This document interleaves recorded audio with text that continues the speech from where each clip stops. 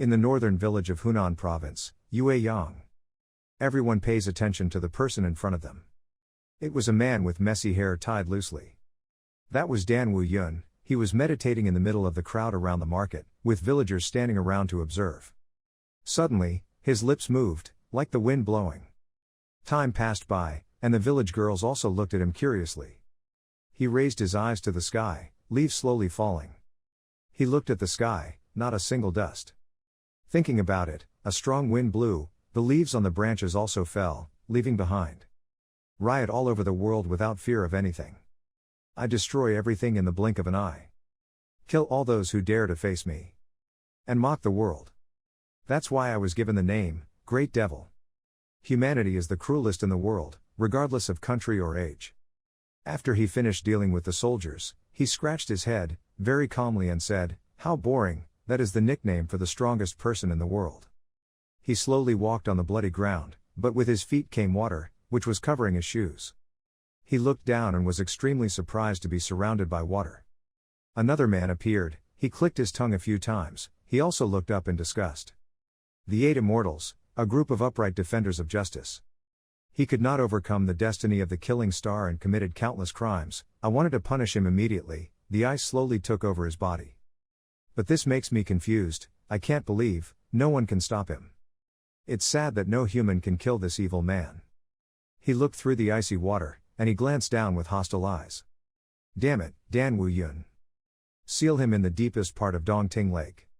Finally 1,000 years passed since he was frozen and imprisoned by the 8 Immortals. Even though their name, the 8 Immortals, sounds great, they're just guys who like to eat and drink. I can't believe I was stabbed in the back by them. It's not because I'm too weak, he thought. The people we know are no more. After all, no human can live 1,000 years. We have no place to go, no place to live. I just wander around following the clouds and wind trying to get through the rest of my life. As if trapped by the ghost of the past, the image echoing under the water's surface was his bloody and murderous face. The guy next to the clear water is still extremely calm. I wonder if 1,000 years of imprisonment has changed me too much. Dan Wu-yun of this world. He walked slowly to the middle of the dry ground, then stopped. A little girl was lying on the ground, barely alive. He stood before her in silence for a moment. Wu-yun wondered, a thief. The girl seemed to have difficulty breathing. He quickly felt her pulse, thinking to himself, it still has a pulse, although very weak, it doesn't look like it's about to die, but it can only last for a maximum of 4 more hours. The girl slowly opened her eyes with difficulty. Wu-yun was also a bit surprised. That person looked like him when he was a child, and had that pitiful appearance. Wu-yun scratched his head awkwardly. Then bent down to heal the girl with magic, saying, "Consider yourself lucky, child." When the technique entered the girl, her skin became less purple. He thought, this much vitality could help it get over, but the problem is. The girl let out a scream in her mouth. Wu-yun whispered, "Life force does not provide nutrients." It didn't look like there would be any food around here. Thinking about it, he took something out of his pocket, a small towel wrapped around 2 pills, which were medicinal pills. It's been 1,000 years, I don't know if they're still usable. But if you can't use it, what's the point? It will only cause diarrhea. In the worst case, it might die, but if we leave it alone, death is certain. Then he put the pill into her mouth. Then quietly turned around and left. The girl slowly opened her eyes and looked towards him. Wu-yun thought, the rest depends on your luck. Between the sunshine and the clear sky. Wu-yun sat under a tree to rest. He recognized the noise and immediately opened his eyes to investigate. Before his eyes was a hot manta wrapped in a towel. He looked at the girl and was silent. Her eyes sparkled, looking at him expectantly. Wu-yun wondered, what is it? The girl had a little difficulty at first because she had to remember the name, but then happily replied, "Mantao." He asked, "I didn't ask for that, I asked why did you give it to me?" The little girl didn't understand anything. But just lift up the curtain with eyes full of hope. Makes me think for a moment, does it want to repay me? Then, the girl laughed happily, hee, her face was bright, her hair was still stuck to a leaf.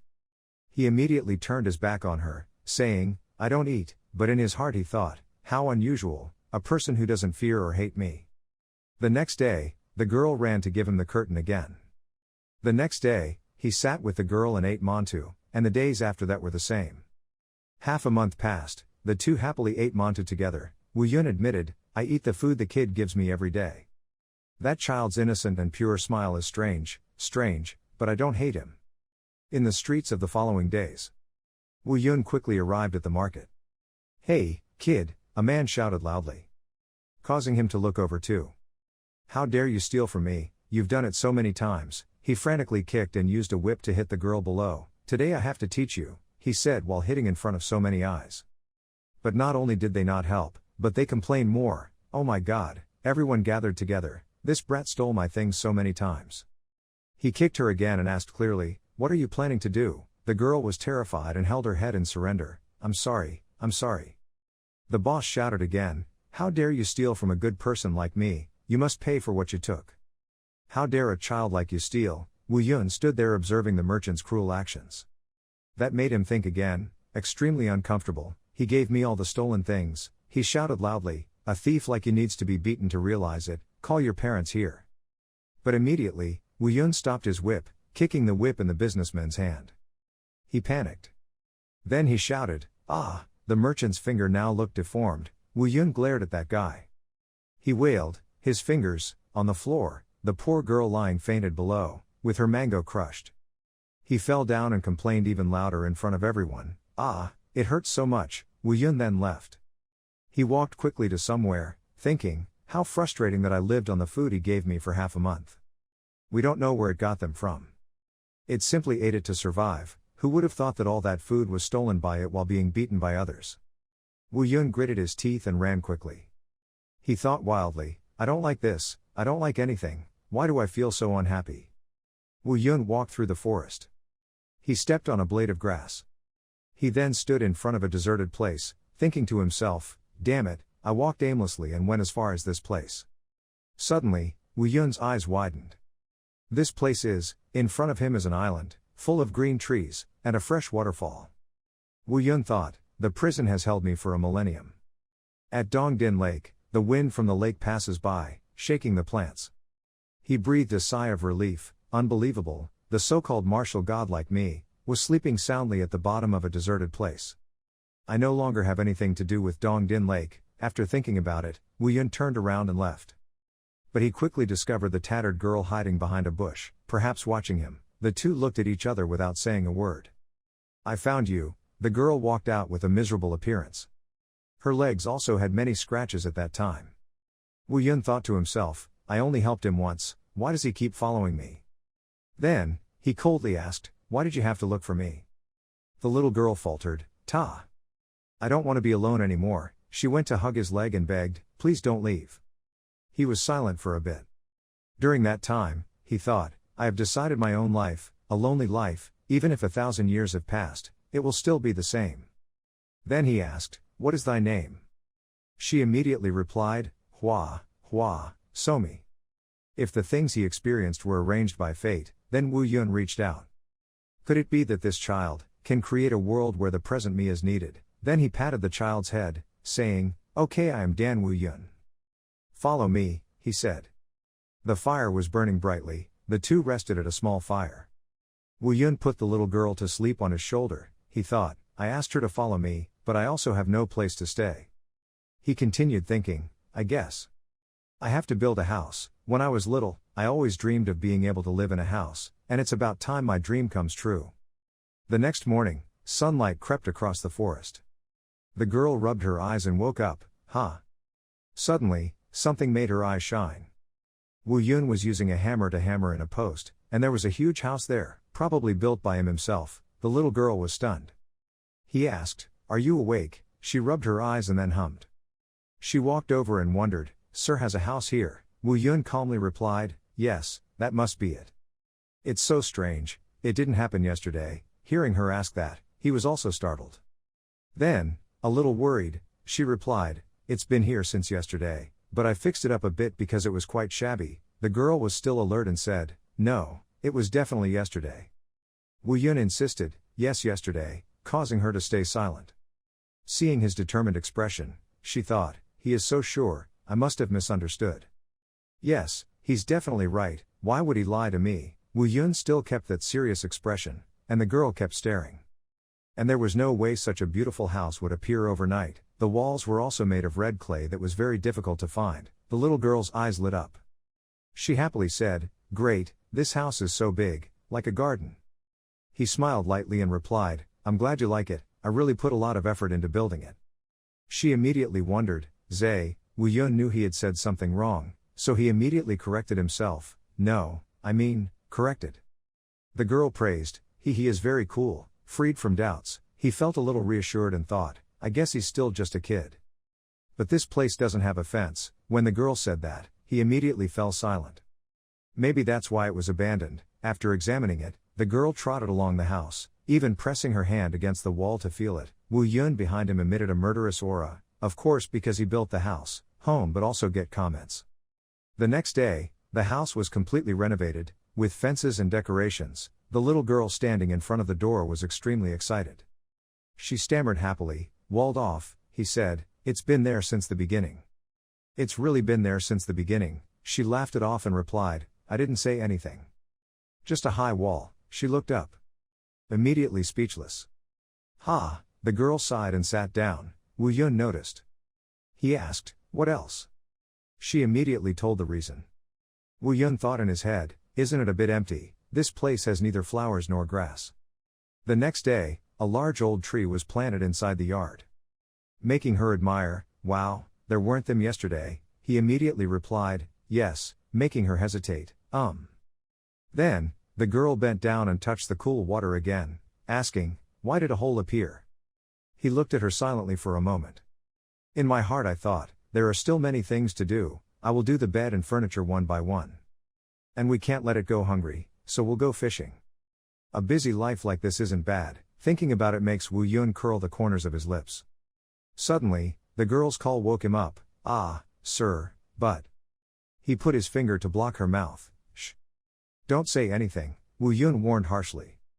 The little girl's legs wiggled. She asked, "Sir, what are you doing?" Woo Yun is using his hammer to grind something. He replied, "Bathtub." The girl was a little confused. "Why take a bath?" He said, "Yes, to clean her body." Then she said nothing more. Although Woo Yun didn't look, he still felt the little girl moving her hair, so he said, "Stop," startling her. She worriedly turned to urgently ask, "I bought some clothes after selling a wild pig and some wood." He said, "If you want to wear new clothes, you must be clean." The girl was confused. She could still wear it without bathing. He raised an eyebrow. Then he picked up the little cat and said, "Right for me but wrong for you."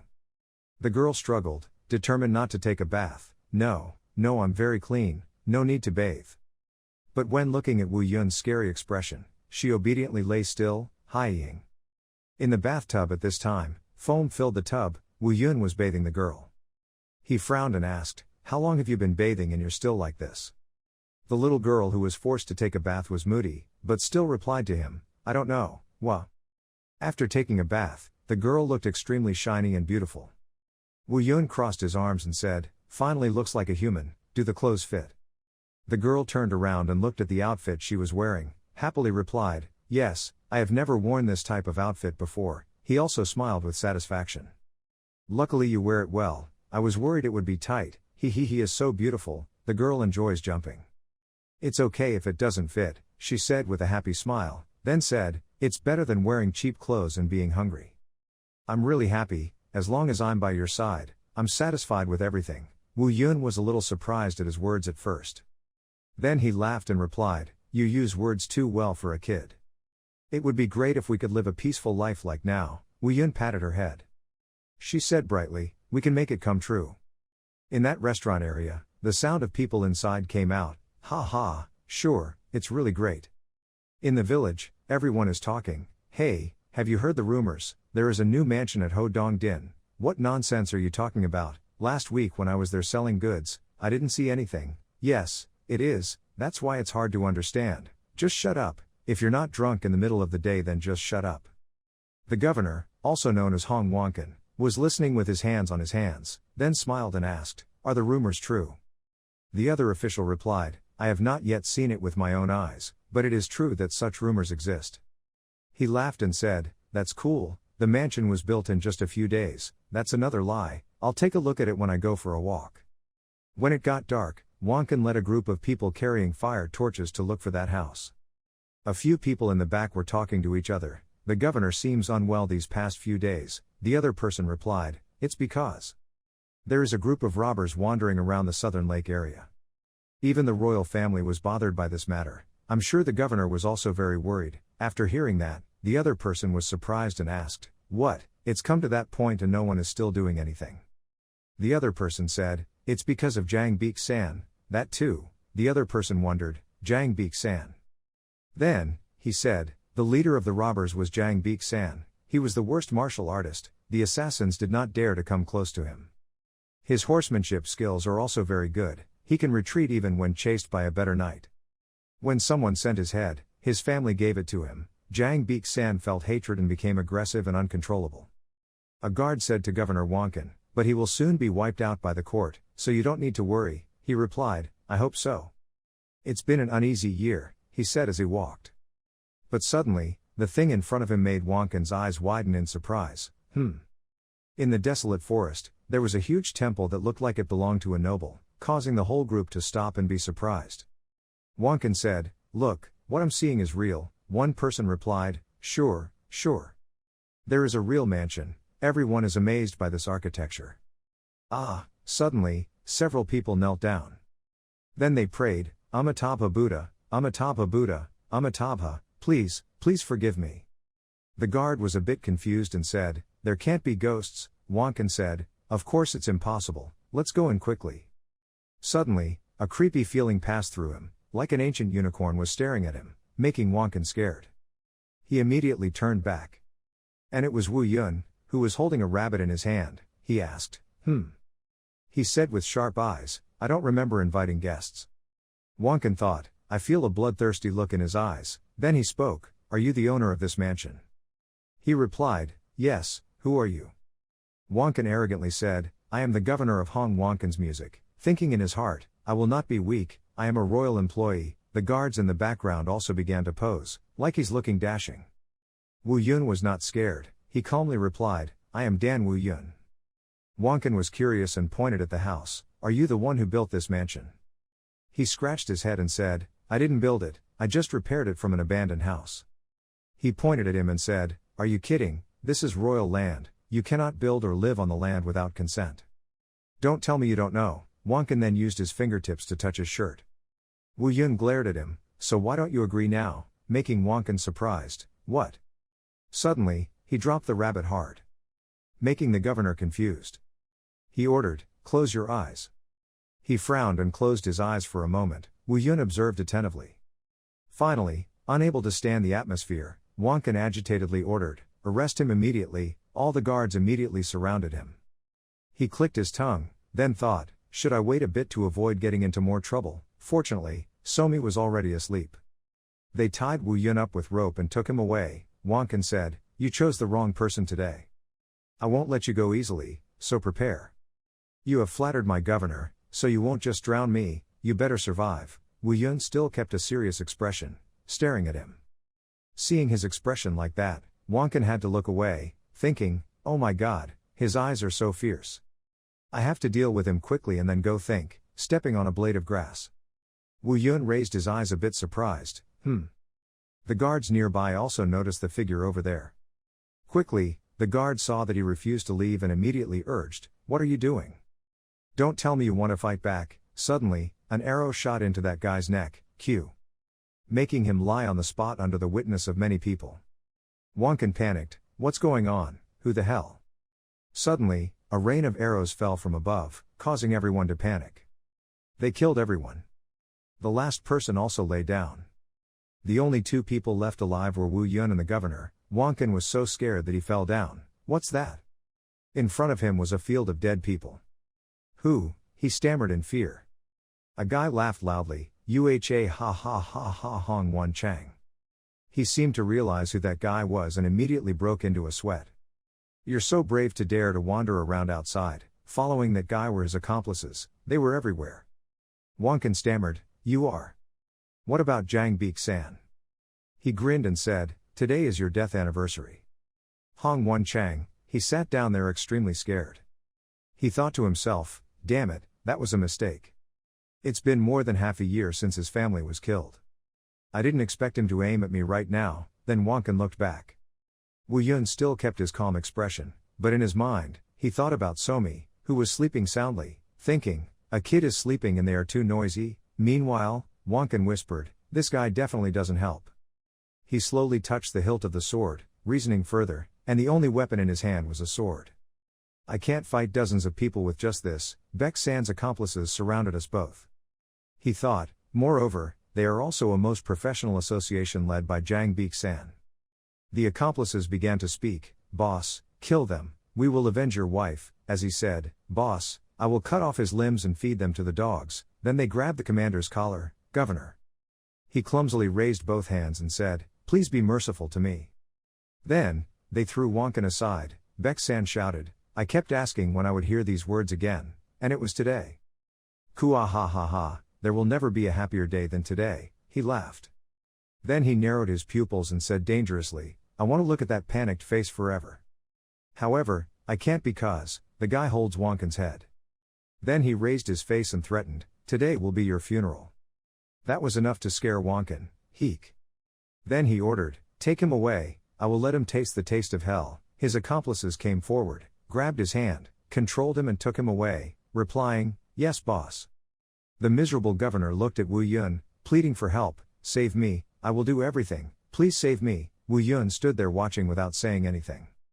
Then, one guy pointed at him and asked Baek San, "Boss, what should we do with him?" He looked over at Wu Yun. He also saw that his hands were tied by the governor. He thought it seemed like he was also breaking the law or something. Baek San kindly said, "I understand." After that, he cut the rope to free Wu Yun's control. "Consider yourself lucky, if it weren't for us, you would have been in big trouble." His accomplices began to retreat after Baek San. One of them even turned his head and said, "You're lucky, young man." Wu Yun rubbed his fists, still looking at them with an extremely serious expression. The governor tried to beg with tears, "Please save me, I promise to do everything, as long as you save me." Seeing his pitiful appearance, he scratched his head and thought. Then spoke up, "Even though you don't have hair, hey there, wait a minute." The guy immediately stopped. Hearing the insult from him, the man angrily turned around, "Are you talking to me, that guy?" He replied, "Yes, I am telling you, what are you going to do with him?" He said, "I will kill him the same way he killed my family," while Wonkin was looking at him with tears in his eyes. He replied, "Just looking at it, you must have killed a lot of people, maybe even more than him." Hearing that, the man frowned. Wu Yun concluded, "So basically this Mandarin just avenged the people you killed, right?" His accomplices spoke up indignantly, "What, is that guy crazy?" Baek San immediately stretched out his hand to stop. Then he spoke, "So, do you want to save him or what?" Wu Yun looked at the governor's tearful face and thought. Then he looked at his accomplices. Thinking to myself, there are about 50 of them. Then, he asked, "Quan side you want to live?" causing Wonkin to look up in surprise. Wu Yun said, "If you want to live, you need one condition, never bother my manor." Baek San's accomplices were all excited again. "What is that crazy guy babbling about? You've lost your mind," while Wonkin pondered. "Manor, does he mean the house from before?" Then he asked, "What do you think? Not a bad offer." Wonkin immediately said, "If you save me, I will do anything." Before he could finish his sentence, he was kicked and shouted by his accomplices, "Shut up, you bastard," causing his hat to fly off. Ugh. Wu Yun stood in front of the crowd and said, "That's it, step back if you don't want to get hurt." One of them said, "Ha, that's it." "You are," the guy growled. "Then step up, what nonsense talk." "Hey, bastard," then that guy slashed his sword towards him. The moment the sword almost touched his head, Wu Yun swung his hand to the side. Immediately, that guy was thrown away. Then he lay on the ground foaming at the mouth, surprising the rest of the group. They shouted his name, Jang Wu. Wonkin looked extremely surprised, sweat dripping down his face. His accomplice Baek San panicked and said, "What nonsense is this? Jang Wu is one of the 3 strongest people on our side." Baek San stood there looking at Wu Yun. He thought, "I didn't see his movements. Why would a guy like him surrender and be tied up?" Then, his hand slowly touched the sword. "This brat. He was probably stronger than me." Wu Yun looked like he had the power of a heavenly dragon at that time. He thought, "But now we are one with many, we have the advantage in numbers." Haven't I also survived facing countless enemies stronger than me? They surrounded Wu Yun, preparing to fight him. He grinned, we'd better kill him immediately. Then, Baek-san shouted an order, kill him. The two then started a fight. Baek-san just finished speaking. They rushed towards Wu Yun, shouting loudly, ah ah. At that moment, a meaning appeared in Dan Wu Yun's mind.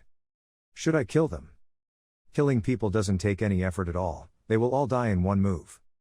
But, the thought, I have to see blood again, makes me uncomfortable and I don't want to do that. He remembered Somi, the bright human girl back in the day. Then Wu Yun pondered. He slowly closed his eyes. Suddenly, Wu Yun captured the whole herd with just one shot. Make woken quiet. And even Baek-san couldn't say anything. Wu Yun grabbed the henchman's neck. His face showed no emotion, it didn't even take him another second. Jang Baek-san couldn't believe his eyes. After throwing away the sword, Dan Wu Yun started targeting them with rocks. And caused the tip of the sword to shatter. He quickly defeated all of Baek-san's subordinates. And he just stood there looking in fear. He thought to himself as goosebumps arose, if it was a normal person, they wouldn't even know what he was doing.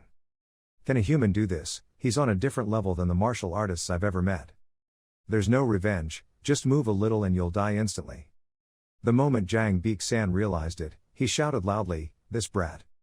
He started running as hard as he could. Leaving behind his defeated subordinates, for the first time since birth.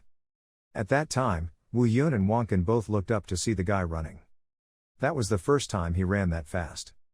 He threw rocks in frustration. Did he run away? What a coward, nothing like his appearance. The general said, no, don't let him escape, making him extremely confused.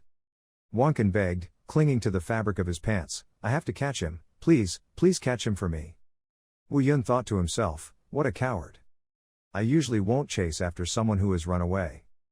But only with him can the battle for this mansion end. Suddenly, just one man disappeared. Wu Yun thought, just listen to him. From his smooth glides, he quickly caught up with Baek-san, who was running in surprise. He reached out and grabbed him. Baek-san couldn't believe it and wondered, since when? Suddenly, Wu Yun used his hand to press his head to the ground, causing dirt and rocks to fly everywhere. Wonkin was hanging on a tree branch at that time, his face blank. He said, hey, Governor. My agreement will stop here. Hanging with Wonkin is Baek-san, he is also beaten to pieces. He turned his head and glanced at him, saying, I think you understand what I said. He obediently nodded and replied, yes, of course. Wu Yun glared threateningly, remember, if you ask any more questions about the mansion, he will get scared and shout loudly, it's not like that, I don't dare, you don't need to worry. Then he continued, also, you must keep quiet about things related to me. Wonkin also nodded in agreement. At that time, Wu Yun's mind contained the image of Somi. She was looking forward to saying, Uncle, please smile when talking to others, people are scared when your face is expressionless like that. Then he also obeyed, smiling with a good meaning, but it was very strange, you understand that's good. He immediately trembled, looked like he wanted to cry, thinking in his heart, monster, he really is a monster, what the hell is someone like him doing here? I can't confront him, I have to give that monster everything he wants, I won't go near the mansion, no, not even near the mountain. In northern Hunan, Yueyang market, merchants exchange with each other. He took Somi to the middle of the market. The little girl looked at the people here talking happily and said with relief, maybe the bad people in this area have been caught, I was quite scared when we were alone in that forest. He asked, are you still afraid when you're with me? She replied, a little. But now he has been arrested. Suddenly a scent passed through her nose. Immediately attracted Somi's attention. Meanwhile, Wu Yun was worried, the robbers had been caught, and the man who was spying on the mansion had also disappeared. Now I just need to, before I could finish thinking, he realized that the girl had left his arms, Before that, there was a shop selling delicious snacks. The baby's eyes lit up, following the scent and discovering a delicious dish, wah. The little girl asked, it looks so delicious. Wu Yun looked at his palm. There wasn't even a grain of sand left in his hand, he thought, now that I see it, I forgot. Raising children requires money. Wu Yun had a headache thinking, so much money. When I was alone. As long as we have something to rest our back on, we can sleep well. And we hunt to fight hunger. Because I've lived like that since I was young, I don't know what to do to actually make money, but to support another person requires a large amount of money. Why do I remember so late? Then, he called, let's go back, she immediately replied, ah, okay. I had to think of a way to make money quickly. At that time, Somi tried to follow him. Wait, I'll go with him. In the dark forest, Somi called out loudly, Tuck, look. Woo Yun stood there watching the girl. Somi was digging something. She said, wait. Almost done, the mud was dug up by her bare hands. He wondered, what are you doing? You're suddenly going home. Then, Somi pointed to a flower branch and said, ah, I want to plant this flower. He smiled and asked, can you do it? It seems like it's stuck firmly into the ground. Somi immediately showed off her muscular muscles. Okay, Somi is very strong. He watched the girl have difficulty pulling out the flower. Then suddenly I realized. Those footprints weren't ours, they were footprints scattered around the place where the flower was. He continued thinking, but we were the only ones going this way towards the mansion. The grass around the flower was also uprooted. Was this flower planted by someone on purpose? After so much effort, Somi was able to pull the flower up, with something stuck to the bottom of it. Ah. I said, I did it, but there is a bag attached to it. He replied, I saw it, look what it is. She picked it up and said excitedly, I'll try to open it, there's something inside. Suddenly, someone rushed in, how dare you touch it? He jumped up to slash the knife at the girl. Somi sat there in a daze as the knife edge approached. Immediately, Woo Yun grabbed the handle of the knife. Then throw it somewhere else. He asked, what do you want to do? His hand was now easily controlled, even Somi was surprised. He silently wondered, who is this guy? Then suddenly, an electric current shot out from his hand, paralyzing him. Og. His eyes widened in disbelief. What is this? Why is it so strong? He immediately pulled his hand over. Easily threw him into the sky, making that guy scream, ouch. Then easily fall from above. The earthquake from where he landed caused a landslide. That guy himself was foaming at the mouth. Then, he didn't understand anything and lay there looking at the sky. Somi stood there witnessing the whole scene. She immediately fell down and fainted. Woo Yun gently supported her back. While looking at that guy, I wondered, did she faint from shock? He was filled with murderous intent and gritted his teeth. I know someone is coming, but why would they target a child like Somi? If they wanted to hurt Somi, he would already be dead, they just wanted to scare her away. Then he breathed a sigh of relief, at least they didn't have bad intentions. Then, Woo Yun picked up the bag, wondering, what is in here that they protect so carefully? He slowly touched the bag. Then when he opened it, what was in the bag surprised him a bit. He grinned, aha here. Then, Woo Yun walked in front of the other guy. Then also carry him, this guy will be useful. It's getting dark, at Woo Yun's house. He was placed on a warm, soft pillow, his mouth moving. Then he groaned and frowned, like he had a nightmare. Then, he opened his eyes and woke up, extremely unfamiliar with the surrounding atmosphere. He panicked and asked, where is this? Woo Yun was there early, then opened his mouth, are you awake, causing that guy to turn his head in surprise. You are, he stammered, looking at Woo Yun's figure. He introduced himself, I'm Dan Woo Yun. His eyes lit up, extremely sharp. Making him wonder, what's with that look? Just the look, not only dangerous but also murderous. He seemed to be controlled by a snake when Woo Yun stared. Then he said, when you attacked Somi, I wanted to kill you on the spot. But I disagree, do you know why? He tried to avoid looking at him and replied miserably, I don't know. He asked again, you don't know? He forcibly replied, I really don't know. He sat down next to him and asked, every person has value, how much do you think your life is worth? He replied, I think it's about 100,000 taels, but I'm not sure, I'm right, aren't I? He looked and said, your value is quite high.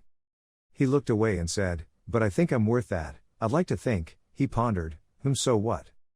Then Woo Yun said, it looks like you only know how to steal, I will give you the highest price of silver, a sentence that touched his pride. He crossed his arms and continued, but you choose your values, it seems you are quite confident in yourself. So your life will cost 100,000 taels, and another 100,000 taels for trying to kill Somi, Woo Yun said with a smile. So a total of 500,000 taels, this made his eyes widen in surprise. He glared threateningly, this is the amount you must pay if you want to live. The maids brought the food and warmly welcomed them. Oh my God, my lord, you've worked hard, come on my lord, please try this dish too, Wonkin reluctantly replied, ha ha, okay. He continued, I'm sorry but I will only accept your hearts, I still have unfinished business, his handsomeness has attracted many girls. Then, he quickly closed the door and said, I have to go, and many other maids were thinking the same thing, he's so cool. Behind the door, Wonkin became depressed, holding his head and screaming in his heart. It's so annoying, so annoying. The way people look at me is different from before, it's true they think I'm the one who captured the infamous Jang Beek-san, thinking that he knelt down on the ground.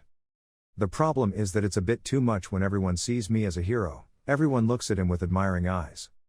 Not to mention the trust that the royal family has in me, the old officials gradually want him to find his identity, a golden Buddha statue in the palace has disappeared. That statue, it must be the masterpiece of a powerful thief. Another official said, this matter needs to be absolutely confidential, I was thinking if you could give me a hand. This should be simple for you, you even imprisoned Jang Beek-san alone after all his subordinates were defeated. Listening to him, Wonkin laughed, ahaha, he said, I'm very happy because the government has someone like you. Then the Mandarin smiled crookedly, you can do it, I'm sure, making him uneasy and replied, yes, please rest assured. Just thinking about those things makes Wonkin crazy, damn it, if you stole it then use a way that no one would know about, this is torture, why did you let them find out it was missing, dude who the hell is that stupid thief? Outside in the yard, the young man who had always intended to scare Somi, now had 2 bruised eyes, obediently swept the yard, his name was Jong Samti. He lamented, why does the heavenly world give us so many trials and difficulties? Last night, back to filming that scene, Samti was lying on the bed calculating, 1 + 1 = 5 stars, 5 million yang, how can you get 5 million yang when adding 1 million to 1 million, in addition, I've been stealing and selling treasures all my life, but I've never once touched 1 million yang. Then, he turned to look straight into his eyes. Feeling a little scared, he thought, that look in his eyes didn't seem to be joking, he said, I don't have any money on me, next time I will definitely bring it, so please be tolerant with me. After saying that, he put his hands on the ground. Kneel down and pray to Wu Yun, I will do everything you ask. I can do everything, cleaning, laundry, whatever you need. Meanwhile, Samti was thinking, why do I feel like, if I disregard this man's words, he will kill me without hesitation, I can't die yet. He immediately thought of a way to persuade, I will do the housework, I have to cook, I can cook. He said things like that reminded Wu Yun of Somi, the girl who once fasted because the food he cooked was like coal. She also said, Uncle, I'm no longer hungry, I'm really not hungry, not because it doesn't look too bad, Wu Yun thought to himself, cooking. Then, he agreed, if so, I will keep all your wealth until you pay off all your debt, surprising him.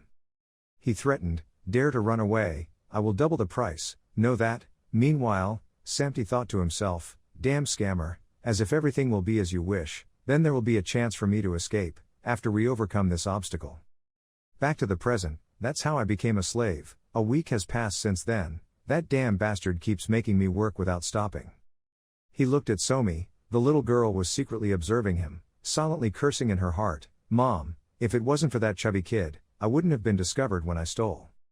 And won't have to bear this huge debt, why does it keep looking sideways like that? I don't have much time, he thought and clicked his tongue. I have to get that item back before the black spears reach the rendezvous point, what I carefully kept in my pocket after risking my life to steal it is the golden Buddha statue. Inside, there were many sumptuous dishes prepared by Samti himself. He was extremely arrogant when he saw Somi craving the food he cooked, ooh-ah. She opened the curtain and ate it, Wu Hin also took one, praising Samti, you have skills, much more suitable than being a thief.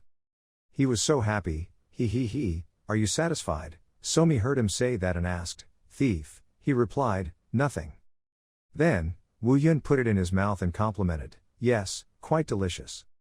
Increasing your salary to 3 silver crutches a month, he smiled and replied, ha, thank you, while cursing, damn it, as if I were here forever. Then, he came up with an idea. During the meal between the two of them, Samti had planned, I had found the location of the item, now I just had to wait for the time, and leave as soon as I got it.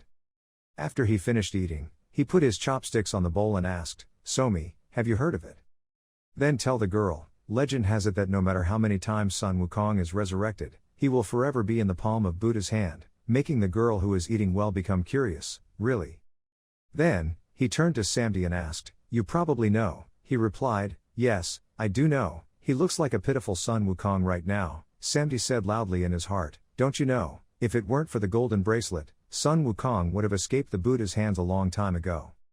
Samdi is currently squeezing water from the towel into the bucket. He bent down to wipe the floor, thinking as he wiped, "You think I'm the type of person who would do things like cleaning and laundry." Then, he also started the fire, thinking in his heart, "I am the greatest thief, stealing from the royal palace but no one dares to come close." Then, he cooked, thinking, "I am the peerless thief, that's me." Then, he washed the dishes, thinking, if I decide to run away, no one in this world can catch me." Damn it, Samti angrily threw the towel away. Then complain about life, no, this is not what we should do, why do we stay devoted to it? He bit his nails and thought, another 3 days have passed, the black spear guy has come and is waiting, if I'm late I will definitely die. However, if I hide in this manner, I won't be caught, even if I am caught, I won't worry because he's here.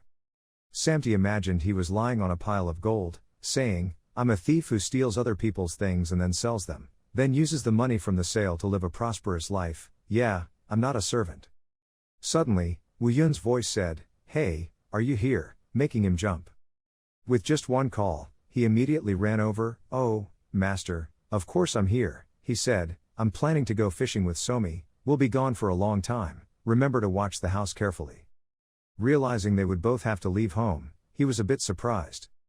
Then I thought, opportunity, suddenly like that, maybe he let down his guard after a few days of good food.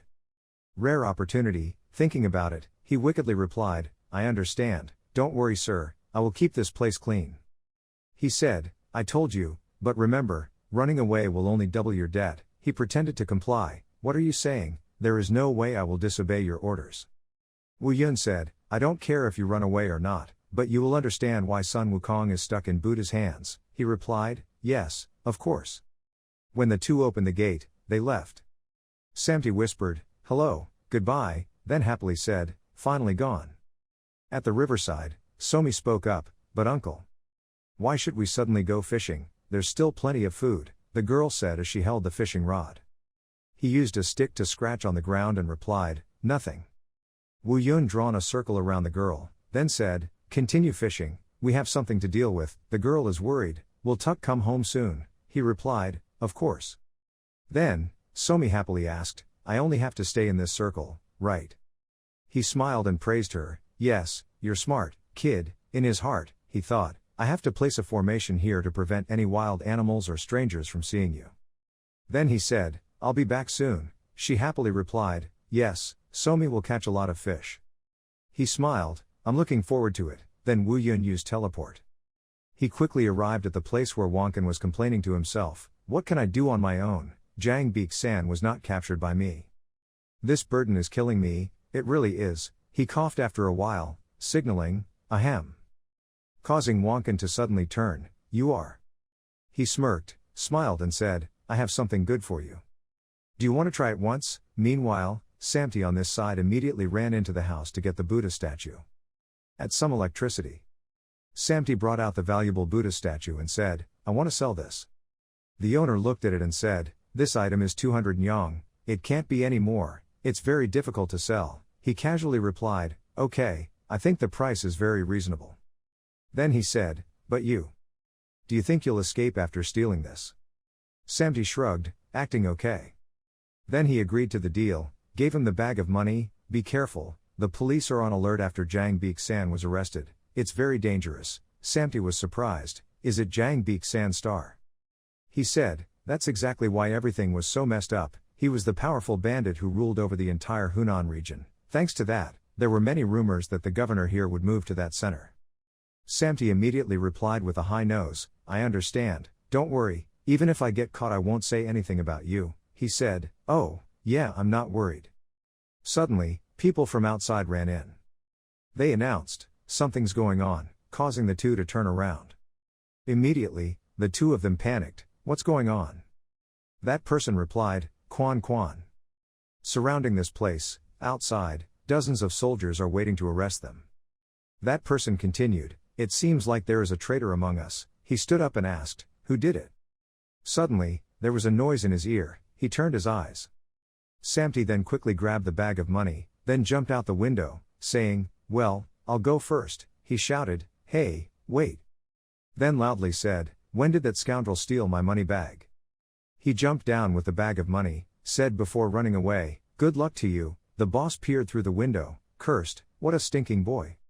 When the gate was unlocked, the soldiers rounded up both the subordinates and the owners of the plantation, capturing all of them. People had their collars lifted. People were pressed down and tied. The leader of the soldiers was none other than Wonkin. He walked in front of the treasure Buddha statue right in front of the table. Wonkin looked at it, thinking, "Oh ho, the Buddha statue is really here." Then, the boss loudly asked, "Damn it, tell me who's the one making the indictment." He held up the Buddha statue, smiled and said, "You don't need to know that." He frowned, darkened his face and said, "You bastard, I won't let this go easily." Wonkin's man stood next to him and immediately said, "Ha, don't be so ridiculous. The criminal who stole the Buddha statue from the temple is the one who cannot be ignored easily." Wonkin stared at the treasure, thinking, "Yes, if I find and bring back this precious item, I will gain the trust of both the Marquis and the Emperor." As Wu Yun said before, "You can find the stolen golden Buddha statue there." Wonkin whispered, "I thought he was joking, but what he said turned out to be true. That person, whoever he is, whatever the case is, it is very serious, but still not comparable to Jang Baek-san's case. The soldiers are chasing a certain person." That was Sami. He was running for his life from the soldiers. A soldier shouted, "Continue chasing, don't let him escape." He was scared and thought, "Damn, it's over." They were so stubborn, the pile of gold coins made it impossible for him to run. He turned back to look at the soldiers. Then I told myself, I have to concentrate, this is the truth, if I get caught now I will be executed after being tortured in every way. Just a little longer, and with that said, he jumped up. Run quickly out of that range, thinking, I need to run to the cliffs. After a while, he finally stopped at the cliff. Sami placed his hand on the mountain. Then he sighed in relief, phew. He raised his face and said, just enough to cut them off. Suddenly, there was a voice, "You came later than I thought." It was Wu Yun. He was sitting calmly on the rock, making Sami scream, "Kya!" He backed away. "Why are you here?" He replied, "What do you mean?" "Didn't I tell you, Sun Wukong is still in Buddha's hands," he said and smirked. "Make him dissatisfied." Then he grabbed the bag of money and said, "I won't let it go." He wasn't caught in a place like this. Having said that, Sami grabbed his bag of money and jumped into the abyss. He laughed and said, "I will never get caught, you bastard." He laughed contemptuously, "Ha ha. Then immediately use your feet to go directly down the mountain slope." His actions were so fast that he couldn't see, and thought he couldn't do anything to him. Then Sami thought, as soon as I hit the ground, I'll run away, live a good life, you idiot. Not long after being arrogant, a hand grabbed his ankle. Sami was extremely surprised at that time. He was now caught in an upside-down position. Wu Yun decided not to let him take the risk so easily. He laughed and said he should be more careful when going down the cliff. "Your clothes are all wrinkled," Sami immediately protested. He ran away, wondering what the hell he was. When he ran to the harbor, he also ran into you, here.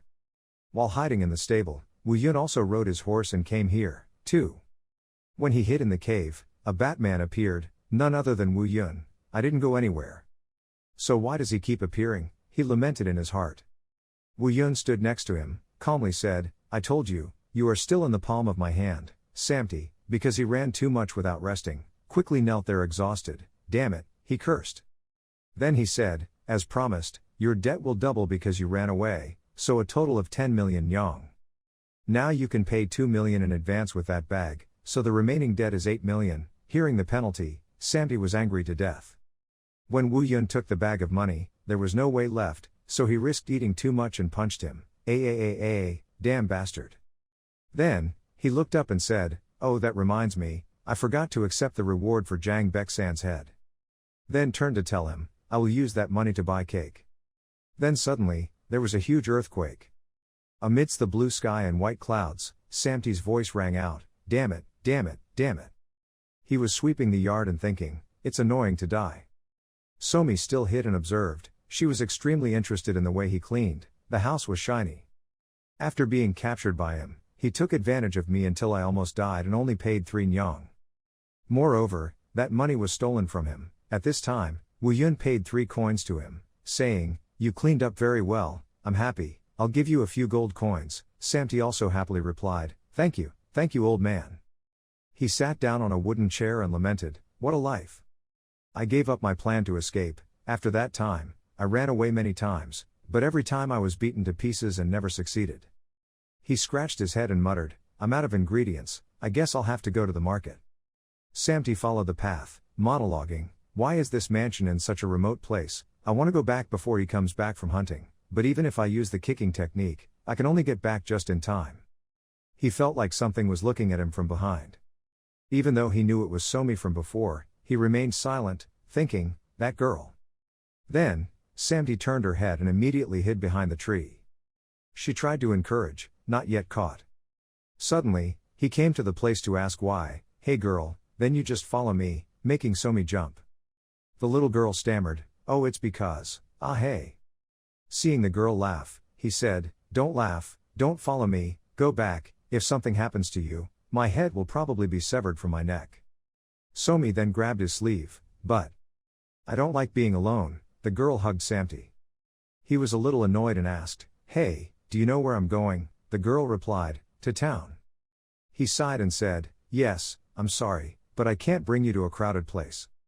Then explain in detail, "I told you, if something happens to you, that bastard won't leave it alone." Somi is still demanding, "But I will follow closely." He had no other choice but to think, I think that guy who went out hunting will return soon, but it's not good for a child to go back there alone. On top of that, there are a lot of wild animals around here." Thinking about it, he put Somi on his shoulder and said, "You have to follow me closely." "Okay," the girl happily replied, "Okay." While passing by a tree with fruit, she happily pointed, "Wow, there is fruit." Then, passing through the wild boars, Samti ran quickly to escape them, so she also followed his neck. Walking past the swallows, they were flying around Somi in a friendly manner. The little girl happily said, "So pretty, come here." Then, Somi fell asleep on his shoulder. Samti didn't know what to do. He immediately clicked his tongue, looking extremely troubled. When she got to the market, the girl happily said, "Wow, we're there." He said, "Yes, be quiet." Samti glanced at the gangsters, also a bit apprehensive. They also carried weapons. Coming across that kind of person, Samti thought, "This place seems more dangerous than I thought. Maybe this is common sense because the black market operator has been arrested." He immediately remembered the shop owner. That guy was arrested for selling the emperor's golden statue, so he must have been beheaded by now. Wait, he realized something. If I get caught, what will happen to me? Who is the one who stole that thing? Don't they intend to let me die in peace? While I was worrying, a hand reached out and grabbed the girl. Somi was caught by that guy. She let out a sigh. Samti was also surprised and turned around. The gangster laughed and ran away with the girl in his arms. "Kaikiki, I will marry this girl." Somi was still active at that time, enjoying the stranger's speed. "Wow, this uncle is really fast." He gasped, thinking, "No, I will definitely die today." Samti immediately ran after the gangster, shouting, "Hey, you bastard." He shouted loudly, "Do you know who you're arresting?" causing the guy to gasp, his legs releasing aura. Samti based his diagnosis on that. Does he also know how to use the kicking technique? Damn, so annoying. "Hey," I said, "stop." We both chased them all the way to the forest. He thought to himself, "There's something very strange, that bastard, he's stalking me. Is it a trap? But why?" Samti gradually exhausted himself. He thought to himself, "Actually, if I leave him alone, that bastard will come to save this girl, but, if I let that happen, he will also take my life." Just think of Wu Yun's image. Korn was threatening, "So you lost my girl." He was scared out of his wits. "Damn you, I was such a fool to take that brat with me. Why did something like that have to happen?" Yes. Calmly, "Fortunately, thanks to his kicking technique, my speed is no less than anyone else," he thought, and immediately gathered strength in his legs to gain momentum. "Before falling into the trap, I just need to catch up with him and get Hua Somi back." Quick as lightning, Samti rushed forward. His hand was placed on the thug's shoulder. He loudly said, "Hey bald bastard, give that girl back to me right away." He laughed, then said, "Look around carefully before showing your face." He looked up. What was in front of him surprised Samti. It was the thugs' army. Sami was trapped. He whispered, "Damn it, when did they?" Taking advantage of the opportunity he wasn't paying attention, a guy jumped up from behind and attacked him. On this side, the scene is quiet. Woo Yun is still waiting for the two to return. He waited and waited and waited, but nothing happened. Woo Yun immediately wondered, has the house always been this large? I used to think being alone was normal, but somehow I got used to bustling days. It seemed like Somi had followed Jang Samti to town, but he left the table. That place is very dangerous now, in case Somi might be in danger. On this side, gangsters are beating Samti's body while he shields her. Woo Yun thought to himself, I guess I have to go find them. Some time has passed, and the gangsters' accomplices are also exhausted and panting. Look at him, why hasn't he given up yet? They kept fighting. Samti kept defending Somi, making both sides tired. He's really stubborn, which means that kid is very important. One guy ordered, pull the kid out, I'll peel his skin little by little in front of this bastard. He looked up at Somi. The girl was so nervous that she had to close her eyes. At that time, Samti remembered, brother, what are you doing? That was your sister 5 years ago. Samti smiled and said, I'm awake. I'm calculating the amount of things I stole today. He stole many things for his sister. The girl happily crawled over and praised, wow, that's a lot, stealing that much must be very dangerous. Samti smiled happily and asked, why are you so worried? Your parents are gone, from now on I will protect you, don't worry about anything and live healthy. He grabbed the girl's sleeve and expressed his feelings. Your sister also responded with happiness, until you die of old age, I will take care of you. Your sister also responded with happiness, okay. In the pile of clothes Samti stole, there was a female outfit for his sister. She put it on and complimented him. Wow brother, this outfit is so beautiful. He was extremely proud. He told the girl, there was a rich merchant walking on the street today, I took it from him, it was the most expensive thing he had. But, having said that, he took the shirt away from his sister.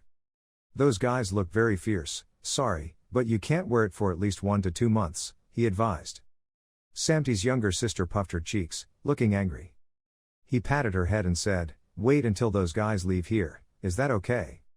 The girl insisted, TSK, but I wanted to show it off right away, making Samti laugh, ha ha. Guess I had to hide it well, that night my sister didn't return home, your sister's hand was cold on the ground. Samti found out his sister passed away. My sister, after I tore the whole town apart to find her. Located in a cramped alley with few passers-by. Looks like she still found the outfit I hid and wore it out. After that day I started to hate children. But in the present, Samti tries to protect her. He hates them, because they don't listen. The thugs frowned and said, because of the item you sold, our boss was executed. To avenge the boss, we can do worse things than this. He started to drag the girl away. When taken out of his arms, Somi tried to struggle. Let me go, he ordered, hey, don't struggle. Samti immediately grabbed that guy's pants. He struggled to ask, what are you going to do to the kid, you bastards? Letting go of the trash, he used his foot to kick Samti in the face, making Samti spit out blood. Somi was in their arms trying to call him, Uncle Slave. Suddenly, the girl bared her teeth and bit the kidnapper's hand, causing him to throw her hard on the ground out of pain. Ack. He looked back at the bite mark on his hand and cursed, damn it, this brat. Then, the girl stretched out her arms. Somi stood in front of Samti to protect him. This surprised him. What? What are you doing? Somi with a determined expression blocked them. That guy was mad, so he pulled out his sword, and the rat reminded him later that you dare to bite me. Samti immediately shouted, what are you doing? Run away quickly. No, the girl was determined. Samti immediately remembered his sister again. He shouted, please listen to me, you will die too. The image of her cold sister came flooding back. Somi courageously assured, no. If I do that, you'll be left here alone. When the girl finished speaking, a guy rushed up and tried to attack her. Ha, is this crazy mouse acting? Die. Suddenly, someone behind him grabbed his hand. It was Woo Yun. He was bending his arm back, making that guy cry out in pain, ah ack. Somi was surprised and called him, Tuck. Woo Yun looked at the girl, then looked at the bruise on her cheek, which was the mark left by the other guy when he threw him to the ground. Then, he did the same thing to him. Everyone was surprised. Woo Yun smiled belligerently, it seems like you guys can't die properly. Perhaps my younger sister also hates having to wait for me alone in that old, dilapidated house. Samti slowly opened his eyes. Somi was sitting on him, happily asking, "Slave uncle, have you woken up?" making him a little startled. He immediately sat up. "Hey, you. Are you okay?" Samti seems to be worried about her. Then he placed his hand on her face, examined the bruise, and asked clearly, "What happened to your cheek? That's why I told you to run away. Why are you getting involved? Just run away, stop." The little girl called, the slave urged. "Uncle was injured more seriously than me." When he heard her say that, he touched his head, and blood had already been pouring out. The scene became peaceful.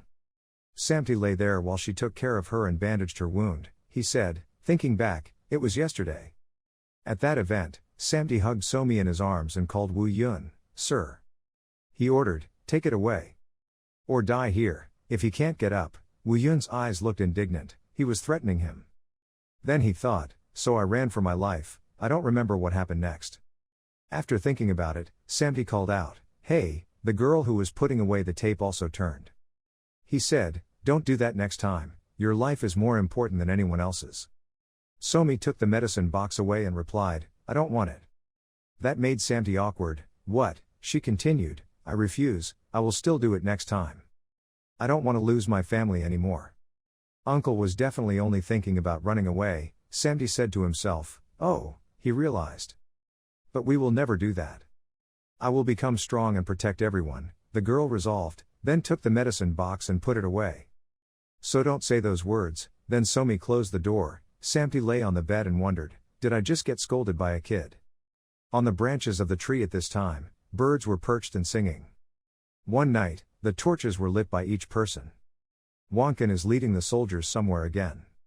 He thought, damn, it's been so chaotic these past few days, now there's a gang fight near the village, why does everything keep hitting me in the face? Suddenly, a soldier said, "Governor, there is a strange report attached below." He wondered, what? He said, the injuries of the victims, all of them were concave on the left cheek. This makes Wonkin uneasy. Crazy, what kind of thing is this again? The killer is none other than Wu Yun. The person whose face he crushed was extremely pleading, crying and begging, please spare his life. At that time, Wonkin and his group discovered that Wu Yun was assaulting him. One guy spoke up, "How dare you?" Wonkin immediately raised his hand to shut that guy up, thinking in his heart, that guy is. Then, he approached and flattered, "Well, hello sir, what brings you here?" Wu Yun glanced at him. Then he said, "They were planning to kidnap and kill people. They were the mountain bandits who had interacted with the black spearmen last time." Wonkin immediately pointed to the body and asked, "What about these guys?" Then, he called for someone to capture those corpses. What else could he do? Quickly capture them. The soldiers followed suit, but everyone was talking, feeling a little suspicious. "Hey, do you know him?" "No way." Then, one guy said, "As Governor Hong, you single-handedly captured Jang Beek-san. And found the stolen golden Buddha statue with superpowers." Wu Yun then continued, "Why is he wagging his tail at this thug?"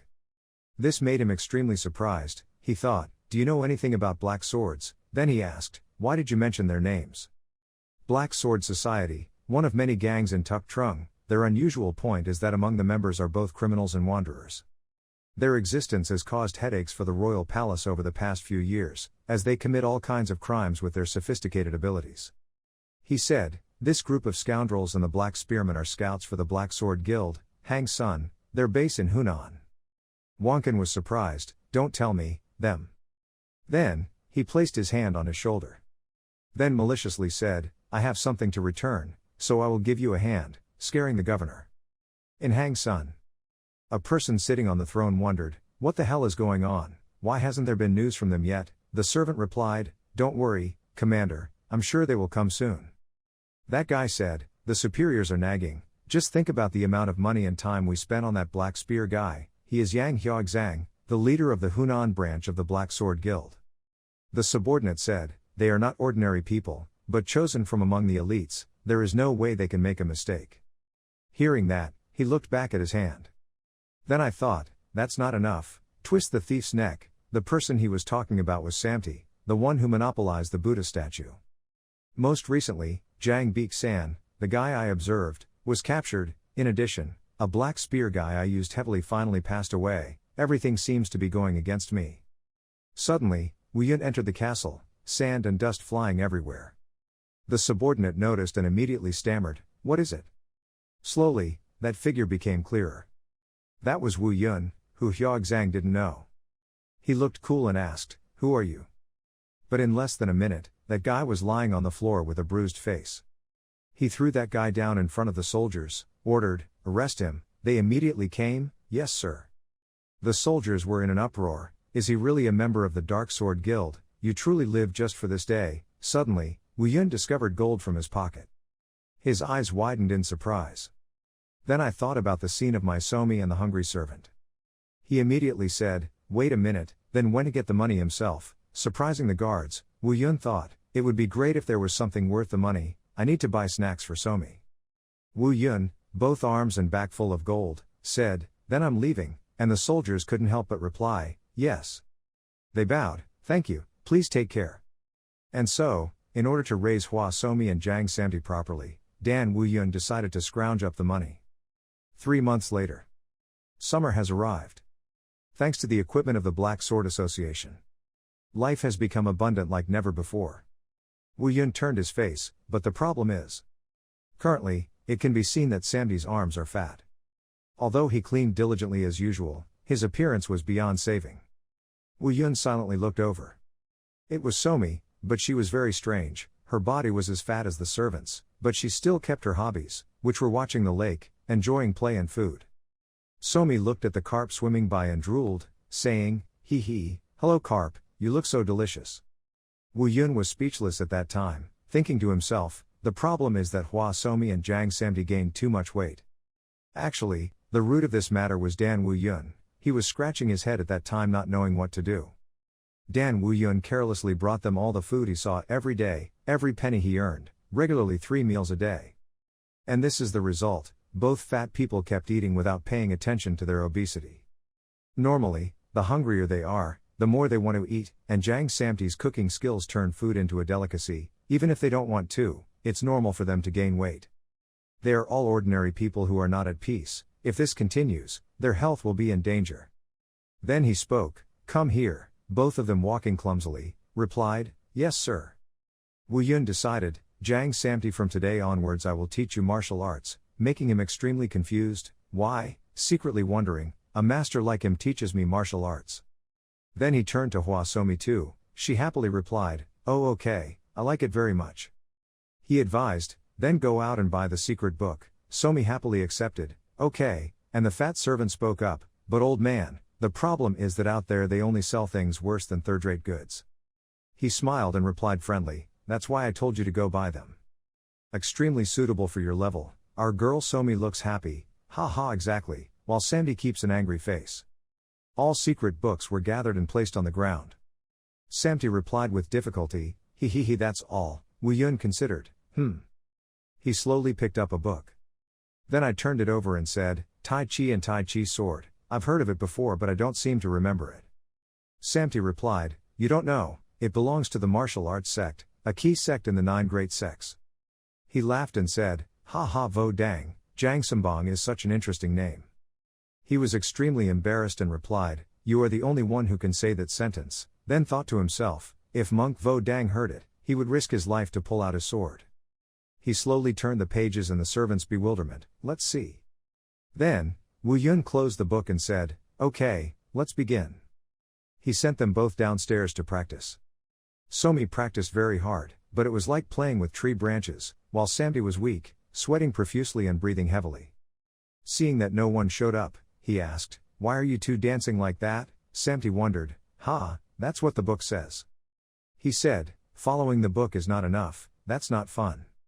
From the beginning there was no path in martial arts. Humans created martial arts themselves, so they created secret books to prevent others from stealing what they created. Move in the way you feel most comfortable, that way you can create your own path. Then Somi and Samti replied in unison, "Yes sir." At noon, both of them were still practicing diligently. The sound of panting was still heard. Samti was tired and collapsed. "I can't do it anymore, kill me now," and Somi was working very hard. She waved the stick and said, "Uncle, look at this." It sounded like the sound of wind. Wu Yun stood there watching the girl practice. He clapped his hands with satisfaction and said, "Ha ha ha, well done, I can see martial arts in you." In my heart I thought, I have no intention of teaching Somi martial arts, I just want her to exercise more and be healthier. While Sami lay on the ground, when she stepped on him, he cried out, "Wow!" Wu Yun breathed a sigh of relief. If done well, they will soon regain their original shape. Later at the dining table, Wu Yun stared at what was placed on the table. It looked like something sparkling. It was a sumptuous dinner table. Both Somi and Sami happily said to each other, "Here, eat as much as you like, we deserve to eat today, ooh-wah." They both ate a lot. Somi munched on fish cakes and mantu. And Sami handles chicken thighs. The two of them just kept sharing, picking up food on the table. Wu Yun cursed softly, "Damn it." They finally returned to their normal weight after hard training, then both of them returned to normal. Sami showed off his muscles, saying, "I can eat all the weight I just lost." Wu Yun looked at them and said, "No way." Suddenly, someone threw the glass on the ground. His subordinates below were scared when he got angry. "That name is Samakin, the leader of the Dark Sword Society," he angrily asked. "What is this now?" "Jang Beek-san and So Chuyan, do you know how much money they earn each year?" The subordinate said, "Of course I know, but..." Then, he immediately tackled the subordinate, so forcefully that everyone was startled by the noise. "Hunan branch, I lost contact with all of them, including the one I sent to capture Jang Samti. Hunan is the most peaceful province," he said, while the body of his subordinate lay there on his back. "Not only because of its strength, the terrain of that place is ideal for moving in all directions. And thanks to Jang Beek-san's madness, taking over emerging powers became easier." Then, Samakin frowned. "There is someone is interfering with my plans, I am very curious to know who that person is." The subordinate said, "The subordinates will take action, General." He went crazy when he thought of Wonkan and Samti, starting with Governor Hong, then Jang Samti, who wanted to make a deal with So Chuyan. "Arrest and torture them, then they will have to release the information," the subordinates replied in unison, "Obey orders." At Wu Yun's house. Wu Yun was sitting there meditating, when the clear blue sky suddenly had a strong wind, blowing leaves towards him. He immediately speculated, "A storm is coming. I'm really going to die." Starting this morning, in the pile of books on the ground, came Samti's painful voice. Standing up, Wu Yun urged. The servant let out a sigh. He said, "It's time for breakfast, wake up Somi and have breakfast." He replied, "I'm exhausted, can't you let me think for a moment?" When he saw his palm tighten, he immediately complied, "I'll go now, sir." There is a sparrow above Somi's head right now. Little girl is meditating in warm nature. He stood from afar watching, silently saying, "The kid is awake." He spoke up, "Wake up and wash your face, we'll have breakfast." Somi with her sharp ears heard it. Then she rushed to hug Wu Yun, replying, Food, I love them." He immediately said, "Sure." But Wu Yun's expression became pensive. He stood in the wind, thinking a bit. As for Samti on this side, he was holding food in his hand and Somi on his head and asked, "What's going on?" He said, "It seems windy today." He replied, "Oh yes," then wondered, what is he talking about? Then, Wu Yun spoke up, "Jang Samti, go see if the music has changed." The words made him pause. "What? But I haven't had breakfast yet." "Go check immediately," he said with menacing eyes. After a while, the servant finally had to pick up his feet and run, cursing, "Damn it, let me eat too." In Yueyang, Southern Lake. An eager white-haired man was stuffing all the meat into his mouth. That was Bang Chugok, the leader of the storm group of the Dark Sword Guild. The subordinate spoke up, "Leader, there is news that the governor will escort Jang Beek-san to the palace tomorrow." He replied, That fast," thinking to himself, "Wow, the fact that he detained Jang Beek-san in Nakduong for 3 months was strange enough. That governor probably wanted to get more information through torture. But we, the Dark Sword Guild, will not give in to a petty governor. Even so, it would be troublesome if they escorted him to the palace. The guys in the palace couldn't compare to someone like the governor." Thinking about it, he put his chin on his hands. There was only one of 2 ways left, then he happily asked, "What about the chance to save him?" He secretly thought of the answer in his heart, rescue or kill him. The subordinate replied, "Based on the number of officers and escorts, there are less than 4 parts." He immediately concluded, "Kill him." His subordinates quickly replied, "Obey orders." He stretched, thinking, it was easy to deal with the captives, now only Governor Hong, Jang Samti, and the hermit who caused this chaos, remained.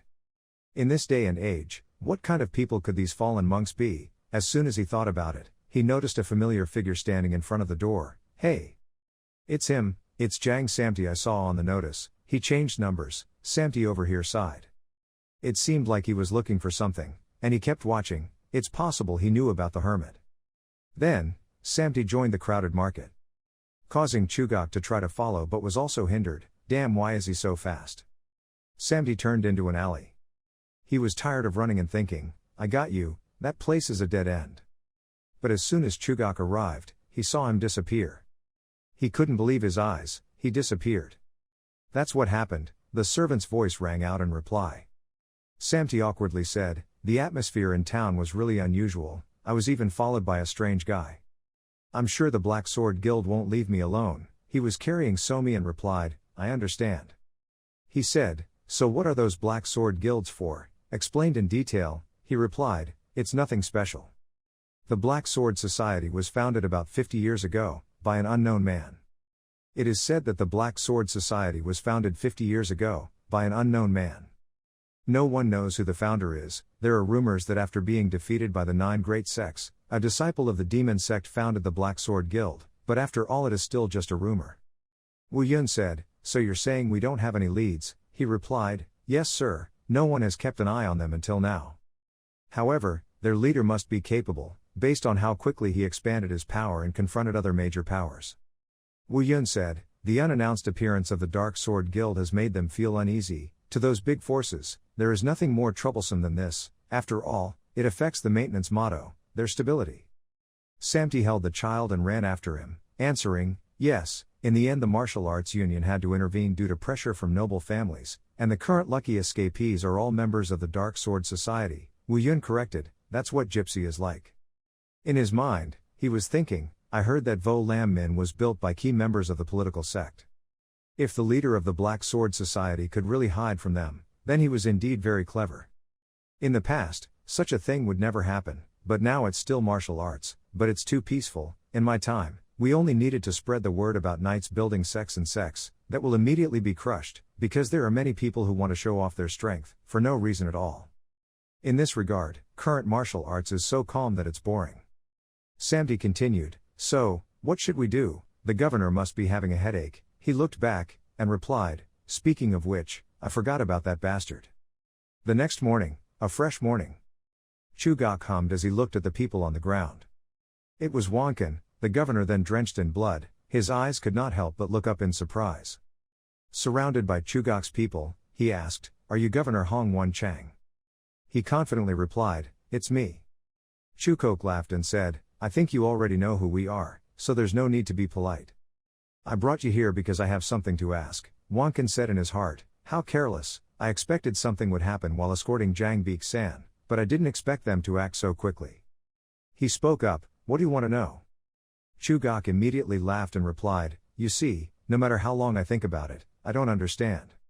He continued, although Jang Beek-san and the Black Spear are working together. But it's unreasonable for a group of the Dark Sword Guild to be dealt with by people like them, isn't it? Suddenly, Wonkin let out an insult, there must be someone else behind you bastards, making him a bit surprised. It looks like he's repeating Wu Yun's words. Wonkin thought to himself, he must remember something. Chugak said, so while I'm still being nice, why don't you spit it all out, or do you want me to spend a little more effort? He remained silent for a moment. Then close your eyes. Admit it, I don't know anything. He thought, I will definitely die, but... That guy got crazy and started threatening, you're saying, that you'll carry that secret to the grave, and a gentleman should keep his word, huh? He slowly took something out of his pocket. Then said, there is no other way. Woken is currently lying on the ground, thinking to himself, Hong Wan Chang looks strong on the outside, but he has no martial arts skills and is mentally weak, just the shock from the torture could easily take his life. Suddenly, he brought out a bag, squatted down and asked, do you know what this is? In just a moment, he blew that powder into Wonkin's face. Then he said, it's a confession pill. Samti looked up at the pillar and thought, damn, while he still had a lump on his head from being beaten. Then he began to reason, if that guy died here, things would be very troublesome, damn it, if it weren't for the master's orders. Just now, Wu Yun said, we need Hong Wonkin, making Samti a bit surprised. What? He said, I said, we need him. Then Samti picked out the earwax, replied, oh, that's what you mean. After that, he just smiled without saying anything. Returning to the present, he thought to himself, if I ask back, I will be beaten immediately, so if I run away and let that guy die, he will beat me to death, that's for sure. I need to think of a way to save him, but how? Thinking about it, he frowned, troublesome. It doesn't matter if you die sooner or later, then immediately use magic to run to Wonkin. This surprised Chugak. What is that? He kicked a nearby subordinate, Kyop. At that time, Samti thought, the only thing I can do, is a surprise attack. Then he ran, thought he was done, he immediately carried the governor's body out of range. Chugak then observed and calmly ordered, chase. He wondered, is that Jang Samti? At that time, outside the palace, there were many of Chugak's subordinates following him, catching him, making him scared. Arg, they had already chased him. He immediately burst into tears as he tried to run away with the governor's body on his shoulder. Damn it, master, come quickly and save us. I can't believe that one day I will have to put my trust in a guy like him. At this time, Wu Yun is holding the hilt of the sword. He slowly pulled out his sword. Then hold it up to the moonlight. The blade reflects the light of the moon, looking extremely shiny. Wu Yun was silent for a moment. Then he grinned. Back to the present, Samti is being chased by dozens of subordinates, wondering, is it time to operate? In the middle of a quiet moonlit night, Wonkin was placed on the ground, still groaning. Suddenly a hand covered his mouth. Currently, both of them were on a tree branch to hide from his subordinates. He said, I will let go if you keep quiet. He sat up completely and asked quietly, who are you? He replied, Jang Samti, Lord Dan's subordinate. Thinking of the great man, Wonkin felt moved, that person. Then he thought of many scenes. Well, if it weren't for that person, there's no way I would still be breathing now. You don't know how many times I've been saved. That makes him bored. I should say something, a little about that issue so that Somi can live comfortably. But first we have to take advantage of him. We have to get out of here safely. He whispered again, those guys will chase you until you die. Prepare yourself mentally. First, we have to escape to find a chance to take revenge. But when we both looked down at the branch, the guys had already arrived, been there watching them since afternoon. They encountered each other. A group of 2 people panicked. Samti immediately took him and ran away. Damn it, why do things keep going so wrong? On the side of the cliff on that waning moon night. He released the governor while the others pressed them both. Samti whispered, damn it, it's the end. Then, he decided to use force against them, standing in front of Wonkin and defending. Chugak also quickly came there. He said, you sneaking bastard. Die. Immediately, the soldiers rushed forward. It really distracted him, but he still looked cool. Because he finally knew his fate, he took the risk and shouted, damn it, if you want to fight, come here. Suddenly, someone's shadow appeared behind Chugak. In just one slash, he finished off his subordinates. That's Wu Yun. He slowly landed, not forgetting to give a few sword strokes to the others. A strange man raised his sword. Who are you? Suddenly, that man's body split into 2. His slash was so fast that no one could see the action. Chugak was a little scared. Bat Din Nan, throughout the history of Shuzhong, only one person has been bestowed that title, the only man in history. Tam Fan, the founder of Wudong, later became an immortal. Dalai Lama, founder of Shaolin Temple. Even Tian Ma, who created the demon sect and reached the pinnacle of the 100 demon army, did not receive that title. But it cannot be denied that they are martial arts masters who have shaken up the times. Chugak was surprised, what kind of martial arts is that? But only Bat Din Nan never loses, that's why he became a legend. Samti was told to run off and immediately accused him, why are you so late? Wu Yun was being cool and was disturbed by him, so he said, tch, noisy. Then, he pointed his finger at those people, it was their fault. They immediately cringed, we didn't do anything. Wu Yun asked, are you the Black Sword Society? Chugak's whole body trembled, drenched in sweat and said, yes, we are subordinates of the Black Sword Society. You still intend to stop us even though you know that. He said, collecting a bunch of trash will only create trash, causing him to argue, we are not trash, the Black Sword is. Wu Yun interjected, you talk too much. If you don't agree, prove it, he said with sharp eyes. Causing him to be immediately startled. Both of them sat there relaxing, Wonkin with a very bright face said, "Really, he is truly a generous person." On this side, Wu Yun slowly dealt with them one by one. Even to the last name, blood stained his clothes. After a while, it was quiet under the dark sky. Sami said, "What the hell, great, he is just dog poop, a monster, not a human." He asked in surprise, "Dog poop, you said that to your master?" He said, "Well, I said that about the emperor in a place where he couldn't hear." "What's the problem?" the governor contradicted. "What, look at this scumbag." He started grabbing each other's collars. Sami asked, "Why, by the way, did you forget who saved you?" He replied, "Yes, you bastard, how dare a slave say bad things about his master, you deserve to be beaten." He was not gentle and said, "I have never met anyone as troublesome as you." Suddenly, Wu Yun's voice rang out, "Shut up," causing both of them to look over. He carried Chugak in his hand with a pitiful bloody appearance. Then he said, "Let's go home." The next day, just early in the morning, the officers and soldiers were already in chaos. Almost all of the imprisoned prisoners were dead, and those who were still alive when found had only a last breath left. And the governor disappeared without any trace of the intruder. To find him, a search team was dispatched. All the music was singing, chickens were flying and dogs were barking. At the bar, two young men talked to each other. It was the Black Sword Society again. The guy in the brown shirt said, "TSK, poor governor, I'm sure he died somewhere." The guy in the yellow shirt replied, "Hey, don't say that. That day, he was a wonderful person, even though he knew he would be retaliated by the Black Sword Society, he still stubbornly conquered them." The brown-shirted man drunkenly refused and said, "Yes, he is very brave." The guy in the yellow shirt said, "I'm planning to join the search team. I don't believe that such a great person would die at the hands of the Black Sword Society." That guy slapped the table and replied, "Yes, very true. Just thinking about it makes me crazy." He emotionally wiped his tears. "Governor, please be safe." At Wu Yun's house at that time, Wonkin was there. He smiled and stared at the person in front of him. It was Somi, who was being carried in Wu Yun's arms. The girl whispered to him, "A stranger is staring at us," while he was thinking, that kid must be the daughter of his benefactor. Come to think of it, they are not the same. He looked shy. Meanwhile, Wu Yun told the girl, "Hurry up and say hello, he is Governor Hong." The girl was also curious, "Governor?" Then, the girl spoke, "Hello, I'm Hua Somi." He also happily replied, "Ha ha ha, I'm Hong Wan Chang, I also have a child the same age as you, come play with him sometime." Although his face is cheerful and normal, deep inside he is full of thoughts, so adorable. Then he said, "I think you two will become good friends." She stammered, "Friend?" Wu Yun told her, "If you feel bored, you can go." Both of them laughed and talked, while the governor thought, "She's so cute, it would be great if she became my daughter-in-law." Seeing his suspicious face, he immediately turned towards him. He immediately scratched his head, "Ha!" Somewhere in the jungle. Inside the palace, Samakin's voice rang out, "Can't get in touch."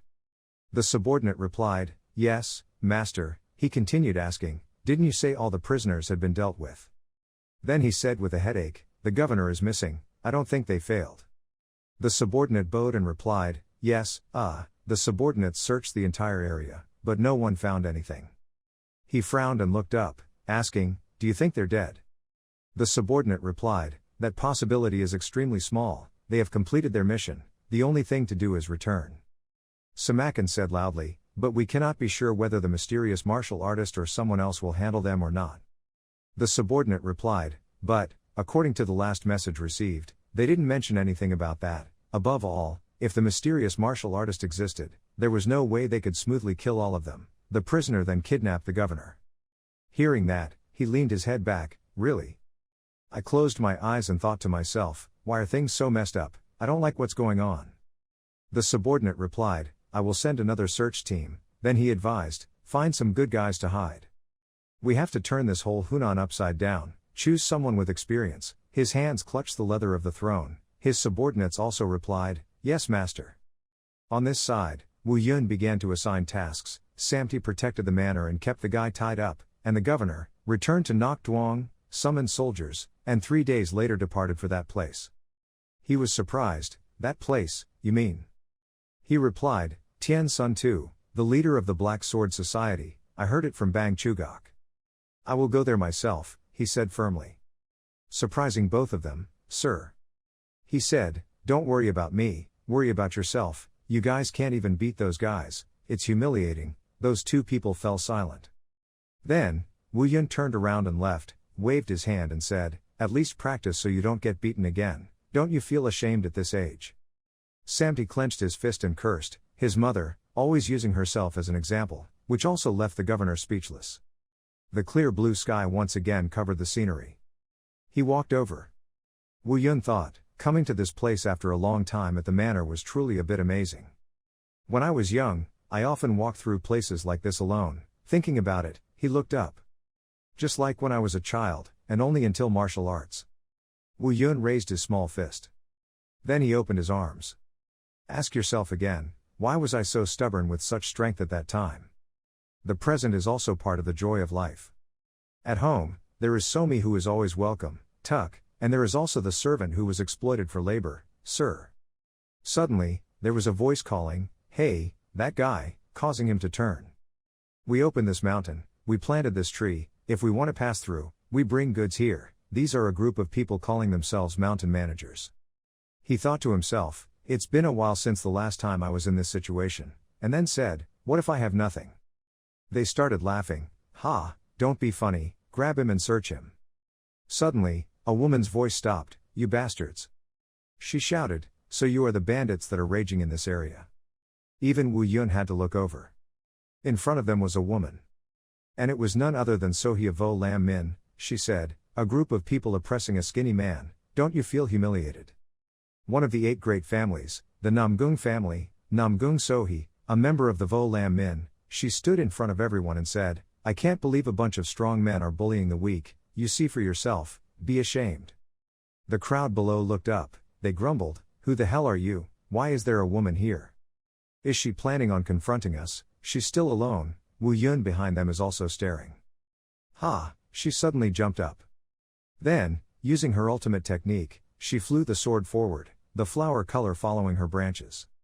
Quickly, one guy was taken down, Wu Yun observed. So he stood next to him.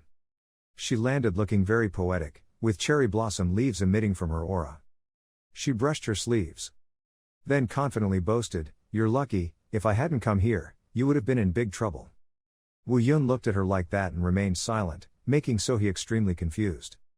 "Why do you keep staring at my face like that?" She was a little confused as she still held the sword in her hand. But then, Sohi noticed he was looking at the sword, and thought, "Oh, he's looking at the sword." He smiled, then praised, "Your swordsmanship is good." Sohi smiled confidently, thinking, "Aha, I guess he was surprised by my extraordinary swordsmanship." Then she confidently replied, "I heard that." Many times, as soon as she finished speaking, she noticed Wu Yun taking the opportunity to pickpocket those guys, and didn't care at all. She asked, "What are you doing?" He said, "Don't you see, I'm collecting money." So he was a little confused, "Why are you doing that?" He said, "They must have robbed this place from someone else, I just picked it up." Then, Wu Yun tossed the coin into her hand, "Here you go." She immediately caught it, extremely surprised. "Ha!" So he looked at him in disbelief, then thought, "What's wrong with that guy, he's basically robbing them." Then she called, "Hey!" He turned and so he approached at the same time. She held out her hand, "Give me more," he said, "it's over." That made Sohi extremely upset, "You lied, I saw you collect a bunch of money, I did all the work and you took all the profits." But seeing him still keep going, she asked, "Are you ignoring me?" Then, Sohi pursed her lips and said, "Really, what can you do with just 1 silver nyong?" He glanced over and explained, "Just 1 silver nyong, I guess you are very rich." She boasted, "Well, I've never been hungry." He replied, "I understand. Is that why you swing your sword so arrogantly?" The words made Sohi a bit dissatisfied. "What did you just say?" Suddenly, a strong wind blew at her. Wu Yun used the teleportation move. "Ha, that new guy has disappeared somewhere." She couldn't believe her eyes, where was he? What the hell? So he looked around, still not believing this speed as fast as the wind. In the small village at the foot of the mountain. The villages are built rustically. Inside the restaurant, bustling with people, "Boss, a bowl of noodles, come now." Wu Yun sat there enjoying it, thinking, "Is this a troublesome problem? I just wasted my time with an annoying person." The old shop owner looked at him somewhat meaningfully. Then while he was eating, so were everyone else. Everyone focused their eyes on Wu Yun. The guys who were drinking also looked at him. He placed his hands on the table and left. The shop owner immediately spoke up, "He, have a safe journey. Haven't been gone long." He stopped walking. Wu Yun stood there in silence. He remembered those people paying attention to him. Then he held his mouth and coughed. His hands are currently covered in blood, because he coughed up blood. He then held a sword in his hand and slaughtered everyone in the shop. Bodies everywhere, blood everywhere. He said, "I felt this place was suspicious. They must have been playing tricks with the food." He looked back at his hand still stained with blood from his mouth. Wu Yun left, thinking, what a strange village. The villagers' eyes were dark and the atmosphere was gloomy. Remembering what Chuagok said before, the village itself is the Black Sword Guild, he hummed. Suddenly, Wu Yun looked over and discovered something. On the roof are gathering subordinates, preparing to deal with Wu Yun. "Here they are," Wu Yun said. At the Black Sword Guild headquarters, a subordinate reported that our leader was in big trouble. Samacha asked, "What, you found the location of the missing people?" The subordinate replied, "That's not true, we were attacked." He turned around and said, "Attack? You're talking about a martial artist coming here to cause trouble." That guy replied, "I'm not sure about my subordinates, there's only one enemy, but he's a powerful martial artist." He wondered, just one person. Then, Samakin threatened, "You want me to believe that?" The subordinate stammered, "It's true, General, he has defeated 100 subordinates and is moving towards." Suddenly, there was a loud noise. Samakin's eyes widened in surprise, he knew something was going on. Wu Yun walked in with a bloody appearance. The blood of other subordinates was on his clothes. The door was also broken. Wu Yun held a sword to search for Samakin. Even if it's just for a moment. Samakin recognized him. In his mind, he was thinking, the bastard has rioted, the Black Sword Association. He killed all the guys on the first floor, what's with the aura around him? Feeling like he was looking at an insect, Samakin felt very small. But if you want to know who is stronger, you need to try. After thinking about it, he pulled out his sword. Before he could do anything, Samakin was pushed completely back by him, pinned against the wall, making him extremely surprised. Outside the village, Wonkin ordered, "Arrest all of them. Don't miss any of them, tie them up tightly." One guy asked, "Who is their governor?" He said, "Evil thieves of the Black Sword Guild, this place is their headquarters, so don't let your guard down." The guards replied, "Yes, sir." The soldier was surprised, "Wait a minute, the Black Sword Society, they are the Black Sword Society." He replied, "That's right, don't let anyone escape." All of the Black Sword Guild's men were tied to poles. The soldier replied, "Obey your orders, sir." He looked at each of them being dealt with, and was a little happy. "You can't believe what's happening before your eyes." "Ha, me too.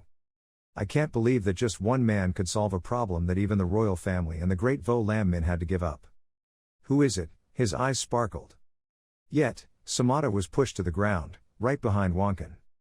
Looking at his fainted appearance, the governor was surprised. When he turned around, he realized it was Samata. He was still spitting blood, his eyes widened and he looked very pitiful. He didn't expect, "This is the general leader of the Black Sword Society." Wu Yun came out with a bloody appearance and answered for him. Wonkin was extremely touched, his eyes sparkled even more as he praised, "Great hero." He smiled and said, "Guess we're done here. I'm going, I promised Somi I would return soon." Wonkin bowed his head and replied, "I understand, thank you sir, I will visit you when everything is handled." He said, "Okay, don't forget that." Making him raise his head, wondering, "Yes, what's going on?" "Ah, yes, I will definitely keep this a secret." Wonkin quickly remembered their agreement. Wu Yun said again, "No. I'm talking about those guys' bonuses." Hearing that, he also replied, "Ah, yes." One by one they were tied up in groups. Wonkin was dragging them for the villagers to take a look at. Everyone was condemning, "They were finally caught, go to the underworld you evil people.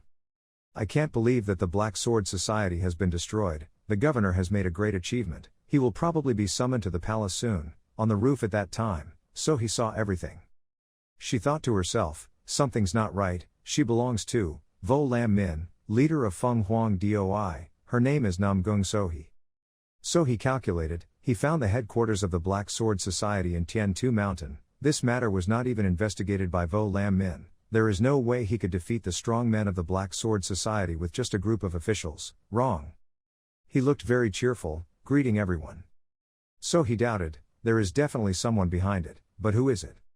At Vo Lam Min, the sect master spoke up, I guess the destruction of the Black Sword Society was not a rumor. The military advisor immediately replied, there is definitely a powerful martial artist on the same side as that governor.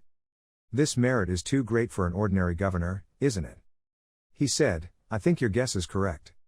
Send leader Feng Huang to investigate this matter. The strategist immediately replied, understood.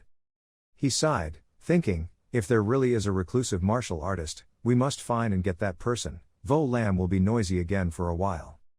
The tactician said, if she has met the rumored martial artist, I think we better be prepared if we need to convince that person to come here. That person is the tactician Yeagle Woon. He replied, well, we don't know if that person is gentle or not. That is Vo Lam Min Sword King Namgung Chun. I think that is something we have to find out. Somewhere, Somi was poking Samti with a stick to tease him. So he hugged her drumming belly. She thought, I'm so stupid, I shouldn't eat so many sweets. So he imagined how Namgung Chun would scold her, leader of the Feng Huang team, what's with that pathetic appearance? In my time, she thought to herself, if Grandpa saw me now, he would definitely will kill me. She was gloomy, what should I do? Suddenly, someone gave the curtain to Sohee. It was a small child, or we know it was Somi. So he looked at the cake and drooled. The girl awkwardly said, I'm full. She looked longingly at the curtain. Thinking, a kind child, she sees him as an angel. Then, Sohee picked it up and asked, little lady, what's your name? She replied, Somi, I'm Hua Somi. She happily said, what a beautiful name, I'm Namgung Sohee, where are your parents? I want to thank you. She replied, I don't have parents. Suddenly, a hand was placed on the girl's head. That's Wu Yun, I said, I'm his father. He silently observed the girl. Somi then looked up in surprise. So he was surprised, she stepped back, stammering in disbelief, you. In her heart, she secretly thought about what he said before, that's why you swung your sword so cockily, then pointed at Wu Yun and said, is that the guy from before? He nodded once. So he was a bit speechless. Then confidently think to yourself, I am sure. Heaven sent him to help me, so he clenched her palm. Then she ran after, sorry, I think fate brought us. He picked up Somi, said, no, thank you. She said, I didn't say anything, and he replied, whatever it is, no thanks. She begged, help me, he replied with the question, why should I help you? She said loudly, I will help you from the bandits. Remember, Somi was still muttering the word father. The girl remembered what he said earlier, I am her father. Then, Somi hugged him tightly. The little girl said, that lady looks very pitiful, we should help. This surprised Wu Yun. The little girl shyly called out, father. When he heard the call from the girl, he was stunned. At Wu Yun's house, Samti's voice rang out, come on, hurry up, are you planning on spending all day just doing laundry? Some people hit clothes with sticks to wash them. It was Sohee, the one who agreed to follow Wu Yun. She was currently wearing a tattered shirt, and working as a second servant. She looked at him, said, I have no other choice, the stain won't stand, fade away. And Samti lay down on the chair, saying, that's not the way to do laundry, how many times do I have to tell you to be stronger, making it extremely difficult for Sohee to comply. Then, she grabbed his collar, threatening, do you want to try, you bastard? Samti casually replied, hey, I just want to teach you how to do laundry, why do you want to kill me? He smiled and said, you think it's easy to ask others for help, pwahaha. Seeing that guy laughing so happily at a guest, Sohee was extremely angry. Then she let go of his shirt and lay on the floor struggling, why are we being treated like that? Remembering what Wu Yun said at that time, I can't help people for free, if you help with housework while staying, I will pay you. Sohee was extremely upset, I just need a few silver coins. Then, the bag of money fell down, empty inside. A box full of gold is placed on the table, here is 100 nyang of gold. He said, it's amazing to believe you've accumulated all this in just a few days. Wonkin sat there drinking tea and replied, it's nothing compared to what you've done, Master Dan. He asked, what about those guys? He said, the royal palace personally escorted them yesterday, they will probably be transferred to Dong Suong, so they won't survive. Wu Yun raised his cup of tea and said, think this is over? He replied, yes. Suddenly, there was a noise that caught both of their attention. Outside, Somi is playing with the branches and leaves. Wonkin said, "She is really a kind and lovely child," he said. "I naturally knew, the girl was very bright at that time, running around playing with nature." He asked, "But, shouldn't you take her to the library already?" That made him wonder. So handsome, out at the lake, Somi is catching carp with her hands. Hong Woken strongly advised, "In this day and age education is very important for children, very necessary. What could be more embarrassing than a child wandering around all day and not being able to read even a word broken in half?"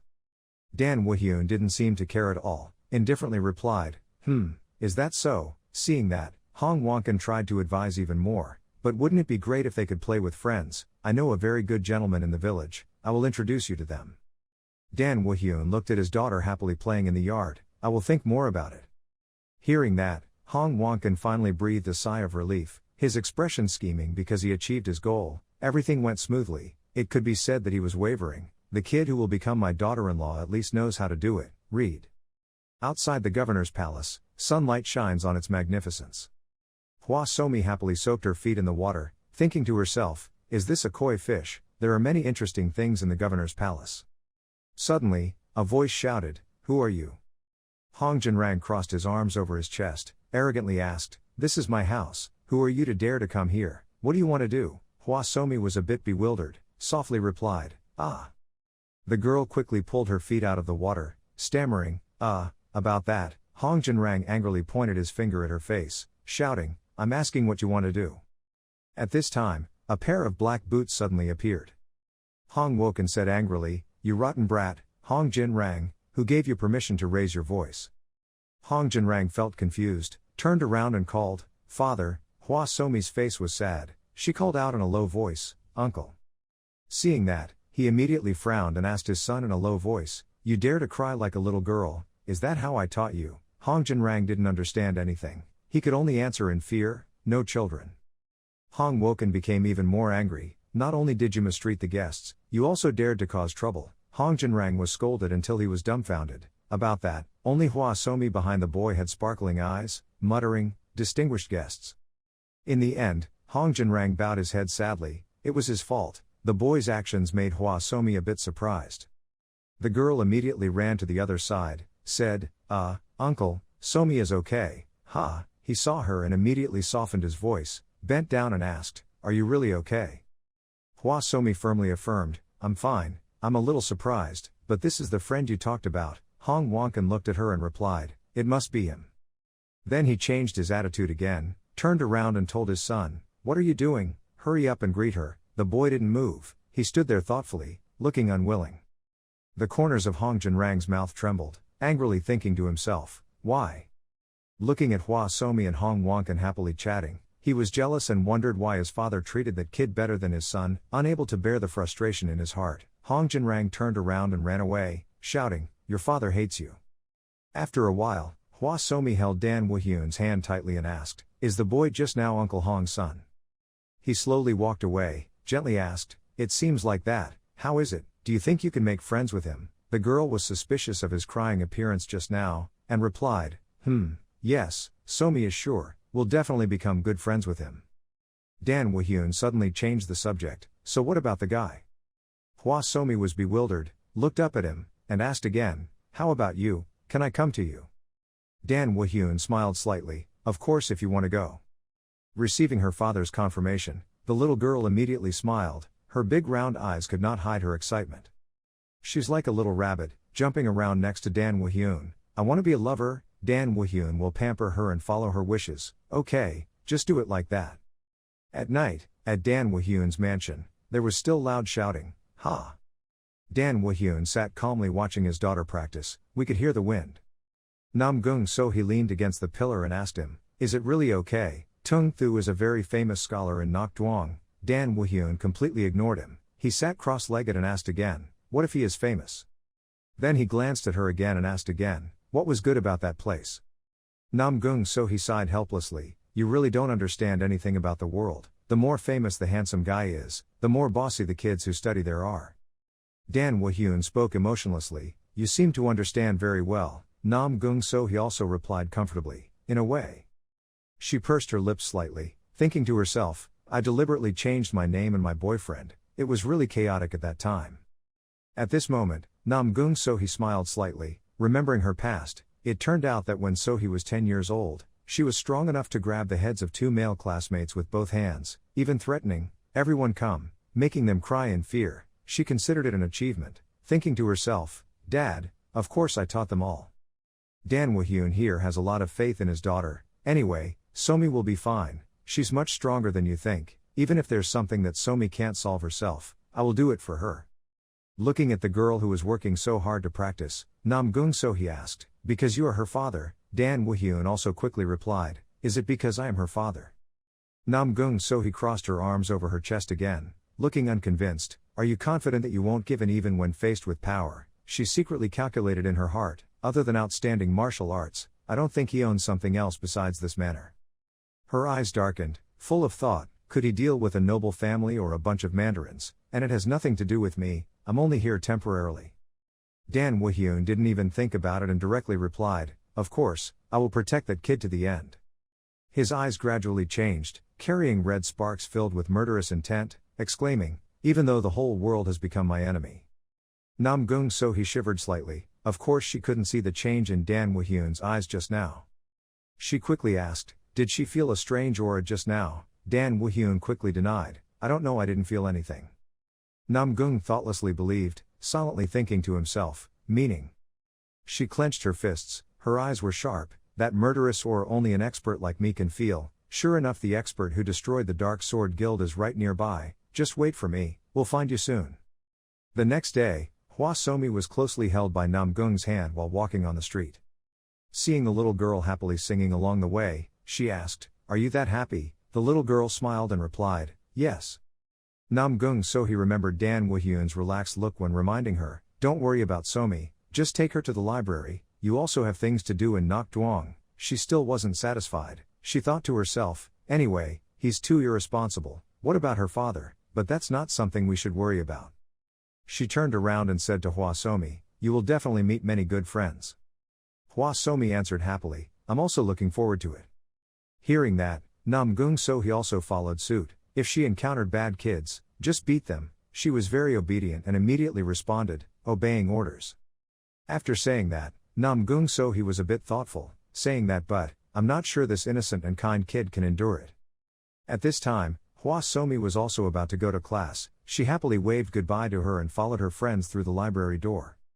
Namgung Sohee stood and watched until the big door completely closed, then breathed a sigh of relief, phew. She comfortably propped her hips up, thinking, now that we're done taking care of the kid, we should go ask around, right? Thinking about it, Namgung Sohee quickly turned around to investigate the surrounding situation. She walked down the street, unaware that in the distance, 2 dark shadows were intently watching her.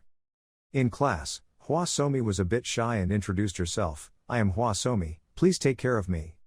After the girl finished speaking, there was no response from her friends below, the classroom was eerily quiet. Still not giving up, the girl was a bit sad but still said, I hope to be close to everyone. Hearing that, the teacher next to her spoke up, okay, you can go back to your seats. The girl obediently obeyed and walked towards her seat. Suddenly, the girl seemed to see something that surprised her, so she stopped. Turns out, it was Hong Jinrang sitting in a corner. He also glanced at her, looking distant. Hwa Somi didn't pay attention, thinking, the girl is happy, I know her. Hong Jinrang looked at her glowing expression and hated it, turned his head away, and let out a TSK sound. On the other side, Namgung Sohee happily announced that we finally found the martial arts master behind the chaos.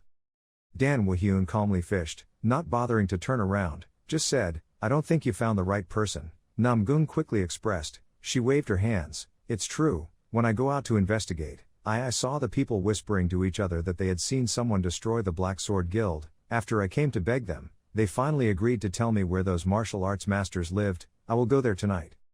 Dan Woo-hyun glanced at her and asked again, what are the stars?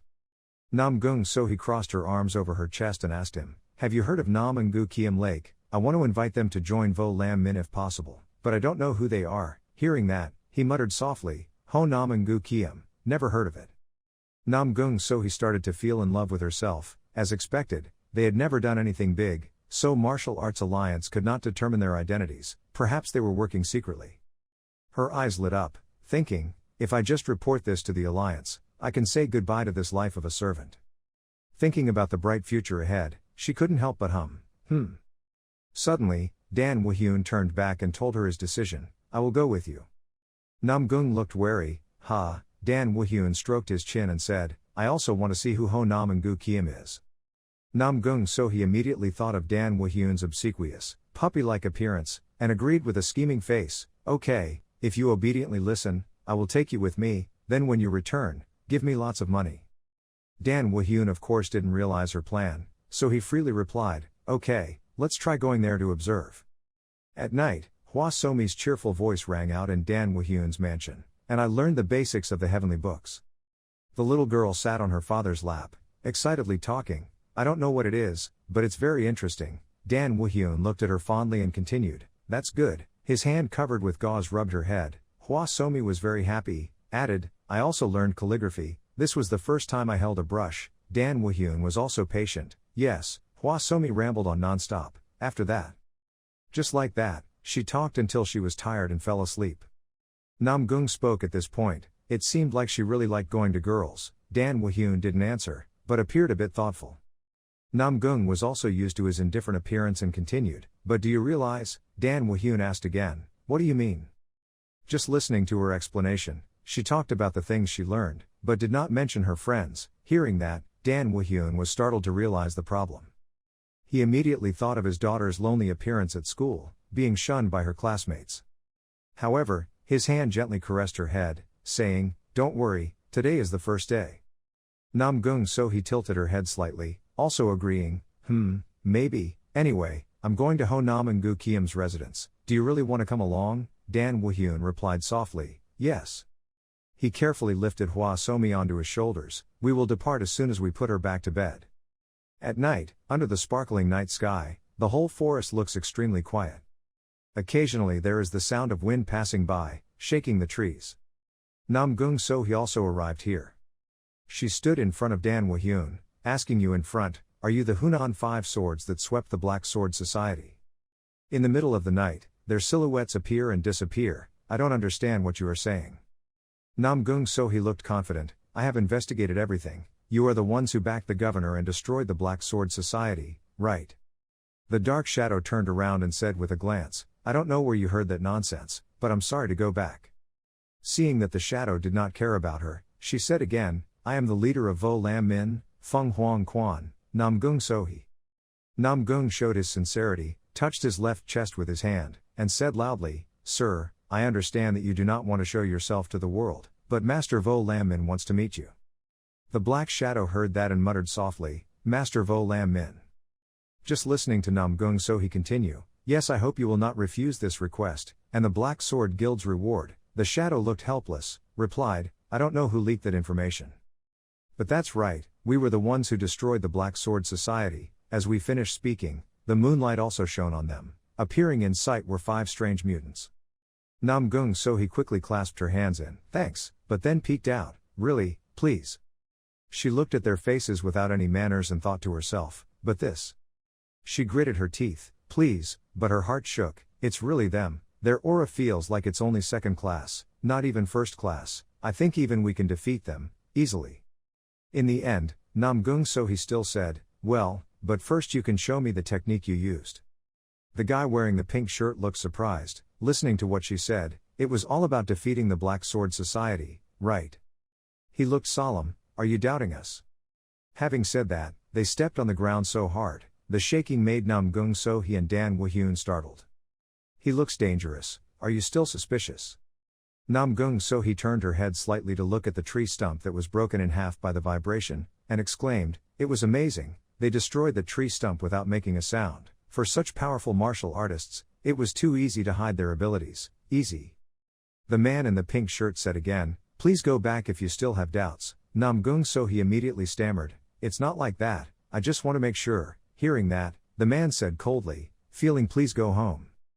Namgung Sohee immediately panicked, quickly chased after her, and waited a moment.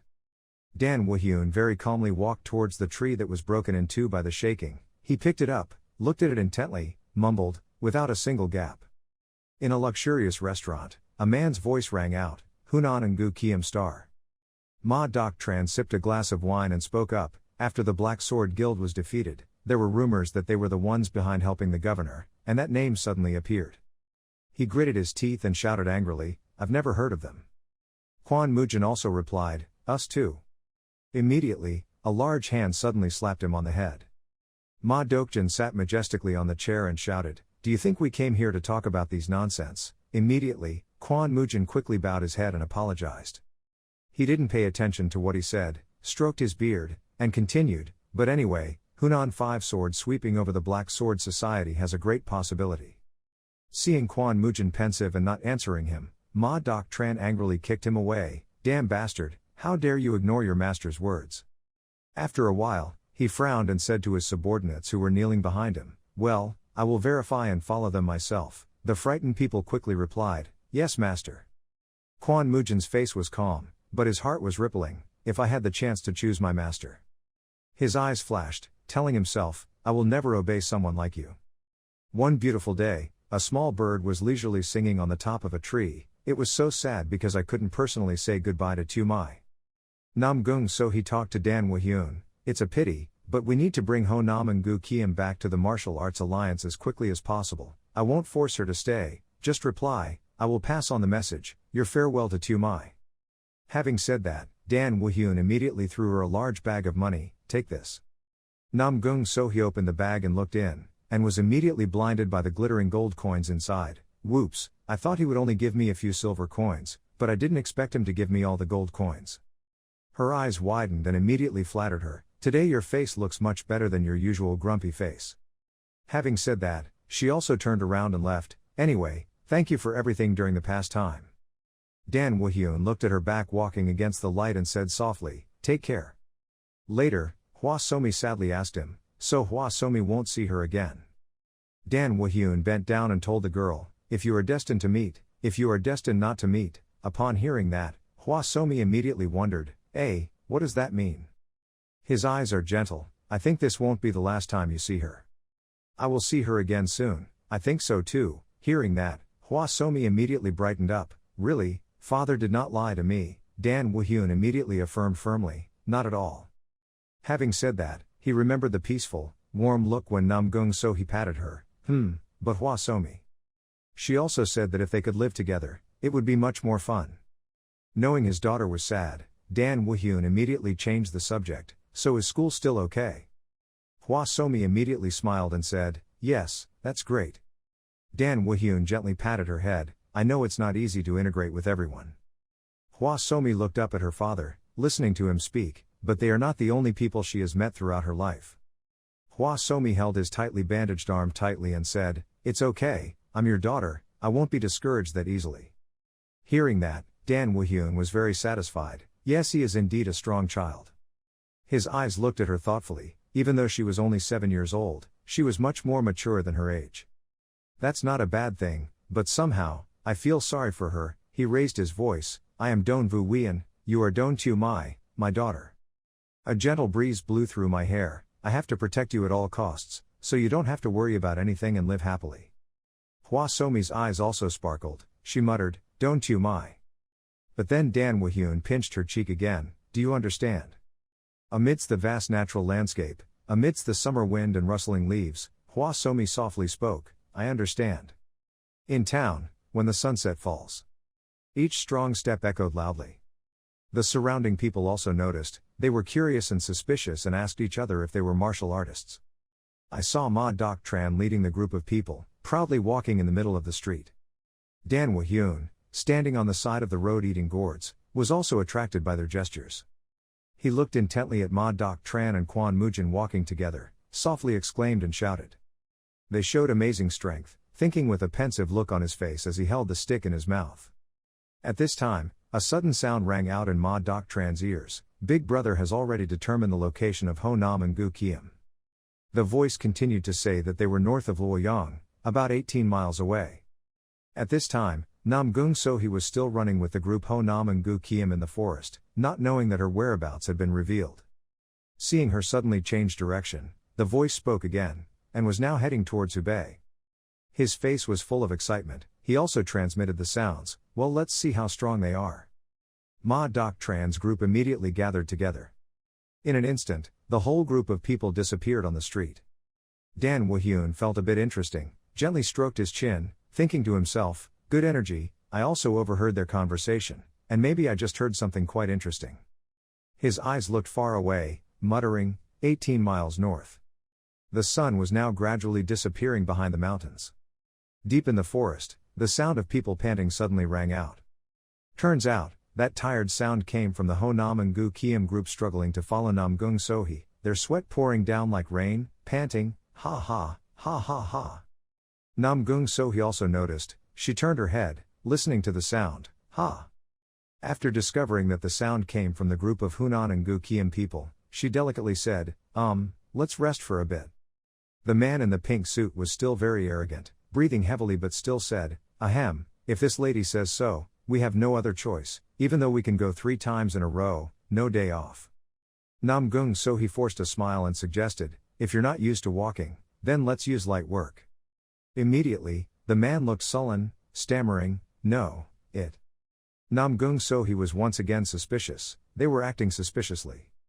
But I have witnessed their abilities with my own eyes. Indeed, the memory of Hanam and Gu Kiem's power that could shake whole trees that day still astonishes Namgung Sohee.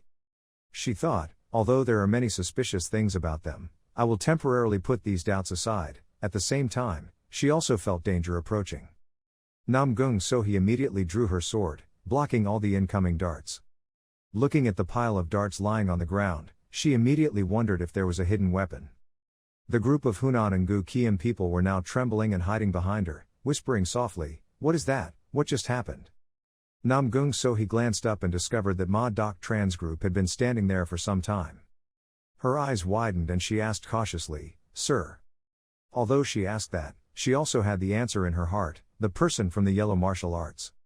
Namgung Sohee was quiet and thoughtful. That person was definitely one of the 50 leaders of the royal martial arts, Ma Doc Tran. His reputation in the martial arts world was unknown to everyone. Thinking so, she knew herself, I couldn't help but be on high alert with this man, so I politely said, it was an honor to meet Senior Ma Doc Tran. His expression was full of arrogance. It seemed like even the young potentials knew my name. Namgung Sohee's eyes glanced slightly at his side, adding even more pressure, and the person next to him was Ma Doc Tran. The swordmaster, Huyen Mao Tran. At this moment, he was also in a ready-to-fight position, his face dark and alert. Ma Doc Tran then asked again, are the guys behind you the ones who defeated the Black Sword? Hearing that, Namgung Sohee remembered the Hunan Five Swords people. She thought to herself, that's right, if we team up with the masters who defeated the Black Sword, we still have a chance to win. Thinking so, she confidently said, surname. The man in the pink shirt quickly interrupted, yes, we are Hanam and Gu Kiem. Seeing their appearance, Namgung Sohee's face turned purple, or maybe today is my last day. A few days ago, the man in the pink shirt looked scheming and said, this is an opportunity for us to make a big profit, even though our opponent is Vo Lam Min. He patted his chest and shouted loudly in front of his younger brothers, who do you think I am, big brother? I am Ma Il Wung, and you are Ma Li Wung, Sam Wung, So Wung, Oh Wung, we are brothers and sisters, we share the same blood, have we ever failed until now? Ma Il Wung stood in the middle of the group, boldly declaring that we would receive the reward for destroying the leader of the Black Sword Society and then flee to the west. One person couldn't help but speak up, but the big brother of our opponent is the Namgung family. Ma Il Wung was carrying a log and replied, leave that damn Namgung family alone. Fool the entire Vo Lam Min. Just like that, the remaining 4 brothers were also seduced by him, participating in the trap-making process. While burying the log in the ground, he also thought, even though bumping into Namgung Sohee while passing by on the street was just a coincidence, for those of us who know the reason she came to Nok Duong, this is an opportunity, once-in-a-lifetime opportunity given by the Heavenly Father. If this mission is successful, we can live comfortably for the rest of our lives. As they predicted, Namgung Sohee has slipped into the net. She appeared, and asked them, are you Hanam and Gu Kiem defeated the Black Sword Guild? Ma Il Wung put on a solemn expression and said, I don't know where you heard that news from, but yes, we are the ones who swept away the Black Sword Society. At that time, both he and his 4 younger siblings were extremely happy and full of confidence looking at each other. He saw Namgung Sohee's panicked appearance when the log they buried collapsed. He happily clenched his fist, and the strategy was successful. Ma Il-wung tried to calm down the sweat on his face. He's come this far and can't fail. We even deceived Namgung Sohee. There's no way Ma Dokjin wouldn't fall for the trap. He opened his mouth and shouted, "You bastard, how dare flies and mosquitoes of demonic sex like you get in our way?" Ma Dok Tran heard that and laughed. "What flies and mosquitoes of a demonic religion? Q ha ha ha, you are so interesting." He used magic in his voice, shouting loudly, "I rushed all the way from Sun Tae just to meet you. Now quickly show me the ability of those who defeated the Black Sword Society. You guys." Namgung Sohee and Honam and Gu Kiem could not stand such a loud sound, so they could only hide and shrink. One of Ma Il-wung's younger brothers called him in panic, "Big brother." He was also very responsible, comforting his younger brother, "Don't worry big brother, I will take care of everything." Ma Il-wung's acting is really profound, at least the look of him holding the sword is very oppressive. "My sword is invincible, you will die as soon as I swing it, are you prepared?" Ma Dok Tran was not scared at all, on the contrary, he was even more excited. Let's go." Ma Il-wung pointed his sword at him and said, "You guys really don't value life." His eyes flashed, exclaiming, "If so." Heaven and Earth Red Sword. Although he called out the name of the move very loudly, what he released was a white smoke. Namgung Sohee, who was next to her, was also bewildered. "Ah, smoke bullets." Ma Il-wung finally revealed his true form. He turned to his juniors, shouted loudly, and ran.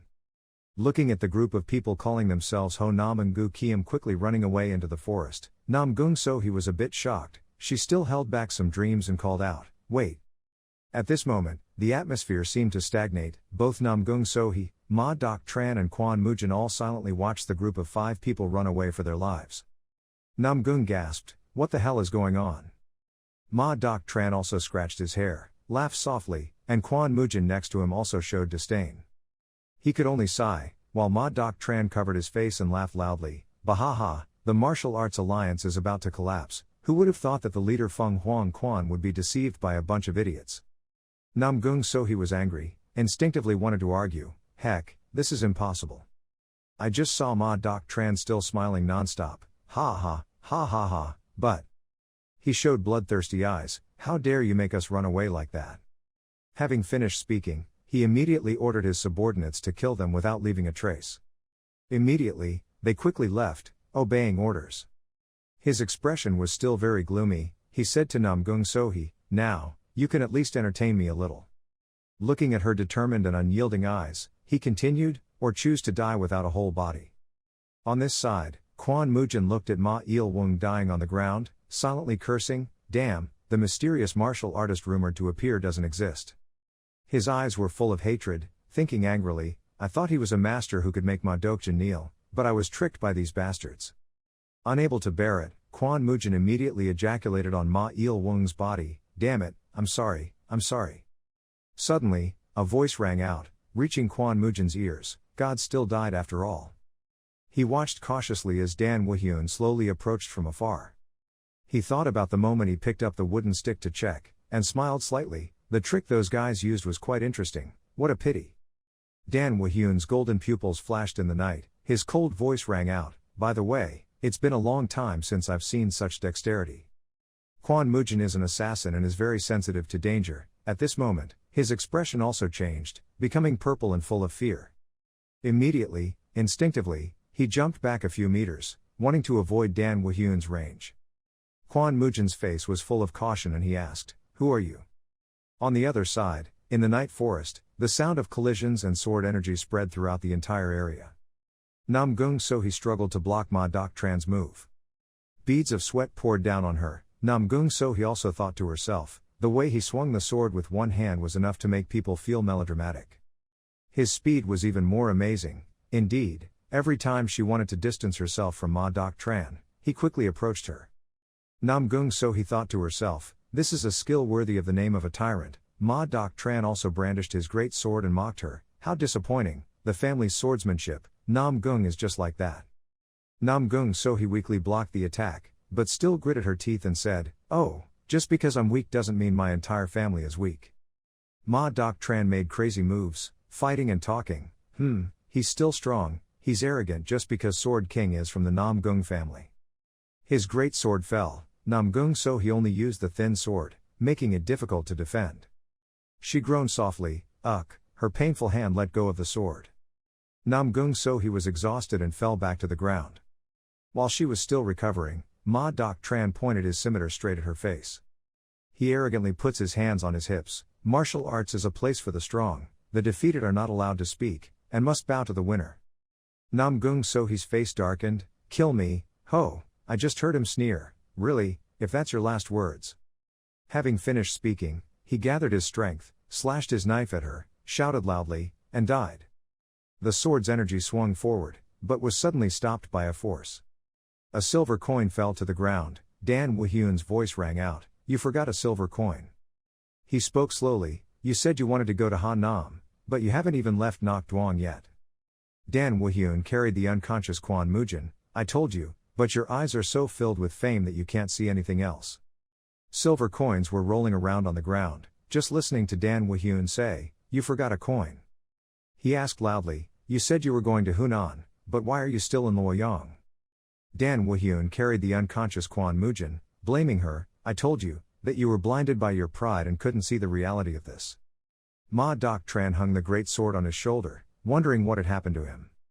He watched him throw Kwan Mujin to the ground, continuing, "In the way you can defeat Kwan Mujin, you are completely wrong."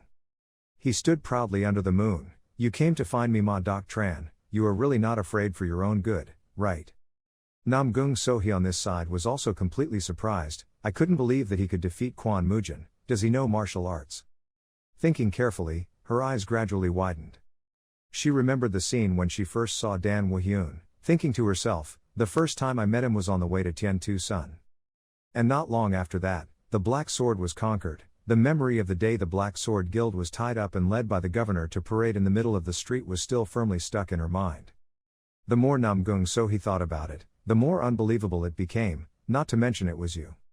She dragged her broken body full of wounds and asked, "Who are you really?" Dan Woo-hyun did not answer, but instead bent down and picked up her sword, softly saying, "I will borrow your sword to use for a bit." Namgung Sohi felt the bones of her whole body were exhausted, just moving a little bit caused pain, but still said, "What, hey, don't tell me you plan to fight alone with Ma Dok Tran." Dan Woo-hyun attentively examined the thin sword, comforting her, "Don't worry, I will finish it quickly." He pointed the sword at Ma Dok Tran and ordered, "Now pick up the sword." Ma Dok Tran was extremely angry, veins were popping out all over his body, gritting his teeth, "You arrogant bastard." He swung the 100-pound greatsword in his hand around and shouted, "Do you know who I am?"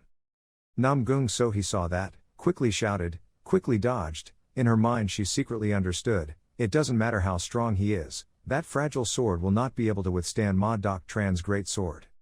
It could not withstand and stop that great sword. At this time, Ma Dok Tran with his speed advantage also approached Dan Woo-hyun. He used all his strength to slash down, causing smoke and dust to fly away. Seeing that Namgung Sohi's thin sword had blocked Ma Dok Tran's heavy attack, he repeated his question, "Do you know who I am?" "I know very well." Dan Woo-hyun straightened his back, pointed his sword at him, mocking, "You're just an overconfident weak person, aren't you?" Namgung Sohi hugged his arm tightly. Unbelievable, he used his sword so easily to block Ma Dok Tran's great sword. Only seeing the blade flash a few times, Dan Woo-hyun's body gently passed by, completely overpowering Ma Dok Tran, causing him to take the full force of the blade without being able to counterattack. Ma Dok Tran still tried to take advantage of the massiveness of the sword to suppress the panic on his face. Impossible, impossible, how could he fight with him so easily? At this time, Dan Woo-hyun suddenly spoke again, "I thought you would try and use the speed that overcomes the monotonous pattern of a great sword. Interesting idea, but nevertheless. Because of concentration and speed, you were not able to fully utilize your strength." His expression was extremely serious and steady, in contrast to Ma Dok Tran's large but trembling body. He lowered his head to look at the great sword in his hand, thinking, cough, "One day I began to feel the limits of relying on the weight of the great sword." Thinking so, but he still stubbornly argued, "What the hell do you know?" In his heart, the thought gradually appeared, "From then on I was completely focused on increasing my speed to overcome that limit." At the same time, he put all his strength into the great sword, swinging it at Dan Woo-hyun's roared, "This bastard." His hand holding the sword was also covered in veins. "That's why I can swing this great sword as easily as swinging a tree branch." As I thought, he rushed towards Dan Woo-hyun with amazing speed. He shouted, "You dare, then the great sword swept again but was easily dodged by Dan Woo-hyun. Ma Dok-tran became even more angry, screaming loudly and belittling him. All my efforts. Having said that, he grasped the hilt of the sword with both hands and brought down a powerful blow. However, once again, Dan Woo-hyun gently used Namgung Sohi's thin sword to block Ma Dok-tran's 100-pound great sword. He said softly, "I never took it for granted, it's just." Looking at the cracks that gradually appeared on the sword's body, Dan Woo-hyun said slowly, "Your speed cannot compare to mine and that great sword is not strong enough." Ma Dok-tran's expression completely collapsed. Dan Woo-hyun turned his sword slightly. The great sword in his hand was broken. He said again, "So I'm simply speaking frankly about your own waste." Look at his calm face. Along with the thin blade moving lightly. Ma Dok-tran did not dare to believe that he would lose at your hands. Dan Woo-hyun reminded him, "Try to practice for another 1,000 years before fighting me again." At that moment, Namgung Sohi also looked bewildered. Kwon Mujin also widened his eyes, as if not wanting to miss any details. Ma Dok-tran snorted, spitting out a mouthful of bright red blood from his mouth. The mist and dust gradually dissipated. Only Dan Woo-hyun stood in front of Namgung Sohi, watching Ma Dok-tran fall, blood spreading on the ground. He turned around, threw the sword at Namgung Sohi, and returned it to her. Namgung Sohi clenched her fist and asked softly, "Are you the one who defeated Black Sword?" Without waiting for him to answer, she angrily asked again, "Why didn't you tell me?" Dan Woo-hyun's innocent expression just said, "Stop worrying about meaningless things. There are times when people need to ignore what they see or hear. Just consider what happened today to be your luck." He couldn't see that right now. Namgung Sohi's downcast face was turning red. He turned around and left, only leaving behind his words, because she did not die even after trying to face that opponent with the swordsmanship she was proud of. Late at night, when the moon is still emitting a gentle light and the stars are sparkling in the sky. Dan Woo-hyun's footsteps move gently on the trail down the mountain. There is another pair of legs, so damaged that he even has to use a cane to walk. Dan Woo-hyun walked in front, Kwon Mujin followed closely behind. He couldn't help it, angrily asked, "Why are you following me?" His eyes sparkled brighter than the stars, and he replied loudly, Please let me follow you." Kwon Mujin recalled the moment Ma Dok-tran was defeated by Dan Woo-hyun, while thinking, "There are many strong people in this world, but few can fight Ma Dok-jin as if he were just a child." He trembled and clenched his hands, secretly proud, "I finally found that person." Kwon Mujin, full of sincerity and earnestness, stretched out his hand towards Dan Woo-hyun, saying, "You who can bring me to a new level, please allow me to serve you." However, after waiting for a long time, he didn't respond. He was a little embarrassed and stammered, "Hello." Dan Woo-hyun's face was expressionless when he heard him ask again, "Didn't you hear me? Please accept me." Hearing this, he coldly exclaimed, "No." Kwon Mujin couldn't have predicted that Dan Woo-hyun would behave and reject him like that, so he was a bit thoughtful. He quickly expressed his sincerity, "Please let me follow you." Dan Woo-hyun was still determined, "I said no." Kwon Mujin looked serious and decided to say, "It's okay, I will still follow you even if I get rejected." Hearing that, Dan Woo-hyun was a bit thoughtful. Kwon Mujin played a psychological game. He approached Dan Woo-hyun, saying, "If you don't accept me then why not?"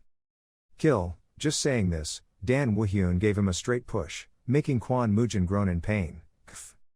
Just like that, Dan Woo-hyun calmly looked at his achievements. Kwon Mujin was now completely unconscious lying on the ground. Looking at his face foaming at the mouth, Dan Woo-hyun thought to himself, "This brat is quite strong even though he is still young, but..." His eyes darkened, hatred in his eyes. It's like we're seeing ourselves in the past. Indeed, both Kwon Mujin and Dan Woo-hyun have very special golden pupils, shining brightly. Dan Woo-hyun thought to himself, his eyes showing that he could do anything to climb to a higher place.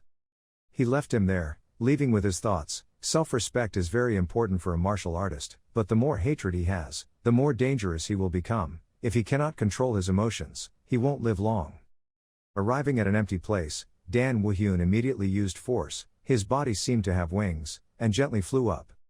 From above, he saw the bodies of the group of Hunan and Gu Kiem people and sighed softly at what happened today. Reminds me of the old wanderers. He stood under the moonlight, in the dark night, like a lonely traveler with no support and no place to return. The next moment, a bucket of cold water was thrown directly at Kwon Mujin's face. He suddenly woke up, coughed loudly, kf, kf. His expression was cold, only to hear Ma Dok-tran's voice ring out, "Awake." Quan Mujin was startled and quickly looked around, but at this moment, only he was tied up and kneeling on the ground. In front of him was Ma Doc Tran and his subordinates standing there arrogantly. He asked bewilderedly, "What happened?" Only to see Ma Doc Tran directly kicked him in the stomach, shouting loudly, "Traitor!"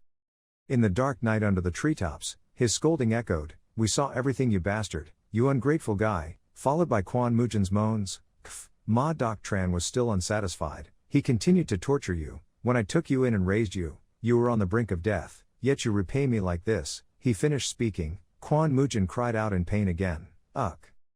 Quan Mujin's face was covered in blood, still smiling softly in contempt. "Kuke, kukukaku, raised me, who, you?" He faced Ma Doc Tran, without fear, telling the truth. "He abandoned me like I was a dog. He was just a pitiful trash who rioted with anger when he realized his fame. Mine is far beyond yours." Immediately, his face frowned, covered in veins. "You despicable man, how dare you disobey your master?" Quan Mujin also stiffly replied, "Master, I spit on you, you are just a pest trying to kill your subordinates, otherwise you are no better than insects." Ma Doc Tran's hand holding the great sword trembled. He shouted angrily, "You bastard, your foul mouth." He pointed the broken scimitar at him, saying, "If that's what you want, I will give you the most painful death possible." At this time, he did not know Quan Mujin's hands were tied behind him, gradually untangled the rope. He quickly took action, strongly nudging the nearest subordinate, causing him to cry out in pain and cough. Ma Doc Tran also rushed forward, screaming, "Trash," dying to the point where he still wanted to struggle. Quan Mujin did not let himself be passive, quickly rushed forward, thinking to himself, "I have to stay calm, his movements will slow down because he is suffering from internal injuries." He firmly grasped the opportunity. At this moment, Ma Doc Tran also keenly sensed danger. But before he could react, he saw Quan Mujin's sword pointing in front of his eyes. I only saw Quan Mujin coldly pass by him, leaving Ma Doc Tran screaming in pain. He screamed in pain, "My eyes," he slashed my eyes. Quan Mujin's bare feet also began to gain momentum. Then he quickly ran away, leaving Ma Doc Tran screaming loudly, coughing, "Damn, what are you doing? Quickly chase him and bring his head back here. Ah, that mongrel." I don't know how long I've been running, but in front of Quan Mujin's eyes are all blurry images and the sound of himself breathing huff, huff. I'm starting to feel dizzy, my vision is blurring, but I can't stop.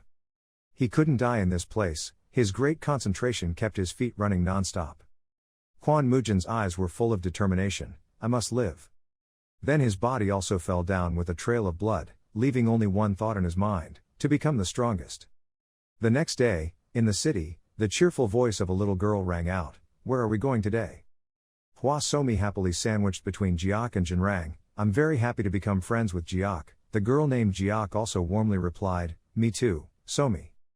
Then she gently pulled Jinrang's shirt, "He, Jinrang. Let's eat some sweets with dumplings, I'll buy sweets, you can buy dumplings." He squinted at the girl's smiling face, said unhappily, "What, why should I buy them for you, and dumplings are more expensive."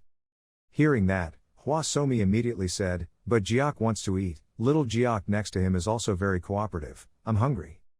Unable to stand the two girls coddling, Jinrang's face turned red and asked again, "Well, I just need to buy dumplings, right?" Hearing that, the two girls immediately cheered excitedly, "Wow, thank you Jinrang." While Jinrang and Jiak were talking to the dumpling seller, "Boss, 2 dumplings," Hua Somi had noticed something, "Ugh." The girl heard the sound of very quiet but rapid breathing coming from the corner of the street, huff, huff. Hua Somi quickly ran over, thinking, "I heard the sound coming from here." The girl secretly looked through the door. "Keep doing that until it gets dark." Dan Woo-hyun walked on the street, constantly looking around, strangely. His eyes lowered, wondering, it's already past school time, wouldn't something have happened to her? A street vendor saw him and greeted him with a smile, "Hello." Dan Woo-hyun immediately asked again, "Have you seen my daughter?" The old man quickly replied, "It's you, sir. The lady came by to buy snacks with her friends. I saw them buying dumplings about an hour ago." Dan Woo-hyun immediately turned around and left, muttering, "Thank you, an hour ago." According to his memory, the dumpling shop must be on this side. Then he also discovered a noise at a corner of the street. Dan Woo-hyun stood against the light, intently looking at everything before his eyes. Hua Somi was covered in bandages and blood, crying and calling, "Father, father." Dan Woo-hyun feels confused, "What are you still doing at this hour?" Then he suddenly stopped when he saw the herbal medicine package on the ground. Along with that was an unconscious boy, who Jinrang and Jiak tried to apply medicine to. Hua Somi sobbed and said, "Help me, Dad." I wanted to save him. At this moment, the three girls and boy seemed to be trapped between the boy's body, but her eyes were still filled with light, pleading with her father. Hua Somi, Jinrang and Jiak looked at the man in front of them in bewilderment. Jiak touched his body and spoke up, "What should we do? Even though we used all the herbal medicines, he still couldn't get better." Jinrang crossed his arms in doubt. "What did he do to seriously injure your best friend like that? You're a martial artist." Hearing that, Hua Somi quickly said, "Jinrang, stop nagging." Little Jiak gently rolled his eyes. Quan Mujin groaned softly. Then she quickly wiped his face, causing Quan Mujin to cry out, "Erp." The girl turned to Jinrang and asked, "Shouldn't we bring the governor here? At this rate, he will die." The boy was very realistic and replied, "Even if we call them, it would be useless." It seems there was a conflict between the fighters. Hua Somi over here stared at him. She thought to herself, "This person." Just like before, at this time, memories of her poor and difficult days also appeared. The girl spoke softly, making Jinrang and Jiak turn their heads to look. Hua Somi said brightly, wanting to save him. Currently, Dan Wuhyun thoughtfully looked at his daughter and two friends in front of him. He glanced at the boy's face, thinking to himself, "That guy." The boy's face was bruised and full of wounds. But Dan Wuhyun could still recognize it. Did he say his name was Quan Mujin or something? Right. His stubborn appearance suddenly appeared in his mind after seeing he defeated Ma Doc Tran. "Please give me to follow him." He gently knelt down on one knee and asked, "Do you want to save this person?" Hua Somi immediately replied, "Yes." Hearing that, Dan Wuhyun gently held her hand and asked why. The girl blushed and spoke up, because she looked very lonely, and, seeing her hesitation, Dan Wuhyun asked, "And what?" The little girl closed her eyes tightly, tears flowing softly. I'm sure she was scared and didn't want to die. Having said that, the girl sobbed and cried. "Wah." Dan Wuhyun quickly picked her up and said, "Okay, I understand."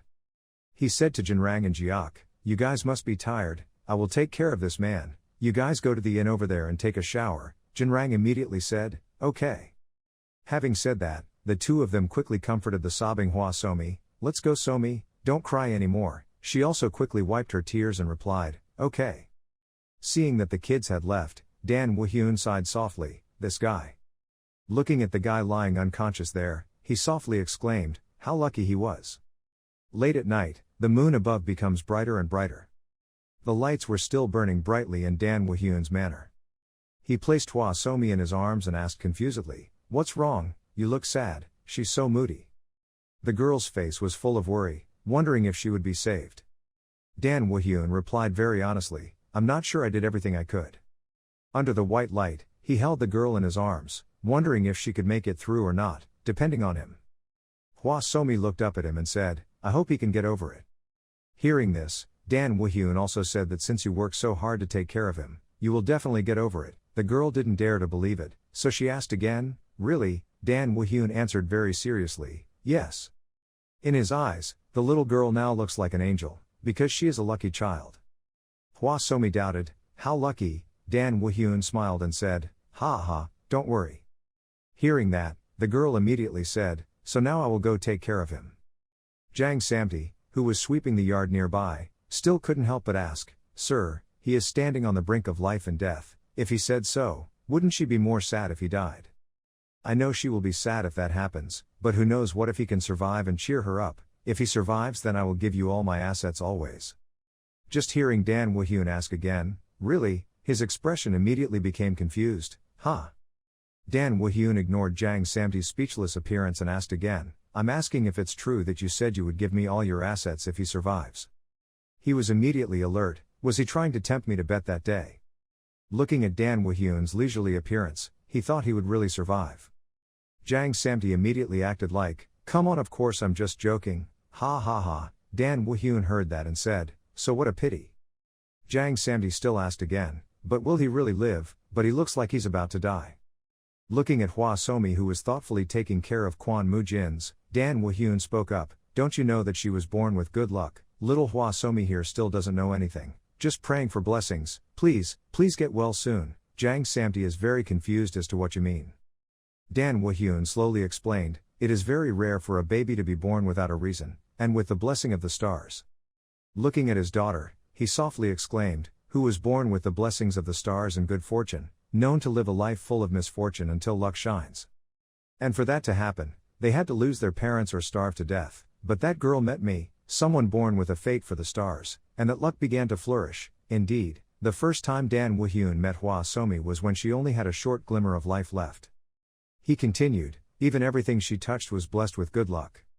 A few days later, when the moon gradually appeared below the pond, the koi fish are still swimming happily. Kwon Mujin lying on the bed suddenly opened his eyes. He looked up at the ceiling with lights. Bewilderedly wondering, where am I? Isn't the most important thing that I'm still alive? Hwa Somi suddenly appeared and was shocked. Kwon Mujin looked at the girl and asked again, did you save me? Hwa Somi excitedly waved her hands and replied, I found my uncle, but my father was the one who saved him. The little girl quickly hugged the medicine bag and said, I will go tell my father and subordinate that uncle has come back to life. Hearing this, Kwon Mujin was surprised. Wait a minute. He asked in bewilderment, what is your father, subordinates, what are you talking about? On the other hand, at the same time, at the Vo Lam Alliance, an old man with white hair and beard was sitting on a throne, with Namgung Sohi respectfully kneeling below. He asked, so you have found the person who defeated the Dark Sect? Turns out, this is the master of the Martial Arts Alliance, Sword King Namgung Chun. Namgung Sohi's words suddenly appeared in Namgung Sohi's mind. There are times when people need to ignore the things they see or hear in this world. She thought of Dan Woo-hyun's expert sword dancing appearance, thinking to herself, he must have said that. The corner of her mouth moved slightly, that's right. Her eyes were filled with determination and she replied, I found him. Namgung Sohi respectfully greeted Namgung Chun, I found him. Seeing her return alone, he was a bit confused. You found the person who conquered the Dark Sword Guild, but why did you return alone? Namgung Sohi bowed slightly and contemplated for a moment. Namgung Chun of course understood his niece's thoughts, so he guessed, so that person said he would not come to the Vo Lam Alliance. She closed her eyes tightly and replied, yes. Namgung Sohi had to tell the truth. He said that there are times when people have to pretend not to hear or see anything even when they are in martial arts. Namgung Chun was surprised, but the thing he cared about most was still strength, whether he was strong or not. Thinking back to Dan Woo-hyun's fight with Ma Dok Tran that day, Namgung Sohi honestly commented that he fought Ma Dok Tran and treated him like a child. Immediately, sweat appeared on Namgung Chun's forehead. He secretly felt that tyrant Ma Dok Tran was one of the top 50 of Kim Martial Arts House. Namgung Chun bent down, thinking, so he refused the offer of the Vo Lam Alliance. Is he part of the demon sect? If not, then he wants to live a pure life. At this time, Namgung Sohi spoke again, and more. He said that my swordsmanship was full of arrogance. Immediately, Namgung Chun could not keep his composure and suddenly stood up. He clenched his fists, thinking, Eek. The sweet childhood memories of Namgung Sohi and me also appeared. She would always call him, please don't do that. He would always immediately agree, okay, just like her. If you want to eat a round candy, you will ask, so he will eat it. Namgung Chun also immediately agreed, okay, even when Namgung Sohi talked about her future dream, so he will become a strong martial arts master like him. Namgung Chun will also happily accept, okay. His face is dark, angry to the extreme. How dare he say that to a child? I am always growing up. However, Mr. T himself quickly controlled his emotions and calmed down, reminding himself, but he found something that the Sword King couldn't find. Of course he could have just said that, but what, this is quite interesting. Thinking so, Namgung Chun immediately said, good, you go back to rest. I don't want to stay too long, so I respectfully bowed, yes. On the other side, Kwon Mujin gently stretched out his hand, looking at it under the light. After seeing his hand clearly, he exclaimed that he was still alive. Looking at the pile of bandages rolled up above, he felt a bit exclaiming. When he couldn't move, he thought he was dead. Ha!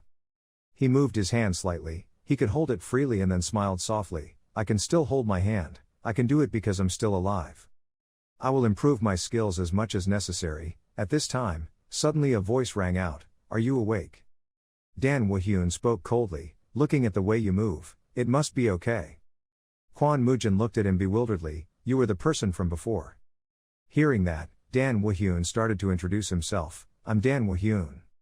He looked out at Hwa Somi, who was busy digging in the garden. I am her father and the one who saved you. At this time, She still did not know what was going on, just engrossed in digging, with only one goal: I have to dig up the medicine. Kwon Mujin sat up slightly and asked, "Did you save me?" Dan Woo-hyun just coldly reminded, grateful to Somi, "If it weren't for her, you would have died." He bowed his head slightly and thought, then said, "I understand." He said softly, "Thank you very much, I owe you my life." Little girl Hwa Somi is still busy distinguishing herbs. "Eat this and she will get better." Dan Woo-hyun suddenly said again, making Kwon Mujin blush, "Yes, looking at the characteristics of your wound, you were probably attacked by your ally." He gently reminded that martial arts is a place where people will do everything to survive, even if it means betraying others. "Don't hold a grudge. If you were them, are you sure you wouldn't do that?" Kwon Mujin also remembered the scene of being tortured that night. Then he glanced slightly in the other direction and said, "I understand." Hearing this, Dan Woo-hyun just looked at him and didn't continue. Then he spoke again, forgetting everything. Kwon Mujin quietly listened to his advice. "Half of your heart is infected with hatred, the tip of your sword will be the same, and in the end, the blades of hatred are the easiest to destroy." In the end, he also seriously replied, "I will remember." Seeing that, Dan Woo-hyun comfortably turned around and left, and said back, "Then just stay here to rest. You know that if you go out with feelings in this state, it will turn into a corpse." He walked towards the door and continued, "Of course I can't let you play without invitation." He glanced at him slightly, trying his best to be here. Kwon Mujin immediately replied, Yeah. Thank you, you look extremely obedient." Seeing that Dan Woo-hyun had left, he comfortably turned around and lay back on the bed. In his mind, he silently thought, "Dan Woo-hyun, Hwa Somi, has anyone ever been so kind to me?" The next day when the sun was high, Jang Samdi looked speechless, helplessly looking at everything in front of him. Kwon Mujin didn't pay any attention to him, still diligently doing his work. Seeing him frantically beating the pile of clothes, Jang Samdi couldn't help but cry out, "Wait." Kwon Mujin innocently held the laundry pestle in his hand, suspicious. Why? Jang Samdi was so angry. Why? Washing clothes like that will turn into rags." Hearing that, he coldly said, "Stop nagging and go do your job." He didn't even respond, "My job is to look after you." Jang Samdi was self-satisfied, blinked slightly, and told him, "Because I am your superior, I am not a servant like you." In fact, he thought to himself, "This rude bastard, since that girl left, I'm the only one doing the housework, so I'm happy to have another slave come." Looking at Kwon Mujin doing laundry, he silently scoffed, "But this guy is so bad at his job, he's been doing laundry for hours." Kwon Mujin gently wiped the drops of water from his face. "You are a servant, why do I have to do this?" Jang Samdi was angry, pointed his finger at him, shouted, "This guy, don't look down on me, have you forgotten what the master said?" Kwon Mujin also remembered what Dan Woo-hyun once told him, "Of course I can't let you have fun, do your best to stay here." Jang Samdi also knows that, so he abuses his power. To put it simply, "You are also a servant, I am a senior who came before you, so you have to listen." Kwon Mujin was angry and annoyed by his attitude and gritted his teeth and said, "Anyway, I won't listen to your orders. If you want me to listen, why don't you defeat me?" Jang Samdi immediately grabbed his collar. "You follow me to the back." Kwon Mujin is also very fierce. "Do you think I will be scared if you say that?" Later, I only saw Jang Samdi throwing a tantrum, turning around and running while screaming, "My master doesn't know what to do with the guy you picked up. He's rude and trying to kill me. Oh my god, it's so scary." Kwon Mujin looked at him running like crazy, gritting his teeth, "That bastard." He couldn't help but chase after him. "Hey bastard," Jang Samdi screamed even more pitifully, "Oh my god, Somi, save me." Then he smiled again, turned around and teased Kwon Mujin, "My flying attack is faster than you think, right? You're so shocked. Famous little twin sword. Kwon Mujin can't do anything, right?" His expression was extremely gloomy, swearing, "Wow, really, if I catch you, you're done. The two of you stayed like that, I ran and you chased me until I ran through the courtyard gate." Jang Samdi looked at Hong Wonkan and the others suspiciously. He quickly stopped walking and turned to say hello, "Isn't this Mr. Hong?" Jang Samdi wondered why he was suddenly here. Seeing Hong Wonkan's gloomy face, he said softly, "Jang Samdi." Then he raised his head high and shouted loudly, "Bringing this criminal out immediately." Early in the morning, someone told Hong Wonkan, the governor, that this was the wanted list for this month. He slowly put his glasses on his eyes, thinking to himself, "Phew, now that the Black Sword Society has been destroyed and the hiding bandits are also running away like crazy, who the hell is this time? Suddenly, his leisurely appearance disappeared, and he looked at the thing in his hand in surprise. Looking at the doodle on the paper, he was surprised. It was this guy. Hong woke and clutched the form and swore, "This despicable bastard," because he cursed his master. "There will probably be evidence. This time I won't let this guy escape." Just like that, Hong Wonkin's group aggressively showed up at Dan Woo-hyun's manor this morning. Hong Woken pointed at Jang Samti and shouted, "Take this criminal away immediately." Jang Samti was startled by the turn of events and quickly explained, "What a criminal, what is he talking about? Don't say he was arrested because he was a robber before. No, nothing is certain yet. Thick-faced and let's escape, thick skin, me, you're hot-headed." Hong Woken still doesn't believe it. "What are you talking about? Don't play dumb, you've done enough deceitful things." As he spoke, he pulled out the sword from his waist, his eyes dangerous. "Today it's up to me." At the end, Dan Woo-hyun suddenly appeared from nowhere and hit him in the head, causing him to lose his balance and fall forward. He coldly asked, "What the hell is going on?" Hong Wonkin stammered, "Sir." He cried and recounted, "That kid." Jang Samti also asked angrily, "I mean, what are you talking about? Why did you suddenly barge in and make such a big deal out of it? You said you were going to Beijing, right? Where did you get kicked so you came here?" "He seems innocent and carefree. Is there anyone with a better background than me? There's really something suspicious about him." Hong Jinrang immediately got upset, picked up his wanted poster and shouted, "Hey, shut up, can you deny it any more after seeing this?" Jang Samti immediately looked at the wanted poster. This one, Jang Samti, charged with murder, drug trafficking, human trafficking, embezzlement of public funds, market price manipulation. He was suspicious. That was Jang Samti. Hwa Somi was also curious and asked, "Uncle, what was written on it?" Dan Woo-hyun also said, "You're right, quickly turn yourself in. When did you get rid of that mole? From drug trafficking to human trafficking, you're trash." The more Jang Samti watches, the more confused he becomes. "You suck, what's wrong?" Hwa Somi heard that and immediately extended her arms to protect him. "He is not trash, the servant is definitely not that kind of person." Hong Woken quickly comforted the girl, But Somi, if you look at this," Hwa Somi immediately interrupted, "the artist must have drawn it wrong. I'm a good person, definitely not a bad person." He tried again, "Say, no, but that describes appropriately." The little girl screamed with her eyes tightly closed, or maybe they just had the same name. Seeing the girl protecting him like that, Jang Samti looked at little Somi with emotion. He made up his mind, "Okay, just." He immediately posed very coolly, pointed at Hong Wonkin, said, "Wait, I will directly prove that it is not me. I will personally arrest this bastard." Little girl Hwa Somi is next to me. Next door also contributed, "Somi will also help you. We will catch the real criminal together." Hearing that, he happily said, "It's true that no one cares about you like Somi. Let's go, Somi." She became obedient. "Listen, yes." Along the path, little girl Hwa Somi asked, "Oh uncle." Sitting on Jang Samti's neck, she wondered where we were going. Seeing that he didn't respond, the girl called out again, "Uncle." At this moment, Jang Samti's face turned purple and he began to regret his impulsive actions. "To be honest, I had no specific way," but with his mouth, he still comforted her. "Oh, that's it, Somi, you see." Standing in front of Hwa Somi's sparkling, excited eyes, his face darkened even more. "I got angry and spoke before thinking, but taking Somi with me to catch a criminal was my fault. Even so, I can't leave her behind, she's looking forward to it. Also, the face on that drawing board looks like me. Am I really doing those things? What if I did it without knowing?" Thinking about my wanted poster, he felt even more confused. Suddenly, a cold voice rang out, surprising him. "What the hell are you trying to do?" Jang Samti looked up, saw Dan Woo-hyun and Kwon Mujin standing on a tree branch, and stammered, "Master, I."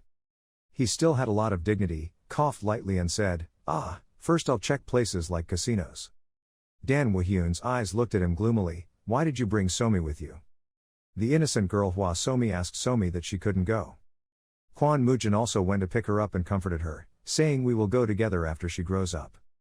Jang Samti also coaxed, "I will take you to Yueyang if Mujin and I go there." Hearing that, she happily followed Kwon Mujin and left. "Yay, let's go."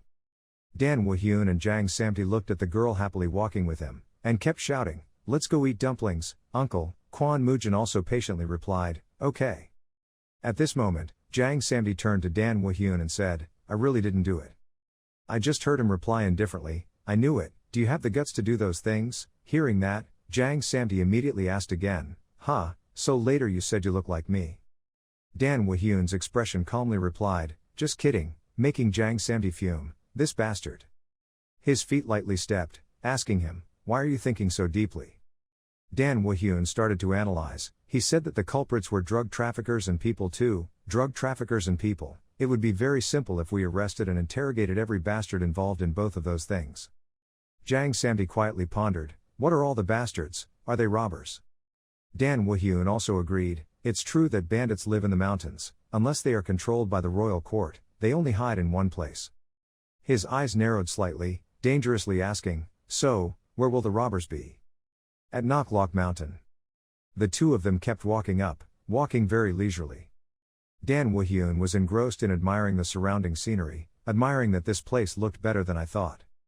He couldn't help but say, if we built a house around here, it would look even more beautiful. Jang Samdi replied in a strange tone, that's right, this place is full of robbers, it would be great to build a house. Hearing that, Dan Wahyun immediately said, you seem sarcastic. Jang Samdi said with tears in his eyes, damn it because. He screamed, I'm afraid, very afraid, I have to go to the robbers area to baptize myself, it doesn't matter if I have the opportunity or not, what if I lose my life there, I don't know about you, but I'm just a third-rate martial artist, when you taught Somi and Kwon Mujin, I only had cold rice, right? Dan Wahyun was stunned by what he said, now I see, who is feeding you, it's me, I cook deliciously every day isn't it, who washes you and Somi's clothes, it's I, who takes care of Somi, it's me, who does all the odd jobs in my free time, it's me, that government wouldn't be able to function without me, but you always only care about Somi and Kwon Mujin. He thought to himself, ha ha ha, this kid, he has always been jealous in his heart, looking at his angry appearance, and asked softly, you have always worked hard, so what do you want? Dan Wahyun looked at him and asked, you tried really hard, so what do you want? Jang Samdi stammered, I. Thinking of Kwon Mujin's appearance, he bowed his head and said, I also want to become stronger. Seeing that, Dan Wahyun said softly, I understand, stronger. Hearing that, Jang Samdi asked confusedly, what do you mean? At this moment, there were countless arrows coming from nowhere, rushing towards the two people. Jang Samdi also realized that he was being attacked, his name and collar were dragged away by Dan Wahyun. Dan Wahyun threw him straight back, dodging the attack, whoa. Looking at the arrow that almost hit his sensitive part, Jang Samdi screamed loudly, ah. Seeing countless arrows stuck in the ground, he felt confused, what was going on? A man with two long mustaches shouted, damn it. Both of Jang Samdi immediately turned their heads towards the screams, only to hear him angrily scolding, you should die, it's so annoying. He asked again, who? At this moment, dozens of young men appeared from nowhere, surrounding him. Looking at the sinister face of the man, Jang Samdi thought to himself, why is it a robbery? His eyes lightly scanned, thinking, they came faster than expected, but it's okay. The owner was next to him, but when he looked over, he only saw Dan Wahyun lying on the ground with 3 arrows stuck in his chest. Jang Samdi was bewildered, not understanding what was going on. I saw him again with an expressionless face and said, oh my god, it hurts so much, I'm going to die. Jang Samdi panicked and asked, what are you doing? Dan Wahyun also replied very seriously, I was hit by an arrow so I can't move anymore. The robber shouted again, give me all the money. Jang Samdi didn't pay any attention, still busy talking to Dan Wahyun, why are you suddenly acting like that? Stop joking, what should we do? At this time, Dan Wahyun said, didn't you say you wanted to become stronger? His words immediately surprised Jang Samdi. At this time, the robbers were also angry, they held swords in their hands, shouting, you bastards, don't you listen to me. Jang Samdi darkly thought, TCH, he wants me to actually fight too. Seeing that Dan Wahyun was still pretending to be dead, he silently exclaimed, not moving at all, was he planning on not helping? Jang Samdi looked at the crowd of people surrounding him, which had doubled compared to the original size, still trying to calm himself down, okay, let's see. He looked to the left. Then swept his eyes to the right again. His hand lightly clenched into a fist, thinking to himself, there were at least 10 people, too many for a martial artist like him. But I won't surrender without a fight, thinking so, his hand quickly shot out, looking desperate. The mustachioed robber saw this and laughed, Puh. He looked at Dan Wahyun lying on the ground pretending to be dead, you want to fight, your people are dead, don't you think you should just give up? Jang Samdi replied with difficulty, Damn, he looked like he was dead, he just closed his eyes. What? Then he rushed out and shouted loudly, stupidly. Remembering Bang Chugok's arrogant appearance, Jang Samdi silently encouraged himself, that's right, I have defeated martial artists who are much better than me, this robbery is right before my eyes. He remembered the corner of Dan Woo-hyun's mouth that once reminded him, don't run if you want to become stronger. His feet were quick and he immediately dodged. The robber rushed forward and slashed a knife straight at him. Then he widened his eyes again, confusedly looking at the space before him. He looked around bewilderedly, wondering what he was doing. Looking around and not seeing anyone, the robber became even more confused. What the hell? Turns out, Jang Samdi didn't know when he appeared behind, punching him in the spine, taunting him, slower than my master snapping his fingers.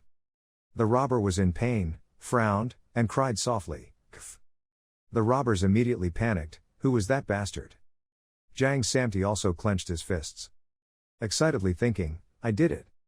He thought to himself, although his punch was too weak, this was the so-called sparrow catching prey. At this moment, his eyes suddenly flashed sharply because he felt murderous intent. Jang Samdi quickly jumped up, and 3 arrows appeared in the spot where he had just stood.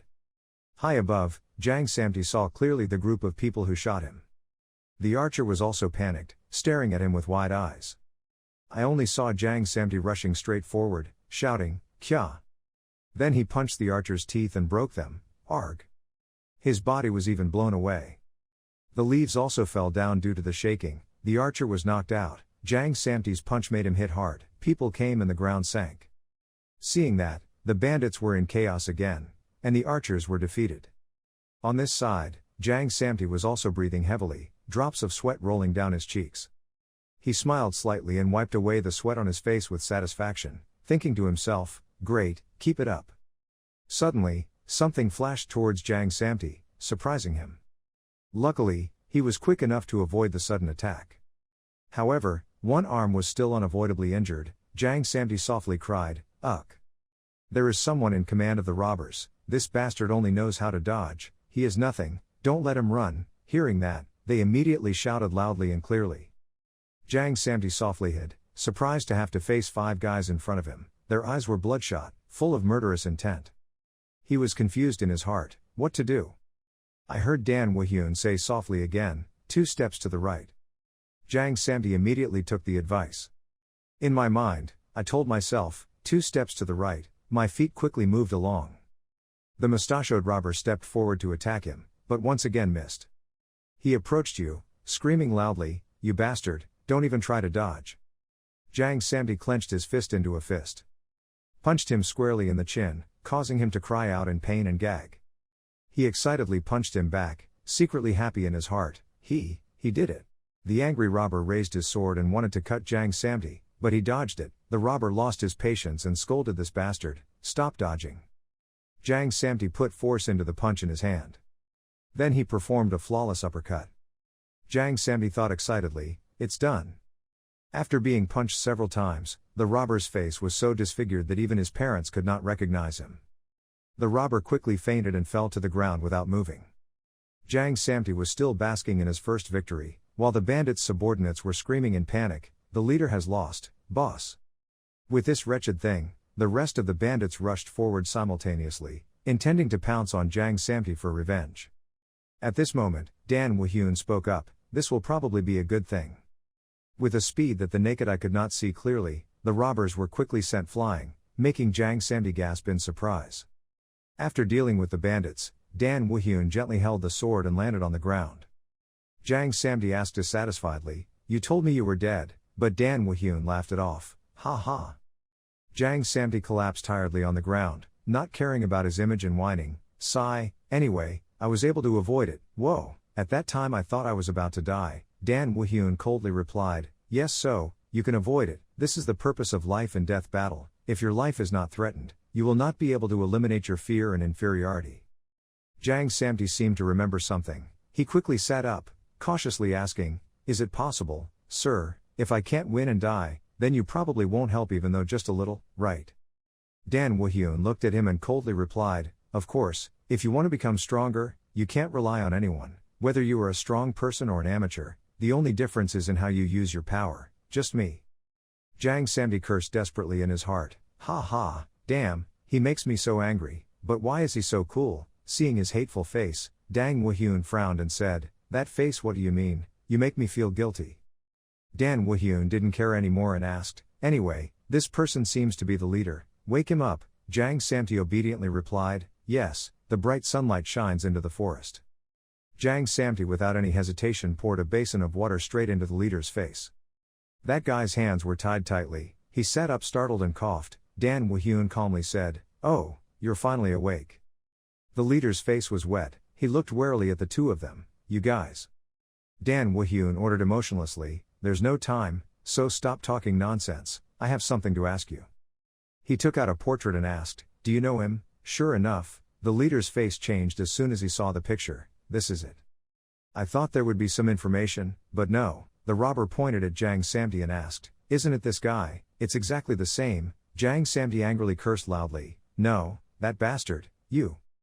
Dan Woo-hyun also didn't expect him to know the person in the painting, so he changed the question. Okay, forget that question. We found opium on the corpses of your subordinates. Where did you get that? Go out. The startled leader faltered and replied, of course he got it on the black market. Dan Woo-hyun sighed. Blue veins emerged from his arms, his tone was cold and scary as if threatening. Did they come all the way here to joke with you? Making the leader's face pale in fear. Dan Woo-hyun glared at him and threatened, if you don't tell the truth, I will make your life worse than death. The leader broke out in a cold sweat, pursed his lips and thought, this murderous aura, this person, he is a martial artist. Knowing that he could not fight with him, the leader immediately knelt down and replied, Three Swords Group. Jang Samti was confused about what the Three Sword Group was, so Dan Woo-hyun ordered him to continue talking.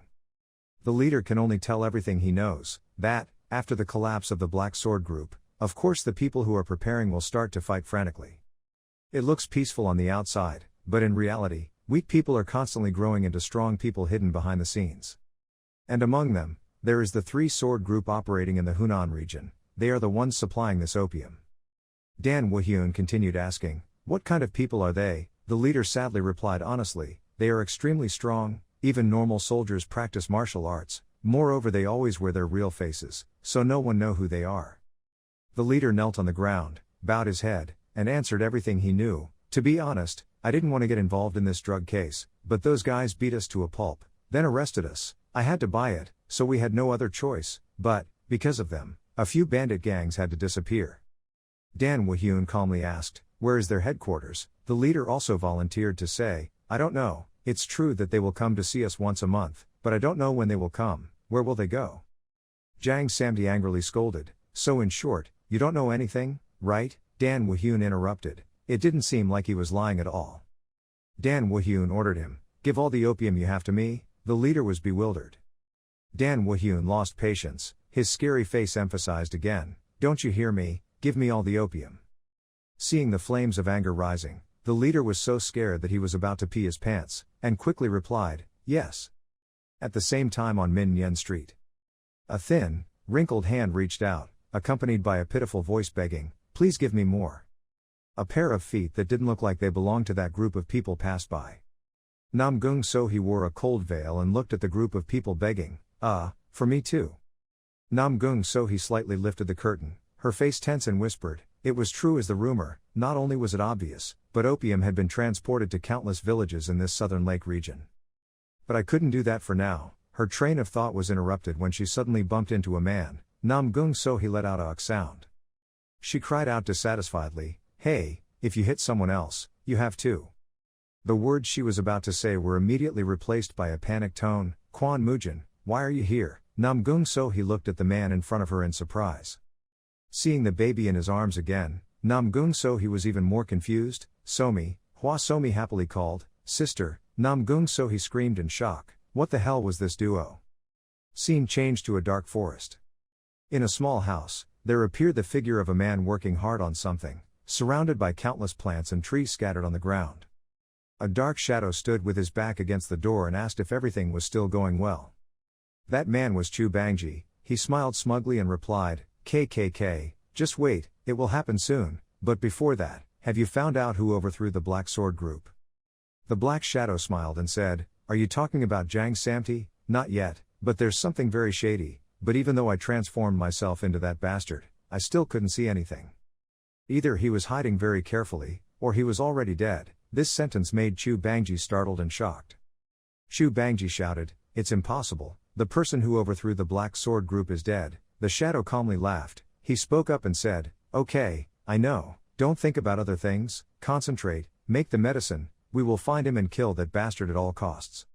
"Isn't that why we cooperate together?" Chu Bangji lost his composure. He shouted angrily, "Yes, otherwise I have no reason to cooperate with trash like you. Quickly capture him and bring him here to me." The Black Shadow sighed when he heard the word trash, but he didn't show any anger and replied, "Understood, but hey, did you know, it seems Quan found opium when defeating the flood, it's banditry." Chu Bangji slowly stood up, a little surprised and asked, "Those bandits were defeated, it was because of those bastard officers." The shadow shrugged and replied, "I don't know, but it seems they are secretly trying to find a way to send opium to the palace." Chu Bangji shouted angrily, "We have to steal it back at all costs, otherwise they will catch our tail. As long as someone with a little medical knowledge checks this thing, sooner or later it will become famous. My personality is also revealed." The Black Shadow angrily thought, "This noisy bastard, he really wants to tear him apart, but he still has useful value." So the shadow could only helplessly agree, "Okay, I will let him die, the subordinates handle this matter." Behind the Black Shadow is an entire army with each person having their own scar on their face, looking very scary. Switching scenes to our male lead, Dan Woo-hyun is now expressionless, silently looking at the person in front of him. Namgung So-hee gently lifted the veil and smiled wryly. "Ha ha ha ha," she thought to herself, "how did I get stuck in this situation?" Back 30 minutes ago, Namgung So-hee was dragged along by Hwa Somi. She asked confusedly, "Somi, where are we going?" But the girl just kept urging her to hurry up, hurry up. Namgung So-hee stood in front of Dan Woo-hyun in despair, while Hwa Somi happily boasted about her achievements. "I met her on the street, so I brought her here." Namgung So-hee cried in her heart, "Why, I'm back here again." Dan Woo-hyun coldly glanced at her and asked, "Why are you back here?"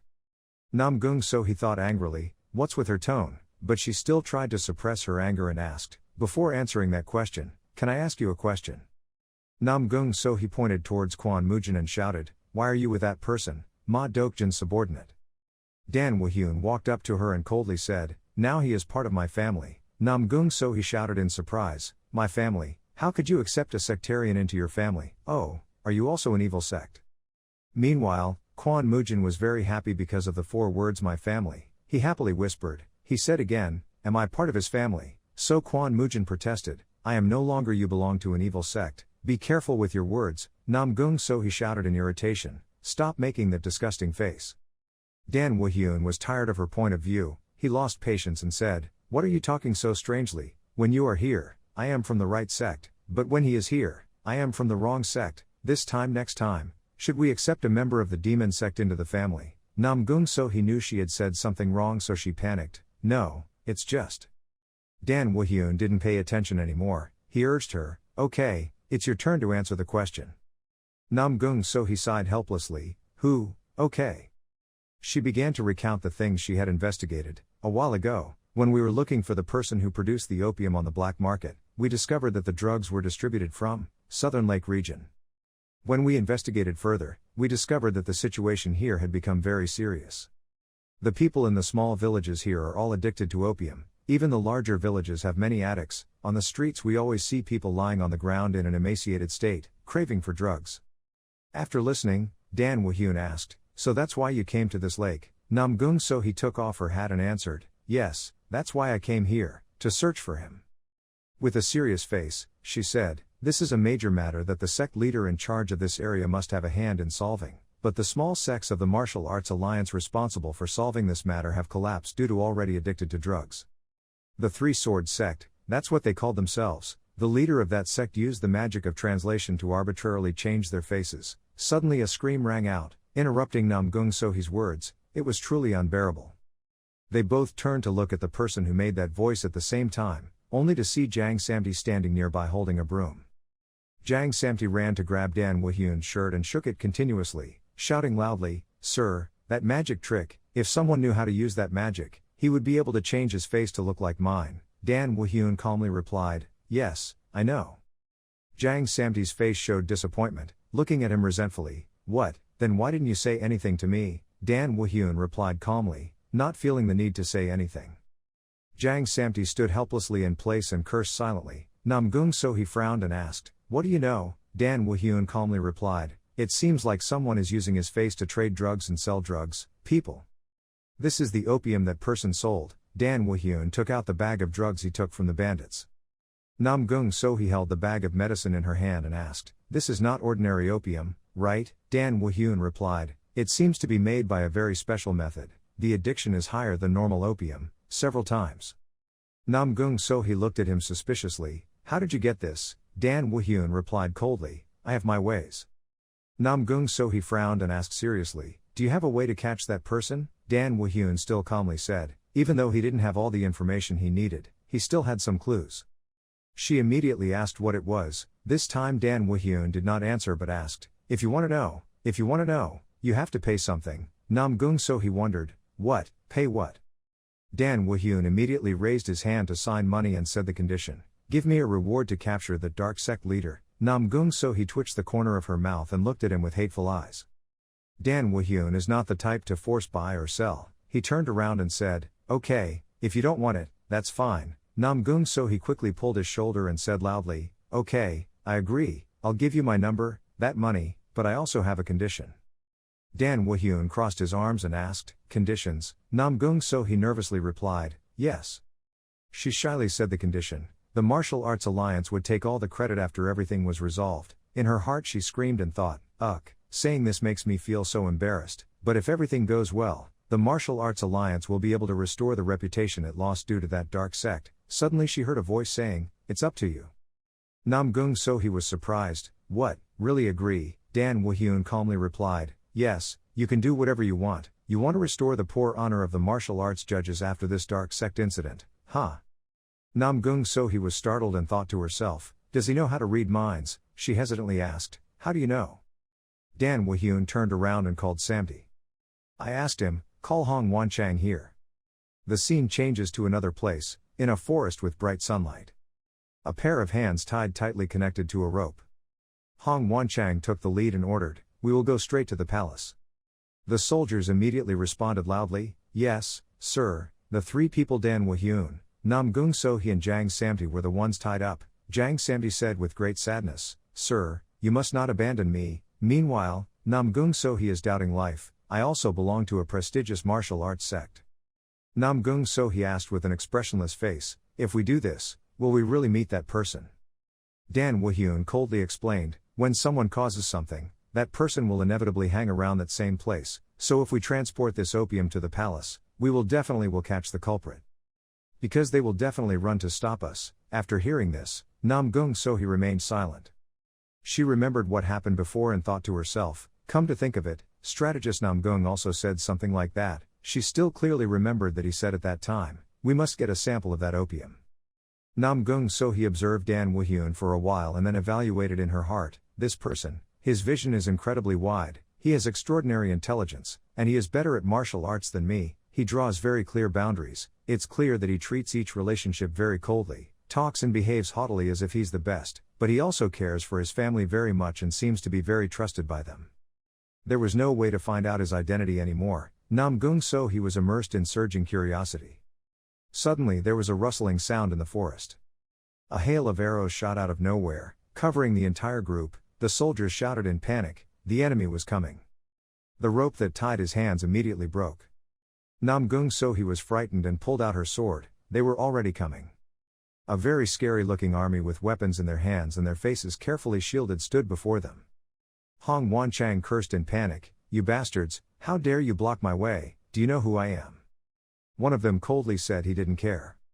Dan Woo-hyun turned his head to speak, "So now?" The two people, Jang Samti and Kwon Mujin, did not know when they had untied the rope. Dan Woo-hyun calmly ordered them to capture the guy alive, making Jang Samti startled while Kwon Mujin still kept his expressionless face. The three people Namgung So-hee, Kwon Mujin and Jang Samti stood together, all alert, ready to attack when they heard Dan Woo-hyun's order to capture him alive. Namgung So-hee looked at a group of enemies standing on a tree, thinking in her heart, in this situation, capturing alive is much more difficult than killing, and there are too many enemies. Turning to look at Dan Woo-hyun again, she saw him very leisurely scratching his ears, Ignoring everything, Namgung Sohee immediately became suspicious. Aren't you going to fight? She speculated in her heart. I don't know what he's planning to do, but it seems like he had no intention of participating in the battle. Namgung Sohee turned to look at her two allies and thought to herself, the only one who would be useful would be the guy in black, and the other guy would be lucky if he didn't get in the way. Namgung Sohee angrily complained, seriously, what are you guys planning to do? Suddenly Kwon Mujin interrupted, small potatoes gathered together are still small potatoes. After that, he didn't pay any attention to the other two people and rushed towards the enemy with both hands and swords. Namgung Sohee stood there bewildered for a moment, while Jang Samti was very calm, seemingly getting used to this scene. Kwon Mujin used his speed to teleport behind a guy and hit him in the back of the head. He continued to turn around and knock another guy unconscious. So Kwon Mujin completed the mission of capturing alive with the trophy of 2 people. He turned to look at Namgung Sohee and the others and smiled contemptuously. That angered Namgung Sohee. The fire of anger inside her surged, but Jang Samti still knew her true strength. Her face was only slightly expressionless and showed no other expression. Jang Samti wondered, don't we just need a few people to reveal information? We don't need to arrest everyone, right? At this moment, a plaintive voice rang out next to him. I can't lose, at least not to him. Jang Samti was confused and didn't understand anything. Namgung Sohee used her beautiful face to calmly say, do you know that people do not die, even if their arms and legs are amputated?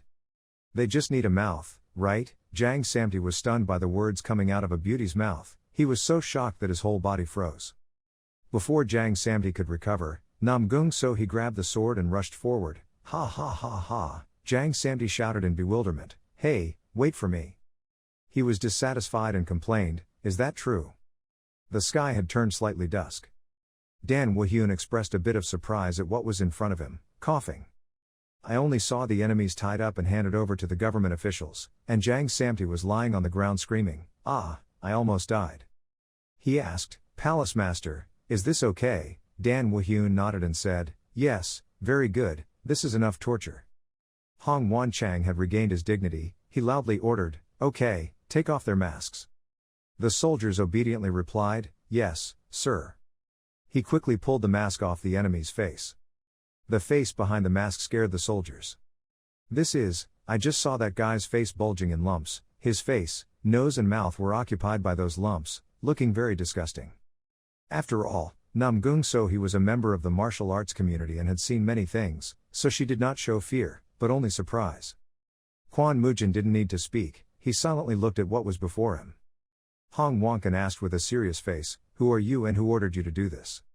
Suddenly a voice reminded, stop, if you ask that way, they won't answer.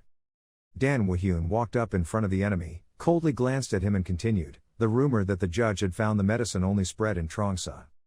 The enemy remained silent and did not say a word, determined to keep his mouth shut and say nothing. Suddenly Dan Woo-hyun said, it's true that your headquarters is in Trongsa, making that guy startled. The ugly guy shouted angrily, I don't know what you're talking about, I won't say anything so just kill me. Dan Woo-hyun smiled disdainfully and said, then I will say, clearly you came here after hearing the rumors in Trongsa, so you are not from the Hao family. That means your sect is nearby. That guy was truly stunned and speechless. Namgung Sohee was curious, what was his sect? The ugly guy gritted his teeth, hesitating, he was a terrible bastard. He immediately pulled out his sword, cut the rope and rushed towards Dan Woo-hyun, dying. But who was Dan Woo-hyun? He gently swung his hand and knocked that guy away. The ugly guy passed out and fell to the ground. Dan Woo-hyun calmly turned to ask Namgung Sohee, where did you think of after hearing the conversation just now? She immediately replied, yes. Namgung Sohee tells what she knows. According to what you said, there are 3 sects that fit that description, and they all belong to the Martial Arts Alliance. Namgung Sohee pursed her lips, rubbed her aching head, and thought to herself, I can't believe the Martial Arts Alliance did such a humiliating thing again. I hoped it wouldn't be like that this time. Why do I feel like this? It feels like we're slowly collapsing. Suddenly she heard a voice saying, okay, this time I will help you. Namgung Sohee was surprised and asked Dan Woo-hyun, really? He coldly replied yes. Then Dan Woo-hyun continued, of course you must not forget the price for my help. Namgung Sohee immediately guessed what it was, thinking to herself, I see, money, right? She shyly replied, well, thank you. Then she suddenly sighed. Namgung Sohee quickly ran after them and said, then let's go. The dark shadow walked up to Chu Bangji and asked, "What's going on? We've been sending people away for a long time, why haven't they returned yet?" Chu Bangji calmly replied, "They can't fail, wait a little more." The shadow frowned dissatisfiedly and said, "We know that too, people like them cannot fail the mission just because of a few soldiers." Chu Bangji smiled and said, "Ku, be patient, they are the people you raised with the medicine I made, they will return soon, don't worry." The shadow still said uneasily, "Chu Bangji, it's not that I don't believe you but," before the words were finished, the noise outside the door startled them. The black shadow and Chu Bangji looked out in surprise and caution. "I just saw a pair of feet walking in outside the door." Namgung Sohi slowly appeared, the sword radiated cold energy, the other two shouted in horror, You are Namgung Sohi." A pair of feet slowly entered the door. Namgung Sohi appeared with a cold look, full of spirit. I hoped that his suspicions were wrong. But it's hard to believe that they could commit such horrible acts under the supervision of the political sect. Namgung Sohi raised her sword, thinking angrily. One of them is the head of a mid-ranking sect with ties to the martial arts alliance, the other guy, he looks very familiar, where have I seen him? Namgung Sohi looked at the two guys in front of her with suspicion. Chu Bangji nervously asked, "Namgung Sohi, isn't she the captain of the Phoenix team? Why is she here?" Namgung Sohi thought to herself, "First we have to deal with the guys camping outside and interrogate them." Chu Bangji looked outside in horror. "I only saw two guys appearing behind her attacking her subordinates, including the guy she was looking for. Was that guy young Samdi? He seemed to be on the same side as the guy who destroyed the Dark Sword Guild." Jang Samdi didn't know what Chu Bangji was thinking. He tried his best to punch the eyes of those who stood in his way. Chu Bangji gritted his teeth, his face angry and shouted, "You bastard, I have finally found you." The sect master who cooperated with him quickly pulled Chu Bangji over and advised him, "Wait a minute, Chu Bangji, we have to find out why they came here first." Chu Bangji looked at that guy with disgust, he frowned and said, "Can't you guess, they've discovered what we're doing." The other sect leader called out "Uk" a few times, his face showing concern. Chu Bangji still confidently said, "Don't worry, just kill them, isn't that right? The people we need to kill have automatically come here, don't you forget." The sect leader silently frowned in thought. That guy looked at Jang Samti who was fighting and asked, "Are you talking about that guy?" Chu Bangji smiled cunningly and began to psychologically manipulate the sect leader. "That's right, if we can't kill him right here, don't think about getting my help in the future." The little sect leader let out a sigh and angrily replied, "Okay." Outside the house, sword energy appeared and collided with each other, blowing away the surrounding dust and leaves. Namgung Sohi thought while fending off the enemy's attack, "Well, I have to kill at least one more guy who has tarnished the honor of the martial arts alliance. But there are so many of them that we will be beaten at this rate." Namgung Sohi has lost the upper hand, she has difficulty blocking her opponent's attacks. Suddenly there was a warning sound, slashing to the right, startling her. Namgung Sohi didn't think much, instinctively followed the prompt and successfully slashed the enemy's head. She turned her head and shyly thanked her. Dan Woo-hyun sighed and reminded her to look this way first. He was finding it himself. Chu Bangji carried his disabled body out of the house. He had difficulty walking with a cane. At this moment, Namgung Sohi exclaimed in panic, "Ah, that's right, I remember him, Chu Bangji." Chu Bangji also heard her voice. He smiled smugly, "Ku he, if you are the captain of the Phoenix team then you must definitely recognize this old man. Very good, how is Namgung Chun? It looks like he's about to die. Ha, I haven't heard anything about him in a long time." As soon as Namgung Sohi heard him dare to mention this name, she angrily shouted, "Shut up." Dan Woo-hyun calmly spoke up, "The guy below is the one who used copying magic to impersonate you." Jang Samti pointed at Chu Bangji and asked, "Are you talking about him?" Dan Woo-hyun calmly replied, "Yes, there are still remnants of the copying technique on his face." "Well, he looks like someone. I don't know if that was a joke or not," but Jang Samti became desperate. He cursed, "Damn, that's really sad."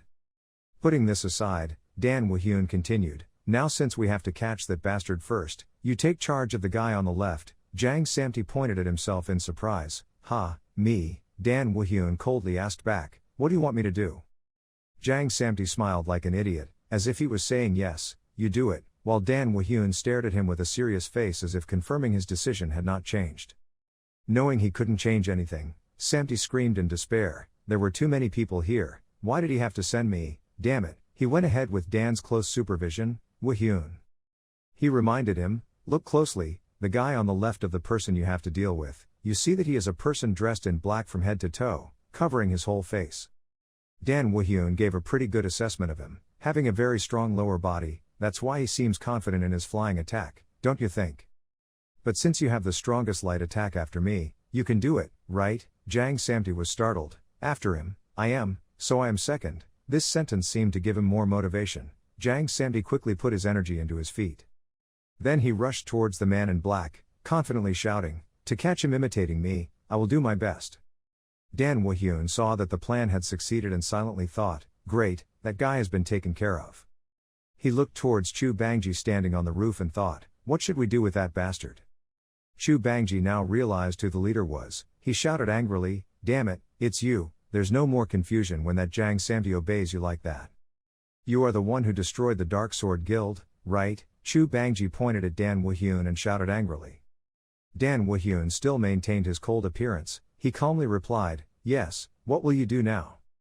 Being provoked, the anger in Chu Bangji's heart became even greater. He used all his strength to scream, I will kill you, I must kill you.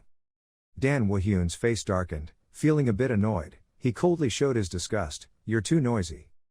Chu Bangji held his head, he lost his temper, became crazy and kept shouting, you took away my home, and killed my family. You are the one who stole everything from me. Chu Bangji automatically ignored all the evil things he did and brainwashed himself, seeing himself as the victim and sinking deep into it. A red aura surrounded his body. Chu Bangji's body seemed to clearly show that he had lost consciousness. Dan Woo-hyun sighed and lamented, oh my god. He thought to himself, it's been a long time since I've seen the red flow of energy that only I can see. The flow of red energy symbolizes someone who brings terror, someone who harms those around him and is full of crime. He silently whispered, I no longer want to create evil obstacles anymore. But is this fate? Dan Woo-hyun sighed tiredly and ordered, shut up, old monster. Chu Bangji shouted even more angrily, come on, I will tear your limbs apart, and destroy your most precious things. Dan Woo-hyun put his hands in his shirt, raised his face and calmly said, I don't understand what you're saying. Suddenly, a bolt of lightning hit Chu Bangji, scaring everyone. Chu Bangji's body was broken, all that remained was a pool of blood and a few pieces of torn fabric. The sect leader was startled and bewildered, still not understanding what had just happened. What? Kwon Mujin and Namgung Sohee also stood nervously to the side when they saw that scene. It happened so quickly. The scream could not be heard throughout the forest. Dan Woo-hyun's hair was loose, everyone present was thinking the same thing, who the hell is this guy? And Dan Woo-hyun was still very upset. He said with a dark face, finally quiet, calm down.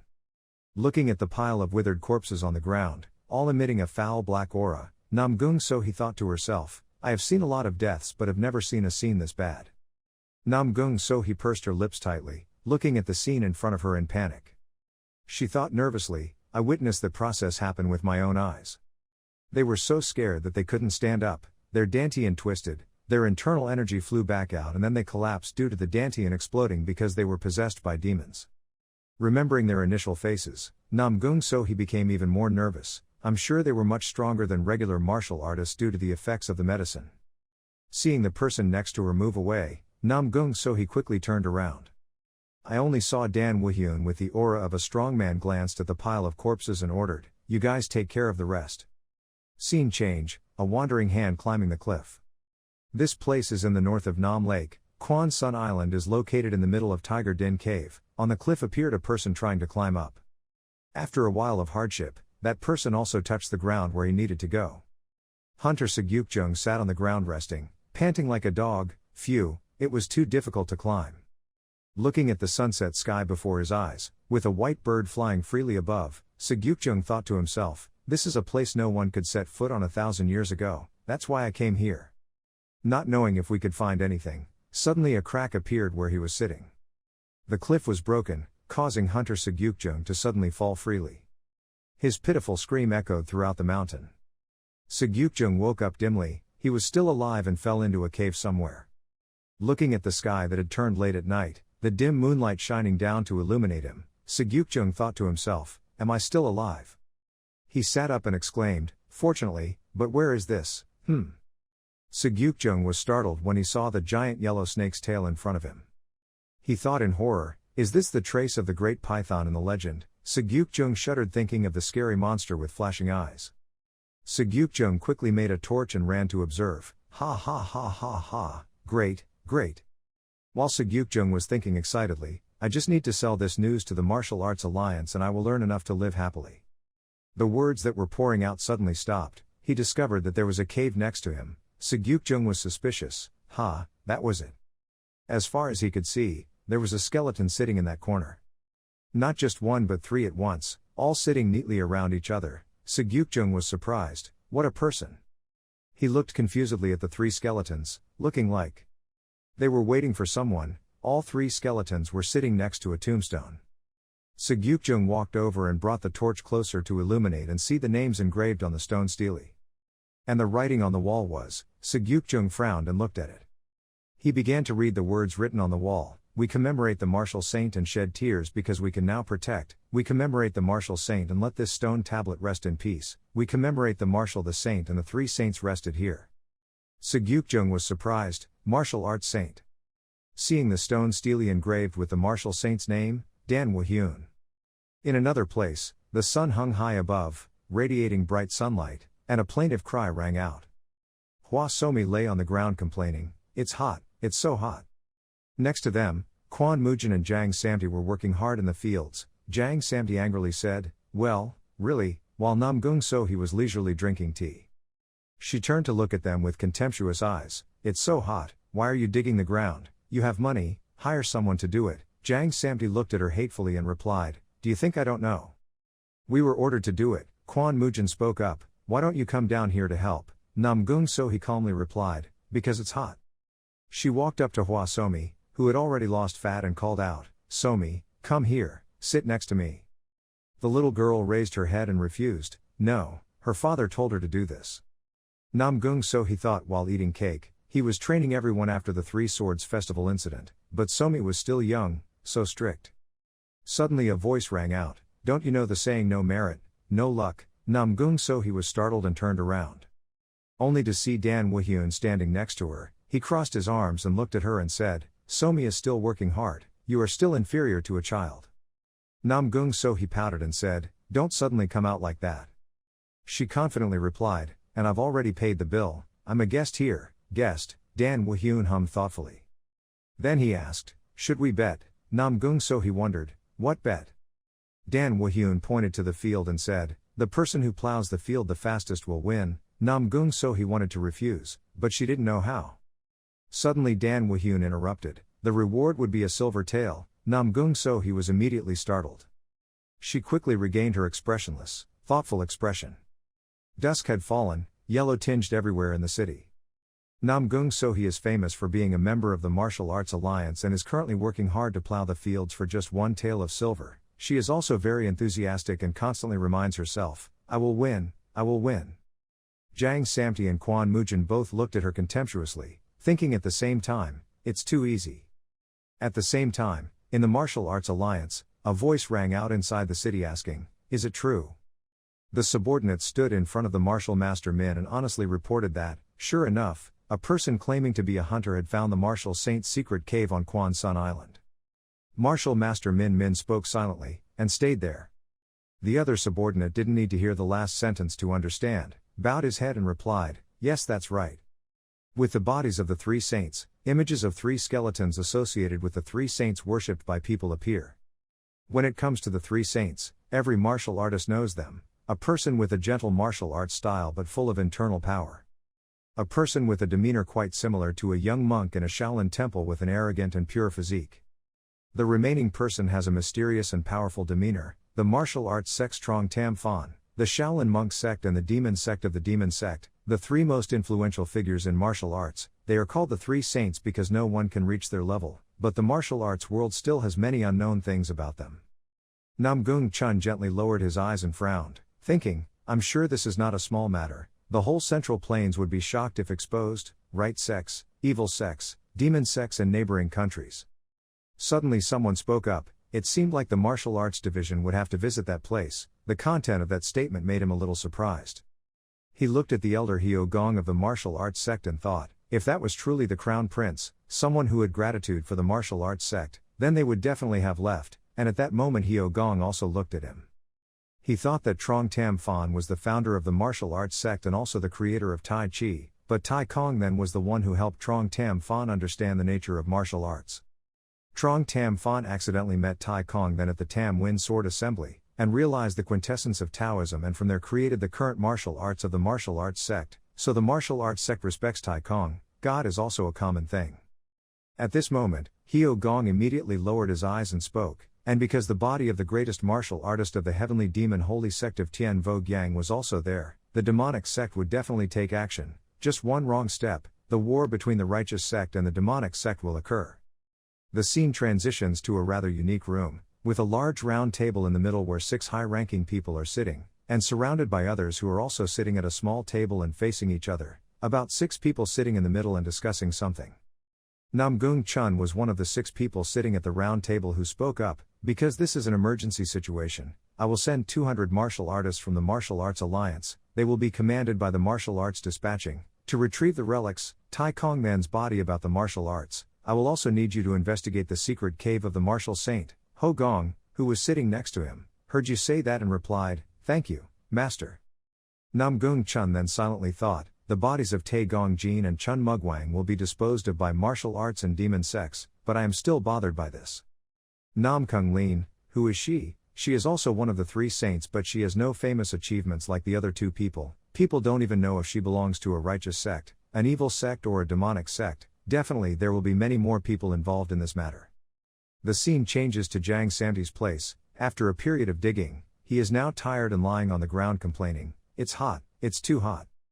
Then he sat up and looked at Namgung Sohee. She was standing next to him and said, "Hey, hoeing in this hot weather is so tiring. I want to go to the stream to play in the water." She heard that and immediately replied, "I heard the water is clear, the lake cave is very cool." Hearing that, he immediately stood up, put his face close to hers and scowled and said, "The water is very deep there, if you fall in you will die." She also frowned and replied, "You're just scared, I'm not scared." Then she looked at him with teasing eyes and said, "Your beak is so thick that it can be used as a buoy, how can you die?" He just didn't think she would say that to him, so he was so angry that he burst into flames and said, You.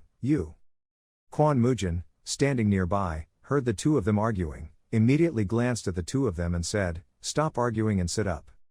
After he finished saying that, he looked down at Hua Somi, who was holding a piece of succulent watermelon in her hand, and he was also holding a smaller piece of melon in her hand, smiling at her and saying, "Eat slowly, Somi." The little girl immediately smiled and replied, "Yes," and the other 2 heard him speak and got angry and turned to look at him and shouted. Namgung Sohee shouted, "Go sit up yourself." Jang Samti shouted, "Say yourself."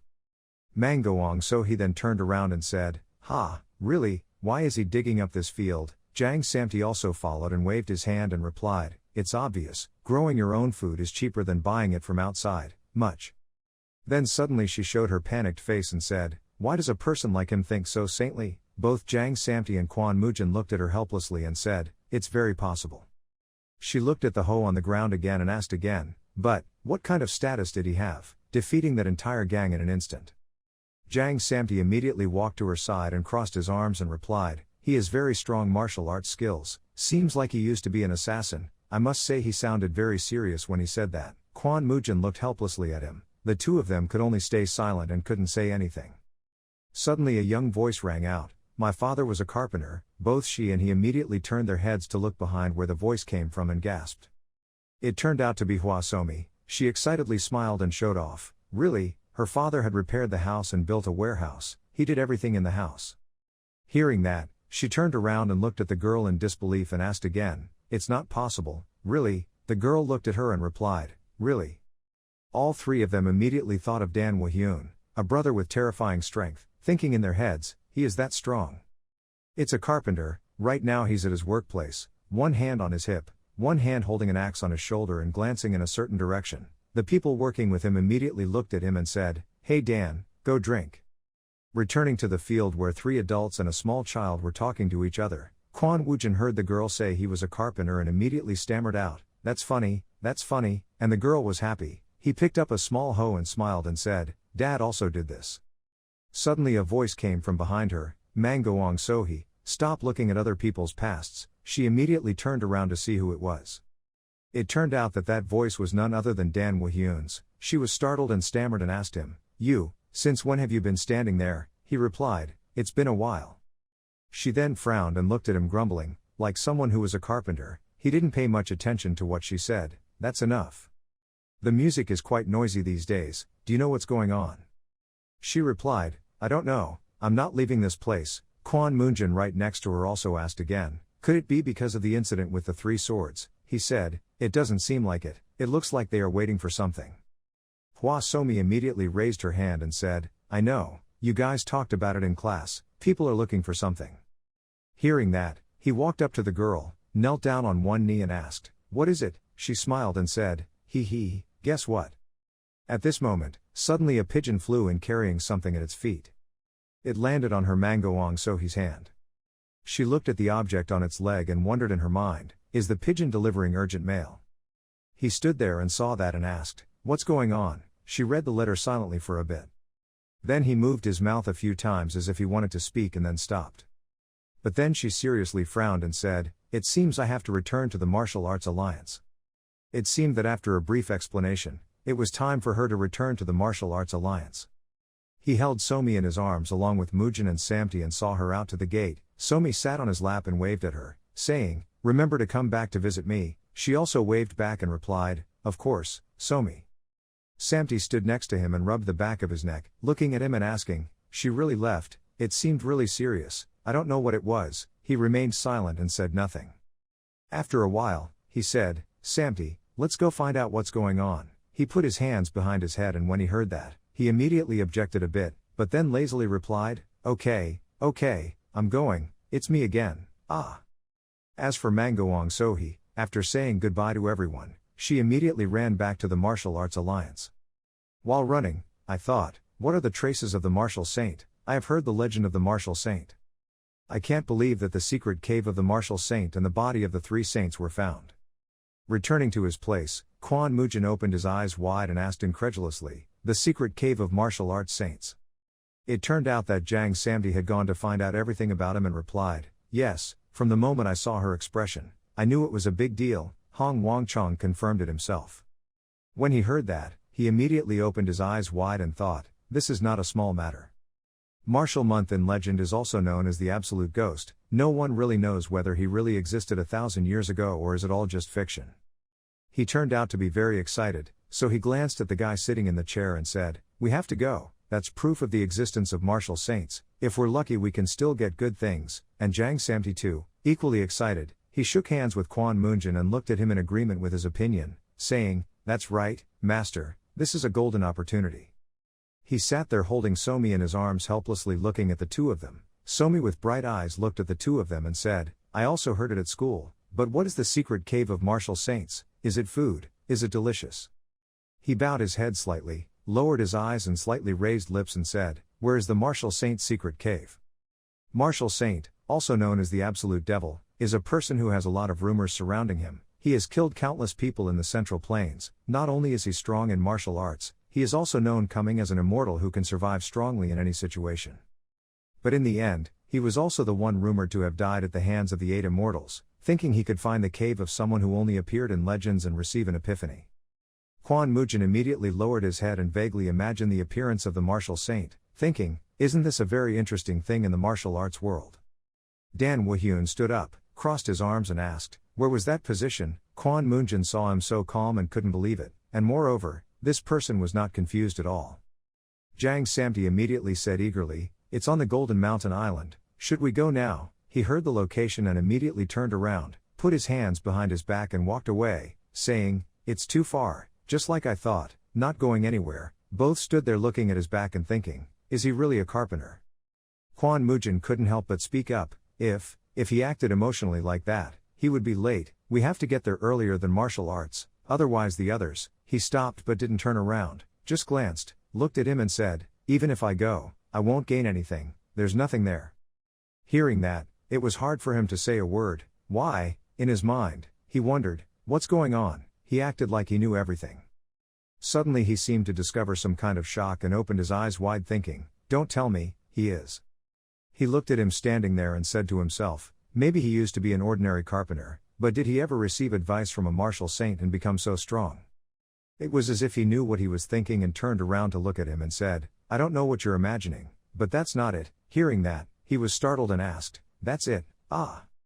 He nodded and smiled, looking at him thinking, Golden Mountain Island is the place where the legendary giant python existed 1,000 years ago. I can only vaguely remember.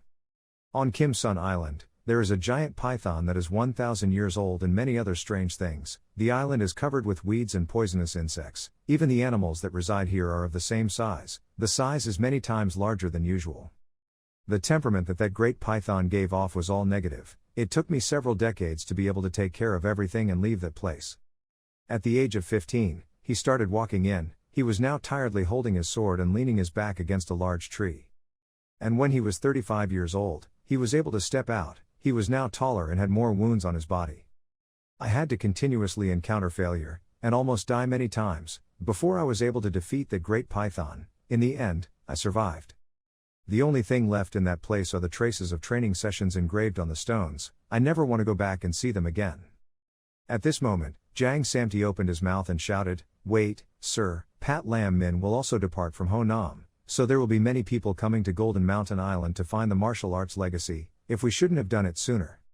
He immediately replied loudly, "No, I don't know. Is the legacy of the martial saint an easy thing to get?" Then he frowned at the two of them and said, "Right now you two still can't control your own strength, so then what was the use of receiving that power?" Both of them seemed to be shocked and didn't say anything. He glanced at the two of them and said, "Instead of standing here saying useless words, it would be better to go practice. If you're lucky, you'll soon realize the truth, which is closer than you imagine." At this moment, both of them immediately realized that they were still quite poor through what he said, so they stood there sullenly. He turned around and left, saying, "If you understand, then continue to settle down." Jang Samti then glanced without giving up and said, "Even if we don't get the martial saint's legacy, it's still worth it. This is the only chance for us to see the remains of the three saints." He was walking and heard that. Then he stopped and huffed and turned around to look at him and asked, "What are you talking about?" As for the rest of the three saints, he seemed to hear something that was quite related to him and glared at him with wide eyes. He didn't quite understand the look in his eyes but still replied, "In addition to the tablet to commemorate the martial saint, I heard that there are also the remains of the three Thans." Suddenly, when he heard this, his whole body seemed to be filled with an aura, his eyebrows furrowed and he looked at him uncomfortably, causing him to startle and stutter and ask, "Sir, what's wrong with you?" He then turned away and said, "I've changed my mind, let's go to Kim Sun Island." After speaking, they acted immediately. All three of them immediately set out to go to Kim Sun Island. All three were now on the boat and on top of the boat was a luggage bag. He stood at the bow of the boat with his arms crossed, looking far ahead. And on the boat there were not only three people but also another guest present. That was Hong Wonkin. He seemed to be forced to get on this boat and sat there, tears streaming down his eyes. "I understand why I am on this boat," and said sadly, "I don't know anything about martial arts. Why do I have to be here?" Jang Samti, who was driving the boat at this moment, shouted, "Sir, we are here. We have arrived at Kim Sun Island, and in front of everyone is a very large and majestic island floating in the middle of the sea." When the four of them got to the island, they immediately met someone they knew, and it was none other than Mangoong Sohi. She couldn't believe it when she saw us, stammering, You. Why are you here again? What about Somi?" He stood there facing her and replied, "She is playing at Hong Wonkin's house, and behind him are Samti and Moonjin, and standing down is Wonkin." He then asked her as if he had nothing to do, "What a surprise, I didn't think I would meet her in a place like this." She patted her head helplessly and said, "You must have heard the rumors too." He said with a serious face, "To be honest, I'm not interested." When she heard that, she immediately opened her mouth to refute, "Not interested but still going to this remote island, you liar." He replied, "I'm more interested in finding the remains of the three saints." She heard the reason and immediately stood still and silently looked at him as she wanted to say something but then stopped. She then walked closer to him, crossed her arms and asked, "The remains of the three saints, aren't they the legacy of the martial saints? Going so far just for that?" He asked again, "So what? I think you've probably done that search already." Hearing that, she closed her eyes and sighed, knowing immediately that someone called the Dark One had destroyed all the entrances to the cave and could no longer enter. It had been raining a lot lately, so the ground is also starting to get wet. Perhaps it will soon completely collapse. He asked immediately, "So you still haven't found the entrance?" She immediately replied, "Yes, not yet." He continued, "I want to meet that haunted person." She put her hands on her hips and sighed in response, "That guy, he's dead. I don't know who murdered him, but his body was found with his arms and legs torn off. If it weren't for the hem of his clothes, we probably wouldn't have recognized him. Hearing that, he immediately hummed and said, "The first person to discover usually gets something, so it's understandable that when many people noticed, Jang Samti immediately walked up next to him and stopped looking at him. Looking around again, he eagerly spoke up, saying whatever he wanted, 'Don't you think this place is quieter than usual?' Hearing him ask that, she immediately replied, 'Because this is the temple of martial saints. Moreover, it is also the place where the remains of the 3 saints rest. No one dares to cause trouble here.' He immediately raised his face and smiled, exhaled, then smiled and said, 'The temple of the martial saint, what a show-off.' Manhwa heard that and immediately said, 'Show off, even though he is just a legend, he is also a martial artist, fake talent. To be frank, I don't completely believe it. Isn't it unreasonable? I have killed countless people, no one can defeat me, have upset the heavens and angered the 8 immortals, but I cannot win.' Tam Tien and finally died. There are also some rumors like this. The 8 immortals appeared to punish his sins even though he tried to run away but was still captured." When he heard what she said, he immediately bowed his head and smiled incomprehensibly. She was startled and turned her head to look at him and put a big question mark. She looked at him and thought, "This is the first time I've seen him smile like this." She asked him, "Why is the legend of the martial saint so funny?" He replied, "Everything is so exaggerated that it's actually quite sad." Laugh, "But what are you doing here?" She replied, "I just came to confirm whether there were any strange people coming or not." Fortunately, the martial arts union and the demon sect had already finished discussing. They wouldn't bring swords or fight here. Suddenly there was a scream from behind her. She found it. We heard that and immediately looked towards the scream. She asked loudly, had they found the entrance to the cave? One of the team searching for the martial arts cave immediately shouted loudly, "Found it. It's the cave of martial saints." When she heard that, Manhwa so he immediately turned around. Then she immediately jumped up and ran away saying loudly, I'm leaving." Jang Samti then stepped forward and asked Dan Wuan a little worriedly, "I heard that between the Martial Arts Alliance and the Magic Religion, only the first person to find the door can enter. What should we do?" He replied, crossing his arms, "We don't know that either. You guys just stand here and observe the situation first." Samti heard that and immediately replied, "Okay, so what are you going to do?" He turned his head to look at them and replied, "I'll go take a nap." He heard your answer and immediately entered a dazed state, not believing what your ears heard, and asked you again, "Nap, really?" And unlike his dazed state, Quan Moonjin, he looked at him with bright, admiring eyes and said, "It's true that he is a palace master. In this situation he can still be calm." He frowned and looked at the two of them and replied, "That's right, sitting on the boat for a long time makes me too tired, go quickly." After chasing Samti and his group away, he walked alone down the old road, thinking as he walked, "Let's see. It is said that they found the entrance in the northwest. Is it here?" In front of him now is a road full of plants, and sky-high mountains surround the road ahead. He suddenly glanced in a certain direction. He immediately saw a boy with tattered clothes and bare feet, holding a sword and running forward. That boy had a serious face, his eyebrows furrowed, his hands holding the sword tightly and slashing forward, and that boy was none other than his younger self. He now turned out to be seeing the shadow of himself as a child. The shadow of him as a child was now trying to practice. He looked at that small figure practicing and thought, 1,000 years. Then he raised his head and looked up at the sky, sighing internally. It was true, it had been a long time. He then turned around and walked towards the cave. He thought as he walked, "Stop loving winter and miss autumn, it doesn't suit me at all, we have to hurry before they come." He was now standing on a cliff looking down at the rushing water below, which was the deep abyss at the north end of the Quan Mountain. He lowered his head and looked down at the water, wondering in his mind, is it around here? He immediately jumped up and rushed down there. He jumped down gently. And after a long journey, he gently landed on the ground. As he landed, he thought, after 1,000 years, they still haven't disappeared, perhaps no one has ever set foot here. He entered the cave. As he walked, he placed his hand on the cliff and thought, from here, to this side, should we go deeper? The training marks have been engraved, so no one can notice. He then went deeper inside and saw tassels tied to a rope wrapped around it. And in front of him immediately appeared the bodies of the 3 saints sitting cross-legged facing each other. He looked at their bodies and said, "It's been too long. I probably should have come to your place already." Then he sat down right behind them and said, "But we still need to stay in this world." In my head I thought, a long time ago, there were people who always craved my power, they always chased and searched for me, And there were people who always swung their swords at me every time they met. He immediately remembered the appearance of each of the 3 saints. I think, even though I'm still not good enough to be called master. But they are still my friends and disciples. He then closed his eyes and bowed his head silently without saying anything, as if he was remembering the 3 of them. This time outside the cave. At this moment, Jang Samti was so tired and depressed that he yawned loudly and said, "I'm bored to death." Then he stood up, put his hands behind his head and said, "Where the hell did he take a nap that day?" Kwon Mujin stood behind him with his arms crossed and silently said nothing. Suddenly, there were 2 guys standing near the 2 of them, frowning and looking at the 2 of them talking to each other. The bearded guy asked, "Hey, wait, isn't that Kwon Mujin the little twin swordsman?" The other guy then snorted, then said, "I also think so. Why is someone from an evil sect here?" Tai Kong Ban's remains will belong to the righteous sect, Tian Vo Quang will belong to the demon sect, Nam Kung Lin does not belong to any side. The evil sect is targeting her, Kwon Mujin. He stood there and heard the discussions. Those 2 guys were talking about me. I glanced back at those 2 guys. My mouth was responding to Samti's words. I was bored, but I didn't want to give it any basis. This was the first time I was stared at like this.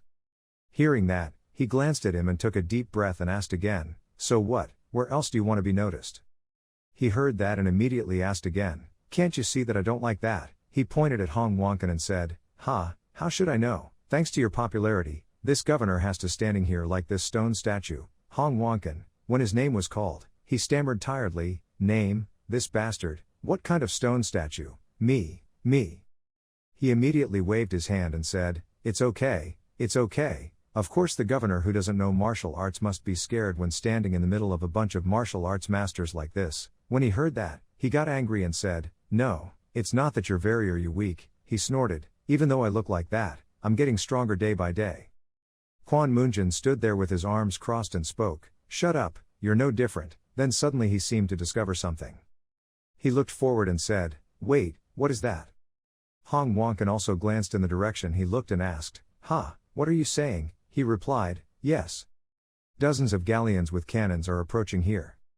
When Hong Wonkan saw that, he opened his mouth wide and shouted, "Ha!" His eyes seemed to fly out because he was so shocked at the scene before him.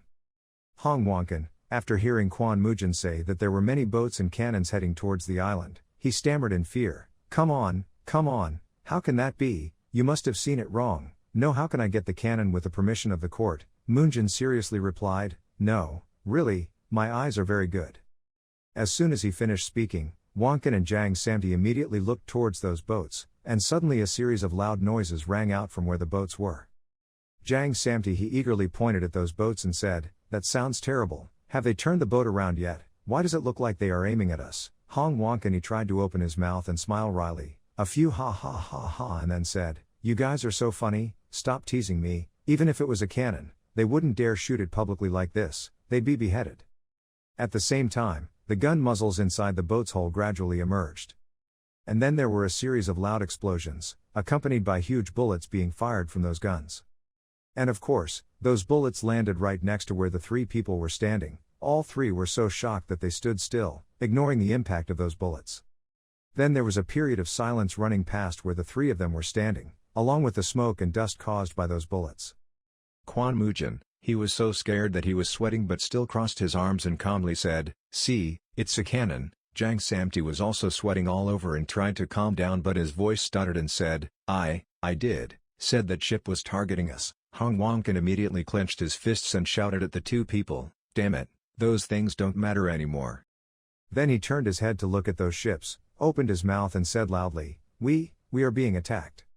Everyone ran quickly, and after finishing speaking, the 3 immediately ran away from there. While running, Kwon Mujin glanced back and moved his lips as if saying something. In my head I thought, is that a heresy? They must have been searching for the Martial Saints cave for a long time, and must have been the one who had the hardest time. Great Elder.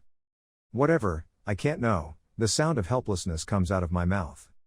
He looked at the situation around him and said in his head, he had to get out of here first. At this moment, at the place where Mangoong was standing, she also saw those boats. She couldn't believe it, her eyes were wide open and her mouth was stuttering, and she said, that is a stellar attack." In front of her were the sparks caused by the bullets from the cannons on those boats. She blankly looked at everything happening before her eyes, shouted loudly and wondered, who the hell had so many artillery shells? suddenly someone behind her angrily shouted, "This is not the time to not surprised." She immediately gasped in surprise and stammered, "Yes, that's right." She then remembered the words that Gu Huang of the demon sect said, "Miss Namgung, there seems to be something strange, we will walk around first because we know the location of the entrance." She worriedly said, "I thought the demon cultists were worrying too much." Then I opened my eyes wide and thought, well, what should I do now? I'm almost at the entrance and this is happening again. But thinking about it another way, we just need to protect this place carefully, thinking while looking at the mouth of the cave in front of us. Then she turned her head back to look at the person who had just angrily shouted at her and asked, "I think it would be better to concentrate my strength and deal with them first. What do you think, Branch Chief?" The person she asked was Branch Head of the Martial Arts Alliance Branch. He frowned tightly in response to her answer. I agreed, because I didn't know how deep I had to go to find the cave, so I kept going. "Stop them first, Mr. Go, what do you think?" The person he asked was Go Damjin, the seven-sword martial artist who was the head of the sect. He heard Mr. Branch Hanam ask and immediately nodded and replied, "Of course, the martial arts are part of the Martial Arts Alliance, even though I want to see the bodies of our ancestors as soon as possible, but dealing with those who set fire to this sacred land is a very urgent matter." When Namgung heard that, she spoke up and said, "Okay, if that's the case, let's deal with them right away." At the same time, those boats still did not stop firing bullets at the island to destroy it. At Jang Samti's place, after running away, he seriously resisted those bullets. He shouted loudly, "Everyone should do everything to open the way." Next to him was Quan Mujin. He also took out his sword and slashed forward to open the way according to Samti's words. As for Hong Wankin, he was scared and hid behind a nearby tree, looking at Samti and Mujin, who were paving the way, and said, "Let's win, when will Mr. Dan get here?" And of course, those bullets showed no signs of stopping and continued to create explosions on the island. The people present on the island simultaneously raised their faces and looked up at the sky. Some people even pointed at a bullet that was right above their heads about to land on the ground and shouted in panic, it was falling. Samti, who was nearby, panicked and thought, "Damn, I can't stop that thing in time." He shouted out loud, "Get away." Suddenly, someone appeared out of nowhere and stepped on the ground, as if using momentum to fly up. That person was like an eagle, passing through the smoke and bullets and flying quickly. And that person also helped the others block that bullet. One of the rescued people immediately opened his mouth and stammered, looking at the other person and saying, "Sir, it's Mr. Go. The seven swordsman martial arts master is there, we are saved, and yes it is him, Go Damjin." He calmly stood facing the group of people on the boat and said, "You must be the troublemakers on this sacred land. Where do you come from? If you want to save your life, tell us quickly." The people on the boat are us. They wore the same black clothes with hoods and half of their faces covered. When they saw him coming, they gasped loudly. Then one of them frowned and shouted, "Talking in vain, kill them." After saying that, they rushed into the fight with everyone, shouted loudly and then fought. At the same time, when the masked assassins were attacking the political and demonic sect alliance, the west side of the island was strangely silent. Since most people ran to stop them, only a few people remained to guard the cave entrance. But another group of assassins are approaching here quickly. They kept hiding and running quickly to the cave entrance. And the few people who remained to guard the cave entrance were easily defeated by them. They only had time to make a sound and then collapsed on the spot. The leader looked at his accomplices and said, "Let's go in, we only have 30 minutes left." They all nodded in response, "Okay," and the two people guarding the gate collapsed right at their feet. They then followed each other's footsteps and went deeper into the cave. As they walked, they talked to each other. One said, "The cave is really long, it took longer than I thought." Another replied, "No, the flow of air has changed. We are getting very close." But then suddenly the leader saw something ahead and was so surprised that his eyes widened in surprise. It turned out that what surprised him was Dan Woo-hyun. He was standing in front of the corpse of the three saints and facing the group of assassins. They immediately pulled out their swords, pointed at him and loudly asked, "Who are you?" He stood there with a serious face, huffed and then said in a harsh voice, "It seems we have some uninvited guests." After reaching deep inside the cave, the assassins were surprised to see that in addition to the three corpses of the three saints, there was a living person standing there as if waiting for them, and that person was no one else. The other is Dan Woo-hyun. They immediately pulled their swords out of their sheaths and simultaneously pointed their swords at him and loudly asked, "Who are you?" He stood there seriously, looked at them for a moment, then said in a low voice, "It seems we have some uninvited guests." He said, "I'm hiding here because I don't want to be bothered." But I didn't think people like you could come here first. Well, you guys helped me avoid some trouble." Hearing that, the leader of the assassins frowned at him in confusion. He continued, "I'm still planning to deal with you guys for causing a commotion with fireworks just now." Then he looked indifferently at the crowd and thought, "Let's see." He looked at the assassins' preparations for battle. The posture was very stable, just like the assassins in the past. He said, "It's different when I see that you guys seem strong, but when you come here, you guys have made a mistake." The other assassins didn't pay attention to what he said but waved their swords and shouted, babbling uselessly, "Kill him." They then followed each other around him as if they wanted to surround him in some sort of battle. He squinted and said, "The formation was good, maybe even better than Shaolin's Arhat formation." The leader looked at him as he ran and thought, based on his radiating aura, he is definitely a master, but our battle formation can defeat even a top martial artist. While thinking, I followed his every movement with my eyes. No one has ever escaped death when we attack them. We will definitely kill him. At this time, one of the assassins appeared right behind him, and he still calmly stood there with his arms crossed and his lips smiling slightly. The leader immediately frowned and shouted, "Die." He even had a vein in his forehead. He still stood there calmly and slowly raised his hand. And then suddenly, for some reason, the holy sword in his hand slipped out of his hand and flew away. And Wahyun gently waved his hand and that guy was thrown away.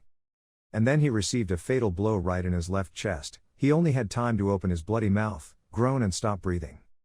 The leader of the assassins was also a bit surprised and thought, "Oh well, one guy was taken down immediately, the move was too fast and strong, but..." Thanks to that, he revealed his vulnerability. After thinking about it, he pulled out a sharp iron dagger from his body. And the assassins all pulled out their daggers and attacked him at the same time, shouting loudly, "Ha!" He stood there smiling softly and said, "Do you all want to converge endlessly? How stupid, you don't know who knows me but just rush in to attack. You guys remind me of someone, and that someone I mentioned was none other than Jang Samti. If he was there, he would definitely ask loudly, 'What?'" He then raised his head and said with a serious face, "If you had a little more brainpower, you would probably have lived longer." But like this, as he spoke, he also pulled out a dagger and held it tightly in his hand. Pausing for a moment, he spoke in a rather interesting voice, and as soon as he finished that sentence, his dagger took down all of the assassins. Blood continued to splash out and stick to the cave wall. All of them were out of breath and lying on the ground. Only the leader seemed to have some consciousness left as he tried to hold the dagger tightly in his hand and tried to support his body to sit up. With his body full of wounds, he frowned and looked at me, speaking with difficulty, You. He picked up the dagger, looked at it and said, "Having strength doesn't mean being invincible, this is the most correct way to use a dagger." He then revealed his fear and shouted loudly, "Who the hell are you?" But of course, now he was afraid. It was too late. He immediately slashed him and made him never speak again. He only had time to groan and leave. And the loudmouth leader at that time was just a corpse lying at his feet. He glanced at them, frowned uncomfortably and said, "Be quiet. You shouldn't wake up the people here, right?" And suddenly something fell out of the leader's chest. He picked up that object and wondered, "Is this a signal cannon?" Anonymous assassins suddenly attacked the political and demonic sect alliance on Quan Sun Island. They were trying to distract them to rob them of something hidden in a secret cave. That means they wanted to use this signal cannon to signal to those who were fighting with the main Ghost Alliance to know when they had completed their plan. The guy in that cave immediately fired a signal cannon into the sky. The assassins who were fighting outside heard the sound of artillery and simultaneously raised their heads to look. After firing the artillery, he immediately said, using this to signal that they had taken what they needed. Then he put the firecracker in his chest and smiled softly, saying, "Everything was easier." The starry sky from his signal flare had also become clear again. Namgung Sohi, holding her sword in both hands, was tired and breathing heavily, her face full of sweat. She glanced up at the sky and asked, "What was that sound just now?" Suddenly, all the remaining assassins immediately turned around and ran away. She asked in confusion, "Where were they going?" Gu Huang of the demon sect also stood right there, holding his sword, breathing tiredly and frowning as he said, "They suddenly stopped and retreated." Go Damjin, a master of the 7 swordsmanship martial arts, also stood there, hands sweating and said, "Why did they retreat? I don't know." Then suddenly he glanced around and said, "Damn, we still don't know who sent them. The captured guys have all committed suicide with poison, they are not ordinary fighters." Suddenly someone spoke up, "Hey, I heard a sound right before they retreated." Go Damjin was startled and opened his mouth, frowning, speaking very loudly, as if he wanted to warn them or something, a signal flare. Secret cave. At this moment they realized what had happened and immediately turned around and ran quickly towards the cave, shouting loudly, "We have to go there immediately." Damjin, Sohee and Huang did not miss a second and ran towards the cave at their fastest speed. The three of them then ran to the cave entrance. Go Damji, standing in front of the two people, looked inside and uttered 3 words in disbelief. How was that possible? Sohee also opened her eyes wide as she looked into the cave inside her heart and spoke in disbelief. The martial saint's secret cave had really become empty. Go Damjin couldn't resist and knelt down hard on the ground. He angrily slammed his hand against the cliff and said, "Damn, we were fooled by that simple trick." Gu Huang stood there looking at him and said, "There's no time to regret, let's go after them now." He replied, "Yes, you're right." He immediately followed Gu Huang and ran after the assassins. He only had time to shout loudly, "Miss Namgung, please stay here in case they come back." When she heard that, she frowned and said, "I've been left with a love." She sat down tiredly on the ground, sighed and said, "Oh, how helpless, why hasn't anything gone smoothly lately?" Then suddenly she glanced at something deep in the cave. It turned out to be a stone stele. It seemed like there was writing on it. The content seemed to say Dan Wahyun. She walked over and picked up the stone stele and said, "It was a stone stele." And when she read the words on that stone stele, her eyes widened in disbelief at what she saw. You slowly read each word on that stone stele, Dan Wahyun, and he had now taken the 3 bodies of the 3 saints out of the cave and put them on a boat to bring them back. At this time, Namgung Chun walked into the cave with his hands behind his back. He looked around once and then spoke, and that was the end. Still not knowing who attacked and also not knowing who disposed of the corpses, Hanam branch, behind him, immediately bowed his head and stammered, saying, "Please, excuse me, Lord." Namgung Chun did not respond but silently thought, not only did Tai Gongjin's corpse disappear, but we also couldn't find any traces or anything left of the martial saint. If we consider the effort and money we have put into this matter, we have indeed been too ambitious for a useless matter. We did not expect that everything would fall into such a deadlock. Thinking that his hand was holding tightened and suddenly trembled. Yeagle one standing behind him suddenly spoke up, "But we were sure of one thing," he asked, "what happened?" He said, "This assassination was not caused by an evil sect. From the beginning, we have observed their every move, so it is possible that the culprit is some anonymous force, that or a foreigner." As soon as he finished, a thought suddenly flashed through Namgung Chun's head. He immediately glanced at the 2 people and said, "It was also possible that they were people from a demon sect." Yeagle one was startled and asked again, "What, you mean?" Hanam branch stood next to him and continued his sentence, "That magician." He turned around to face the 2 people and said, "No, I'm just speculating, but if we don't see it with our own eyes, we're not allowed to believe anything. Not like I told you before, again and again, we must always be cautious with all speculations." When Yeagle one heard that, he bowed his head and replied, "Because we had never discussed about demonism before, I really didn't think about it. I will also go investigate about demonism."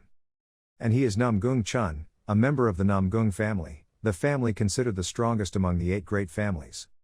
With the nickname Sword King, he is one of the strongest people in this central plains, possessing great intelligence and vision that no one can match. Yeagle one looked at his back and thought, "I'm glad to have such an erudite person as the leader, but I'm sad because his term will end soon. If there's a new leader, then we'll join forces. This martial arts forest will be chaotic. It's really worrying." Then he walked up to Namgung Chun, who raised his hand to touch the sword cuts on the stone wall and said, "Ah, master, these sword marks," he replied, "they're useless. It looks like someone intentionally left this sword mark to hide the previous mark. We can't get any more information." Then he lowered his head and lowered his eyes, thinking about something. "I thought I had finally found something useful, with my feeling, who the hell stole this opportunity from me?" At the same time, somewhere on the island, there was a voice, I thought. And that voice belonged to Jang Samti, he said with a serious face, "Maybe there was something big going on, that's why they secretly called us to this place, right?" Quan Mujin stood next to him, heard that, glanced at him and said, "It seems like that, but what are you doing now? If you want to defecate, let me watch over you." He frowned and replied, looking but not knowing, "I'm practicing, you idiot, you don't know how to think." Then suddenly he stood up, his eyes shining as he clenched his fists and said, "Also, why does the palace master, who only needs to hear a small noise to wake up, go to take a nap? Surely he is sleeping. Watch what we do on this island. He wants to teach us more advanced martial arts. Mujin standing next to him immediately looked at Samti with a crazy man's eyes and said, "Don't if you're joking, stop talking nonsense." He didn't stop and continued talking, or he went into the martial saint's secret cave to get something to ask for and give to us. In his mind he immediately pictured the image of Dan Woo-hyun. He said, turning back first, "Go, I have something to give you." He then made sure to ask Mujin, "How was it?" and maybe it worked. He was also fascinated with hope for what he said and smiled, ha ha 2 times and then said, I don't know if it's true, well, we have to do a good job there. At this moment, suddenly a voice rang out, attracting the attention of those 2 daydreaming people. "Are you here?" They both immediately turned their heads to look at the source of the voice. And that voice was Dan Woo-hyun's. He was carrying a very large bag on his shoulder. After they both realized it was him, they immediately ran towards him. Mujin said, "Yes, the master." Samti said, "We are waiting for you." He said, "Sorry for making you wait, I have some business to take care of." We both heard what he said and were surprised to have the same thought. "Oh my god, I didn't expect him to say please, such an easy mistake, am I dreaming?"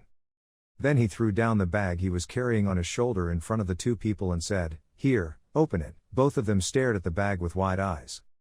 Samti walked around eagerly, his eyes sparkling. He opened the bag so excited that his words were trembling. What, finally saw it, the big thing they were talking about has finally appeared. And surprisingly, inside that bag was a digging shovel, not just 1 but 2.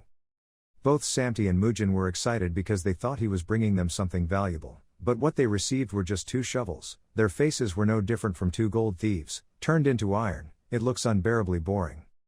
So shocked that his words were stuttering. What is this for?" He replied, "It's a coin, have you never seen it before?" Samti said, "No, it's not that, but why did you give it to us, this thing?" He didn't answer his question but just said, "Started digging." Both of them couldn't believe their ears and let out a loud scream. He repeated again to the surprise of both, "I said dig it." And then of course there is the image of the shovel hitting the ground. And the diligence of 2 friends, Samti and Mujin, who don't understand why they have to dig soil. The 2 immediately stopped and looked at each other, exchanging words through their eyes. Mujin said, "Yes," Samti replied, "Really?" He stood next to him and frowned and glanced at the 2 of them, reminding them to dig really hard. After a period of time digging for life and death, both of them finished digging as he requested. Mujin stood up tiredly wiping his sweat and breathing heavily. Samti collapsed with both hands on his knees to worship the rose, asked with difficulty, "What is this for?" He stood there with his arms crossed, looking at the 2 people's work, which was not bad. "At least you guys still have the talent to dig the ground." Hearing that, Samti was so angry that he laughed hysterically and replied, "Thank you." Then he pointed somewhere and said, "Okay. Samti, please carefully bring that thing covered in paper in the bushes here." He listened to his brother's words and crawled into the bushes while grumbling and growling, ordering me to do something nonsense again. What the hell is in this bush? After crawling through the bushes, there was nothing in front of him, so he huffed, then glanced out and asked, "Palace Master, there's nothing." He said, "Put your hand there." He didn't understand what he said, but he still did as he said and put his hand there. Suddenly, as soon as he touched it, it felt like he was putting his hand into some water. That's it. And under the palm of his hand, where it was in direct contact with the ground, a white light suddenly appeared. He was puzzled and asked a question mark. In my head I wondered, is there a trap here? But out of my mouth I said, what the hell? And suddenly 3 sets of corpses of 3 of the 3 saints appeared. He frowned in confusion as he looked at those 3 corpses. Then suddenly he was scared and crawled back screaming, "Wow!" He was so scared that he stuttered and turned his head to look at him and asked, "Government, government, government, government, what are these skeletons?" He gently closed his eyes as if he didn't want to see that heartbreaking scene and said, "Bury it. And be very respectful." Scene changes to the Martial Arts Alliance, Hanam branch. In a certain room, an arm that seemed to belong to a woman was reaching out a finger to tap in an even rhythm on the table. It turned out that it was none other than Namgung Sohi. She said thoughtfully, "Dan Woo-hyun." Then silently glanced and thought, that stone stele they said they saw when they first discovered the secret cave, was probably brought to the cave by the 3 saints to express their gratitude to the martial saint. And the name written on that stele is Dan Woo-hyun. It couldn't be that Dan Woo-hyun, right? While thinking and remembering his back, she said, "It's possible that they just have the same name." At this time, Mr. Namgung Chun came into her room from outside. As soon as he entered, he said, "Ho ho, what are you thinking about so thoughtfully?" She turned to look at him and was about to stand up and say, "Sir." He said, "It's okay, just sit down, you're worried about what happened on the island, she replied, partly like that, but now there's another thing that's weighing you down. He listened, so say, ho, tell me. She lay down, closed her eyes and asked, it's just, I don't know if anyone lives for 1,000 years or not. Hearing that, he immediately tilted his head back and laughed, ho ho ho, that was really interesting. She heard him laugh and immediately blushed and shouted, you're not joking. Then she lowered her eyes to hear him say that the Qin Emperor had spent a lot of effort to create the elixir of immortality, but in the end he could not avoid death. She asked again, maybe that was the case.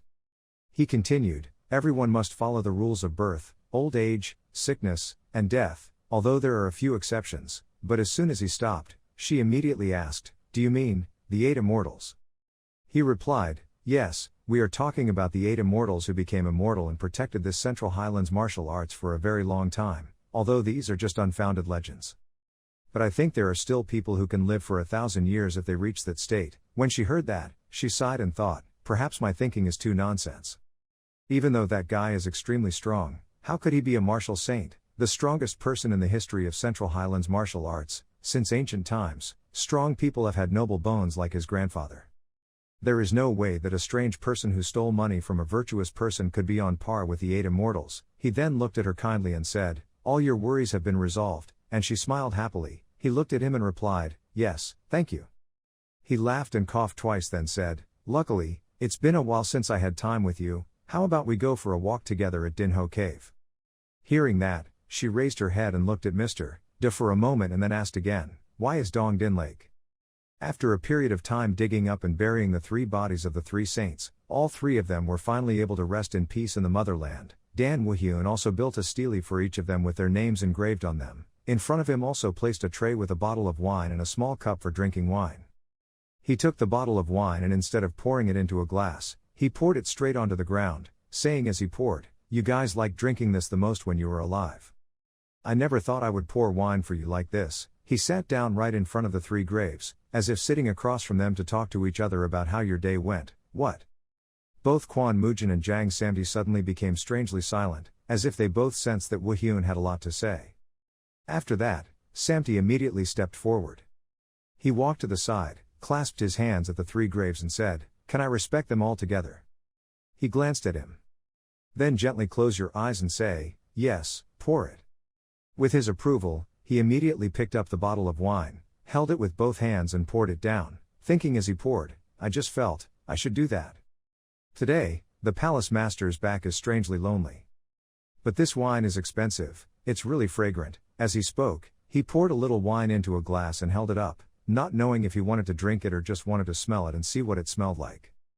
But before he knew what he wanted to do as a result, he immediately swung his hand and punched him hard in the stomach and said, who asked you to drink? Well, not only saliva but also snot flowed out. He could only moan and cough a few times. Then he immediately screamed, growling, do you think I'm stupid? I'm not blind. At this time, the 2 had returned to the palace. Samti stood in front of him and Mujin waved his hand and said loudly, Chun Mug Wang, Nam Jurian, and Tae Gong Jin. Their names were clearly written on the stone stele. They were skeletons. Hey, everyone knows they are the 3 saints. He stood there with his hands behind his back and said, you are mistaken. He didn't believe it and shouted angrily, do you think I'm so stupid that I don't realize it? He replied tiredly and indifferently, if you want, I can turn you into a skeleton like that. Having finished speaking, he turned around and left him alone, but of course he refused to let go, still following behind him, saying, Palace Master, don't be like that, tell me, how did you get those bodies? He walked away, clenching his fists to show his discomfort and replied, I said it's not true. Of course he wouldn't know he was upset so he kept talking without stopping, are you serious? And only Quan Mujin, he had been silently standing there listening and observing, and saw his fist showed signs of being clenched tighter and tighter and it even trembled, proving that he was really very angry. He looked at that fist in fear and screamed in his head, idiot, hey, stop it, he's very angry.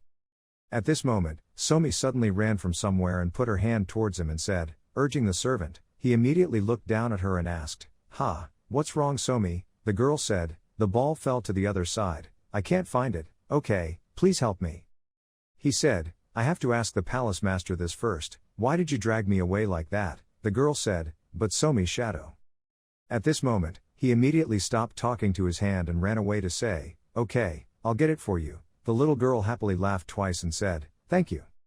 He then walked over and picked her up and asked, "Is there a shadow in our house?" She looked at him and smiled 3 times.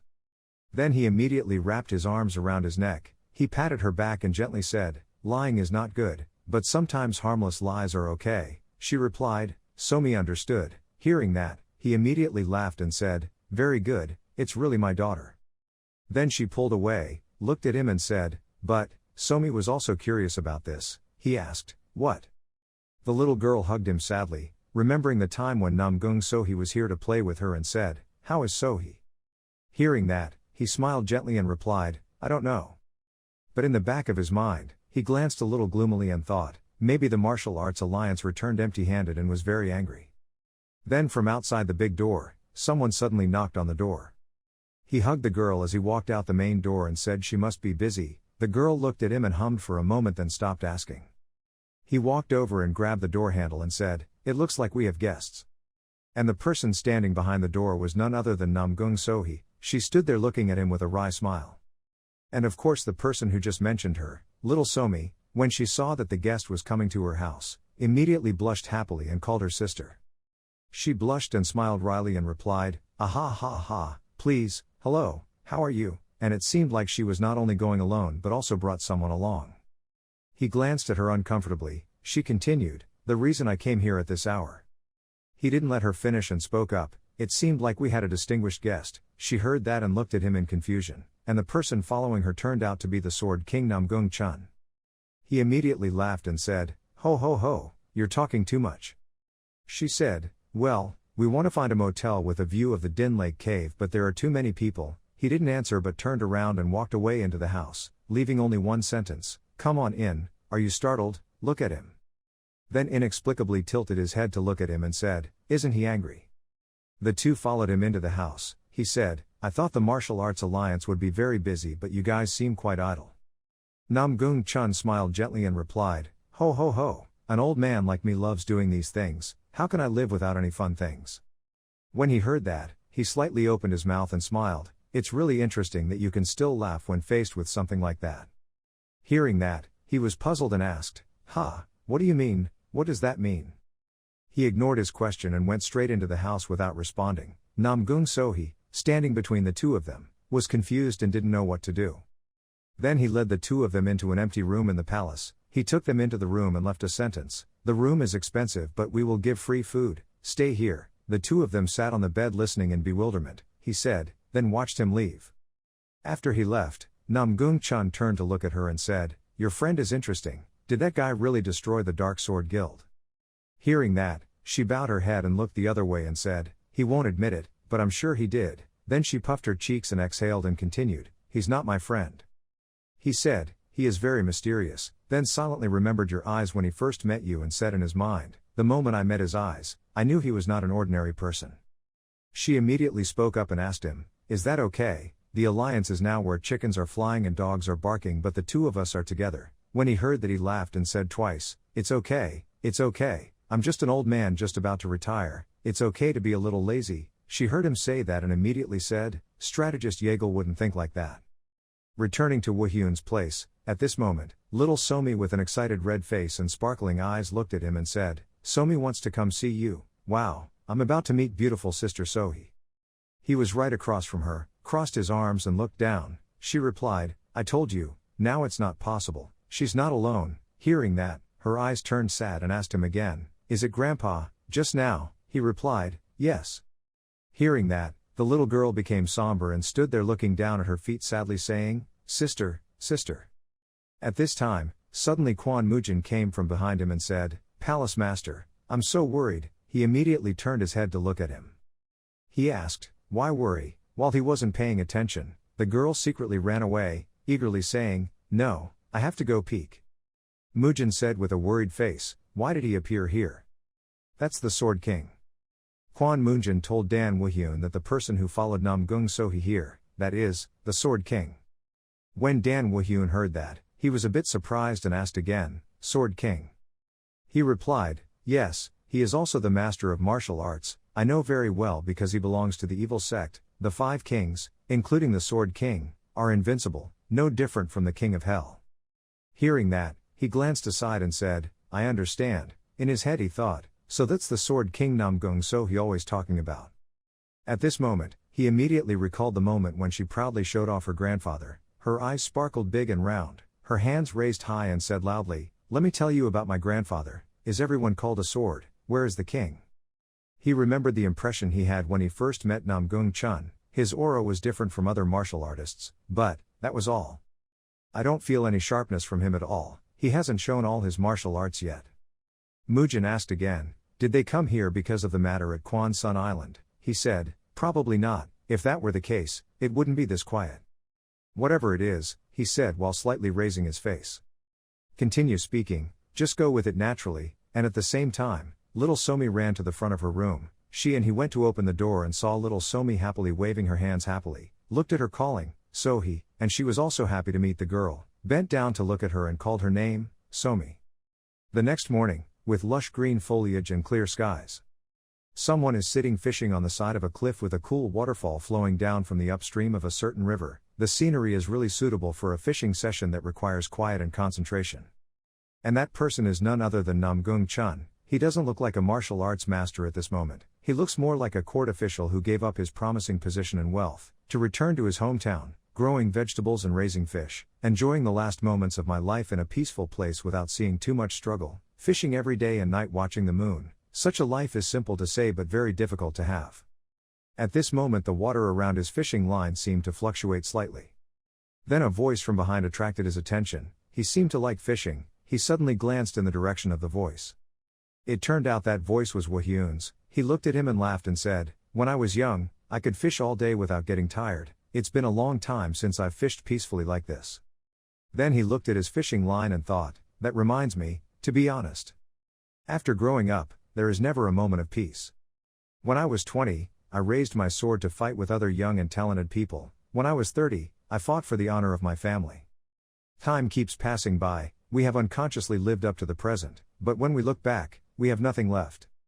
Then he gently closed his eyes, smiled gently and said, I have raised the family's reputation and become the leader of the political sect, but I haven't done anything for myself. I was a bit greedy so I hoped that the incident at Quan Sun Island would go smoothly. You stood there with your arms crossed listening to him speak without saying anything. He continued, but I actually have nothing myself. At this moment, suddenly Somi ran from somewhere holding a very big fish in her arms and happily said, look, Somi caught another fish. Cook it and eat, Dad, he said, holding the fish and running towards him and him. Namgung Chun immediately turned back to look at the girl and said, oh my god, I'm so startled, her voice is so cute. He also gently looked at the girl and praised her, you're very good, try catching a bigger one. The girl immediately thought that she would catch a fish 5 times bigger than her body and excitedly replied, yes, Somi would catch a really big fish, and share it with everyone. He lowered his head and looked at her, smiling gently. Then he hugged her and praised her, saying, yes, that's okay. She excitedly smiled and replied, yes. Then she looked at him and told him what happened when she caught the fish. The fish bit Somi's hand so I taught it, looking at it like a little dragon. Namgung Chun looked at the father and son and his heart spoke, I felt that he was just like me, with the emptiness in his soul. I was worried that he would follow in my footsteps. But it's probably useless to worry. Namgung Chun remembers himself in the past. At that time he was quite young but there was no smile on his face, only the seriousness and sharpness that time had honed him. His 2 sons at that time seemed to be only 7 or 8 years old, eagerly cradling the paper crane with both hands and reaching towards him saying, Dad, happy birthday. He stood there silently, looked at his 2 children without saying anything. Then he carelessly turned around and left, leaving behind only a cold and heartless sentence, if you have so much free time, why don't you practice swordplay? The weak are useless. That statement was truly too pitiful. 2 7 or 8-year-old kids just wanted to give a birthday gift they made with their own hands to their father, whom they loved and respected very much, but he didn't. Not only was he not angry, he even spoke harshly to me. In fact, at that time, his 2 children seemed to be really very sad. He was in the present moment, looking at Somi's bright and happy smile. His inner voice said, he has achieved more than me, a person who only knows how to chase power, money and fame. Then I closed my eyes tightly and thought, yes. That's painful. Wahyun held Somi in his arms and sat right there looking at him, and perhaps he somehow understood his current mood. He put his hand around Somi and said, if you try too hard, you will become too late. If you want to overcome something, look around first, there will definitely be something useful.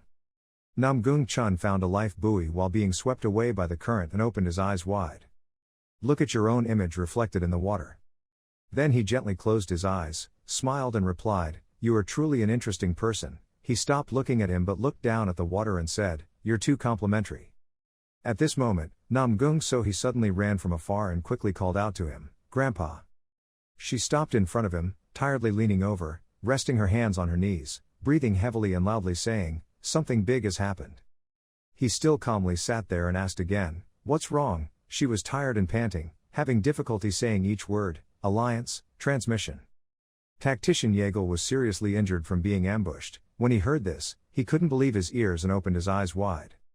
Then he immediately threw away the fishing rod and stood up. Her face immediately became serious as she looked at her and said, "Get ready, we will go to the headquarters right now." She immediately replied, "Yes." He also held Somi up, looked at the murderous aura radiating from her but remained silent without saying anything. Just a slight glance of thought, even if slight. But there was a murderous aura around him. You can't judge a person just by appearance perhaps. You immediately looked at him and spoke, "Let me give you some advice, don't be arrogant and conceited. Otherwise, death is always waiting for you." He put his hands behind his back and smiled and said, "Ho ho, thank you." Then he turned his head to look at him with determined eyes and said, "But my old man will not die that easily." He silently looked at him without saying anything. Then he spoke again, saying, "It was a pity that I had to leave so early, but thank you for allowing me to rest in this beautiful place." He hugged Somi and looked at him and said, "Come here comfortably." Both of them then immediately got on their horses and ran back to the Alliance. He said one more sentence behind, "If he was still alive." After Namgung Chun heard Namgung Sohi say that his strategist Yeagle had been seriously injured because of an ambush, they both got on their horses and rode quickly back to the Alliance. Quan Mujin immediately walked up behind Dan Woo-hyun and asked, "What's going on?" When packing his luggage, his face turned pale. He replied, "I don't know, it seems very important. After all, it has nothing to do with us, so don't pay any attention." Mujin continued, "That's right, but the palace master, when I went to Yueyang yesterday, I heard that a martial arts sect was about to be established in Yueyang." He immediately glanced at him and asked again, "Martial sect?" He replied, "Yes, isn't it very bustling in Hanam and Nakduong recently?" Hearing that, he replied nonchalantly, "Is that so? Because I'm busy taking care of Somi so I don't know anything." Mujin said, "Anyway, there is someone who wants to control Nakduong, that guy also wants to go explore something on Quan Sun Island." He silently lowered his eyes and thought without saying anything. His eyes then suddenly became dangerous, thinking, "This is trouble. If the martial arts sect or family interferes in this matter, they will definitely hang around here. Even though I like Duong music because it's close to Din Ho Cave, the biggest reason to raise Somi there is because it is a peaceful place. There were no martial artists nearby." He spoke up, flies were starting to gather there. Little Somi looked up at him not understanding what he just said. At this time, Jang Samdi shouted loudly, "I agree, isn't the Nakduong palace mine? Let's get rid of them." He looked at him and said, It's annoying but it's just a rumor, let's just observe." He heard that and immediately replied, "Ah yes, I understand." Mujin and Samti then immediately thought of one sentence and I answered the other, even though they were saying it in their heads, it was strangely consistent. Mujin said, "Even though he was not openly a martial artist," Samti replied, "but not everything went smoothly because we are in Duong Duong Sao."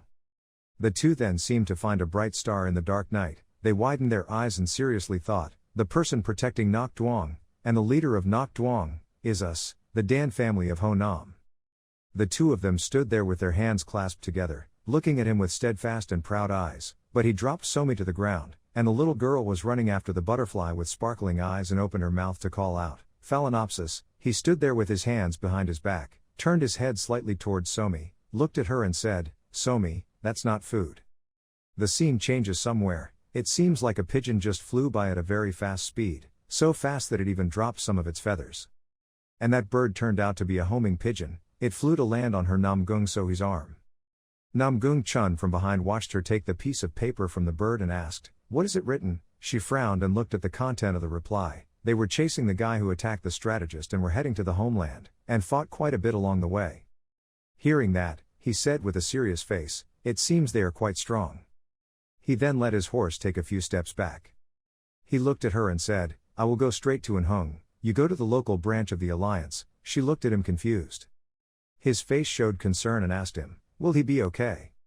He smiled gently and comforted her. "Ho ho, are you worried that I'm too old?" She didn't want to worry him, but whoever dares to fight him is very strong, very strong. Then she whipped the horse and said loudly, "Okay, I don't know who they are, but teach them a lesson. I will visit the strategist." He sat there on the horse calmly looking at her and replied, "Yes, be careful." Then he saw her back riding a horse and running away. Namgung-chun sat there looking at her, waiting for her to disappear from his sight. Then he turned his horse and ran in another direction. At the Martial Arts Alliance, Namgung-so had also arrived and ran inside in a panic. The servant standing right there saw her and stammered, Team, sir." Before he could finish speaking, she walked past the servant and asked loudly, "Where is strategist Yeagle?"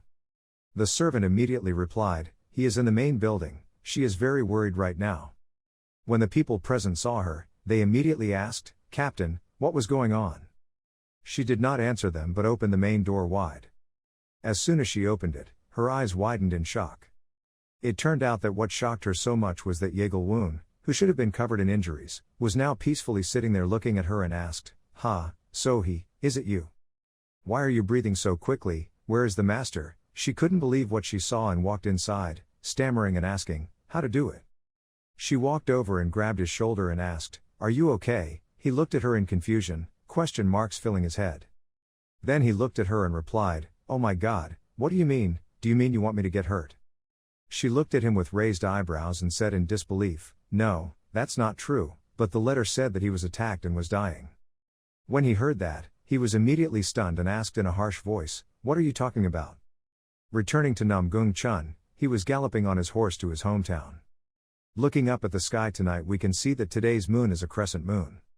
And under that moonlight, Namgung-chun's horse was still running non-stop. Namgung-chun held the reins tightly with both hands and looked around. He glanced back and thought, something isn't right.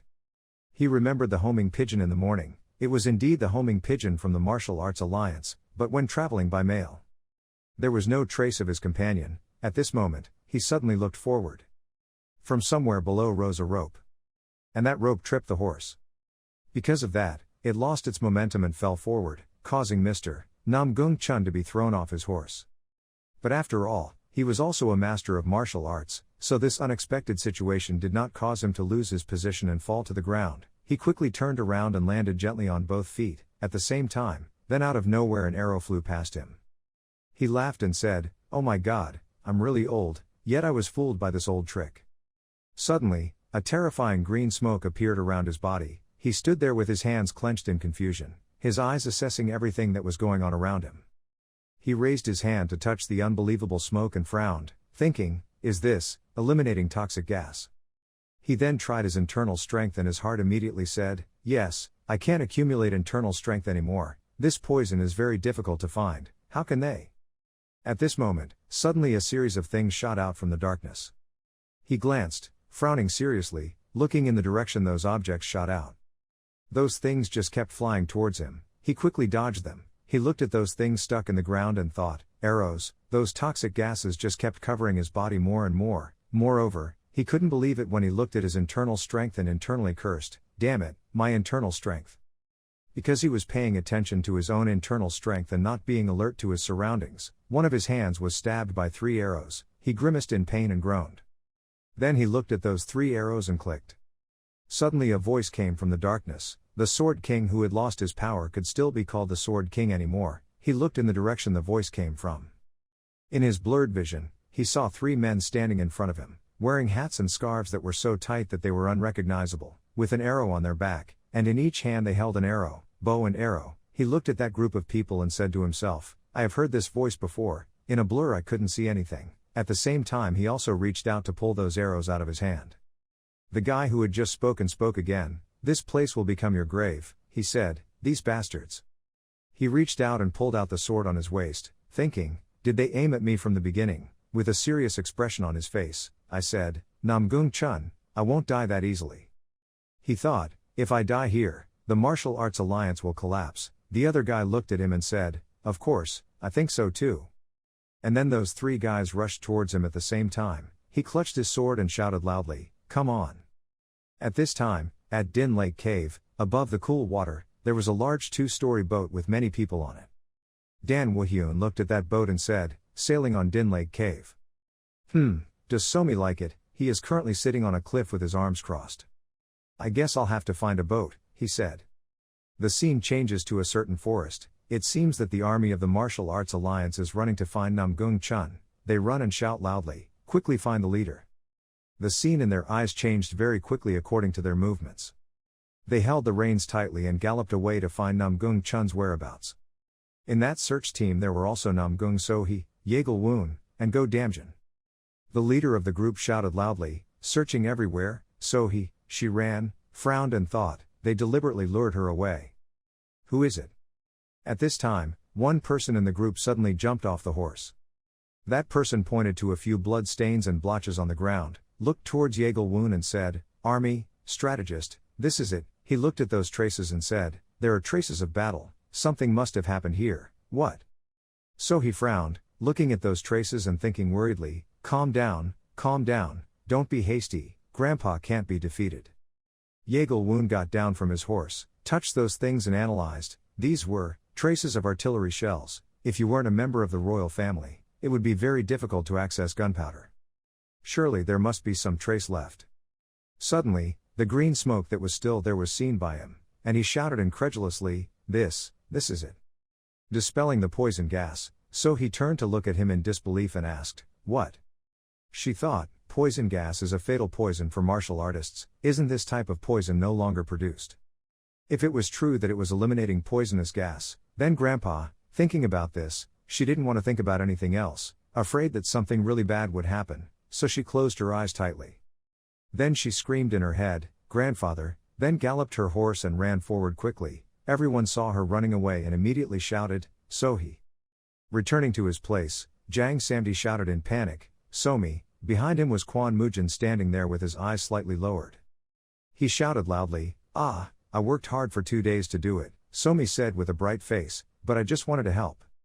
He angrily pointed his finger and said, this time I have to yell at you, why do you keep messing up? Hearing that, the little girl shrank back and let out a cry. He frowned at the girl and said, Child. The girl immediately made a pitiful face, her bright eyes looked at him and said, urging the servant to really yell at Somi. He was made so sad by that adorable face that he held his head in his hands and his lips, saying nothing more. Then he turned around and continued working, loudly saying, forget it, what's the point in yelling at me, let's get it done quickly. Kwon Mujin also turned around and sat down to continue working. Little Somi became cheerful again, ran towards him and said, wow, Somi will help again. He heard that and shouted, don't do it.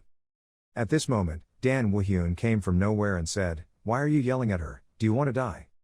When he saw that he was coming, he stood up and smiled and said, oh my God, you're here, Lord, that's not true, it's because Somi kept interrupting, and didn't let him finish, so he got bored and asked, where is the boat? He replied, that, we're almost done, he continued, boat, he admitted defeat and said, yes, just another 15 minutes.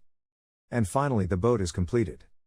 He went and sat down to look and touch the boat and said, if you can do this in 2 days, it's okay. Jang Samti and Kwon Mujin were praised by him and immediately had 90-degree heads and said loudly, thank you. Samti smirked, foo, and said, he looks like he's praising me, I'm more talented than I thought, but in reality, during the process of making the boat, he just lay down chewing grass, humming and singing, I will do it later. Mujin standing next to him heard what he said and angrily said, shut up, Jang Samti, it's all thanks to me working 10 times harder than when I went to practice martial arts and didn't even sleep. Dan Woo-hyun picked up Somi, walked to the side of the boat, looked at the two people and said, what are you doing, hurry up, the two of them suddenly responded yes. All 4 people then boarded the boat and climbed together on the cool water of Din Lake Cave, and the poetic scenery surrounding it. He held Somi and sat at the bow of the boat thinking, the breeze blowing gently. And the seemingly infinite length of Dinho Cave. Is this what life is like? Even swinging a sword to fight is not a bad thing. But because I had seen so much blood in the past, I never thought happiness existed, and right now underwater it seemed like there was some red liquid floating in the clear blue water. At this moment, Somi pointed her finger forward and said, Dad, look. He looked at her and said yes. It turned out that what she was pointing at was a beautiful waterfall in Din Lake Cave. He smiled and said, the scenery was really beautiful, Miss Somi smiled so happily that she squinted her eyes and said, "Going on the boat was so much fun." But then suddenly the boat seemed to hit something, causing the whole boat to shake and shake. Jang Samti, who was driving the boat, panicked and asked, "What did he crash?" Somi, the little girl, was a little scared and said, "The boat was shaking too much." It was as if he knew or saw what the object that the boat hit was and frowned, thinking, "I said we would meet again if you didn't die." Under the water surface there seemed to be red streams, and the water surface even seemed to vibrate slightly. It turned out that the object the boat hit was not a reef or anything but Namgung Chun, whose body was full of large and small wounds, and it turned out that those red streams were his blood. He looked at him, he thought, "But I didn't expect that we would meet each other like this, Namgung Chun." Transitioning to the martial arts alliance, a voice rang out from a certain room. That's right, there was no trace at all, not even the slightest bit. In that room, Yeagle-woon was sitting absent-mindedly on the chair thinking, "There are many people who want to eliminate the masters of martial arts, from generals to gangsters, but it is hard to believe that 1 month and a half has passed, we still haven't found any clues." Suddenly a voice interrupted his thoughts, "It's a pity, but too much time has passed, we should give up, right?" He heard the content of the sentence and immediately looked up at the person who spoke. That was Moyong Hyokmun, belonging to the second most powerful family of the empire, the swordsman of the Moyong family. He crossed his arms and said, "The matter on Kwan Sun Island has already spread to the outside. The martial arts alliance is only suffering humiliation. Okay, the situation is already very complicated. Are you still planning to let people know that the martial arts leader was attacked and disappeared?" Hearing that, Yeagle-woon bowed his head and growled. He continued, "The Namgung family has already sent people away, now our priority is to look after the alliance." Yeagle-woon then spoke up, "I know this is the time to hand it over to the Namgung family. I also want to ignore everything and go find the leader, but I will return to the alliance first. Right now in a certain room at Namgung family." Someone outside raised his hand to knock on the door. It turned out to be Namgung Sohee's room, and the person who knocked on the door was her father. He walked in and asked, "Why are you still awake, Sohee?" And I'm leaning at the door. The window looked sadly at a bloody piece of cloth in his hand. She spoke up, "Father, perhaps Grandpa." He walked over and hugged her to comfort her and said, "Grandpa, I won't die that easily." She remembered the image of him lifting her up high when she was a child and replied, "Dad was right. I will do everything I can to find my grandfather, no matter what it is," she said, looking out the window with her teary eyes. The next morning at Dan Woo-hyun's mansion. Namgung Chun tiredly opened his eyes. He woke up. Namgung spoke up, He looked at the surroundings suspiciously and wondered, "Am I still alive?" Namgung Chun thought to himself, after being hit, he didn't get any gas. He remembered the men in black carrying bows and silently exclaimed, "I still survived despite facing many enemies at the same time." Namgung Chun silently wondered, "Does God not want me to die?" He thought so and suddenly laughed, "Ho ho." Dan Woo-hyun walked in and saw him smiling and spoke up, "It seems you still have the strength to smile." Namgung Chun was a bit stunned when he saw Why enter. Before his eyes was Dan Woo-hyun's stern face. Namgung Chun cautiously asked him, "Who are you?"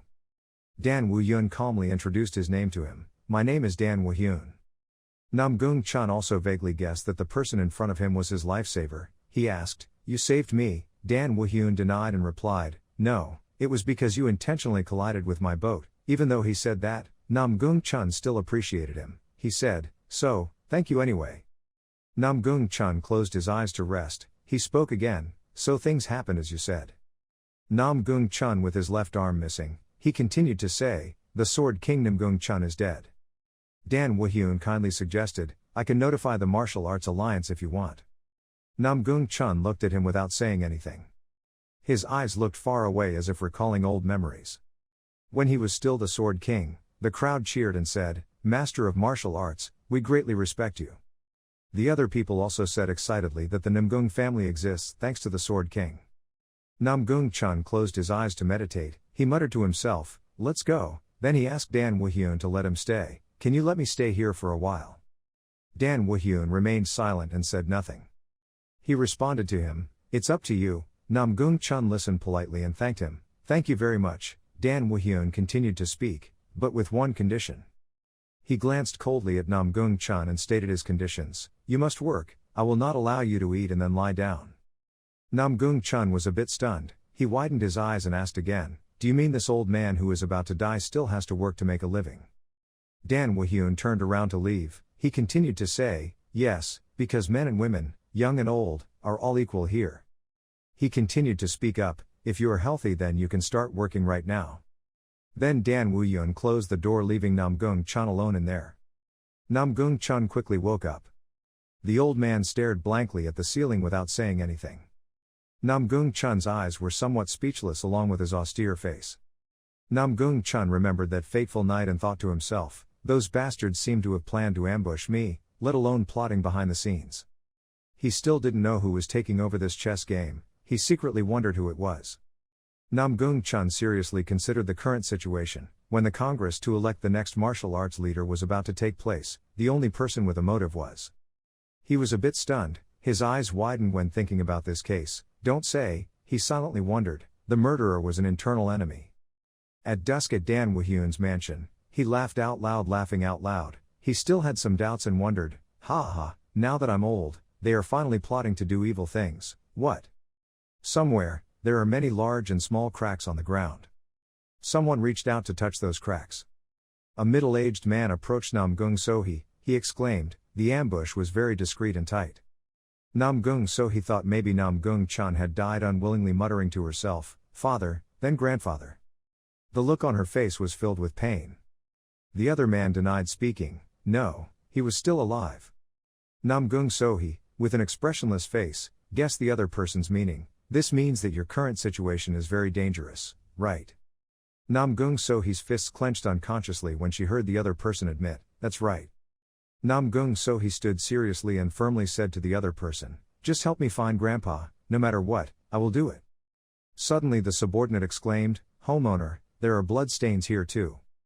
The head of the Namgung family reached out to touch the blood that had not yet dried on the ground. He looked at the thing in his hand and wondered, where will this blood stain lead us?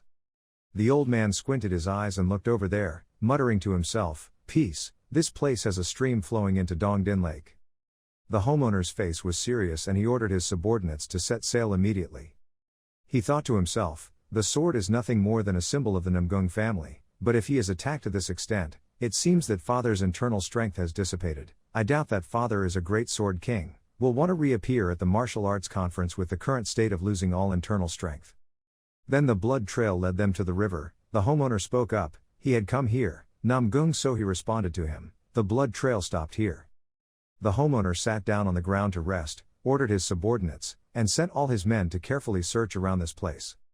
The subordinate spoke in response, the Yagal Alliance strategist is conducting a search. The homeowner sighed helplessly and asked again, didn't I tell you to look for him?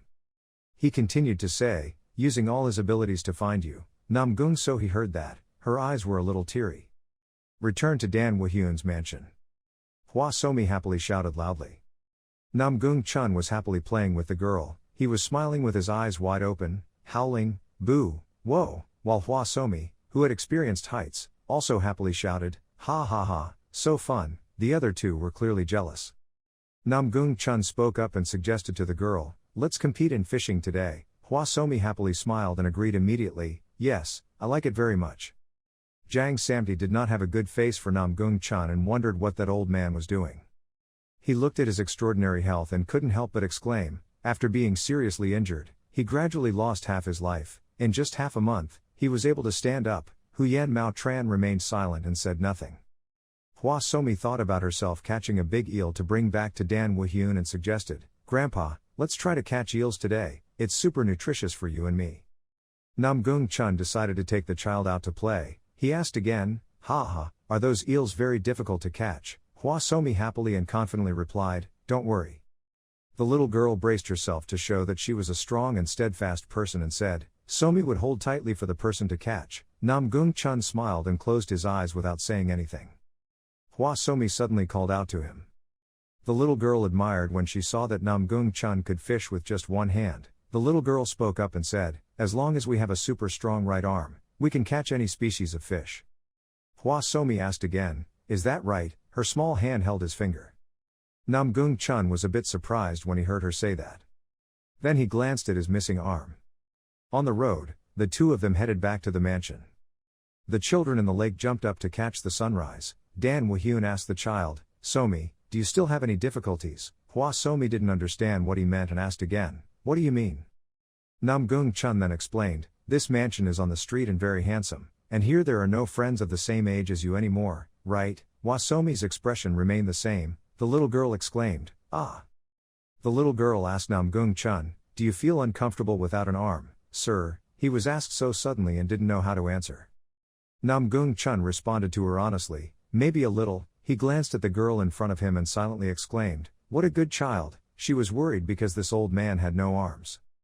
Hwa Somi now spoke up to answer Namgung Chun's question, even if this place had nothing, Somi wouldn't feel uncomfortable.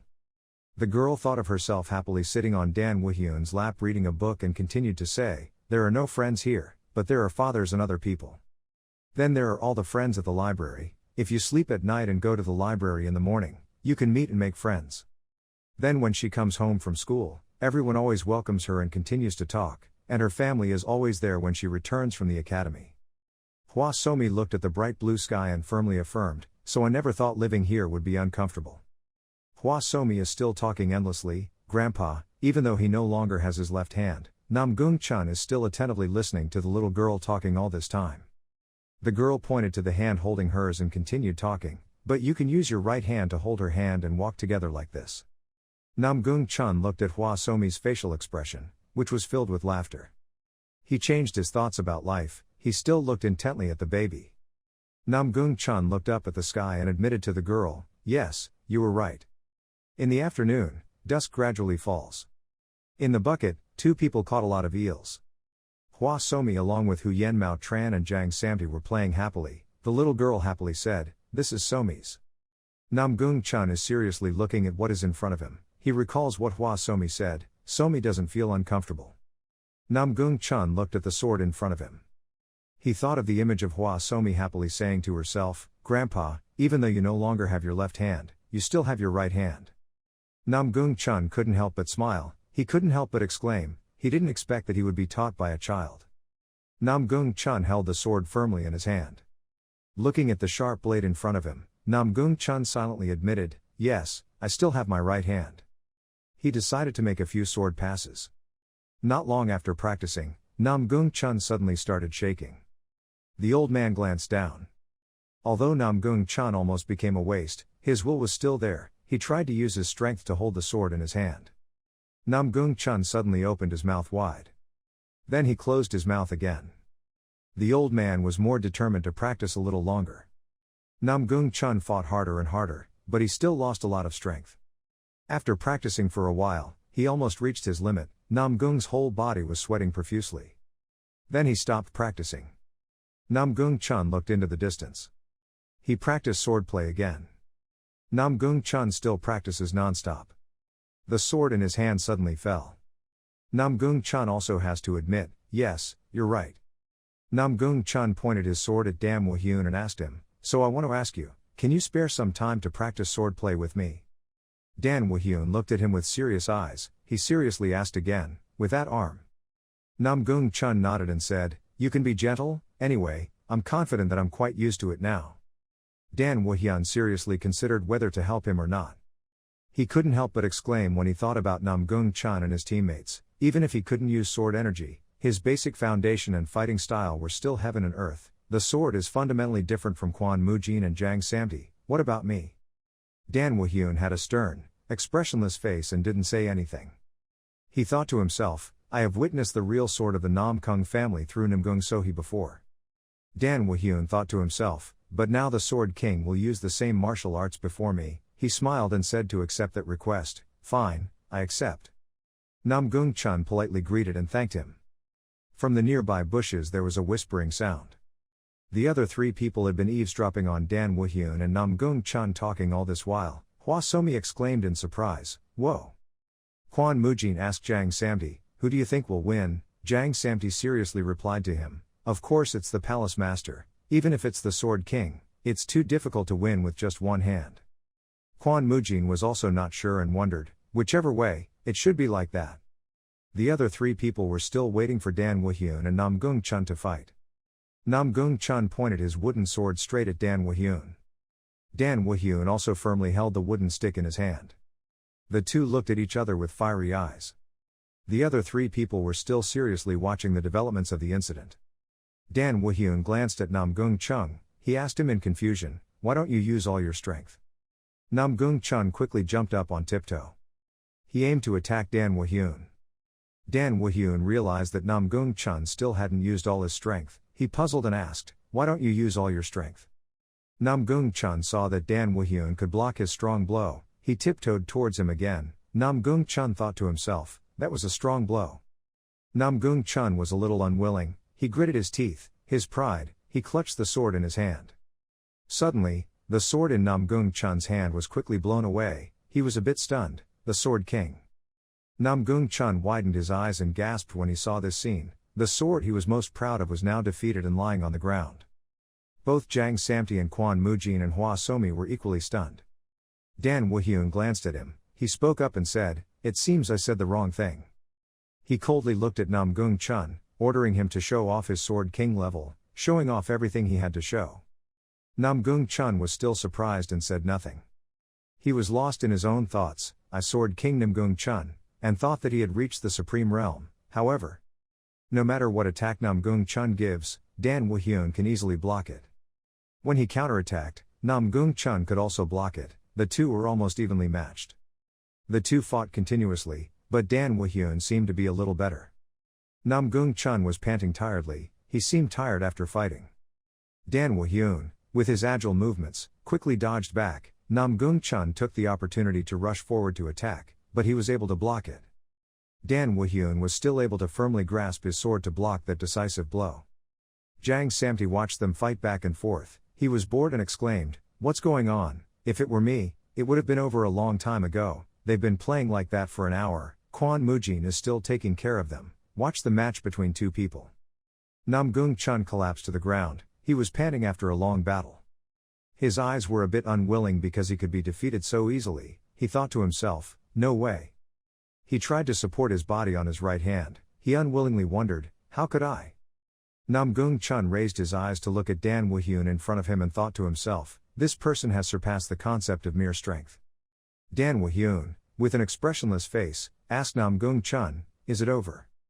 Namgung Chun tried to force himself to sit up. He denied and replied, "No, I can try a little more."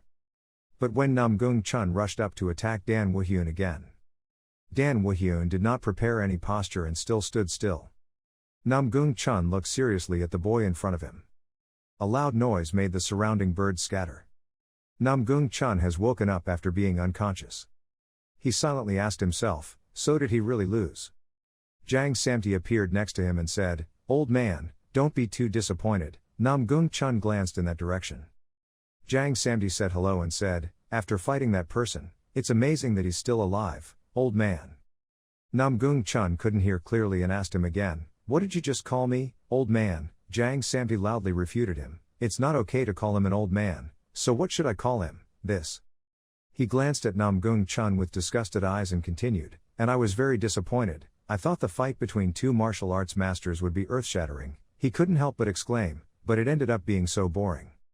Namgung Chun glanced at him. The old man asked suspiciously, "Do you also use a sword?"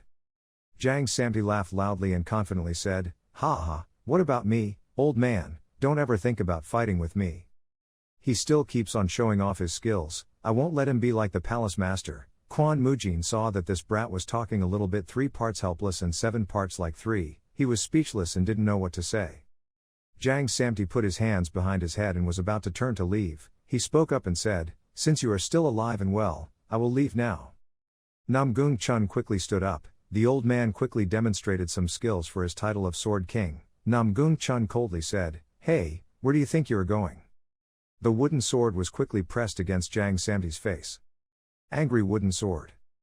Jang Samti's face was beaten until it was swollen, all because he boasted about his qualifications. In the evening, the whole family sits together to have dinner.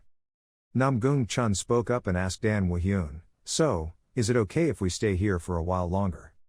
Dan Woo-hyun freely admitted, "Okay." Namgung Chun saw that he had accommodated the old man so easily and whispered in admiration, "He accepted easily." Everyone was enthusiastically eating and drinking. Namgung Chun silently wondered, did he feel sorry for the situation with me? He looked at Dan Woo-hyun who was eating fish picked by Hwa Somi and whispered in admiration, "Honestly, I'm completely useless right now." However, there is still something he is after losing his arm, Namgung Chun thought to himself, but no matter what, after losing his left arm, I finally met him. Dan Woo-hyun's expression showed, I don't want you anymore, but Hwa Somi did not give up and asked, more, Namgung Chun thought to himself, a wall that I have to overcome.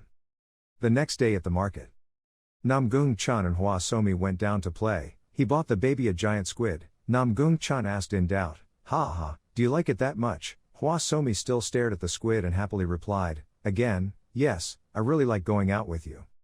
Namgung Chun looked intently at the baby eating the delicious squid. The old man recalled what Dan Woo-hyun asked him, could he take Somi to the boys' library? Namgung Chun couldn't help but silently exclaim, I did it because he asked me to, but the surprising thing was this, very interesting. Hwa Somi suddenly called out to him, sir. The child pointed somewhere and spoke, this looks very happy. Inside the stall is a pile of masks on display. Namgung Chun pushed the curtain and walked in. He silently wondered, is this a mask store? He looked at Hwa Somi, who was eagerly looking at a mask, and silently exclaimed, she was at an age where whatever you see, you like it. Hwa Somi suddenly called out, sir, look at this. The child pointed at the mask whose main colors were black and white and asked, do you want to try this? Hwa Somi's eyes were as bright as stars. She showed the mask to Namgung Chun and continued, this is a very cool mask of a mountain warrior. Namgung Chun reached out to grab the mask. He glanced at the mask in his hand. The market was bustling with people, in front of the mask shop. Inside the mask shop, children happily played with each other. Namgung Chun wore the mask that Hwa Somi gave him. He silently wondered if people still had this type of mask. Namgung Chun asked the counter about the identity of the person wearing this mask. Sir, may I ask who this mask is modeled after? The counter responded, oh, that's it. The shopkeeper pointed to the far side. He asked him, do you see that side? Namgung Chun tried to look over there. The shopkeeper still pointed towards the building. He explained, that is where the puppet show is held, and this mask is the type used by the main character. The shopkeeper continued to introduce this masked person, who was a warrior known as the Mountain Swordsman. He excitedly continued to speak, these days that person is very famous among children. When Namgung Chun heard that such a beautiful name was only used for acting, he couldn't help but secretly exclaim, why do they use such an amazing title for puppet plays? Suddenly someone pointed at Namgung Chun and said loudly, look, that's a swordsman from Kanshan. He glanced inexplicably towards the source of that sound. A group of children quickly rushed forward and reached out to hug Namgung Chun. They couldn't hide the excitement on their innocent faces. Each child hugged Namgung Chun. The children were all happy to look at him with sparkling eyes. The children could not help but exclaim, the swordsman looks so brave. Another child spoke up in praise, Kwan's son swordsman is the best. Another child spoke up to express his feelings, I love you. The kids kept saying, that's great. Another kid exclaimed, he's so tall. Namgung Chun was a little scared and glanced at Hwa Somi, who was looking at himself with admiring eyes. After that, Namgung Chun led Hwa Somi to leave. The shopkeeper happily said, thank you, please stop by later. Hwa Somi took his hand. The little girl couldn't help but praise, it fits, very much for you, Grandpa. When Namgung Chun was praised, he laughed loudly, ho ho. He thought about the price of this mask and couldn't help but secretly exclaim, 1 silver coin for this mask. This must be the reason people often say that raising children is very expensive. Soon the two arrived at the mansion. As soon as she entered the door, Hwa Somi happily rushed forward to hug Dan Woo-hyun. We returned and then he meditated and saw the baby come home and praised her, so good. Dan Woo-hyun was a bit surprised when he saw something. He exclaimed, ha! He noticed that in Hwa Somi's hand was a mask. Dan Woo-hyun hugged his daughter. He smiled and asked her, so you finally bought it? Namgung Chun was a bit confused when he heard him say that. He asked, you know that Somi wants to buy that mask? Dan Woo-hyun sighed helplessly. He admitted, of course.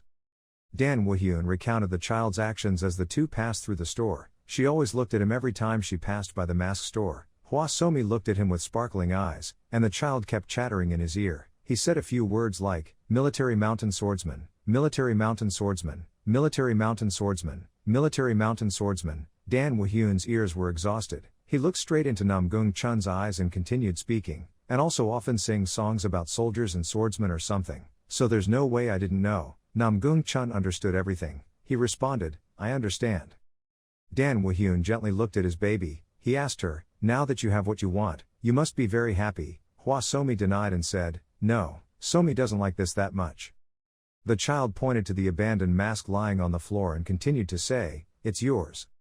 Dan Woo-hyun saw the baby looking at him with innocent eyes and silently exclaimed, he must have been too tired of her. When he saw Namgung Chun silent, 3 parts helpless, 7 parts like a father, looking at the baby silently firmly, in my opinion, definitely. Hwa Somi held the mask in her hand and raised it politely. The baby gave it to Namgung Chun. She said, "I will give this to you. If Hwa Somi remembers that she still has her homework to do, quickly run away, so Somi will go inside and study." The baby left, leaving both Namgung Chun and Dan Woo-hyun helplessly looking at her. Namgung Chun laughed loudly. He exclaimed, "I finally realize how difficult it is to raise a child." Dan Woo-hyun sighed and said nothing. The two of them looked at each other without an appointment, but no one said anything to the other. Namgung Chun remembered that there was something he wanted to ask, so he asked Dan Woo-hyun, "Do you know anything about toxic gas dispersal? More or less is fine."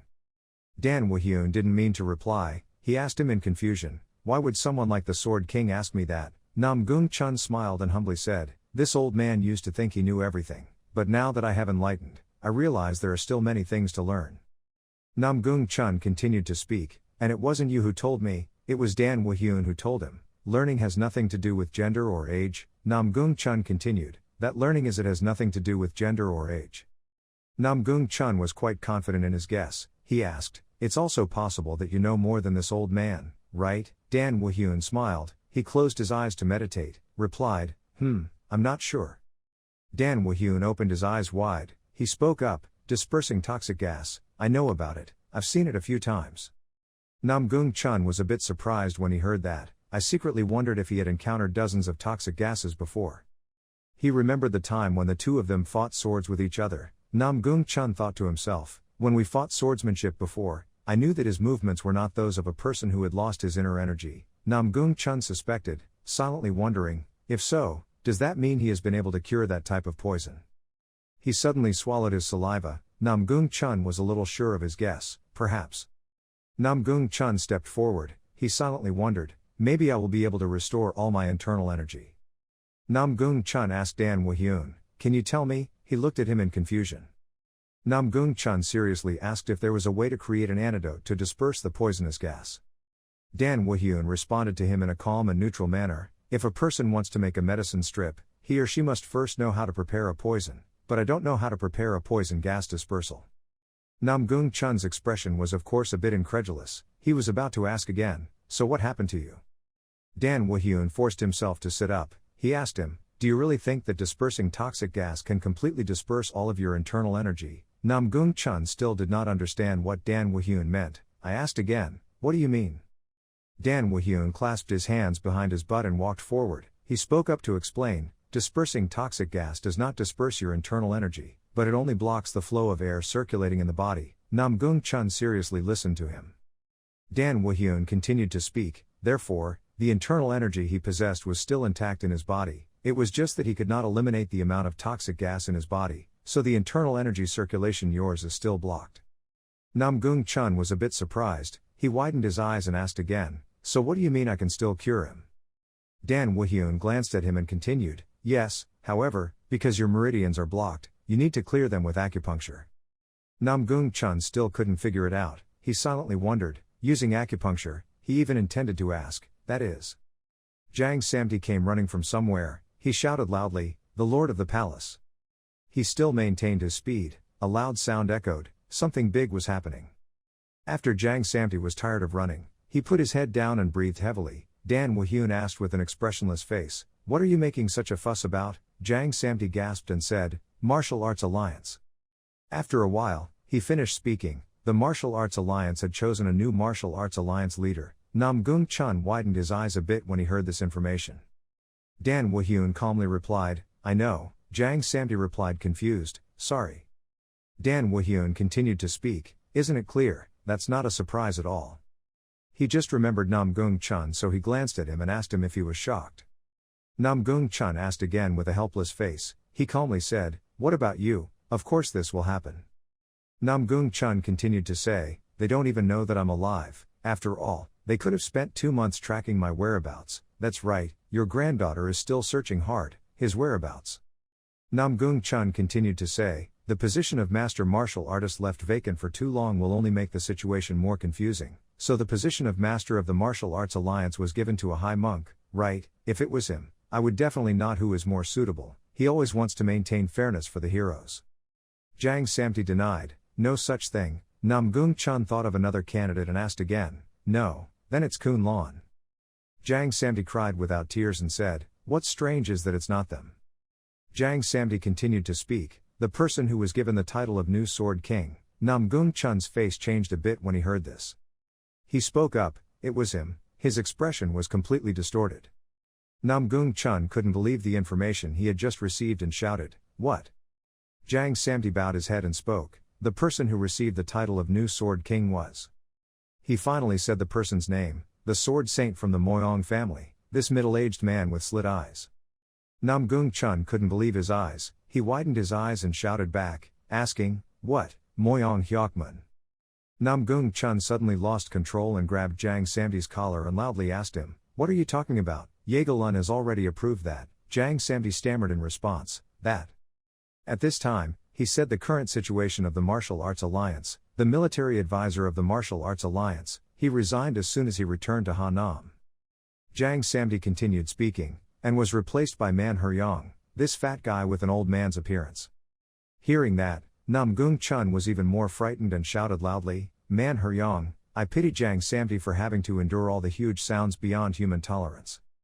Namgung Chun seriously considered, he thought to himself, Shaolin Abbot Xian Jin, Zhong Quan from Kunlun or Chung Jinja martial arts sect, are all candidates that I think are suitable for the position of Master of Martial Arts. They have all reached a superior level of martial arts, and not only their martial arts, their personalities are also excellent. However, Namgung Chun still grabbed Jang Samti's shoulder and wouldn't let go. He continued to do so, no matter how strong Moyong Hyokmun was in martial arts, he would never be suitable to become a martial arts leader, and although Manhwa is also an outstanding businessman, his eyes are always full of lies and greed. But with that said, what can Jang Samti do?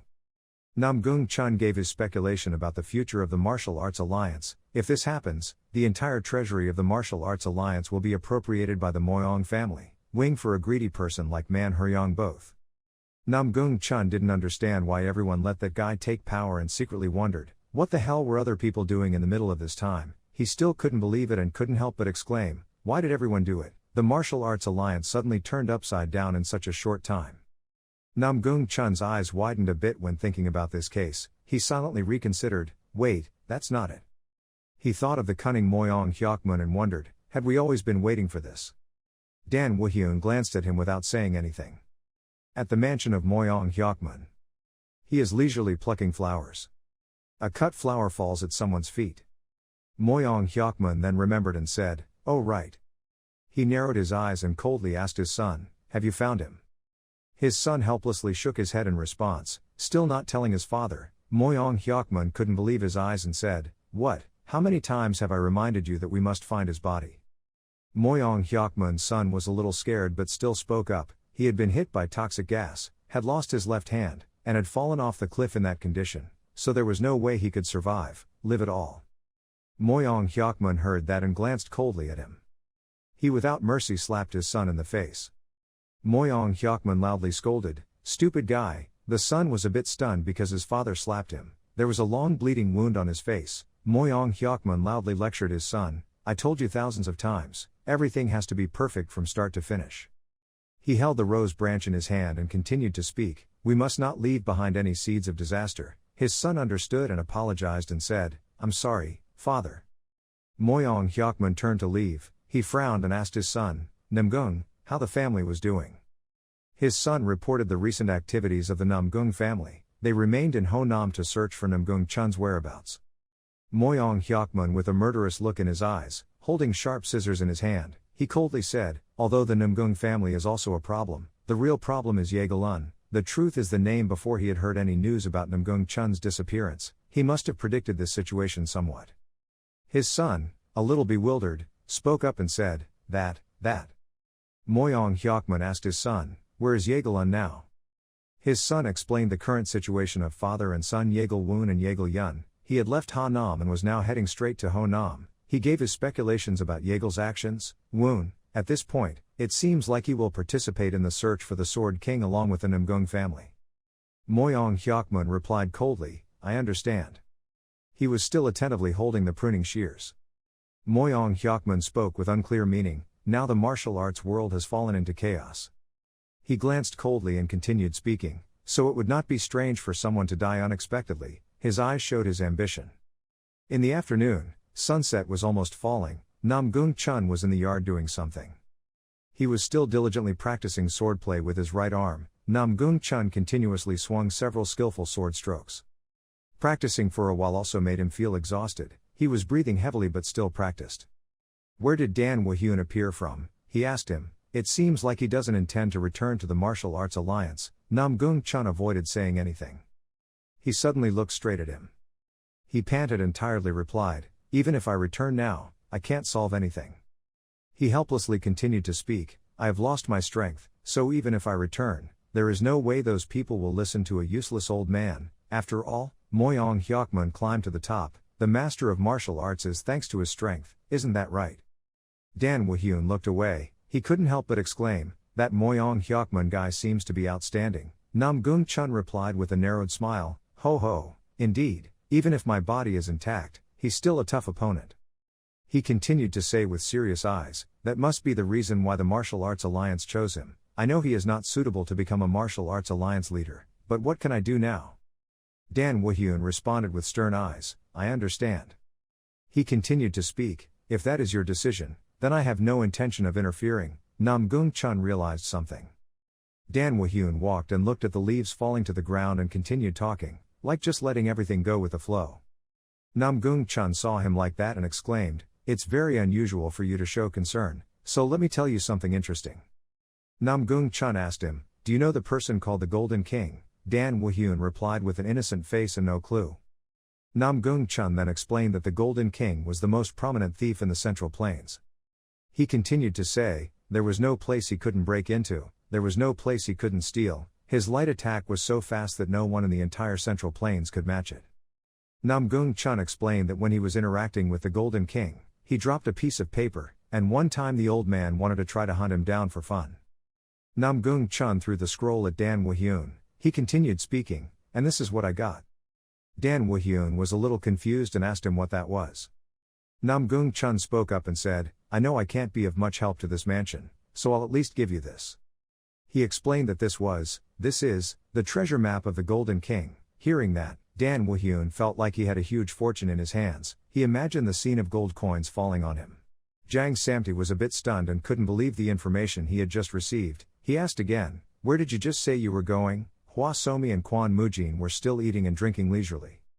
Dan Woo-hyun picked up the cup of tea and took a sip. He leisurely replied, I will go to Ho Bok. Hwa Somi suddenly stood up. Her bright eyes like stars spoke up. Somi also knew about Hubei. She learned it from Thu Tre. People said there was a place called martial arts sect there. Jang Samti was still about to dissuade him. He spoke up and said, like Somi said, that place is the territory of the martial arts sect. These past few days the martial arts are very tense because they cannot find the body of the three saints, so why do you want to take us there? In his mind, maybe those bad people will target Dan Woo-hyun. Dan Woo-hyun closed his eyes to calm down. He calmly spoke, you and Somi will not go, you two are not allowed to go, spray glue on the spot. Hwa Somi with innocent and questioning eyes asked Dan Woo-hyun, why? Somi also wanted to go. Dan Woo-hyun replied firmly with the reason that she still had to study. That place was too far so I didn't bring much. Okay, besides, I still have to go to school, right? Dan Woo-hyun continued to explain why Jang Samti could not go, besides that we could not leave this mansion unattended. When he heard that, his heart almost froze, petrified on the spot, looking at Dan Woo-hyun with his eyes. I mean, that's the only reason. Dan Woo-hyun didn't think it was convincing enough so he continued to speak. If everyone was gone, the trees would all wilt. Both Hwa Somi and Jang Samti were dissatisfied and sprayed the glue until it became stiff. They silently exclaimed, that's it, is all you can think, Namgung Chun saw Hwa Somi at home and decided to stay and play with her. Then I will stay here with Somi. Dan Woo-hyun asked him again in question, is it okay if you don't go? Baby listened to Namgung Chun say at home. He looked happy, while Jang Samti sadly ate the meat on his plate.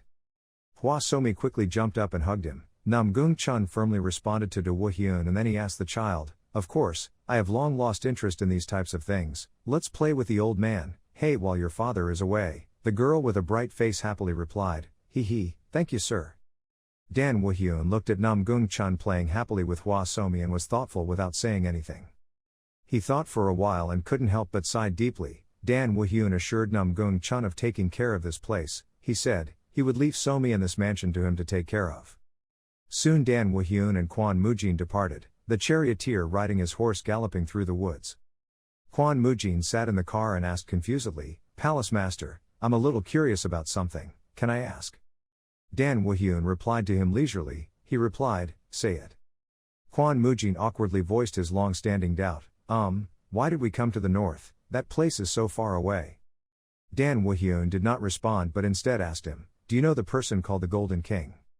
Kwon Moo-jin sat seriously. He seriously replied to Dan Woo-hyun, "The Golden King, I have heard about him. I heard that he is an extraordinary thief."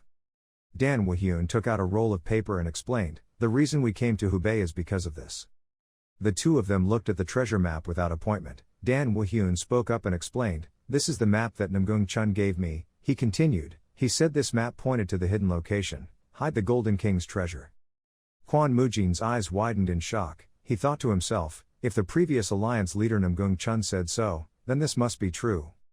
Dan Woo-hyun came close to his ear and whispered a condition. "If we find the treasure, I will buy everything you want, because you are also participating in this case." Kwon Moo-jin heard the attractive conditions. Like that, his eyes were as bright as stars. He enthusiastically responded to Dan Woo-hyun, "Thank you, Lord, I will never forget this favor."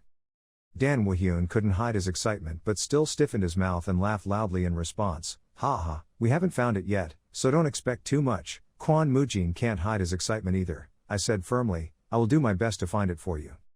7 days later, it was true that life was not like a dream. Kwon Moo-jin was walking tiredly with a cane. His whole body looked dirty and indescribably poor. Kwon Moo-jin was breathing heavily as he walked.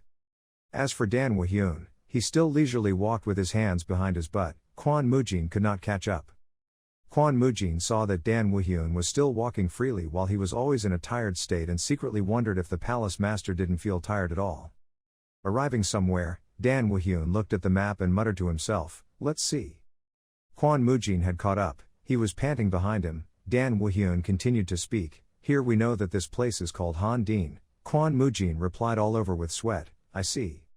Inside, someone was drinking together. They laughed loudly and shouted, "Ha. Their cups were empty." Both Kwon Moo-jin and Dan Woo-hyun were speechless. The other guys loudly exclaimed, "Today's harvest is really good." The other two quickly opened the door and walked in. Another guy happily responded, "Ha, I know that." The guys were still drinking together. They couldn't help but laugh out loud with joy at a bountiful day. Kwon Moo-jin was a little stunned and asked Dan Woo-hyun in a low voice, "They are all thieves, right?" He replied him with a disdainful face, "Guess what?" Kwon Moo-jin saw them in this manner and made his guess. These bandits came to an abandoned manor. Could it be that they were also aiming for treasure? Dan Woo-hyun heard him say that. His blood rushed. His face suddenly turned cold. Dan Woo-hyun quickly rushed forward with a cold expression on his face. Kwon Moo-jin saw him suddenly take action and shouted loudly, "Attacking." The other guys were quickly seriously injured by Dan Woo-hyun. They screamed in pain. Another guy couldn't help but ask, "Who?" Another guy saw a stranger suddenly rushed in and beat an adult, shouted, "What's wrong with you?" Kwon Moo-jin was both stunned before him. After they were all lying on the ground, Dan Woo-hyun coldly asked them, "How long have you been here?" He grabbed the neck of the sickest looking guy and lifted him up. The other guy was strangled and had difficulty responding. For more than a year, Dan Woo-hyun continued to forcefully interrogate him. "When you arrived, they found traces of him, of someone who used to live here." The other guy gasped and denied. "No." He continued to ask him, had he found anything? That guy stupidly didn't understand what was going on and honestly replied, "No, nothing." Dan Woo-hyun threw him away without any mercy. He said in a cold voice, "Then go away. In front of money, humanity is nothing." The other guy seemed to have been saved from the dead. He quickly bowed his head to the person who had strangled him, who had been saying continuously, "Thank you, sir." After saying that, he quickly ran away. Kwon Moo-jin saw Dan Woo-hyun's fiery energy around him and couldn't help but silently exclaim, "The palace master is really serious about the treasure. The person who said not to expect too much is the most serious person." Dan Woo-hyun ordered, "Let Kwon Moo-jin check around. There must be a clue somewhere." He obediently carried out his duty. "Yes." Then the two of them went into the library, searching through each book to find clues. Then going to the medicine room, Dan Woo-hyun even lifted a dead body to check if there were any clues. Then they went to the back garden. Dan Woo-hyun walked back and forth searching, and Kwon Moo-jin dug in the ground. As dusk gradually fell, the two of them were still searching diligently. Kwon Moo-jin was still digging when Dan Woo-hyun shouted loudly, "Found it." He happily ran to Dan Woo-hyun and asked loudly, "Did you really find it, Palace Master?" And I was seriously looking at something. Kwon Moo-jin said a bit dumbfounded, "Here." In front of them was a stone lion statue. Kwon Moo-jin asked somewhat dumbfoundedly, "Isn't this a stone statue?" Dan Woo-hyun asked him again, "Don't you see anything strange?" He explained, "There is no decoration as big as it in this estate, yet this thing stands alone in the middle of this dirty lake." Dan Woo-hyun looked back at the map and continued talking, "When I tapped on this thing I only heard a hollow sound, so I was about to destroy it, but I found this object in its mouth." Kwon Moo-jin saw that he was about to make a fortune when his eyes were bright as stars and he asked, "How is it? Is this the location of the treasure?" Dan Woo-hyun looked at the 8 maps without being sure. He replied, "I'm not sure either, but it looks like it marks something." Dan Woo-hyun continued speaking, "About 5 miles west of this estate."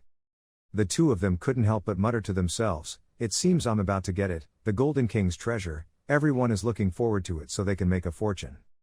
After that, the two quickly walked 5 miles to that place. Kwon Moo-jin tiredly called out to him, "Palace Master." He was almost exhausted. Kwon Moo-jin spoke up, "Wait for me." Dan Woo-hyun's whole body was also covered in sweat. He panted and ordered him, "Hurry up." Kwon Moo-jin looked forward with dejected eyes. He was speechless. Dan Woo-hyun held a torch in his hand and tried to crawl up. Kwon Moo-jin gritted his teeth tiredly. He thought to himself, "We are going to the location on the map." Kwon Moo-jin couldn't help but secretly exclaim, "But why do I feel like I'm gradually losing direction?" The two of them were crawling along a small tunnel. Kwon Moo-jin tiredly thought to himself, "Damn, I want to give up and go home right now." His only small wish right now is, "I just want to take a bath in blankets, warm, soft mattress to sleep." Dan Woo-hyun suddenly stopped walking. He spoke up, "It seems we are almost there." Kwon Moo-jin's whole body was sweating profusely. Perhaps he had reached the limit of his endurance. Dan Woo-hyun held the torch to illuminate. Kwon Moo-jin was a little surprised and asked back, "What's wrong with the Palace Master?" Dan Woo-hyun was shining something on the wall. Kwon Moo-jin asked in confusion, "Ha, what is this?" Dan Woo-hyun spoke up to explain, "A drawing. On it was the head of some animal and next to it was an arrow pointing up." Kwon Moo-jin gave his guess. It seemed to be pointing in the direction, to something. Kwon Moo-jin glanced at Dan Woo-hyun. He saw his gloomy face and couldn't help but sweat and silently exclaimed, "I have a feeling." Dan Woo-hyun's face was full of black lines. He coldly looked at the thing in front of him. Kwon Moo-jin saw this and was secretly confident with his own thoughts, that the Palace Master's patience had reached its limit. Dan Woo-hyun gave him the torch. He ordered. He thought to himself, "Take Kwon Moo-jin." Kwon Moo-jin was sweating and reached out to take it. "Ah, yes." Kwon Moo-jin saw Dan Woo-hyun rolling up his sleeves and asked him in confusion, "But what are you planning to do?" Dan Woo-hyun calmly responded to him, "Destroying it." Kwon Moo-jin realized something was wrong and asked in horror, "Wait, right here." He shouted loudly, "The action would collapse." But Dan Woo-hyun's decision could only be shaken by the sky. His face was full of seriousness and he raised his hand to destroy the wall. Then an earth-shattering explosion occurred near the village. Light finally entered the cave. Seeing that there was no problem, Kwon Moo-jin gasped in surprise and silently exclaimed, "The cave did not collapse, but it was blown away." Dan Woo-hyun stood still, looking at the scene before him. When he saw this scene in front of him, he was stunned and speechless. Kwon Moo-jin stammered and said, "Palace Master, this is..." Dan Woo-hyun looked straight at him with an expressionless face. After the dust gradually cleared, the stone statue in the village was revealed. Kwon Moo-jin walked out tiredly. He thought to himself, "Finally we're back. Where did we start?" And our male lead stood frozen when he saw he was back in the same place. And Dan Woo-hyun was extremely angry. His face was so cold that it couldn't be colder. Dan Woo-hyun coldly ordered, "Don't say anything." Kwon Moo-jin received the order, covered his mouth, obediently said, "Yes."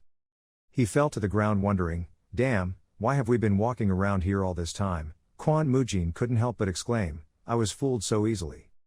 Dan Woo-hyun stared at the statue in front of him. He muttered to himself, "A lion statue." Dan Woo-hyun still glanced at it. Kwon Moo-jin was stunned by his actions.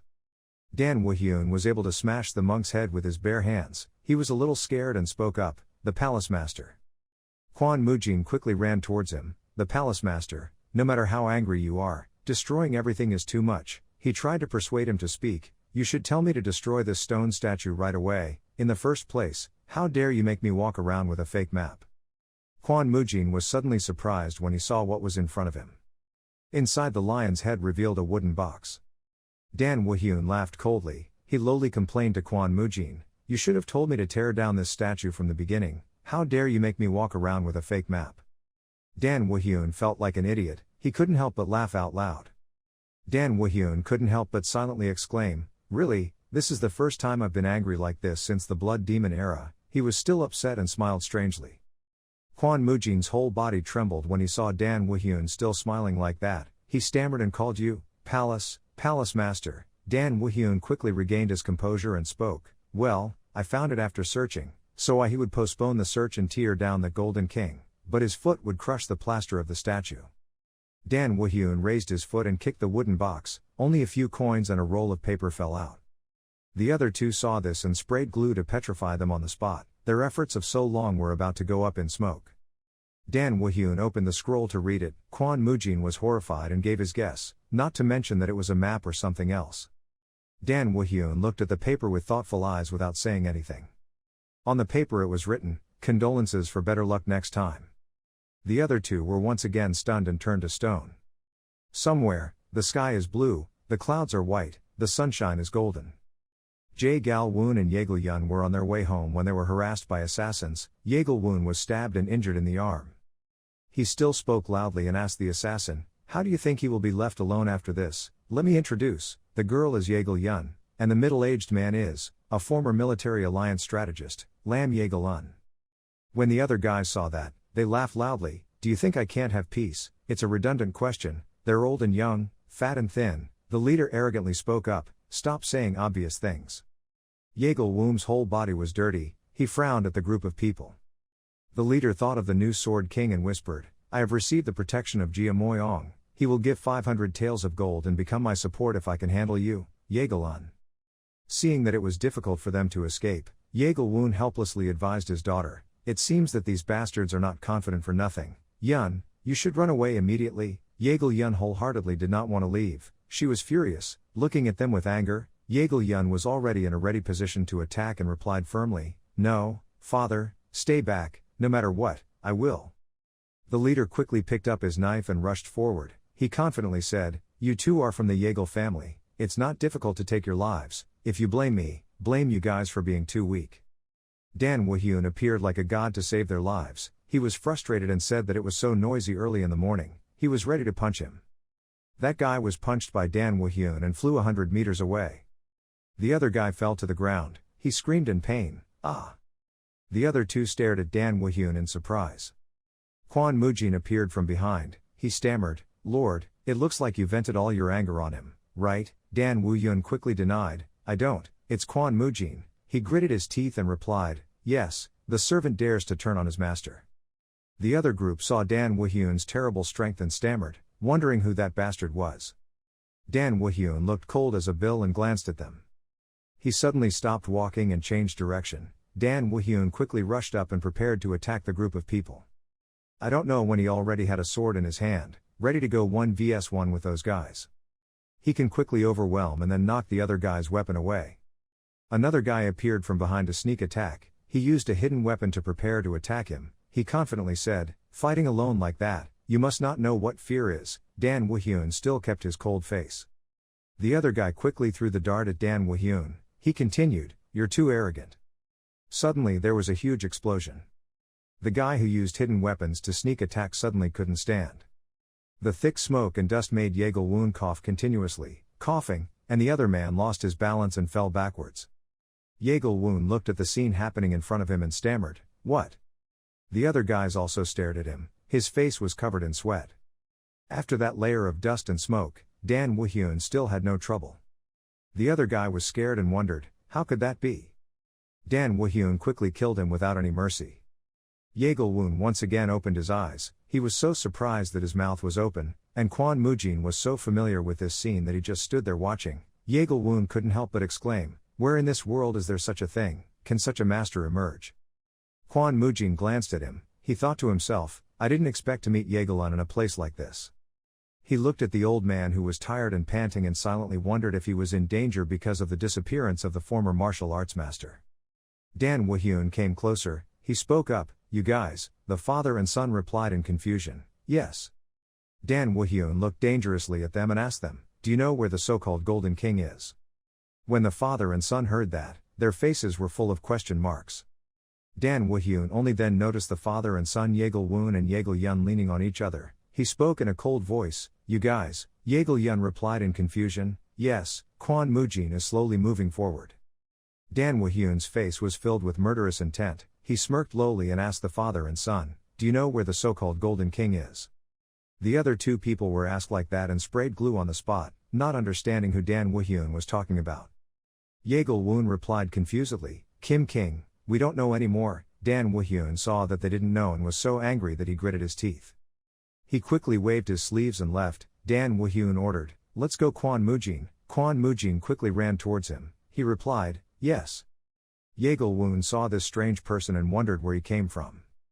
Yegal Yun realized who Kwon Mujin was and spoke up. The person following him was definitely the little twin swordsman. Yegal Yun was a bit shocked when he heard his daughter say that. He loudly asked again, "What, little double sword, isn't he an unrighteous martial arts master?" He looked at the departing backs of both Dan Wahyun and Kwon Mujin and was surprised to make his guess. If so, then that means that the expert also came from an illicit sect. He wondered and asked, "Why did he appear at this time?" Yegal Yun gave his guess about the other two. "I don't think he came from the unjust sect." Kwon Mujin, the little twin sword, is no longer in the unjust sect. Yegal Yun continued to reveal another piece of information. Kwon Mujin was known to be dead. "Father," Yegal Yun heard that and sweat dropped. He loudly asked again, "What?" Yegal Yun didn't understand what was going on, why the person who was supposed to be dead was here. He was so scared that his face turned pale and he silently wondered, what the hell was going on here? Yegal Yun raised his eyes to the sky and said, "This won't happen. We have to join forces with the Namgung family as soon as possible and find out what's going on." Yegal Yun also agreed to respond to him, "Yes." Turning back to little Hwa Somi, she was running and jumping on the street. Hwa Somi hummed as she walked, "La la la, great squid." In her hand was a giant squid, and another girl was timidly following behind, probably her friend. The other girl called out, "Somi, Somi," who was in the middle of eating a squid beard, replied incomprehensibly, What's going on?"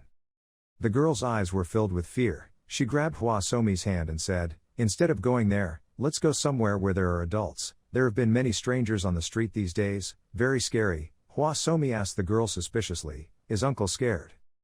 Hwa Somi glanced at everyone with her innocent and clear eyes.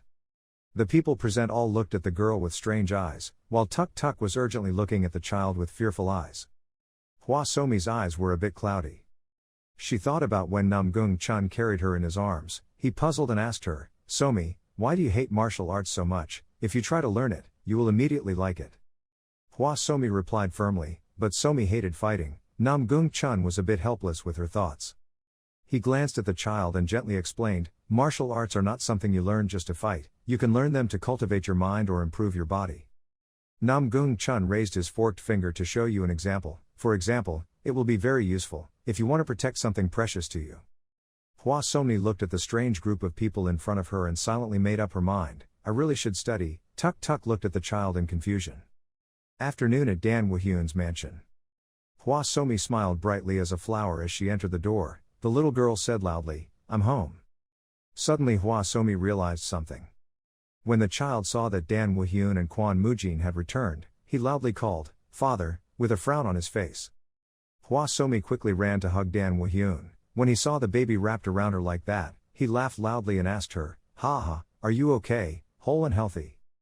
Dan Wahyun looked at the baby gently. He replied in a low voice, "Ha ha, of course, I was a bit angry, but as soon as I saw you my anger disappeared." Hwa Somi questioned him and asked him, "Dad is angry, why?"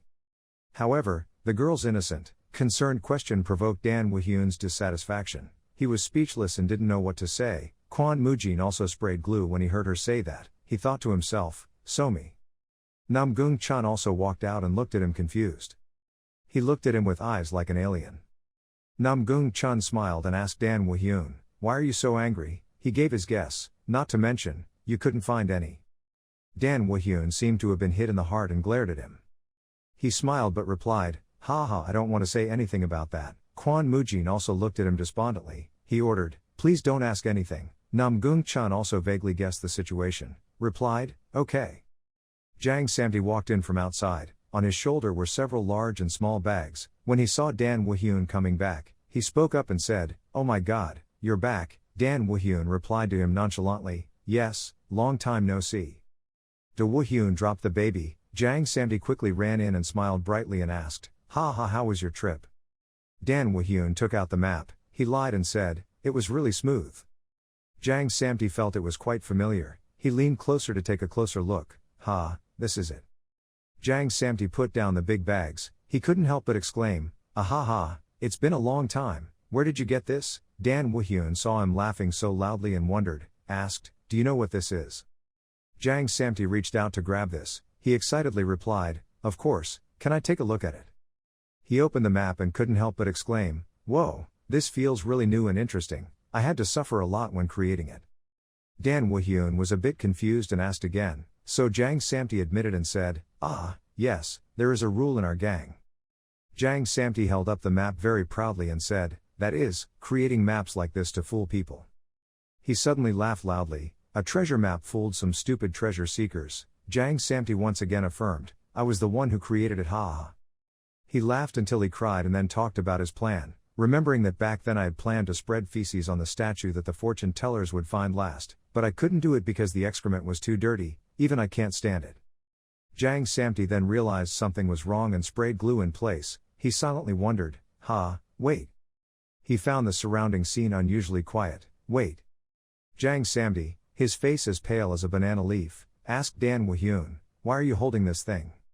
He was about to speak, in hand, when Dan Woo-hyun and Kwon Mujin looked at him with reproachful eyes and dumbfounded expressions. Jang Samti was so scared that he was sweating profusely. He realized there was a tension and quickly turned around and ran away. I had urgent things to do right away, and the other two treasure hunters stood there as if in the sky. Dan Woo-hyun leisurely ordered Kwon Mujin to arrest him. He respectfully accepted his order, yes. In the afternoon under the golden sunlight, Jang Samti's wail scream echoed everywhere. At the same time somewhere, someone was sitting by a waterfall. The man had 3 words on his back. The Wind Sword faction asked his subordinates, yes, have you found it yet? The subordinate bowed his head. He replied, yes. The subordinate asked a boatman nearby, but the lake here is where the water is the deepest. The other guy continued to ask, what about the accommodations here? The subordinate continued to say, there is a mansion nearby. The other guy took off his hat to reveal his handsome face. He found it interesting and wondered, is it a mansion? The other guy found it interesting and laughed out loud. He wondered, is it a mansion? Several of his subordinates appeared and lined up seriously. They spoke up and said, the land around here belongs to the royal family, so this place should be banned from doing business or building. That guy came up. The voice continued to inform about the mysterious mansion. The subordinates investigated and discovered that this mansion had an affair with the district governor, but strangely, no one knew the details about the identity of the man, the owner of that mansion. That elegant-looking guy asked his subordinates, have you ever heard about that rumor, that the martial god has been sealed in the deepest part of Dongdin Lake? He continued to explain with a serious face, at first it was just a baseless legend, but then traces of martial gods were found on Kwon Sun Island. That's why I quickly arrange things in the sect and then come to this music. This handsome young man is the head of the Wind Sword sect, Hu Jar-yong. Hu Jar-yong clenched his hands. He continued to say, before, the martial god was not simply a legend anymore. Hu Jar-yong did not hide his ambition to rule the world and continued to say, if we find his whereabouts, we will become the unifier of the great sect, or we will become even greater than that. Hu Jar-yong ordered his subordinates, so you guys should prepare to go because we have to meet that palace master. The subordinates shouted in unison, yes.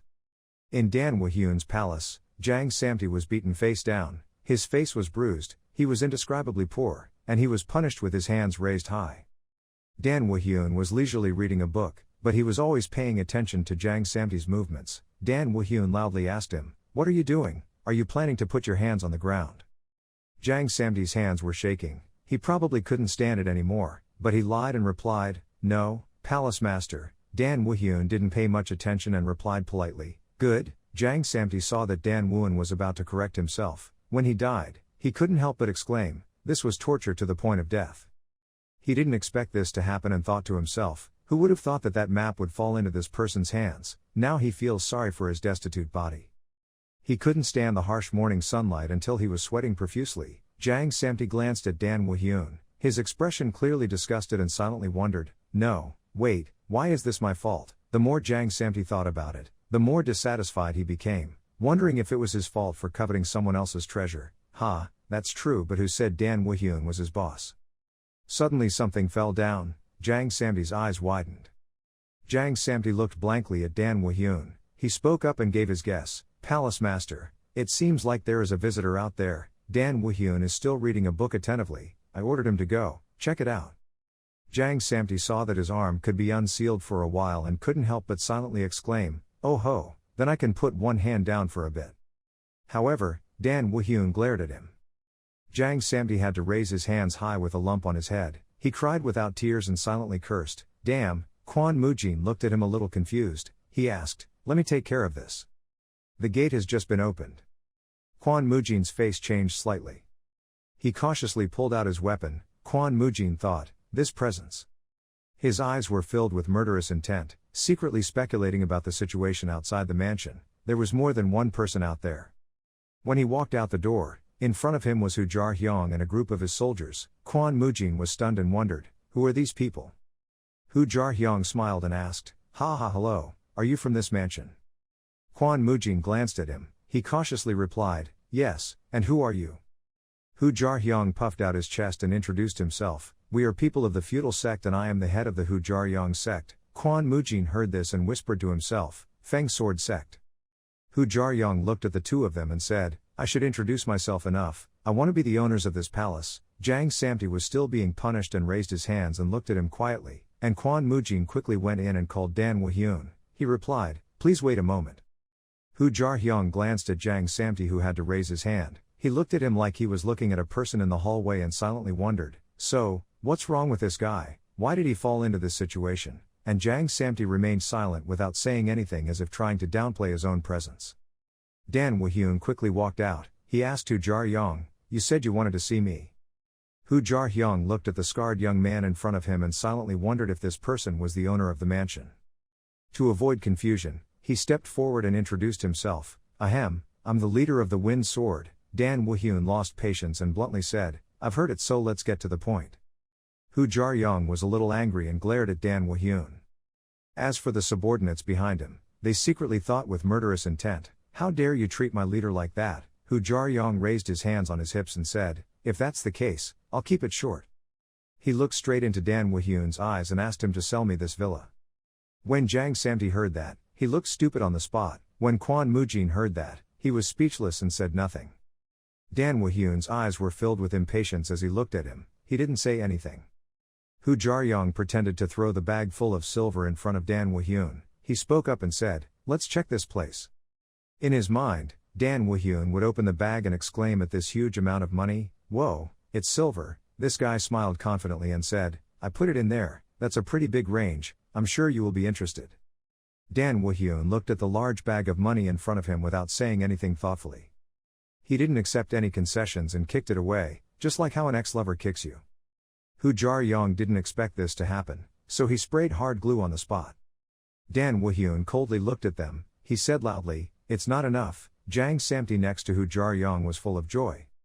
The subordinate behind saw their leader being insulted like that and said loudly, this guy is really insane. Does he know who we are? Hu Jar-hyung raised his hand to stop him. He shouted, non-stop, keep silent.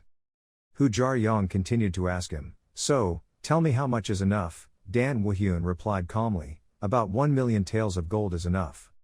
When Hu Jar-hyung heard that sky-high price, he couldn't help but exclaim, your joke has gone too far. Dan Woo-hyun clasped his hands behind his butt. He asked him in a loud voice, did it sound like a joke? Hu Jar-hyung smiled faintly and responded, he joked like that with the hidden meaning of not wanting to sell it. He turned around to leave. Before he left, he turned around and looked at Dan Woo-hyun with murderous eyes. We're leaving today, so come find me if you change your mind. Dan Woo-hyun still looked at him unmoved. His expression looked very bored. Kwon Mujin looked at this guy and speculated that he wouldn't let them off easily, then confusedly said, Palace Master, looking at his behavior, it seems like he won't give up easily. We should what to do? Dan Woo-hyun without fear ordered him to go call Namgung Chun. call the old man. Namgung Chun was eating a skewer of gourd candy. After being told about the situation, he said, Wind Sword Sect. Namgung Chun faintly spoke up about the information he had just received. I heard about them when I brought Somi to the left office. It is rumored that the Wind Sword faction now controls all the streets in Leduang. Quan Mujin replied a bit confused. This is the first time I heard about that sect. Why? Namgung Chun stroked his beard, feeling that this was a bit wrong, and exclaimed, it's not uncommon for sects to appear and then disappear, but it's really strange for them to act so rudely. Dan Woo-hyun was on the side listening to what he said. He spoke up, if you have power then it's natural to want to use it. This is probably the same for us. Namgung Chun feels this is quite normal. Usually respond, besides, seeing him leave quietly like that, it's not a big deal, right? Dan Woo-hyun glanced at him. He denied, saying, no, he appeared for a purpose. Dan Woo-hyun gave his guess about Henry Jaryong's plot, and it seemed like he needed this mansion to accomplish that purpose. Dan Woo-hyun continued to say, they will come back again, and outside the yard, Hwa Somi was playing happily with Jang Samti. The two people playing frisbee together looked very happy. At someone's palace. Hu Jaryong is sitting in his study reading about Dan Woo-hyun's information. The daughter is currently studying at the boys' library, and he himself is unemployed, right? The subordinate admitted and replied, yes. The guy's eyes looked bored and felt a gap. He wondered, in order to settle in such a place, he had to bribe a huge amount of money to the district judge, and the money needed for his studies. The scholar is not a small boy. Where did he get that money? The subordinate gave his guess, whether it came from inheritance or not. Hu Jaryong thought to himself, I thought about 200 taels of silver would be enough, but the situation is getting deadlocked. He muttered to himself, we have no other choice. Hu Jaryong waved his hand and ordered his subordinate to deal with the manly matter first. The other man respectfully responded and obeyed. Hu Jaryong, with an unusual mindset, asked his subordinates, if we bother his daughter, he will have no other choice, don't you think so? My innocent child is being bothered by bad people. That afternoon at the library gate, Hwa Somi was standing alone at the door, looking around to look for Namgung Chun's figure. When she saw the person she was looking for, Hwa Somi's eyes suddenly lit up like stars. Namgung Chun was wearing a hat that covered half of his face. Hwa Somi called out loudly, sir. The baby, as quick as lightning, rushed to hug Namgung Chun. He also opened his arms to receive the baby. Namgung Chun laughed loudly and asked the girl, ho ho, is going to school fun? Hwa Somi obediently replied, yes. Suddenly someone spoke up, huh? A guy with rabbit teeth and thick glasses stuck his head out and asked, are you Somi's ancestor? Namgung Chun glanced at him in confusion. Inside the classroom, Namgung Chun turned his back to the master. He also understood what was going on and asked again, why do you want to see me? The master laughed loudly in response to him, ha ha, you see. He took out a notebook of some kind, perhaps recording Hwa Somi's crimes, and continued to say that Somi's recent actions were having a negative impact on the young man. Namgung Chun turned his head to look at him. He questioned again, negative influence. The master gave a very stupid reason and explained, yes, it was because Somi sat on the ground eating. Namgung Chun widened his eyes and looked at him. He asked suspiciously, sitting on the ground eating, was that serious? The master pushed his glasses in response to Namgung Chun. Perhaps he simply thought it was her habit. He continued to say bad things about our baby, but it began to spread like a gambling addiction. The other guy continued to speak. By now most of the children were following her, and Dan Somi was always the center of everything, using the excuse of sitting on the ground to eat, fooling a 3-year-old child. Namgung Chun glared at him. He coldly asked him, I have nothing to say about the bad things she did, but isn't this something that should only be stopped after a few small disciplinary actions? The man bowed his head. He stammered to explain the reason, not only the children of the officials, but also the children from many famous families of the Central Plains were studying with us. The other man continued to speak, but Dan Somi worsens the atmosphere here, and many parents worry that if they want, they will find a way, but if they don't want, they will find an excuse. Namgung Chun's whole body was filled with murderous intent. He coldly asked the gentleman, what do you mean? The other man stammered in response, so I wanted to say. On bowed her head and continued to speak. Tung accepted the teacher, and could no longer accept Somi to study. Namgung Chun frowned. He glared at him, his whole body filled with coldness. Namgung Chun turned his back. He pretended to understand everything and said, I understand, I will inform the Lord of this matter. The gentleman still bowed his head and said, thank you very much. Namgung Chun glanced coldly at him. He silently exclaimed, Until now this person has never complained, but he is not looking for an excuse. Namgung Chun pushed the door to leave. He silently wondered if this was the intention of those who came not long ago. Namgung Chun noticed something and glanced down. Dan Somi has been waiting for him all this time. The little girl held out her pretty little hand and said, "Let's go, Grandpa." On the way back to the mansion, Dan Somi still held Namgung Chun's hand firmly. The child's clear, innocent eyes asked, "Grandpa, I can't go to the office anymore, right?" Namgung Chun was a little sweaty when asked such a difficult question. His eyes avoided the little girl and stammered as he said, "That's it." Dan Somi really understood the situation so much that it was heartbreaking. The little girl obediently spoke up, "Somi is fine, I like handsome guys, but I also like my father, grandfather and uncle." Namgung Chun also followed her. He firmly spoke up, "Right, what's so good about being a handsome guy? This old man will teach you everything." Dan Somi happily waved her hand to curse, "I like it very much." Namgung Chun also smiled and looked at the girl. When the child noticed the street side selling sugar candied gourds, he happily said, "Whoa, cakes." Namgung Chun looked at the girl. He gently asked, "Ho ho, does my little Somi want to eat sweets?" Dan Somi quickly ran to the stall. She replied, "Yes." Namgung Chun spoke up and told the store owner to wrap one up for us. That guy looked at the two of them with shy eyes. He stammered and said, "That's it." The other guy spoke up and said, "Today we don't sell." Namgung Chun asked him in confusion, "You don't sell?" The guy rubbed his head in confusion and said, "I've sold all the cakes today." Namgung Chun pointed at the sugared gourds and asked him in confusion, "What do you mean? If this isn't cake, what do you call us?" The store owner was speechless and didn't know how to explain it. He quickly closed the door and loudly said, "Oh yes, my parents are sick, so I have to quickly go visit them." That's it, leaving the two of us dumbfounded and not understanding what's going on. Namgung Chun was a bit stunned and muttered to himself, "Oh my god, what is this guy talking about?" He glanced at the surrounding stalls and saw that they, too, were hastily packing up their things. Almost the whole market is cleaning up to go home. Namgung Chun looked at their actions with a gloomy face. Return to Dan Woo-hyun's mansion. Dan Woo-hyun was placing Dan Somi on his lap. He patted her head and asked again, "So that's what happened?" Jang Samti and Kim Mijin pushed the door and walked out. Jang Samti angrily cursed, "Damn it, what the hell are they planning to do?" Dan Woo-hyun asked him confusedly, "What's wrong?" Jang Samti stepped up. He denied and explained again, "No, I mean, we went to the street to buy things, but we couldn't buy anything. They all said they had sold everything, so they didn't sell us anything." Jang Samti remembered the name Hu Jar Yong and made his guess. Could it be that everything was because those bastards were playing tricks? Namgung Chun glanced at him. He gave his guess, "I also thought the same thing, but maybe not as simple as that. They are also considered a political faction. I don't think they would use tricks. Where is this?" Jang Samti looked at him with disgust. He spoke up, Is the Sword King still in his dream?" Namgung Chun was angered. He asked loudly, "What did you just say?" Kwon Mujin looked at them silent and said nothing. Kwon Mujin spoke out in support of Jang Samti. What Jang Samti said is true, regardless of whether they are a famous sect or not. Kwon Mujin continued with serious eyes, "Isn't there always one rotten fruit in a bunch of apples?" Hearing that, Namgung Chun also tacitly admitted, Dan Woo-hyun still looked leisurely and puzzled as he exclaimed, "I don't know why you guys are so worried." Jang Samti saw that he was still so calm. His face distorted to the extreme and he loudly asked, "What do you mean? It's come to this, we know what to eat and what to wear." Dan Somi raised her small hand and confidently replied, "It's okay." The little girl's face was full of excitement as she told us her plan. "We could make our own clothes and go hunting for food, like we used to do."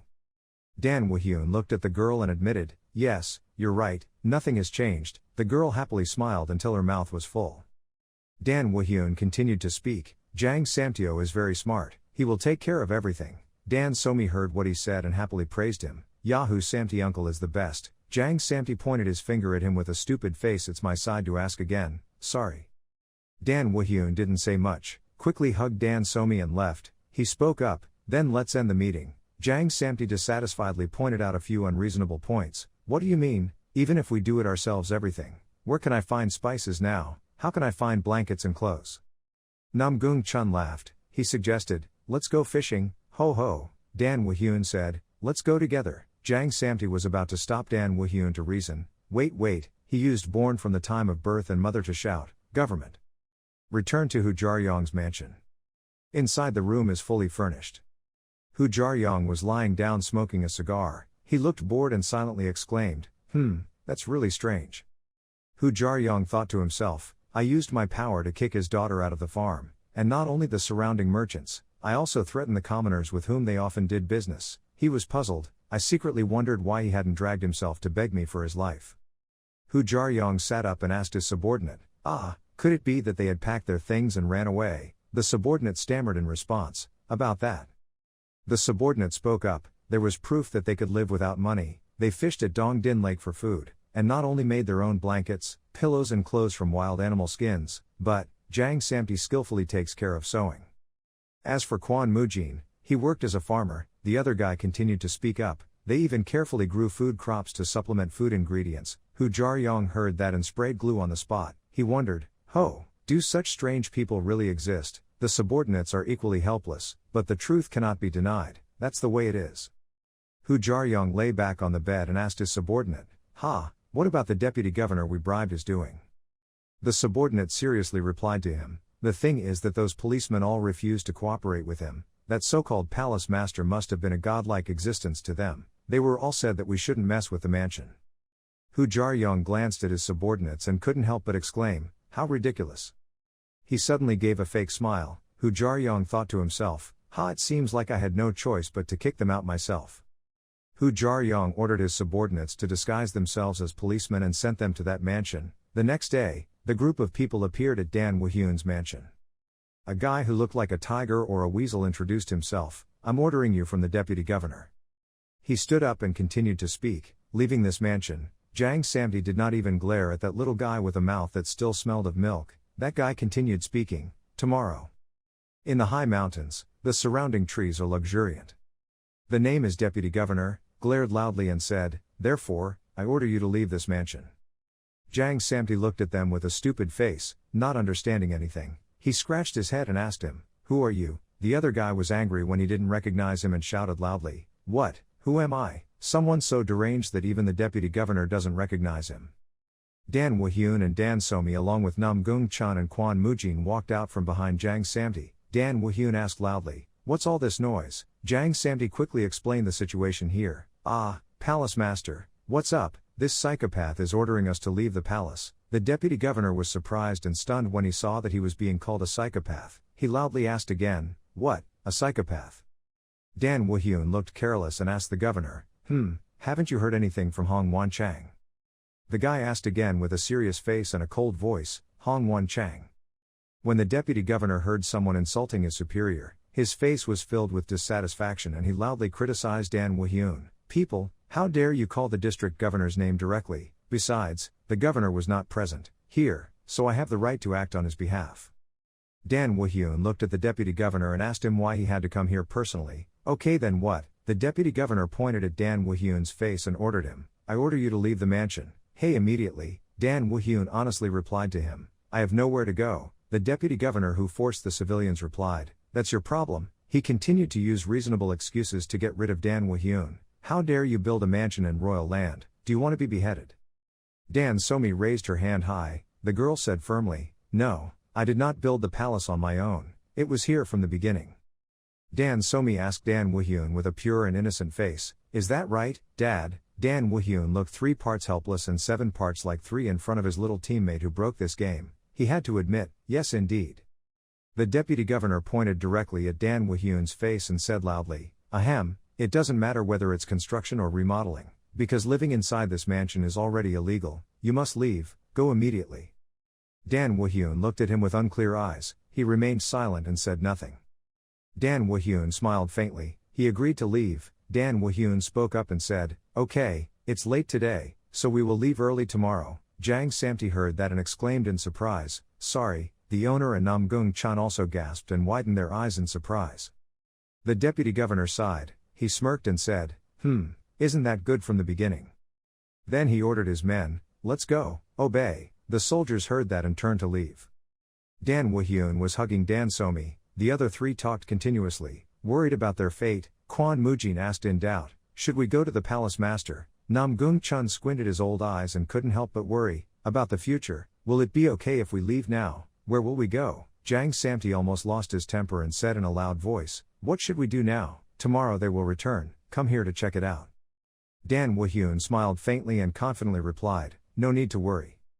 He glanced at the group of people who had gone far away and said firmly, "I have a well thought out plan." In the market, the deputy governor was kicking people's stalls. He said loudly, "You untouchable, I told you that if you still want to do business here, you have to pay us," but the surrounding goods were mostly destroyed. The shopkeeper had nothing to do but endure evil people like this. The old woman was about to speak up to defend herself. The governor had never said that. The deputy governor got angry when he heard that. He shouted loudly, "What? The governor is not here right now, so you guys must comply with the orders of our deputy governor." The deputy governor quickly turned around and left. He couldn't help but exclaim, as expected, "These old guys always only knew how to live comfortably." The old woman's nephew and her husband quickly came out to help her. The old man asked with concern if she was okay. The old man looked at the deputy governor who was humming and singing as he walked and couldn't help but blame him. In the land of the blind, the one-eyed man is the king. If the master is absent, the servants will immediately want to imitate him. Master, that's exactly what he's doing. The old woman's face showed a harsh expression and was still being abused by this brat. She clasped her hands together and prayed, "I hope that the governor will return soon." The old man responded somewhat helplessly to her, "The king suddenly summoned him to the palace, so we don't know when he will return." His niece next to him soon cried. Inside the restaurant, the deputy governor laughed loudly, "Ha ha ha." The beautiful woman next to him smiled and asked him, "It seems like you're in a good mood, deputy governor." That guy was already drunk while eating alone and happily responded to her, "Of course, that's impossible, I can't be in a good mood." The deputy governor raised his glass of wine and took a sip. He wondered, "Because I don't have anything to worry about." The other guy fantasized about his own bright future and continued to say, "I have a solid foundation, and soon I will hold a pile of wealth in my hands." The deputy governor, enjoying beautiful women and good wine, couldn't help but exclaim, "Ha ha, as soon as I took on this position, I immediately had such a good opportunity. How lucky, I didn't expect it." Sects were able to form links with neighboring Yuyong regions. He remembered Hu Jar-hyung and thought to himself, and they also promised to deal with the governor. Thinking of this, he couldn't help but feel happy and silently exclaimed, "And then, his position would obviously belong to me. If this guy were to take over, the people would suffer." The deputy governor was still thinking. The condition that the Fawn Sword sect had proposed was that mansion. Now it had been resolved. He was happy to think, soon this place would become a small king, our country. If Dan Woo-hyun hears this thought, he will say, "Why is it so easy to eat my grandmother's food?" The beautiful woman smiled and asked the deputy governor, "Anyway, have you heard about the recent rumors, deputy governor?"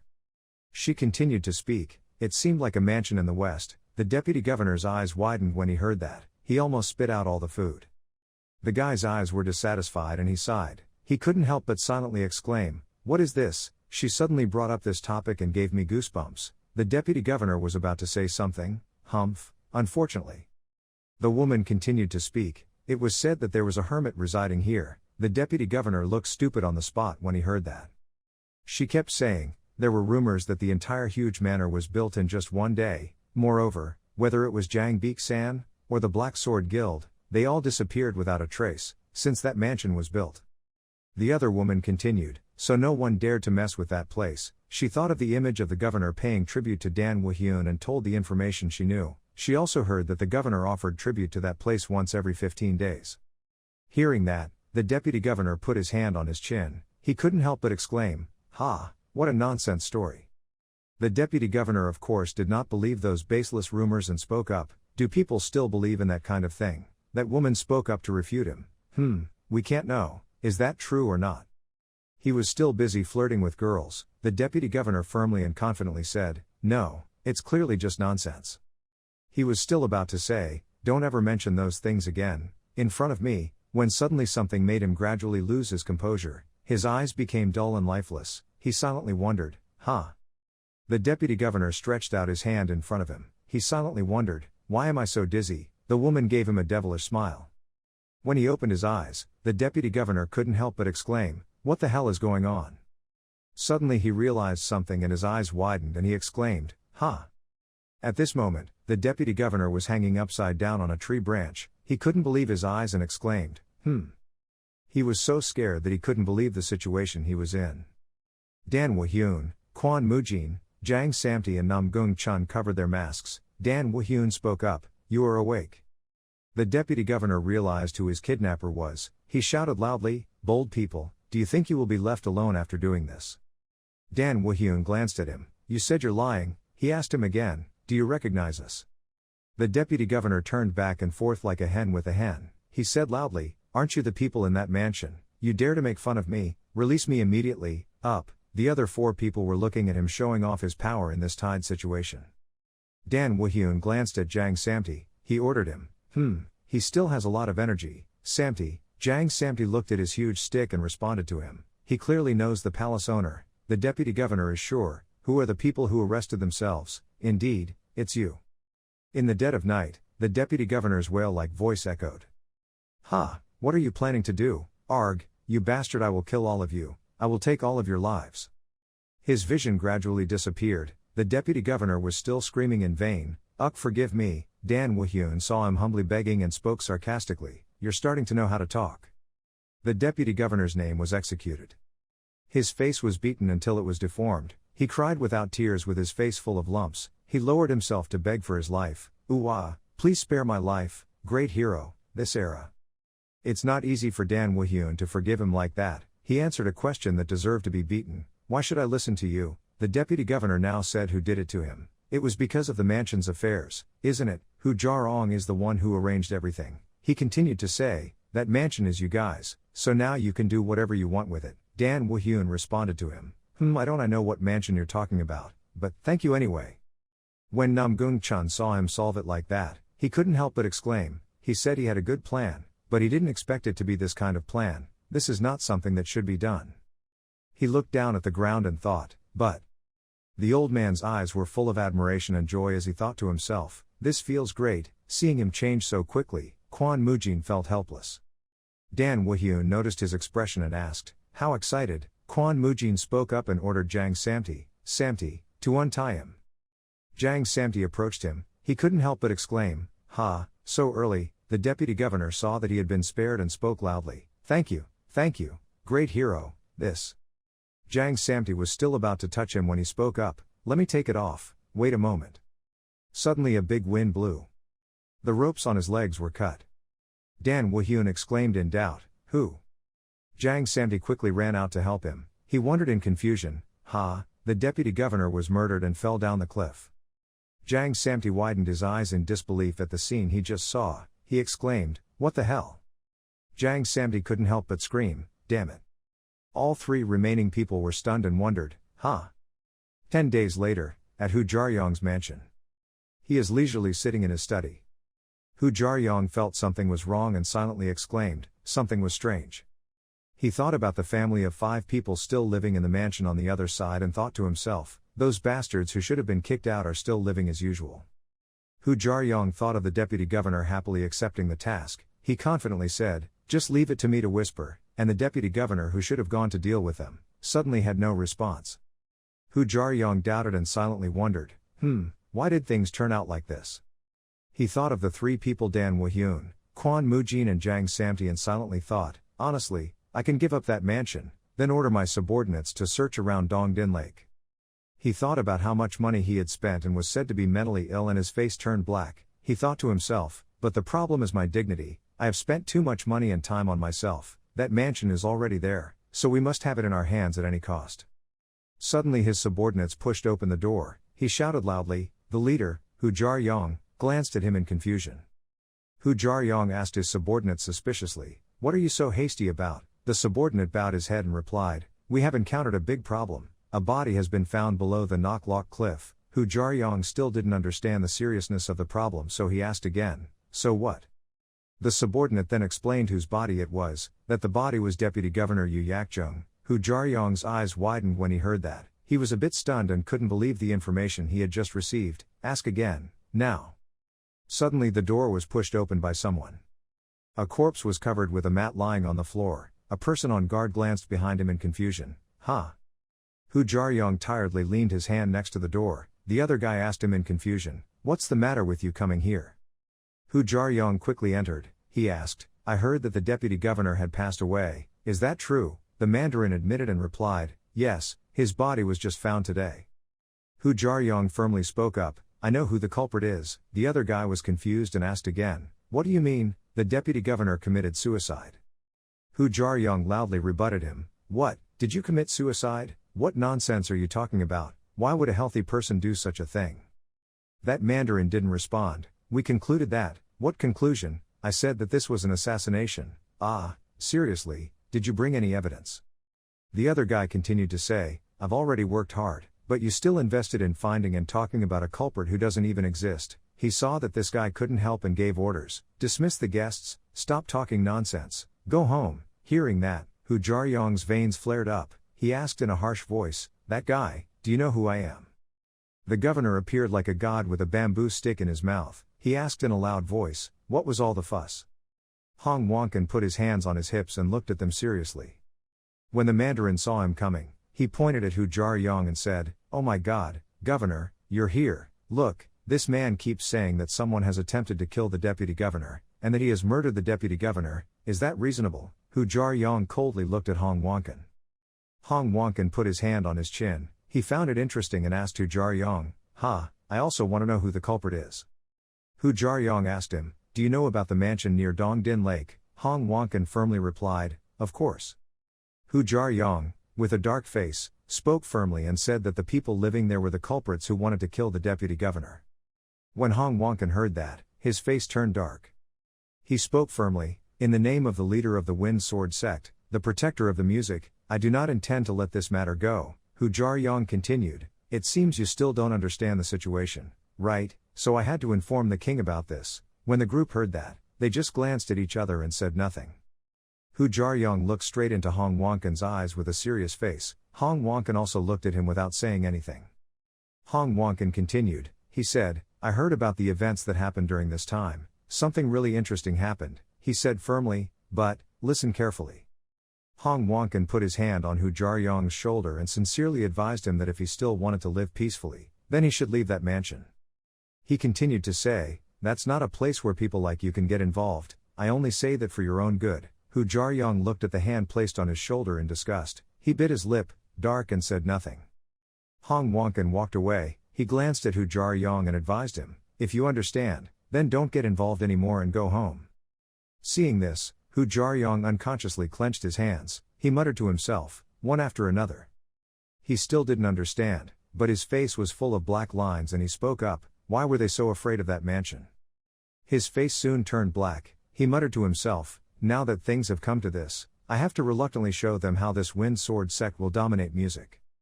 Hu Jaryong, with a cold face, ordered his bodyguard to summon his subordinates. The other man responded seriously and obeyed. Hu Jaryong was so angry that his face contorted and he said, "Today, we will tear down that mansion, to the point where not a single stone or blade of grass remains." Late at night, it's quiet. The assassin sneaked out at night, heading to Dan Woo-hyun's mansion. Hu Jaryong led the group. He muttered to himself, "We've arrived." Hu Jaryong with a cold face ordered his subordinates not to spare any of them. They respectfully responded and obeyed.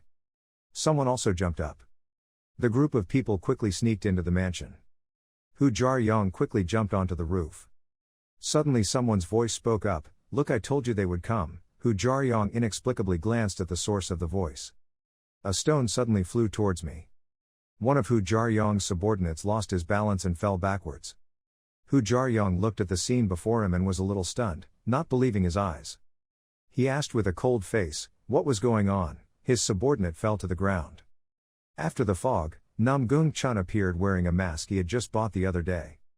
He stood alone in front of that group of people. Hu Jaryong loudly asked, "Who are you?"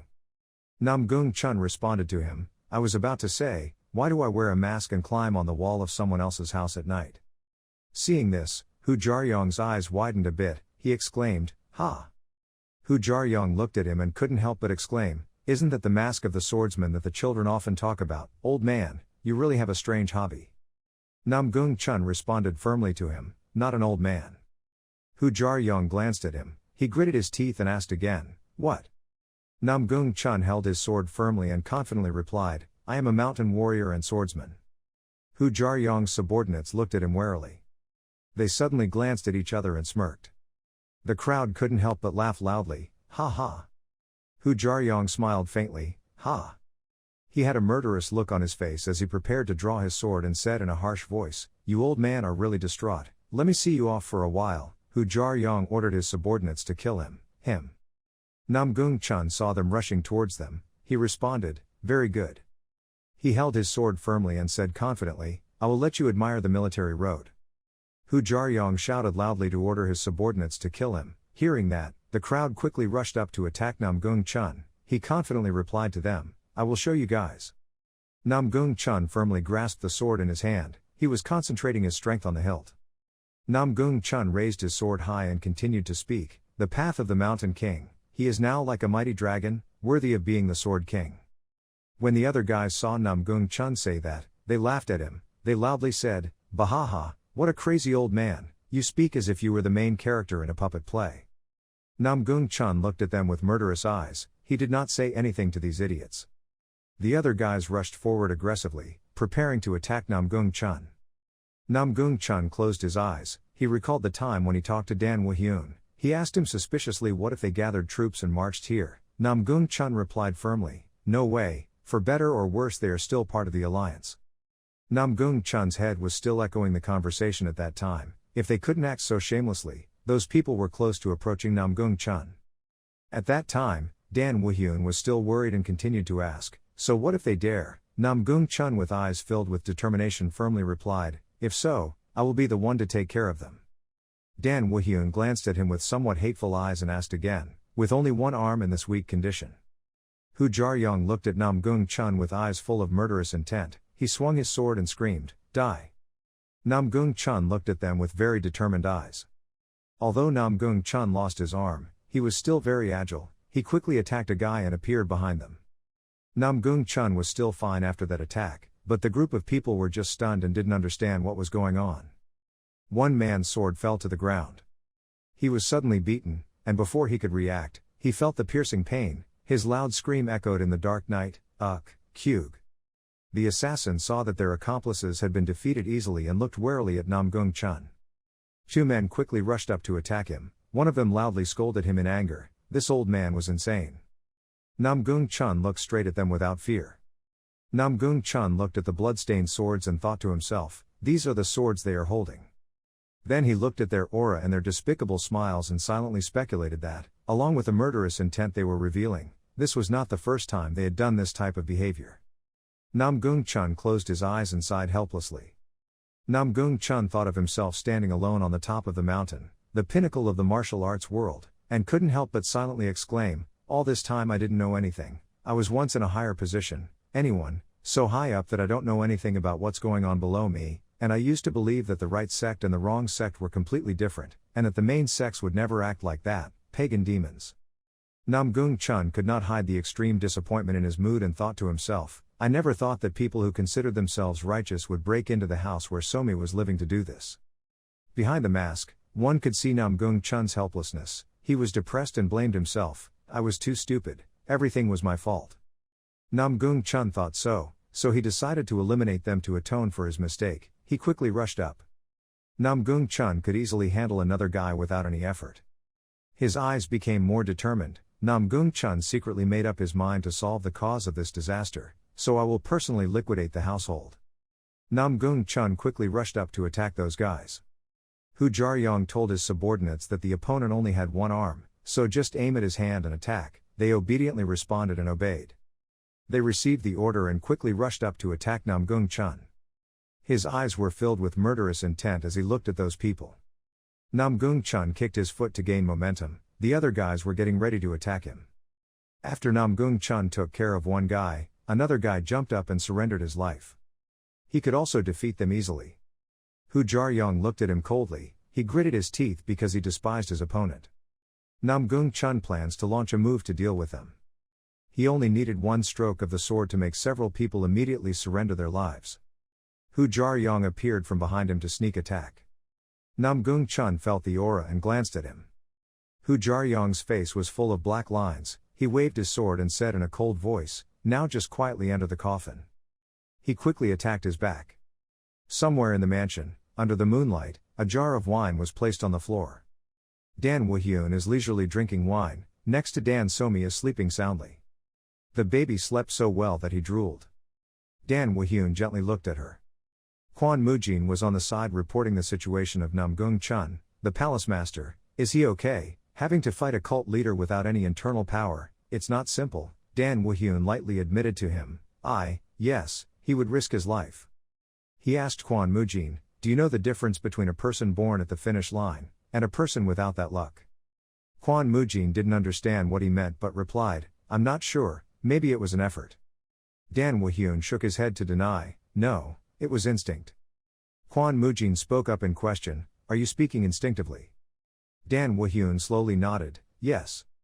Under the moonlight tonight, Dan Woo-hyun continued to say, natural martial artists, no matter what situation they fall into, can always use their instincts to find a path that they must overcome.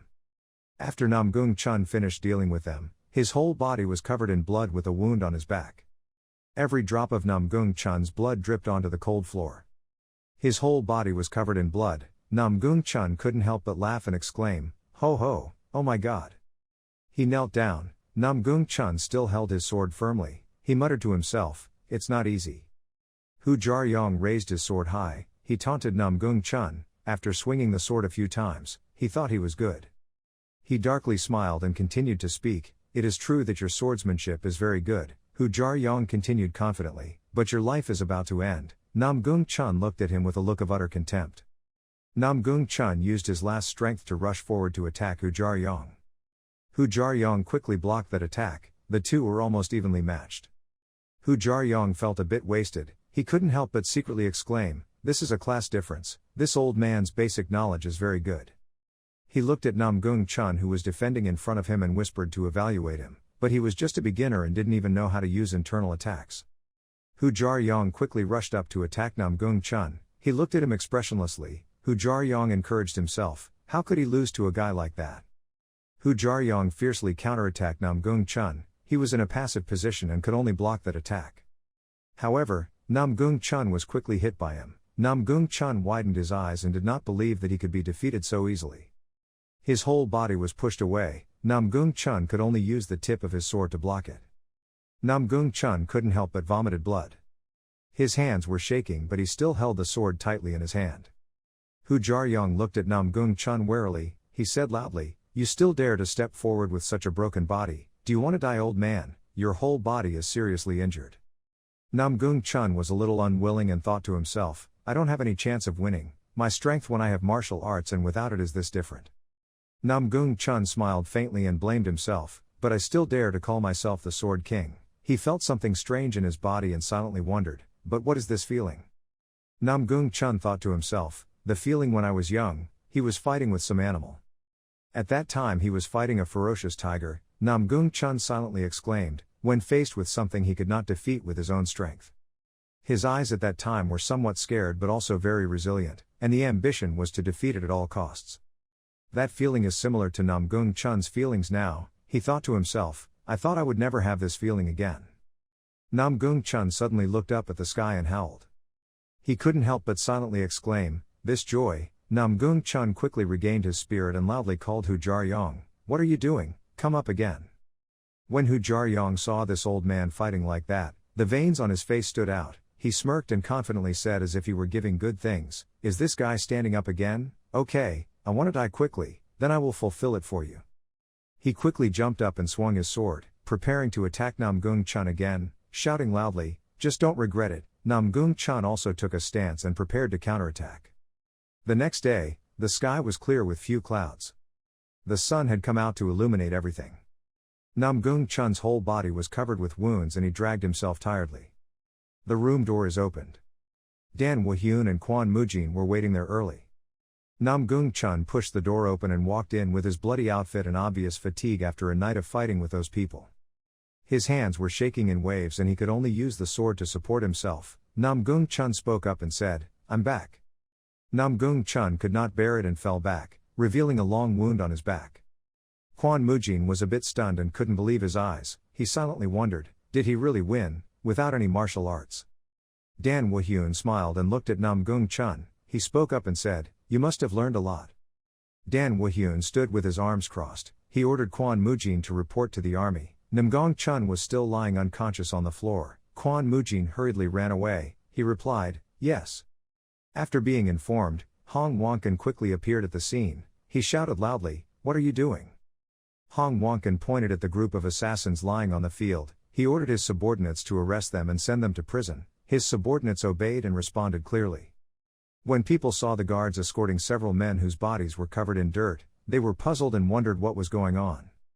A middle-aged man whispered to the young man next to him, I heard they were caught killing innocent people. The other man exclaimed, cough, he's in jail. The other person continued to say in a low voice, very well, we have suffered so much because of them. Hu Jiaryong was also beaten until his hair was disheveled. He could hear what they said. After Namgung Chun woke up, Dan Somi asked him with innocent eyes, Grandpa, who did you fight with?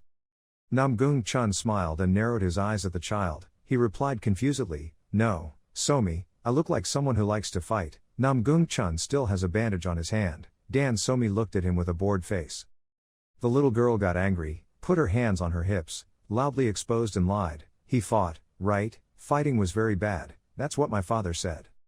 When Namgung Chun, Quan Mujin and Jang Samti heard that, their faces were full of question marks. Dan Somi quickly ran out and grabbed Dan Woo-hyun's hand. The little girl asked him, is that right, Dad, we shouldn't fight? Dan Woo-hyun admitted to pampering his daughter, that's right, fighting is bad. Jang Samti saw that and quickly denied the relationship and blamed all the blame on Namgung Chun. That's right, our palace master has never fought, he only beat people alone, ha ha. Suddenly 3 more lumps appeared on his head. Dan Woo-hyun crossed his arms and looked coldly at Jang Samti. He sighed helplessly and said, anyway, the matter of the sword style has been decided. Jang Samti replied dissatisfiedly, oh yes, because the governor has cleaned up the place, school, so this time it won't be revealed. Quan Mujin had dark circles on his face due to staying up late and spoke up, but still should not be subjective. If a new gang comes to Nakduong, the same thing could happen again. Namgung Chun spoke up, so I thought that the others looked at him to see what he said. Namgung Chun asked, there is no power in Nakduong right now, right? He spoke up and said his plan, so what if we set up a sign to become a famous family?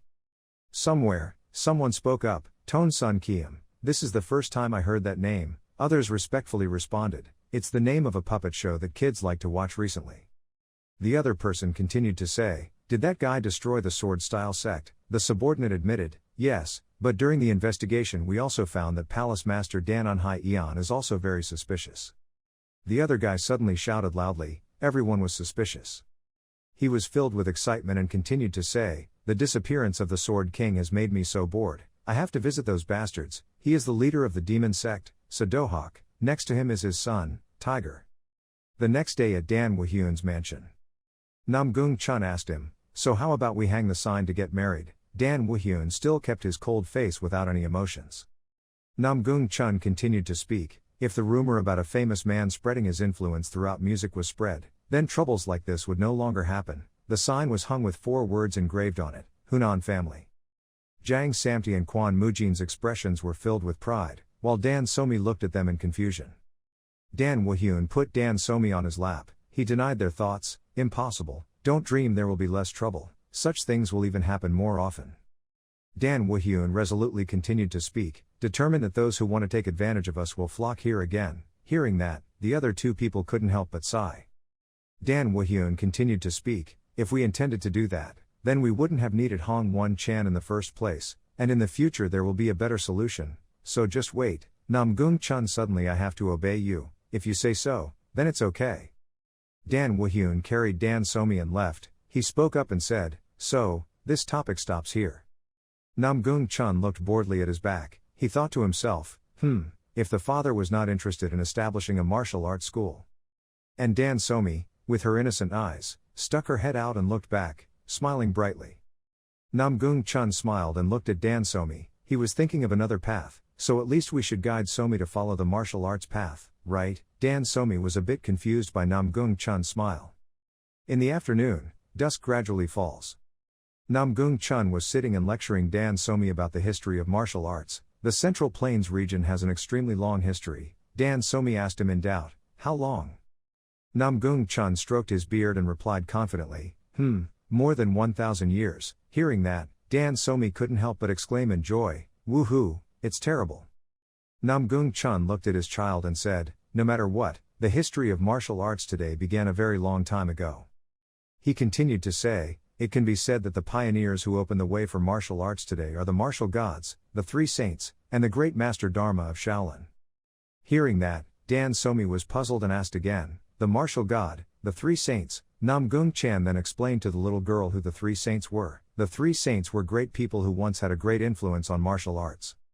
He thought of three people, 2 men and 1 woman, and continued to say that until now, there were only 3 people who were given the title of saints. When Dan Somi heard that, her eyes couldn't hide her excitement and asked Namgung Chun, if the 3 saints are already such great characters, then how powerful are the martial arts gods? She heard of the martial gods, only thinking about his father. Namgung Chun continued to say, the martial god is a legendary presence, even though 1,000 years have passed, no one has yet surpassed his shadow. Hearing this, Dan Somi exclaimed with admiration in her eyes, whoa, is he that strong? Namgung Chun silently admitted, yes, it is rumored that one swing of his sword is enough to destroy the world, and just one kick can destroy the earth. It is said that he could even face 10,000 martial artists, but in the end still safe and sound. Dan Somi could not believe the information she had just received and exclaimed, unbelievable, how could such a person exist? Namgung Chun gently expressed his wishes, it's true, to the point that I would also like to worship him as my master if we lived at the same time. Dan Wahyun, who was nearby, heard him say that and came up, voice, I have no intention of recognizing him, stop rambling. Namgung Chun looked dumbfounded and confused at what he just said. He spoke confusedly, I didn't say I wanted to be your disciple, Dan Wahyun replied confidently, even the martial arts body wouldn't accept him. Namgung Chun asked suspiciously, how do you know, but? Dan Wahyun firmly said, no, I know. Both Namgung Chun and Dan Somi looked at each other in bewilderment. Dan Somi voiced her doubts and asked Namgung Chun, sir, there's something I'm still curious about. If what you said is true, then the martial god is the strongest and the most powerful martial artist, right? Namgung Chun spoke up to admit, yes, indeed, everyone thought so. Dan Wahyun jumped in to interrupt the two. He denied, no, he was wrong. Namgung Chun looked at him dissatisfied, why do you keep interrupting like that? What do you mean wrong? Dan Wahyun spoke up to reaffirm, the strongest martial god is certain, but not the most powerful. Namgung Chun asked him suspiciously, so who was it? Could it be from that Shaolin? Maybe it was already late because Dan Somi sat yawning continuously. Dan Wahyun firmly spoke up, also not a Buddhist monk. Namgung Chun asked him confusedly, oh, then who is this? Dan Wahyun leisurely raised his cup of tea. Suddenly the glass in Dan Wahyun's hand shattered. The others were all stunned by Dan Wahyun's actions. Dan Wahyun's face remained motionless. He firmly said, the blood devil, he is the most powerful, this guy with red hair. Under the moonlight, they are swimming in the lake. Namgung Chun took the wine gourd and climbed up to sit, looking down at the mansion. Namgung Chun drank wine and silently exclaimed, this is my first time coming here, I didn't expect there to be such a good place behind the palace.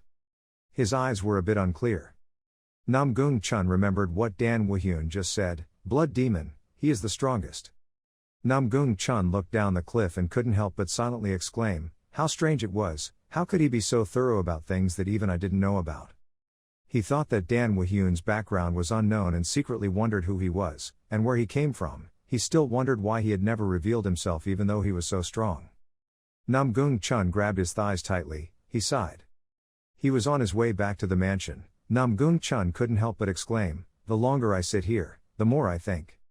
Suddenly he realized something and wondered, In front of him appeared 3 graves. Namgung Chun looked at the graves in front of him and wondered why there were graves in a place like this. He silently assessed it, it didn't look like they had been built a long time ago. Namgung Chun looked at the graves and muttered to himself, I'm sorry. Coming to the second grave, there is no light. Namgung Chun was a bit stunned and widened in disbelief when he read the third name, Nam Kung Lin. He quickly used it when the peacock flew in, thinking, these names. Namgung Chun knelt in front of the graves, he was confident in his thoughts, it is impossible to do so, they are the names of the 3 saints. Namgung Chun tightly grasped the tablet and wondered inexplicably why the graves of the 3 saints were here, hadn't an evil cult taken their bodies away? He remembered his niece's words when he asked himself and his grandfather if humans could live for 1,000 years. Namgung Chun couldn't believe his eyes, he silently denied, it's impossible. The next morning, Namgung Chun pushed the door open and walked in. Dan Somi saw him coming back and said, Grandpa, you're home. Dan Woo-hyun was still leisurely reading a book. Namgung Chun's face was murderous. Namgung Chun asked, "Are you human?" Dan Woo-hyun glanced at him in confusion. Namgung Chun spoke in a cold voice and continued, "Does it have anything to do with martial arts?" The surrounding atmosphere was a bit strange. Namgung Chun loudly asked Dan Woo-hyun if he had anything to do with martial arts. His eyes were a bit serious. Namgung Chun made his guess about Dan Woo-hyun's background, possessing an extraordinary amount of energy for his age, and a way of talking like you know things that have happened thousands of years ago, before.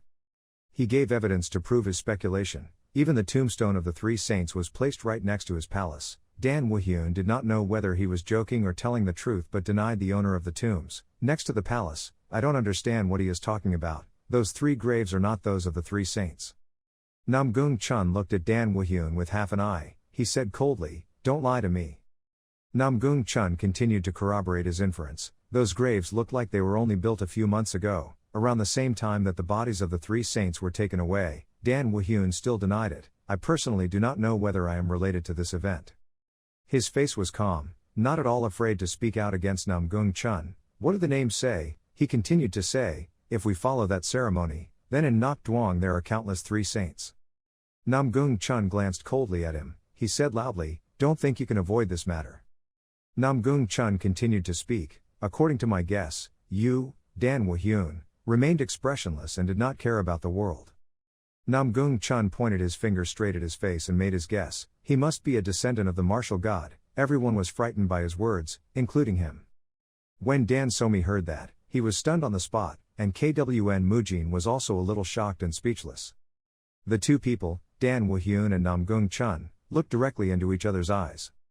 Namgung Chun waved his sleeve and was about to leave. He made his guess. "You must have found the legacy of the martial god in this lake, and that is also the reason why you know about the blood demon." Namgung Chun, "I can only think of this reason to convince myself." The more Namgung Chun spoke, the more enthusiastic he became. He pointed his finger straight at Namgung Chun and continued talking, and the same was true about bringing the body of the three saints here. Namgung Chun, still steadfast in his speculations, came to the conclusion, "Because you are a descendant of martial gods, you must want to express your respect to their souls." The surrounding atmosphere was terrifyingly silent. Dan Woo-hyun heard Namgung Chun's baseless speculations and remained silent. He couldn't help but give a forced smile. Dan Woo-hyun sighed helplessly. He exclaimed, "Kek." Dan Woo-hyun couldn't help but laugh out loud. "Ha ha ha ha." The three people Namgung Chun, Kwon Mujin and Jang Samti were all stunned by his actions. Dan Woo-hyun couldn't help but exclaim. He also admitted that he was involved. "It's truly an interesting hypothesis, although the way of looking at this story is both true and false." When Namgung Chun heard him say that, he didn't really understand what he meant. He asked loudly, "What do you mean? If you're not his descendant, then what are you? There's no way you're a martial god, right?" "No, my guess was almost right. That person is a blood demon, father," Namgung Chun said harshly. "Who are you?" Dan Woo-hyun firmly introduced himself. "My name is Dan Eun-hye Eon and you are my family." He firmly continued to speak. "No matter what my identity is, that will not change. What more could he want?" Dan Woo-hyun spoke up and asked Namgung Chun again, "Don't you admit it, the king of the mountains and the swordsman?" Namgung Chun was stunned when he heard that. He widened his eyes and looked at Dan Woo-hyun, couldn't help but exclaim, "Ahem." Dan Woo-hyun turned around and was about to leave. He spoke up and said, "If you're going to say any more nonsense, then let's go." The other three people looked stupidly at Dan Woo-hyun's back. Kwon Mujin came closer and whispered to the other two, "Was he really a descendant of a martial god?" Jang Samti replied in a small, firm voice, "Sure, that makes sense." Namgung Chun also spoke firmly with his own thoughts, "Ahem, I think so too." Kwon Mujin still hadn't loaded the information in time and muttered to himself, So, the person we're following is." Namgung Chun seemed to understand his thoughts and admitted, "Yes." He looked at Dan Woo-hyun's lonely back and continued to say, "Perhaps he is the best in the world." The scene changes to the deep green mountains. Someone is writing words on paper. After Namgung Chun finished writing, he couldn't help but put his hand away from his forehead. You can see how difficult this is. Namgung Chun is trying to write the word Dan Jia Hunan on the board, and a piece of paper next to him as a draft. When Dan Somi saw this, her eyes were as bright as stars. The little girl couldn't help but feel, "Whoa, so brave, this is the first time I've seen such bold calligraphy." Namgung Chun saw that the child liked it like that and happily responded, thanking him for all the hard work it had really been worth. Ho ho, Dan Somi excitedly asked Namgung-chan to teach her writing. Somi also wanted to learn calligraphy. Namgung-chan smiled brightly like a flower, excitement could not be hidden on his old face. He freely agreed, okay, this old man will teach you everything he can. Dan Woo-hyun appeared from behind and coldly asked Namgung-chan, what do you think he is doing? He was a bit stunned by his sudden appearance. Namgung-chan spoke up to explain, I'm just making a sign. Dan Woo-hyun firmly replied to him, I firmly said no to establishing a martial arts family. Namgung-chan still kept his promise. He confidently said, don't worry too much, there are still many places that hang signs even though they are not martial artists, it doesn't necessarily mean anything. Dan Woo-hyun heard him say, that would give me some peace of mind, he said with a sigh of relief, if so, I would feel a little reassured, but Dan Somi kept caressing the sign asking Dan Woo-hyun, Father, we will hang this sign in front of the house, right? The little girl couldn't help but exclaim, she looked so majestic. Dan Woo-hyun admitted and replied, yes. He was angry and a little dissatisfied when Namgung-chan stayed here for too long and asked him, put this aside, he doesn't plan to return, it's been several months. Dan Woo-hyun was disgusted and ordered the guests to be evicted. Namgung-chan helplessly replied honestly, sorry, but I have no intention of going back. He smiled and narrowed his eyes to give him an example of his presence in this place. Just think of me as an old man looking for a place to rest, Dan Woo-hyun said firmly with an expressionless face, there is nothing here, where can he build his grave? When Namgung-chan heard him say that, he laughed loudly. He suggested that he return to his own burial place. Ho ho ho, I would be very grateful if you buried me next to the three saints. Hearing that, Dan Woo-hyun responded helplessly, I said they are not the three saints. Namgung-chan also has to admit it in my opinion, okay, probably so. Namgung-chan continued to speak, perhaps only for a year at most, that is the limit of this body. Dan Woo-hyun was a bit stunned when he heard that. He looked at his palm and continued helplessly, now that my internal energy has been dispersed, my body will quickly age accordingly, I think I have lived a fulfilling life. When Dan Somi heard that, she grabbed his shirt. The scared little girl kept her eyes filled with tears and asked Namgung-chan, Grandpa, you're about to die. Namgung-chan picked up the baby and gently comforted her, don't worry about anything, life and death are normal things in human life. He continued to explain the truth to the baby, it was a destiny that no one could stop, okay. He smiled gently, his eyes narrowed to reveal a face that had aged over the years. Namgung-chan said softly, sometimes remember this old man, that's enough for me. Dan Somi is already doing nothing, crying loudly, the baby sobbed and called Namgung-chan, Grandpa. Dan Somi couldn't help but cry loudly. Namgung-chan saw her like that and was confused and didn't know how to handle it. Dan Woo-hyun helplessly rubbed his head, he asked Namgung-chan, he coaxed her away, then again, is that thing called toxic gas dispersion really that powerful? Namgung-chan just patted Dan Somi just replied to him, I'm not sure, maybe because I'm not strong enough, but I think it's really powerful. When Dan Woo-hyun heard that, he glanced at him, he told him how to cure the poison, he could recover if he used spiritual herbs. Hearing that, Namgung-chan was a little suspicious and asked again, Dan Somi, was still crying pitifully in his hands. Namgung-chan looked at Dan Woo-hyun, he was a bit stunned and asked him again, what do you mean if you had spiritual herbs, you could cure me? Dan Somi was still crying from tears to runny nose, but when she heard Namgung-chan when asked like that, the little girl looked at Dan Woo-hyun with tears in her eyes. Dan Woo-hyun responded helplessly, it was quite difficult to completely recover, but if he had the spirit grass, at least he would be able to open up the clogged meridians. Namgung-chan was a bit stunned when he heard that, but perhaps it was better than nothing. Dan Somi continued to cry, the little girl looked at Dan Woo-hyun with sparkling eyes, she asked him, Father, what is the spirit herb? Dan Woo-hyun saw that look and was quite helpless. He spoke up to explain what spiritual herbs are. Spiritual herbs are flowers or herbs that contain spiritual energy inside. Namgung-chan questioned him and asked him about the type of spiritual herbs he was looking for, so we need to use the type of spiritual herbs. Which spiritual herb? Dan Woo-hyun replied calmly with an expressionless face, it doesn't matter, any kind is fine. Namgung-chan seriously asked him about using something else instead, so, does the elixir also have an effect? In the Namgung family, there is a type of elixir called Tonsak pill, which Dan Woo-hyun denied, that thought of his, he shouldn't attack something that already has an owner. He glanced at Namgung-chan and seriously explained that spiritual herbs simply grown in the wild also have the same effect. Namgung-chan saw that he was forced to personally look for the spiritual herb, so he couldn't help but exclaim, it's a big problem.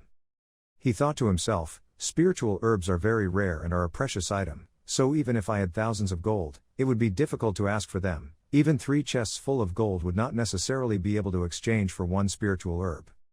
Thus showing its rarity and value, Namgung Chun realized that, in short, there was only one way to get them in hand, and that was to find them himself. Namgung Chun's eyes were somewhat helpless. He frowned and sighed silently, wondering, but where do I have to go to find the spiritual herb, unless I'm lucky, otherwise it's difficult to find it. If it's like that, what's the difference? Namgung Chun had to search for a needle in a haystack to find it. Dan Somi also stopped crying. The baby looked at him innocently without saying anything. Early morning in the pine forest.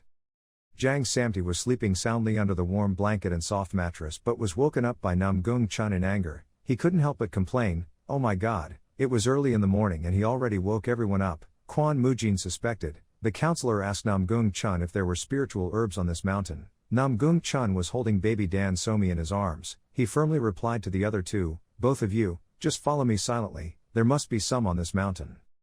Namgung Chun was a little tired after searching for a while. He looked around. Namgung Chun thought to himself, this mountain has dangerous terrain, so the medicine pickers won't come. He won't. I couldn't help but silently exclaim. The towering mountain looked visibly dangerous.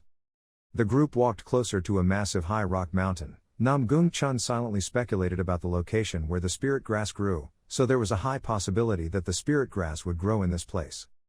Dan Somi still walked carelessly in front of the group of people. Namgung Chun quickly followed and reminded the little girl, Somi, that the surrounding area is very dangerous, so don't hesitate to wander around. Dan Somi confidently replied. He said again with a firm tone, "Yes, don't worry." Somi only stopped by safe places, and Jang Samti was left last, trying to chase after the crowd.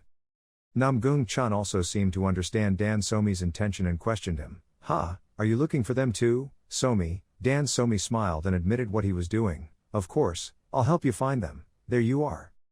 Namgung Chun glanced at her. He felt warm in his heart and exclaimed in praise of her, "Ho ho, good child." Namgung Chun turned his head to look at Quan Mujin. He ordered him to protect Dan Somi while he and Jang Samti went to find the spiritual herb. "So Quan Mujin, I will leave Somi in your care." Quan Mujin confidently replied to him, "Don't worry about anything, take care." Dan Somi smiled brightly like a flower and happily said, "Good luck." The two of them walked until dusk. Jang Samti couldn't help but scream, "Oh my god."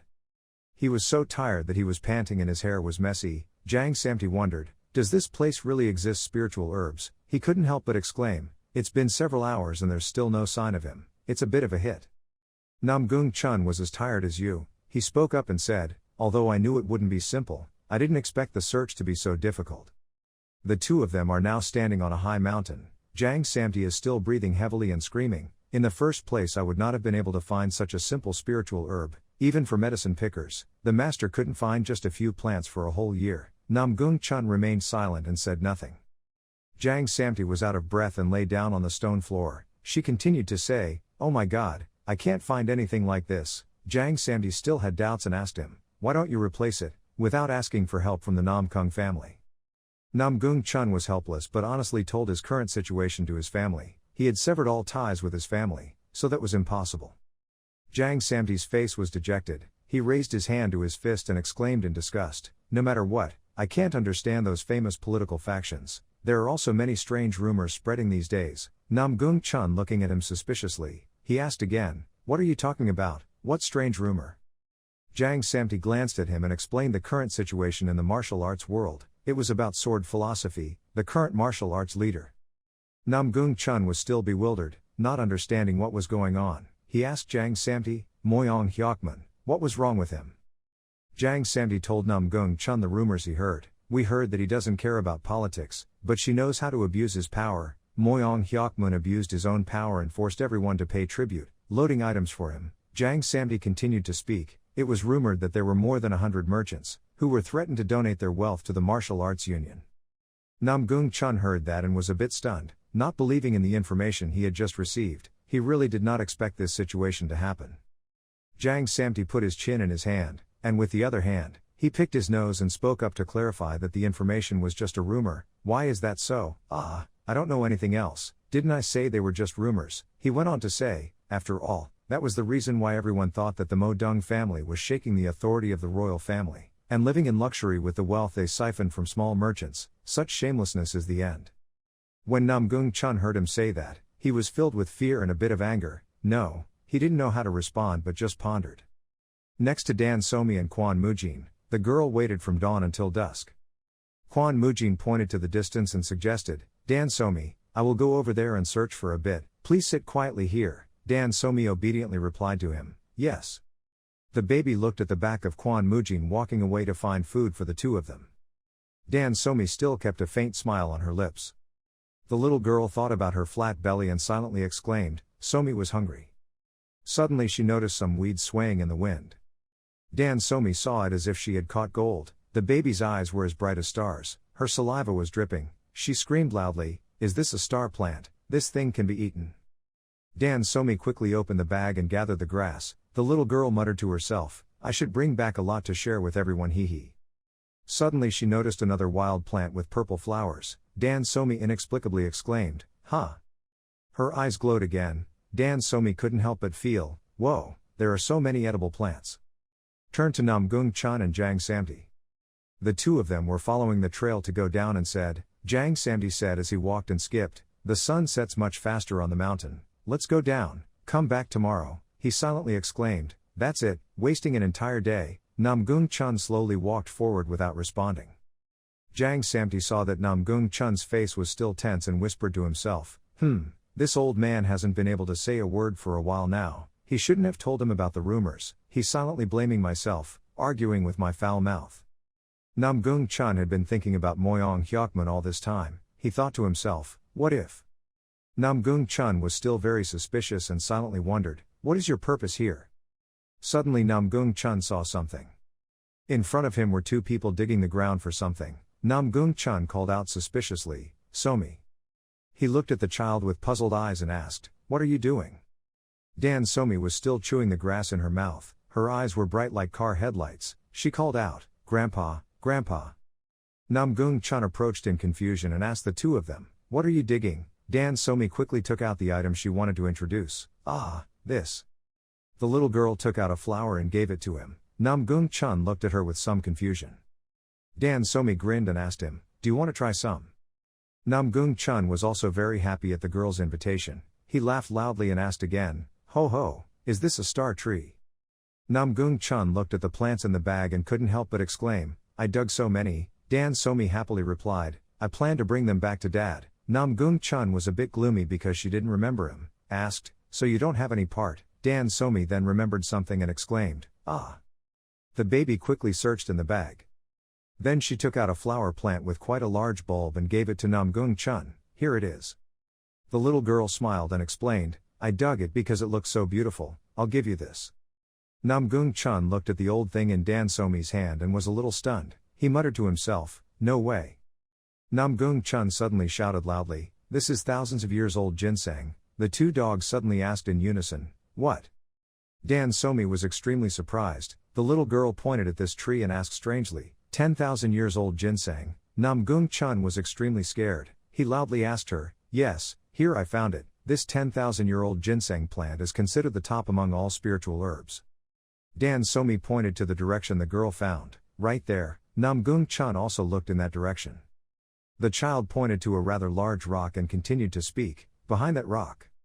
When the other two heard that, they froze, they were completely confused.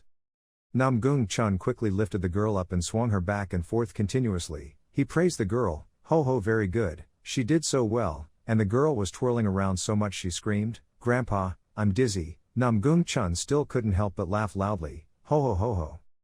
The baby was dizzy and exclaimed, ah. Namgung Chun was still enjoying the joy and laughed, ho ho ho. He spoke up, so you are my luck. Jang Samti was a little angry when he heard that. He shouted loudly, what, behind the rock, while I had to climb to the center of the cliff to find it. Kwon Mujin had back pain, knee pain, arm pain, he gently hitting this body and exclaiming, I'm so tired. However, the two of them were also happy for Namgung Chun and sighed in unison. Jang Samti spoke up and said, well, everything is fine anyway.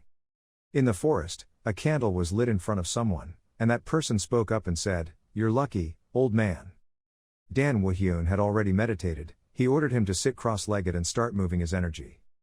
Dan Woo-hyun continued to say, from now on he should prepare himself mentally. Namgung Chun seriously sat down to meditate according to his instructions. Dan Woo-hyun spoke up to remind him, because he will have to go through the ultimate pain.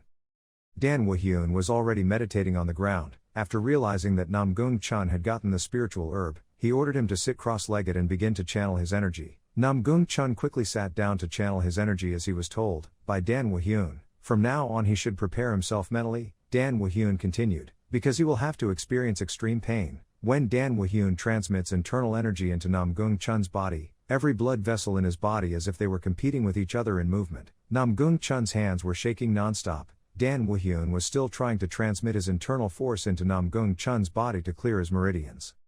His meridians felt extreme pain. Namgung Chun frowned and was speechless. He was suffering from pain to the bone. Namgung Chun couldn't bear it anymore and clenched his teeth so hard that blood flowed out. Namgung Chun clenched his palm until it bled. The things that were blocking his internal energy were almost all pushed out.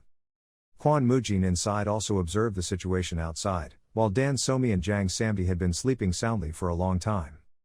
The moon had risen to its peak, dim light shining down on this mansion. The next morning, the sun had just risen. Dew condensed on the tree branch, the worm was crawling up to try to drink the cool morning water. Namgung Chun is still sitting and practicing the exercises. Dan Woo-hyun came closer. He asked about his current situation, how he felt, and had he felt the return of his internal energy. Namgung Chun's eyes were a bit regretful. He helplessly replied, I feel like I have partially recovered. He speculated about fully regaining my strength. It will take several years for me to recover, full recovery, even decades later. But Namgung Chun still thanked Dan Woo-hyun. He said, but no matter what, I still sincerely thank you. If it weren't for you, I probably wouldn't have. Dan Woo-hyun quickly denied his credit, it wasn't me. He pointed to Dan Somi who was feeding Jang Samdi grass and continued to say, it was that child. Dan Woo-hyun quickly turned around and left. He only left his words, I'll just help a little. Namgung Chun looked at his back and exclaimed, how suspicious. He secretly wondered, is he really a descendant of the martial god? Namgung Chun looked at the Dan father and son and thought to himself, speaking of the martial god, he was once the common enemy of the entire martial arts world. He was definitely a great villain, so, he still had some doubts in his mind. I wonder how his descendants have such pure internal energy. In the morning sky. After a while, the caterpillar escaped and became a beautiful butterfly. Namgung Chun is still diligently practicing internal exercises. His strength has recovered quite significantly. Kwon Mujin and Jang Samdi were on the side peeking at him cultivating. When the two of them saw his incredible strength, their faces were as pale as banana leaves. Jang Samdi couldn't help but exclaim, if we dare to talk nonsense now, we will surely lose our lives. Namgung Chun probably sensed the presence of the two people and used his internal attack to attack them. Jang Samdi quickly kicked Kwon Mujin away. After that, he was the one who received all the blows. Jang Samdi's head was all ruffled. Kwon Mujin was surprised and silently wondered, so this is the Sword King. Namgung Chun is regaining his strength. He then glanced back to see who it was. Namgung Chun turned around and left. He laughed loudly and said, ho ho, I felt someone's aura, so it was two people. I didn't expect that one day I would see someone else's aura. I'd be so embarrassed. Jang Samdi guarded. He put his hands behind him and followed him. He responded, hey, you don't need to be so sensitive. Sometimes I also have that kind of luck. Namgung Chun scolded him neither salty nor mildly. Bastard, do you think we are the same? Jang Samdi, with the thought that everyone is equal and superior, confidently showed off his muscles and replied, come on, we're all human too. Seeing this guy say that, Kwon Mujin whispered and scolded him, crazy guy. Jang Samdi asked Namgung Chun in doubt, so the thieves who made this impetuous old man should start being vigilant, right? Namgung Chun thought of his powerful opponents and replied helplessly, I haven't recovered that much strength yet. He continued, moreover, I'm still not sure who is behind this, so nothing will change. Jang Samdi spoke up and asked him again, but we already imagined that person, isn't that right? Namgung Chun heard that. His eyes were a bit unclear. He admitted in response to him, of course if that's the case, then this matter is also related to the peace of the martial arts alliance. Namgung Chun closed his eyes to meditate. He silently resolved to eliminate the guy who made him so rash. I'm not sure who is behind it, but he will regret it. He looked at the trail and the scene in the forest in front of him and was secretly determined, because I will hunt him down to death, even if it takes decades, it is still not too late for him. Military service. Suddenly something passed by. and the three people stood there confused for a few seconds. Namgung Chun glanced around to see what was going on. At Dan Woo-hyun's side, he was surrounded by a group of people. A few guys wearing masks wondered, "Are you the one who lives in that mansion?" Dan Woo-hyun looked at them with eyes like a god. He calmly admitted, "So what?" The other guys heard that and immediately became alert and took an attack position. Those guys glanced at each other and signaled. They quickly took out their weapons. Namgung Chun closed his eyes and sighed helplessly. Suddenly, someone used his power to create a barrier between the two of them. He scolded loudly, "You bastards." He continued to scold loudly, "How cowardly of you people would be to target an unarmed person." That guy stood from above and saw the loss of face of those people. Several assassins looked towards the source of the sound and loudly asked, "Who are you?" Sadohawk quickly jumped to the ground and confidently faced that cowardly answer. He replied loudly, "A little pawn like he doesn't need to know." When the assassins heard that, their blood rushed to their brains. He angrily asked again, "What little pawn?" Another guy was equally angry and scolded Sadohawk, "You rotten old man." That group of people quickly changed their target to attack Sadohawk. When Sadohawk heard himself being scolded like that, he sprayed glue on the spot. He angrily shouted, "You rotten old man, you little pawns." A teenager rushed up. Sadohawk was able to block the blow with his bare hands. He quickly took out his weapon and asked them in a harsh voice, "You guys have the audacity to cause trouble because you want to die, right?" Sadohawk quickly passed by, one guy flying head first. The birds in the sky flew away because of the noise on the ground. Sadohawk's body radiated strong murderous aura, and the assassins saw this and were somewhat wary. Those guys were shocked by the explosive power and fell back at the same time. One guy shouted, "Dang, push me." Sadohawk quickly rushed forward, his internal force shot out, making the others unable to stand. His hand punched one man's face so hard that his face was deformed. When Dan Woo-hyun saw that, his face also froze on the spot. The screams of pain from those guys echoed. Sadohawk attacked the other guys, to the point of being seriously injured and lying on the ground. Dan Woo-hyun on the side calmly watched him deal with the assassins without saying anything. He looked at Sadohawk and silently speculated about him. He looked like a bad martial arts master, but if he intended to fight with boxing, why did he hold a sword? Was that his concern? Soon those guys were dealt with cleanly. He laughed proudly. "No one can compare to this body," he confidently said, "I am the best in the world." When Dan Woo-hyun saw this guy being so arrogant, he was a bit stunned. He quickly turned around and left. Sadohawk quickly called him back, "Wait for that guy." He saw that Dan Woo-hyun still showed no signs of stopping, so he quickly ran after him and called out loudly, "I said wait." He kept walking and let him chase after him. When Sadohawk's bloody hand almost touched his shirt, Dan Woo-hyun gave him an earth-shattering punch in the face as a meeting gift. That guy was beaten so stupid that he didn't understand what was going on. Heaven and earth gradually faded in Sadohawk's eyes. He was beaten by Dan Woo-hyun until he fell unconscious on the ground. He stood looking at him with eyes full of annoyance because this old guy dared to bother him. Dan Woo-hyun wondered, "What should we do now?" Return to the mansion. Dan Jia Ho Nam. Jang Samti and Kwon Mujin were terrified when they saw Dan Woo-hyun carrying out another old man from somewhere. They looked at Sadohawk with a broken front tooth and Dan Woo-hyun dragging him by the hair on the carpet, wondering what was going on here. Dan Woo-hyun quickly threw Sadohawk towards Jang Samti and ordered him to bring him inside. Jang Samti quickly caught him. He asked him in confusion, "But who did you just bring back?" Namgung Chun slowly walked out. He asked suspiciously, "What are you guys making such a fuss about?" Jang Samti hugged Sadohawk's neck and calmly responded to him, "The thing is, the government just went out and brought back this guy." Jang Samti carried Sadohawk on his back. He couldn't help but exclaim, "Geez, he's incredibly heavy." Sadohawk's face gradually appeared before Namgung Chun's eyes. He wondered, confused. Namgung Chun spoke up and asked Dan Woo-hyun, "Did you encounter something strange? How did you meet him?" He looked at his miserable appearance with the wound on his face and made his guess. Looking at his appearance, must have gone through a tough battle. Dan Woo-hyun crossed his arms and calmly responded to him, "I met him while walking. He saved me." Namgung Chun heard that and was a little scared. Why did this brat need to be saved, and stammered and asked again, You saved, were you ambushed or something?" He continued to speak with a serious face. "The story was quite similar to the time we had a disagreement with the Wind Sword sect."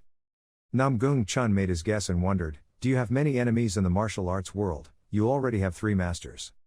Even Dan Woo-hyun doesn't know. He smiled back at him, "I'm not sure. it depends on how he looks at it. Dan Woo-hyun spoke up again, thinking back, it was always the same, the bastards we had dealt with, their goal was not us, and what they wanted to own, but the mansion, this. Kwon Mujin spoke up and asked Dan Woo-hyun to go scout the situation. Palace chief, tell me where you were ambushed, I will go investigate. Dan Woo-hyun refused his offer. He replied to Kwon Mujin, no need, it won't do you any good to go, the condition of their bodies is no longer identifiable. Kwon Mujin looked straight into Dan Woo-hyun's eyes and asked him suspiciously, then Palace Master, is the person you brought back really trustworthy? He gave his guess, he might be on the same side as the enemy. Dan Woo-hyun quickly denied this information, no, it doesn't look like that. Kwon Mujin continued to ask, so should we just leave him alone? If he wants us to leave the mansion again, this problem will happen again, isn't that right? Dan Woo-hyun looked in the other direction, thinking, his condition is also quite uncertain. He replied, not knowing, right now I'm still not sure whether his purpose is this palace, or the people of this palace. Kwon Mujin asked again, questioningly, excuse me. Dan Woo-hyun asked Kwon Mujin again, isn't that person also living in this mansion? Dan Woo-hyun looked towards Namgung Chun and continued speaking, who attracted even more hatred than me. Hearing that, Namgung Chun opened his eyes wide and looked at him speechless. He quickly bowed his head and admitted, ho ho ho, if you say so, then I have no words to defend. Dan Woo-hyun looked at him without saying anything. He sighed helplessly. Dan Woo-hyun firmly spoke up and said to Namgung Chun, who was still bowing his head, don't worry, whether it's true or not, I won't kick him out. Hearing that, Namgung Chun was a little surprised and raised his head to look at him. Dan Woo-hyun looked at him and continued to say, he was the one who came to this mansion and said he wanted to become family with me. He firmly continued to speak, since we are the palace chief, of course I have to step in and handle the problem. When Kwon Mujin heard him say that, he smiled faintly and looked at Namgung Chun, and he also smiled. Then the group of people quickly walked away. Namgung Chun asked, do you hate trouble? Dan Woo-hyun firmly replied to him, I don't. Afternoon at the palace. Dan Somi is leaning closer to take a look at Sadohawk. The baby suddenly smelled a strange smell and grimaced, moving away. Namgung Chun saw her expression like that and asked, ho ho ho, does he smell really bad? Dan Somi honestly admitted, yes, she remembered when Dan Woo-hyun picked her up and brought her home. Dan Somi with sparkling eyes asked Namgung Chun, is he a beggar? Namgung Chun felt happy with that lovely face and replied, I don't know, but looking at his appearance, maybe that's true. Hearing that, Dan Woo-hyun excitedly suggested, so first we have to bring him food, if he eats something he will get better. Somi was also like that. Dan Somi remembered what Jang Samdi told her, come to the store to buy things. The little girl helplessly shook her head and said, but thinking about it, Uncle Samdi is not at home right now. Namgung Chun heard that and smiled and replied to the girl, ho ho, we don't need Samdi, he will eat it, everything you bring, even if it's tree bark and grass clippings, right? When Dan Somi heard that, she didn't believe it and asked again, really, am I allowed to cook? Namgung Chun firmly replied, of course.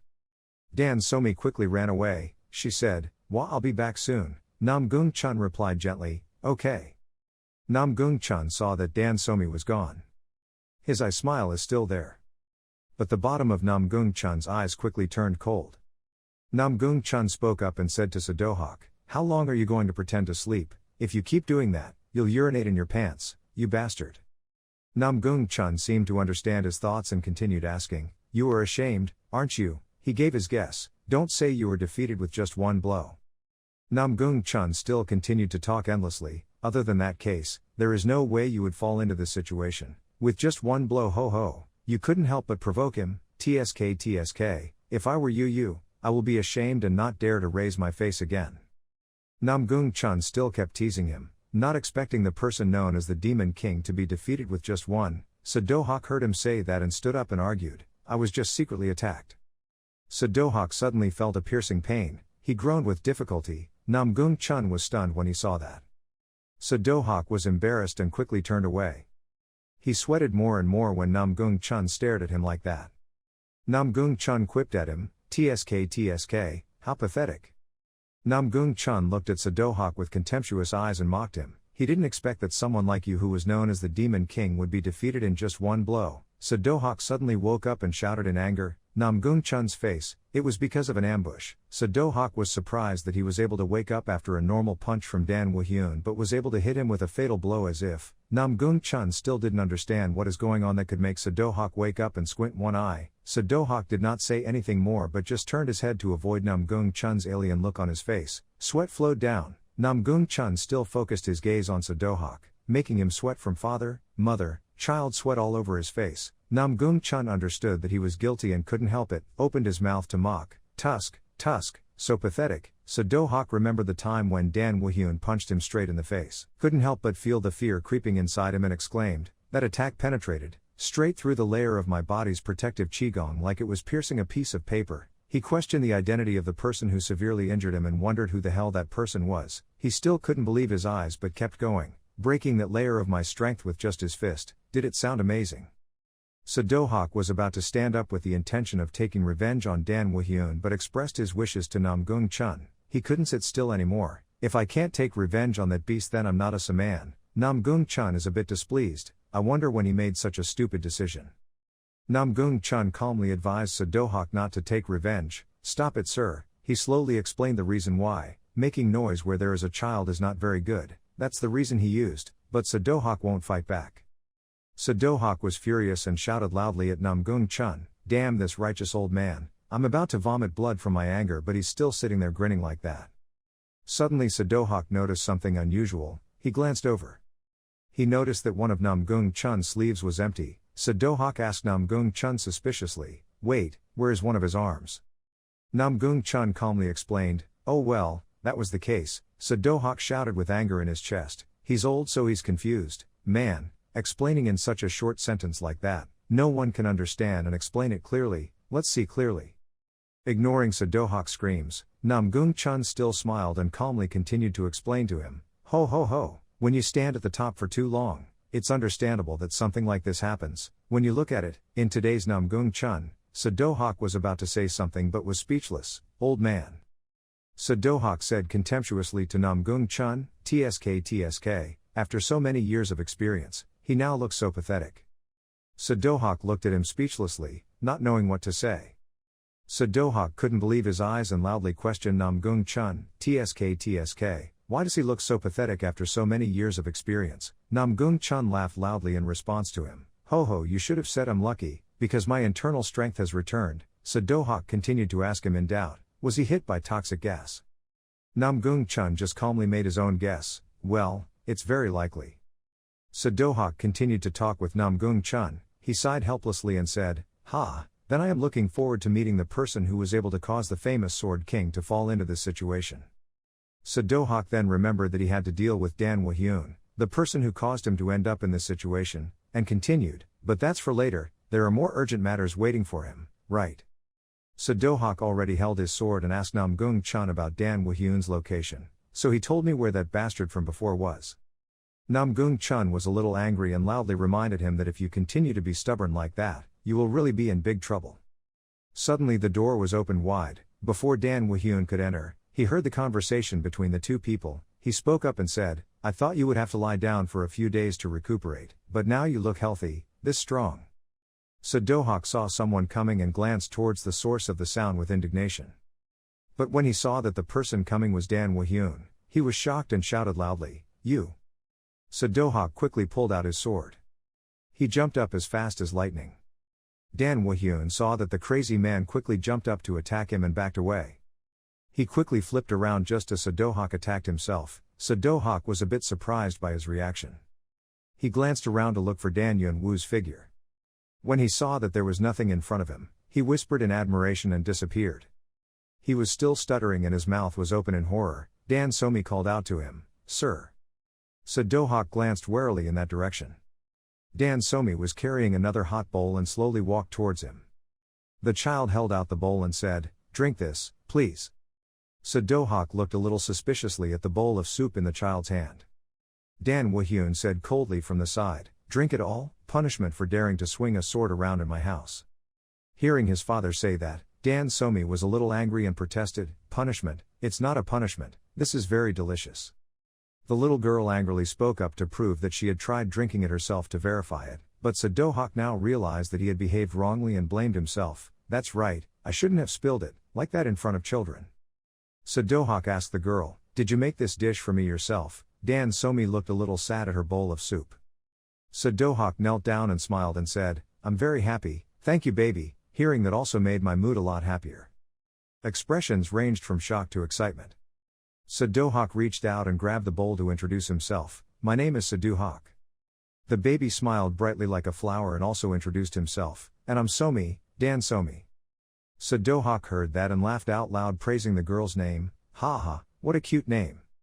Dan Somi happily threw herself into Dan Wahyun's arms. Sadohak quickly drank that bowl of soup. Dan Wahyun looked away to avoid being rude. After drinking, Sadohak belched with satisfaction. He laughed loudly like a madman. However, Sadohak lost his balance and fell down. Dan Somi was a bit nervous about this situation. Sadohak was unconscious with foam still forming at his mouth. The little girl worriedly called out to him, oh, great bearded man. Afternoon at this mansion. Dan Somi couldn't help but exclaim, oh my god. The baby was wringing a towel to wipe Sadohak's face. Dan Somi wondered and wondered, when I tasted it, it obviously tasted delicious. Why did the man with the grape cluster faint after drinking it? She tried to use her strength to wipe his chin. Suddenly, an unpleasant stench rushed straight into Dan Somi's nasal cavity. It came from Sadohak's long beard. The little boy looked around and mumbled to himself, okay, I'll help him shave off his beard, because at school the teachers taught that when you're sick, you have to keep your body clean. Somi then quickly rummaged through her box, things flying around. The baby glanced at Sadohak, her eyes suddenly glowed, perhaps she had found something. Somi quickly took out the razor. The little girl put her hand over Sadohak's eyes and tied a strand of his beard for him. Dan Somi looked at Sadohak with unclear eyes, raised her knife high, and aimed straight at the target. After a while, when it was done, Dan Somi saw her results and praised herself, hee, I'm so good, I cut smoothly. On the ground is Sadohak's beard. The little girl looked at Sadohak's new beard, it was a bit ugly. Dan Somi was scared and didn't dare cut it anymore. Dan Somi quickly put down his tools. The child was scared and his face was sweating. The girl remembered something and quickly hypnotized herself, oh yes, she forgot for a moment, now I still have to go shopping with my father. Dan Somi was preoccupied with other things and quickly ran out of the room, quickly preparing. Namgung Chun is currently in the study room. He was reading a book and said nothing. Namgung Chun thought to himself, using just one punch, he defeated the leader of the demon sect. He couldn't help but think of Dan Wahyun and silently exclaim, his level must have exceeded my imagination. Namgung Chun wondered if he could be on par with the three heavens. Suddenly a scream rang out. Namgung Chun wondered a bit in horror. Jang Samti, who was cooking in the kitchen, was also a little surprised. Kwon Mujin was sweeping the field as well. The footsteps of the three people quickly ran to Sadohak's room. All three gasped loudly and asked what was wrong. The three people were all stunned by the image they had just seen, and the surrounding atmosphere was silent. Jang Samti couldn't help but want to laugh. He laughed loudly and asked, oh my god, why do you look like that? Ah ha ha ha ha. The other two also wanted to laugh but still tried to hold back. Sadohak angrily scolded, you bastards. He commanded loudly, forbidding you to laugh. His hair and beard were messy and looked very unsightly. On the streets, people are bustling back and forth, buying and selling extremely bustlingly. Hwa Somi walked on the street, looking at the delicious, sparkling gourds before her eyes. She couldn't help but get excited and crave it, saying, one gourd for Somi, one for Dad. However, as soon as she finished speaking, Hwa Somi was startled to think of the image of her grandfather when he was sad and crying, holding a gourd and complaining, my beard. Just after thinking about it, suddenly the girl quickly pointed at the gourds displayed on the counter, loudly and happily, give me 10 skewers. When Dan Wahyun heard that, he held her hand and reminded her that if you eat too much you will get sick. Hwa Somi quickly responded firmly, not just feeding me, I will share with you too. He heard her words, his face was full of helplessness, he didn't know what else to say. And just like that, the string of money was given to the gourd seller. Thank you, take care. Dusk is gradually falling, the sky is tinged red by the sunlight. Hwa Somi was full of joy, happily holding the bag of gourd she had just bought in her hand.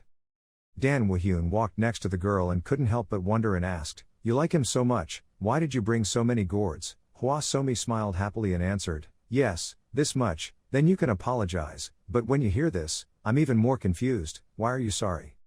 As soon as she arrived in front of the house, Hwa Somi quickly ran away, calling loudly as she ran, Mr. Beard. Looking at the back of the girl leaving, Dan Woo-hyun couldn't help but ponder, she was talking about something he didn't know. Suddenly there was a call that startled him, who was immersed in his thoughts, Father. Looking at Hwa Somi standing in front of the house and refusing to go in, he slowly walked over and asked, what's going on? The girl was still engrossed in looking at the scene in front of her. Dan Woo-hyun also came to stand next to her, looking thoughtfully ahead. The scene before us could no longer be described as chaos. The house was smashed to pieces, the entire yard was no exception, there were huge holes, it seemed like there were some people being aggressive, attacking each other with voices echoing everywhere. Calm down, Arg, this old man is still hitting people. What, old man, you're going to die today. Sadohak was holding the sword and slashing everywhere while being so angry that the veins in his face were showing up. He shouted loudly and threatened, who dares to touch me? A person standing nearby was affected by the sword's attack and couldn't help but get injured. Namgung Chun stood to one side and witnessed, thinking of the image of Hwa Somi pushing Dan Woo-hyun away with a puzzled look on his face. Father, let's go, hurry up. Then Namgung Chun thought to himself, it seems like I know who it is. The scene before his eyes was filled with horror, smoke and dust, everywhere were full of holes from attacks. Namgung Chun immediately spoke up to warn him, calm down, his beard is ugly, if it's gone then you have to fun, right? However, Sadohak did not pay attention to those words and replied in a loud, angry tone, drowning out Namgung Chun's long beard, do you know how much effort I spent to grow my beard? Don't you dare say that. Namgung Chun asked in confusion, ho ho, it's just a beard, why are you so angry? Hearing these words, Sadohak's sheathed sword was gradually pulled out. Sadohak suddenly grinned and said, oh. Then, the next second, Sadohak was furious, his face was full of veins, and with bloodshot eyes he spoke, let me cut your beard and see what you will do.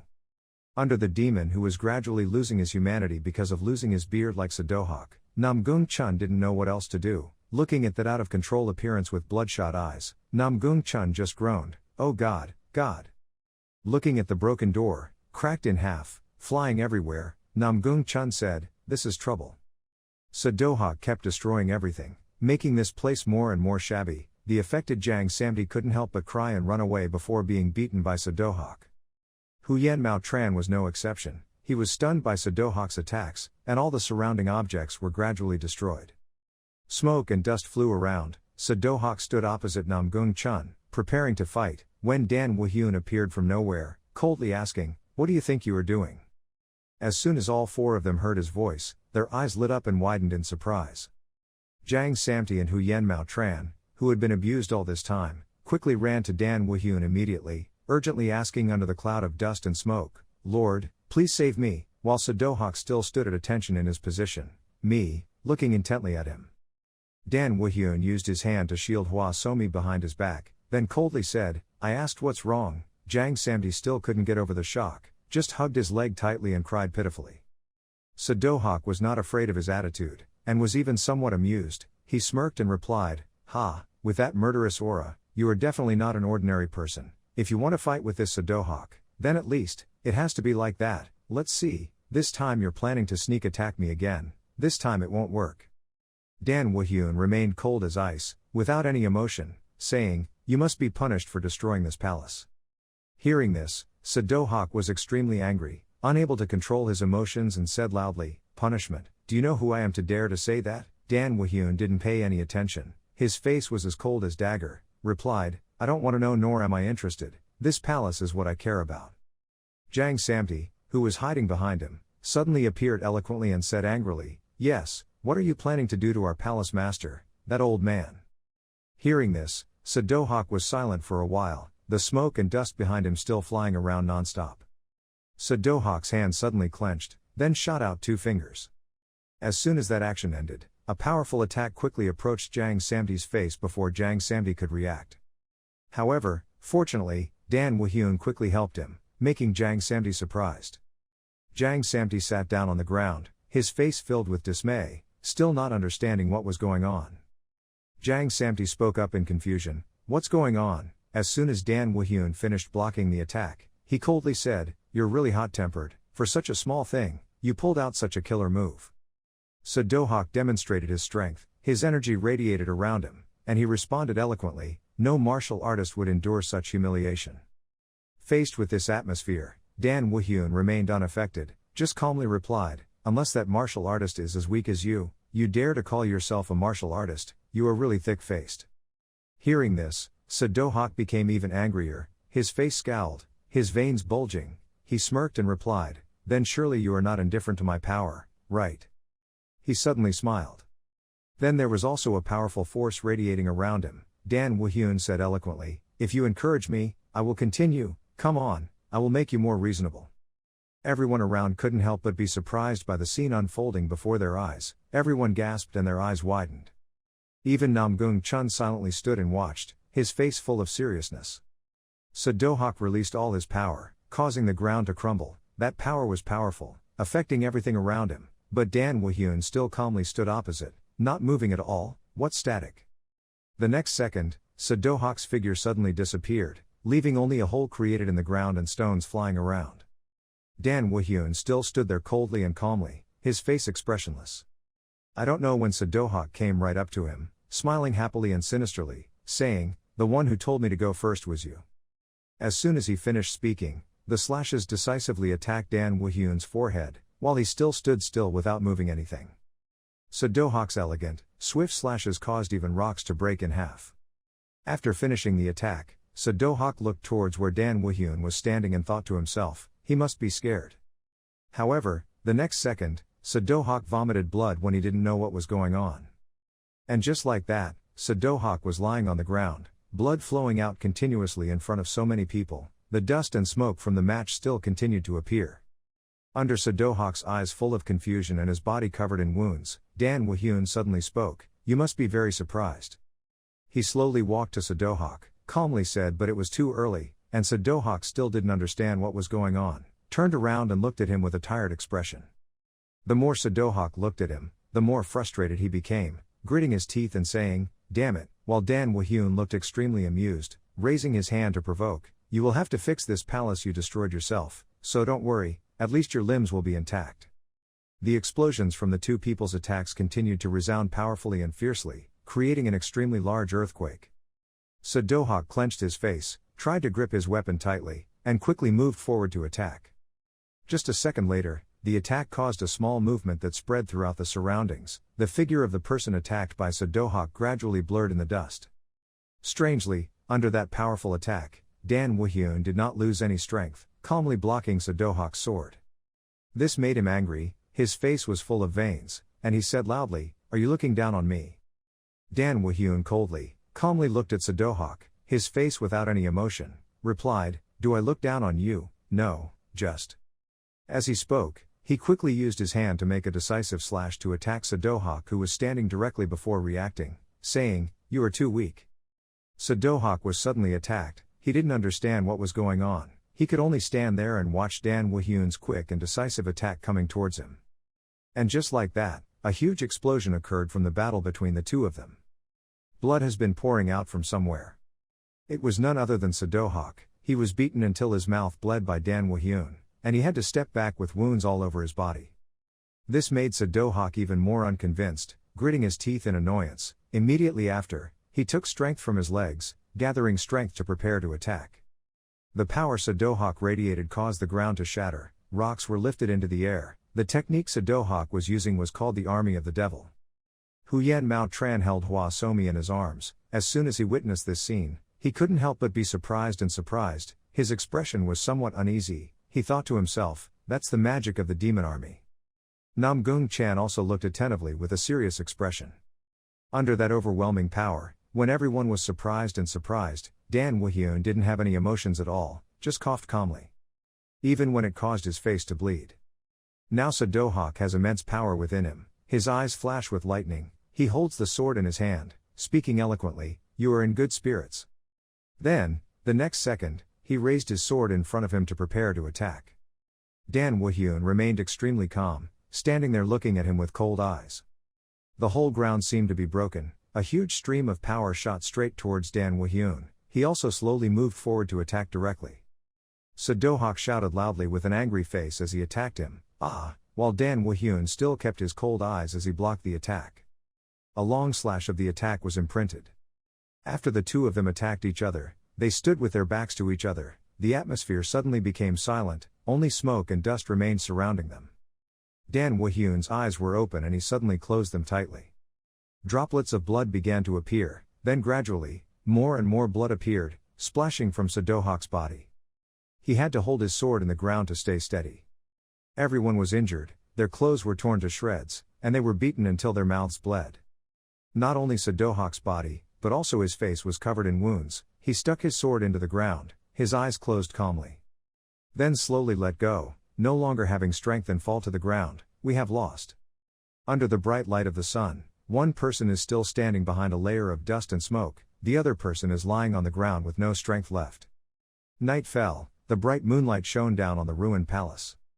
Namgung Chun stood next to Dan Woo-hyun, spoke up. The house was now a mess. Are you okay? He answered honestly, of course not. Hearing that, Namgung Chun immediately replied, that's it, that's why you have to know how to be restrained, even if you're provoked by that old thief.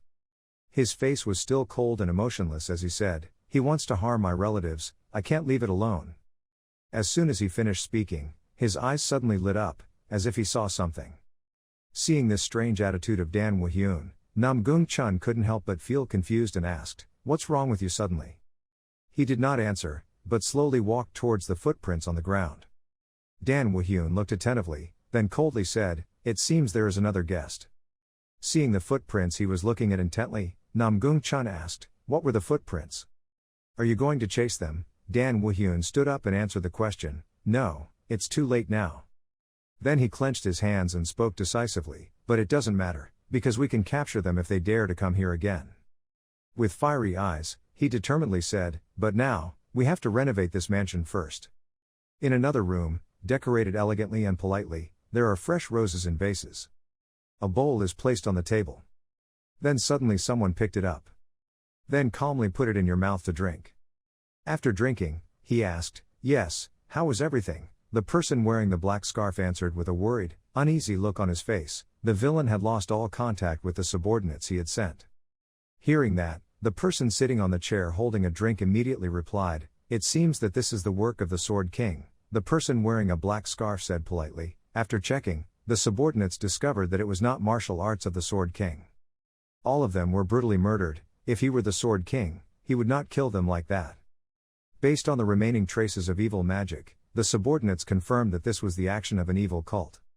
When the person sitting on the chair heard that, he immediately wondered, does that mean the cult leader is hiding in that palace?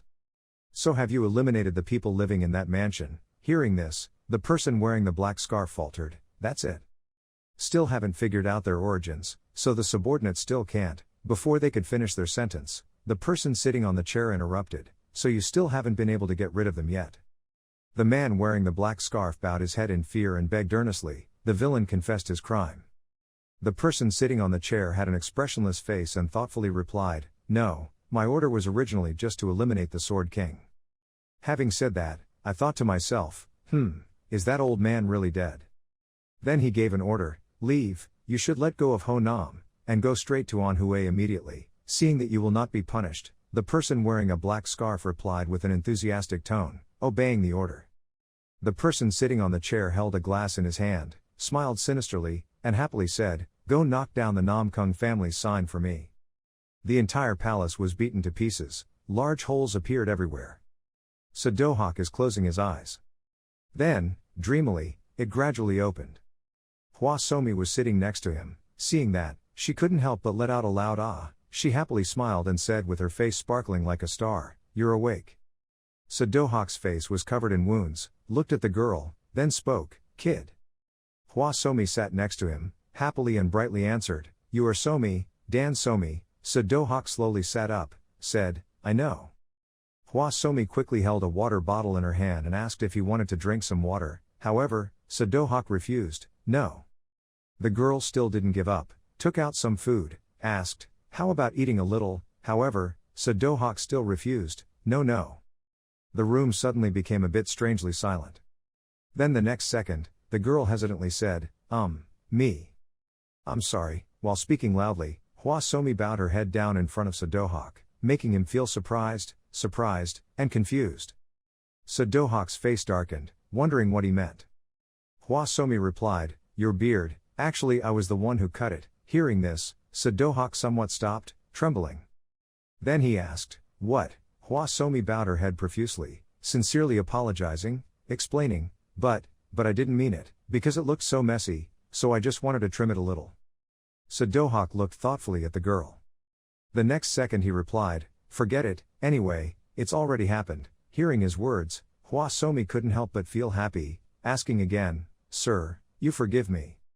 Sadohak's face was still dark, sullen and sad. He turned to look at the girl, said, don't laugh, children who make mistakes must be punished. Hearing that, Hwa Somi was a bit startled and surprised, eh?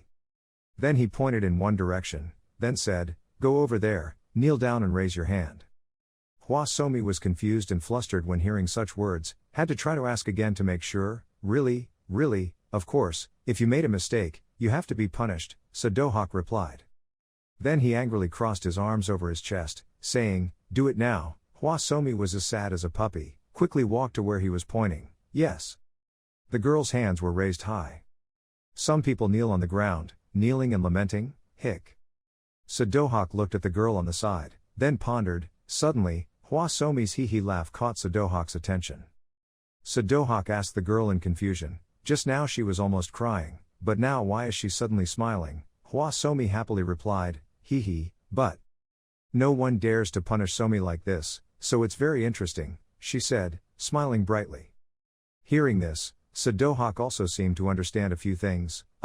TSK, they pampered him too much. If this keeps up, when he grows up, what will he turn out to be like? Hearing this, Hwa Somi is a bit confusing, huh?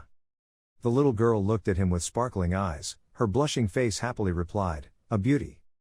After hearing these words from the girl, Sadohak coldly told her to continue kneeling, causing Hwa Somi to feel sad and complain, hic. Gradually, the sun began to set and the sky was already dusk. Inside the palace, the space is extremely silent. Sadohak was now sitting across from Dan Woo-hyun. Sadohak spoke up in annoyance, say something, are you going to stay like that forever, is this a battle of wits or something? Dan Woo-hyun remained silent for a while before saying that. This makes Sadohak full of confusion. If you won't open your mouth then let me, who are you, a martial arts master, where do you come from? Dan Woo-hyun suddenly smirked and replied, where do I come from? Although it's a bit confusing, that's where I existed in the past, and even now. This answer made Sadohak angry and replied angrily, what, are you trying to puzzle me now? Suddenly, the male lead's eyes flashed. Not anything else, what surprised him was Sadohak's sword that was next to him. Then he immediately praised, the sword is good. Sadohak held it in his hand and happily said, of course, this is the sword that has been passed down to generations of patriarchs. This sword, before Sadohak finished speaking, Dan Woo-hyun quickly interrupted, belonged to Chun Mugwan. This made him startled, full of surprise as well as wonder, thinking to himself, how did he recognize this ancient sword? Dan Woo-hyun suddenly stood up, said, leave, now you focus on recovering, we have a lot to do, you have to repair the palace that you destroyed, right? Hearing this, Sadohak couldn't help but be surprised, my god, weren't you the one who ruined it? It seems like you just quickly forgot. Hearing those words, Dan Woo-hyun's face was so bored that he didn't bother to speak. Then he opened the door and walked out. Before leaving, he couldn't help but turn around and say, oh, and shave off the remaining beard, it looks so messy. This made Sadohak completely angry and said angrily, what, sleazy, scoundrel. The next second, he was lost in his thoughts again, possessing extraordinary martial arts for his age, and could immediately recognize the sword of the three saints. There were too many strange things on his body. As he thought, he was filled with doubts. Meanwhile, outside, Jang Samti is diligently carrying a basin of clothes on the street. Suddenly, he saw Namgung Chun in front of him, looking at something from the outside. A loud bang was heard. Jang Samti just stood there happily waiting to talk. Then immediately run forward. He put his ear close to the door, his expression full of interest, listening inside, thinking to himself, what are these old guys talking about? However, the next second, a crisp laugh rang out, making Jang Samti startled. Sadohak laughed with delight and said, so he is a descendant of the martial god. Yes, that's right, as expected. Jang Samti was listening outside, unable to understand the situation, rubbing his ears with his hand. What is that? Even outside the palace, The Sadohawk's delighted laughter could still be heard. The sky started to rain. Everywhere was covered by rain. A step of someone walking on the road, under the rain. That girl was holding an umbrella, her body was elegant and beautiful, and there was also a bodyguard accompanying her. She stood in front of a door. Then he pushed it open and rushed inside. There were a few bad guys inside, huddled together in groups of 3. The guard next to him spoke up, "Miss, I will," but before that guard could finish his words, Namgung Sohi interrupted, "It's okay." Then she slowly walked up to the leader with a gloomy face, holding a bottle of wine in his hand, asking, "Is it this guy?" When that guy saw her, he smiled with delight, stuck out his tongue, and said, "Ha ha, what an honor for me, who would have thought that I would be able to meet the first beauty in MANHUA, come here and..."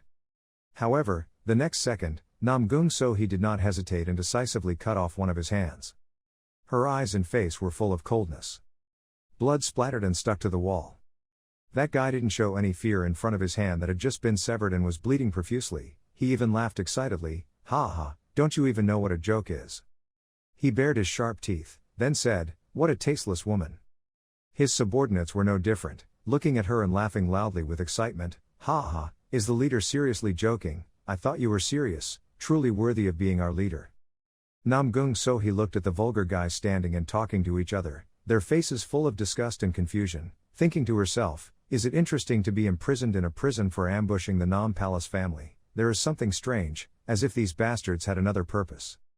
Suddenly, a voice calling from behind distracted your thoughts, "Young lady." The guard quickly ran to Namgung Sohi and announced, "Big trouble, the homeowner, he." Namgung Sohi was full of confusion, turned around to look at the guard, asked, "Father, what's wrong?" The guard quickly ran up to her, answered, "Homeowner had been kidnapped by raiders of unknown origin." Upon hearing this, Namgung Sohi couldn't help but be shocked, her face full of surprise, bewildered beyond belief. There was a loud voice echoing throughout the room, "What, has father been kidnapped?" The speaker was none other than Namgung Sohi. She looked at her subordinate and coldly asked, "Have you sent a rescue team to chase them?" The subordinate obsequiously replied, "The patriarch and the elders had gathered a team and depart." Hearing that, her hand suddenly grasped the hilt of the sword. With a serious face, Namgung Sohi thought to herself, "These people, maybe the reason they still behave so freely is because..." Suddenly, the leader was stabbed from behind by a sharp sword that came from nowhere, causing him to cry out in pain. He didn't expect that someone would kidnap the head of the Namgung family. He didn't know, who is it, but it's really impressive. Then Namgung Sohi held out the sword in front of the leader, much to his surprise. She looked at her with cold, threatening eyes, saying, "I won't leave you alone." However, the leader is not average. He was not afraid at all. He even responded eloquently despite being seriously injured, "Do you think you have time to worry about that now? Think carefully. Now, everyone in the family is outside looking for your father. Isn't this place now an empty garden?" After saying that, he smiled sinisterly and asked, "Who will protect this place now?" Suddenly there was a huge explosion from behind, making Namgung Sohi startled. The wall was broken into a large piece, creating a cloud of smoke and dust. Namgung Sohi and his subordinates immediately looked back. The noise and impact were extremely loud, causing her to shield her face with her hands. Suddenly, Namgung Sohi's face turned pale, full of surprise, and asked, "What?" A loud explosion rang out again, causing everything around to be destroyed, and smoke and dust filled the space. In another place, Sadohawk was thoughtfully resting his chin in his hand. He pondered something with a serious expression and coughed. Then, the next second, he put his clothes back on, opened the door, and went out. Sadohawk slowly walked leisurely. He leisurely admired the surrounding scenery. In front of Sadohawk now is Tan Van Pavilion, an architecture with many classic floors. Suddenly, he thought to himself, "That righteous old man." As soon as he looked at the majestic and splendid architecture in front of him, Sadohawk immediately thought of the conversation between him and Namgung Chun. "What Tan Van Pavilion is, what a meaningless name, ho ho ho. Then there is Ma Tien Pavilion, what could be better?" Then they silently groaned. They really wanted to let the whole world know that there was a family that had just been built here. Looking at those structures, he pondered more and more, who could think that this is a normal mansion? But anyway, it has nothing to do with me. Either way, I will soon return to the demon religion, because I left without saying a word. I must return soon. Thinking, Sadohawk walked leisurely. Suddenly, he stopped because he saw something. Someone was standing in front of him with a confused attitude. Why is there a stranger loitering here? Immediately, he quickly ran to him, saying in an annoyed tone, how dare you come into this place, you are definitely a thief. Sadohawk did not understand what that person was saying, asked, what are you babbling about, why are you calling guests thieves? However, Jang Samti didn't pay any attention to those words, just angrily pointed and said, stop it, we don't have any guests right now, what do you mean? Sadohawk didn't pay attention to him, sighed and said, kid, stop being naughty. Jang Samti still refused to listen, he was full of enthusiasm and held the cooking ladle in his hand, preparing to attack him. Very good, looks like you have to be beaten before you can think clearly. However, just a second later, he was beaten to a pulp, his clothes were torn, and he lay on the ground. Namgung Chun ran from nowhere and hurriedly said, you. Sadohawk just coldly explained, don't misunderstand, he was the one who caused trouble first.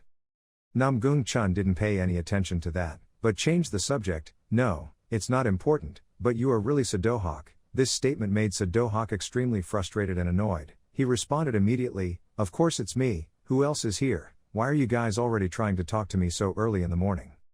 The two of them kept talking, fighting with each other, no one gave in, without a beard like that you actually look like a man, you should shave it off sooner, shut up, that beard is my pride. Only Jang Samti was beaten so much that his face was swollen and he lay on the ground, silently groaning, damn, it hurts so much.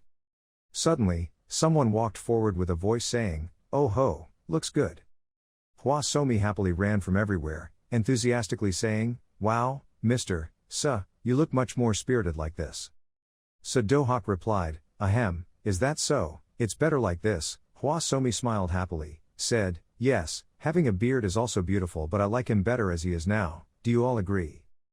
Before the girl's words, everyone showed faces full of approval and joy. Suddenly, Jang Samti who was lying on the ground stood up, ruining the atmosphere with a frustrated tone, arg, forget it, I'm dying of pain, help me heal. Seeing him like that, Sadohawk was a bit surprised, shouting, after being beaten by me like that, you can still sit up, it seems like you're quite resilient, right? As he spoke, he pointed at Jang Samti who was sitting on the ground, hey, Palace Master, can I teach this guy a lesson? Hearing him say that, Jang Samti couldn't help but startle and panic, and Dan Wahyun didn't, confused and asked why he wanted to do that. Sadok calmly replied, his mind was extremely chaotic, I will help you straighten it out. However, Jang Samti quickly and bluntly refused, what are you talking about, what did I do wrong? Dan Wahyun's expression was thoughtful for a moment. Then he smiled happily and replied, I heard it. In Jang Samti's eyes right now, the two of them are no different from two devils talking to each other, but he won't cause much trouble for you, is it okay? It's okay, I like to teach bad guys, it's annoying. Jang Samti could not bear this at all, crying loudly, saying, the Palace Master. However, the next second he had to stop crying. Hong Wonkin suddenly rushed over from nowhere, the palace owner, there is bad news. Dan Wahyun was puzzled by this action and asked, it was early in the morning, what was going on? Hong Wonkin gasped and replied, it was. Is this related to the mission you gave me before, the thing I asked you to observe on Hue? Dan Wahyun asked. Hong Wonkin was sweating profusely and said tiredly, yes, this is related to the Namgung family. I heard that the Namgung family has collapsed. This news was like a thunderbolt. Namgung Chun froze on the spot, what? In another place, on a tree branch, black crows spoke to each other. There is a shadow of someone running very fast. That person ran non-stop, running through the forest. Suddenly, that person raised his head to the sky, a sound came from somewhere, the Lord has summoned you, what are you still doing here? Hearing that, that person immediately replied, yes, sir. Immediately after that, he awkwardly walked into a room. His face looked confused. In front of a figure standing solemnly on the platform, and many other people standing in a long line below, that person quickly bowed respectfully, asking for you, Lord. The fat man's face was sweating, he raised his face in insecurity, and continued, according to your orders, the Sword King was assassinated, and Moyong Hyokmun was elected as the new martial arts leader, and the Namgung family is now standing, on the verge of collapse. Hearing this, the Lord immediately wondered, on the verge of collapse, not already collapsed. The fat man was scared and hesitantly replied, if you would just give me a little more time. The Lord's hand placed behind his back suddenly moved. Then, A long blow passed through the fat man's body before the fat man could even react. Then he gradually fell to the ground, his eyes still watching the Lord's back. The fat man was beaten until he vomited blood and fell over. The Lord slowly walked down and spoke coldly, "I told you to eliminate all the clan members of the Namgung family without leaving anyone behind. You can't handle something as simple as that." The fat man looked at the Lord and gasped in fear. Then he turned down and looked at his abdomen that had just been beaten. There was no wound at all, making the fat man extremely surprised, thinking to himself, "I'm still alive." The Lord looked at him with cold eyes and said, "This is your last chance, wipe out all the remaining male bowmen." The frightened fat man immediately responded and obeyed his command. As soon as the sentence ended, he immediately turned around and ran away. The Lord, with deep, sinister eyes, thought to himself, "This time will be different from before." Even though in the past I had risen to a high position in the world, I was still not called the strongest person. That will not happen again. As he thought, he remembered the image of Dan Woo-hyun. Then decisively and powerfully slashed into the air, smiling with satisfaction. Vast majestic mountain scenery. Hwa Somi looked at it, enjoyed it, and couldn't help but excitedly exclaim, "Wow." The little girl spoke up, "Dad, there are so many big trees." Dan Woo-hyun sitting next to him also responded enthusiastically, "Yes." Suddenly, he glanced away and said, "Well, what's the matter with you two?"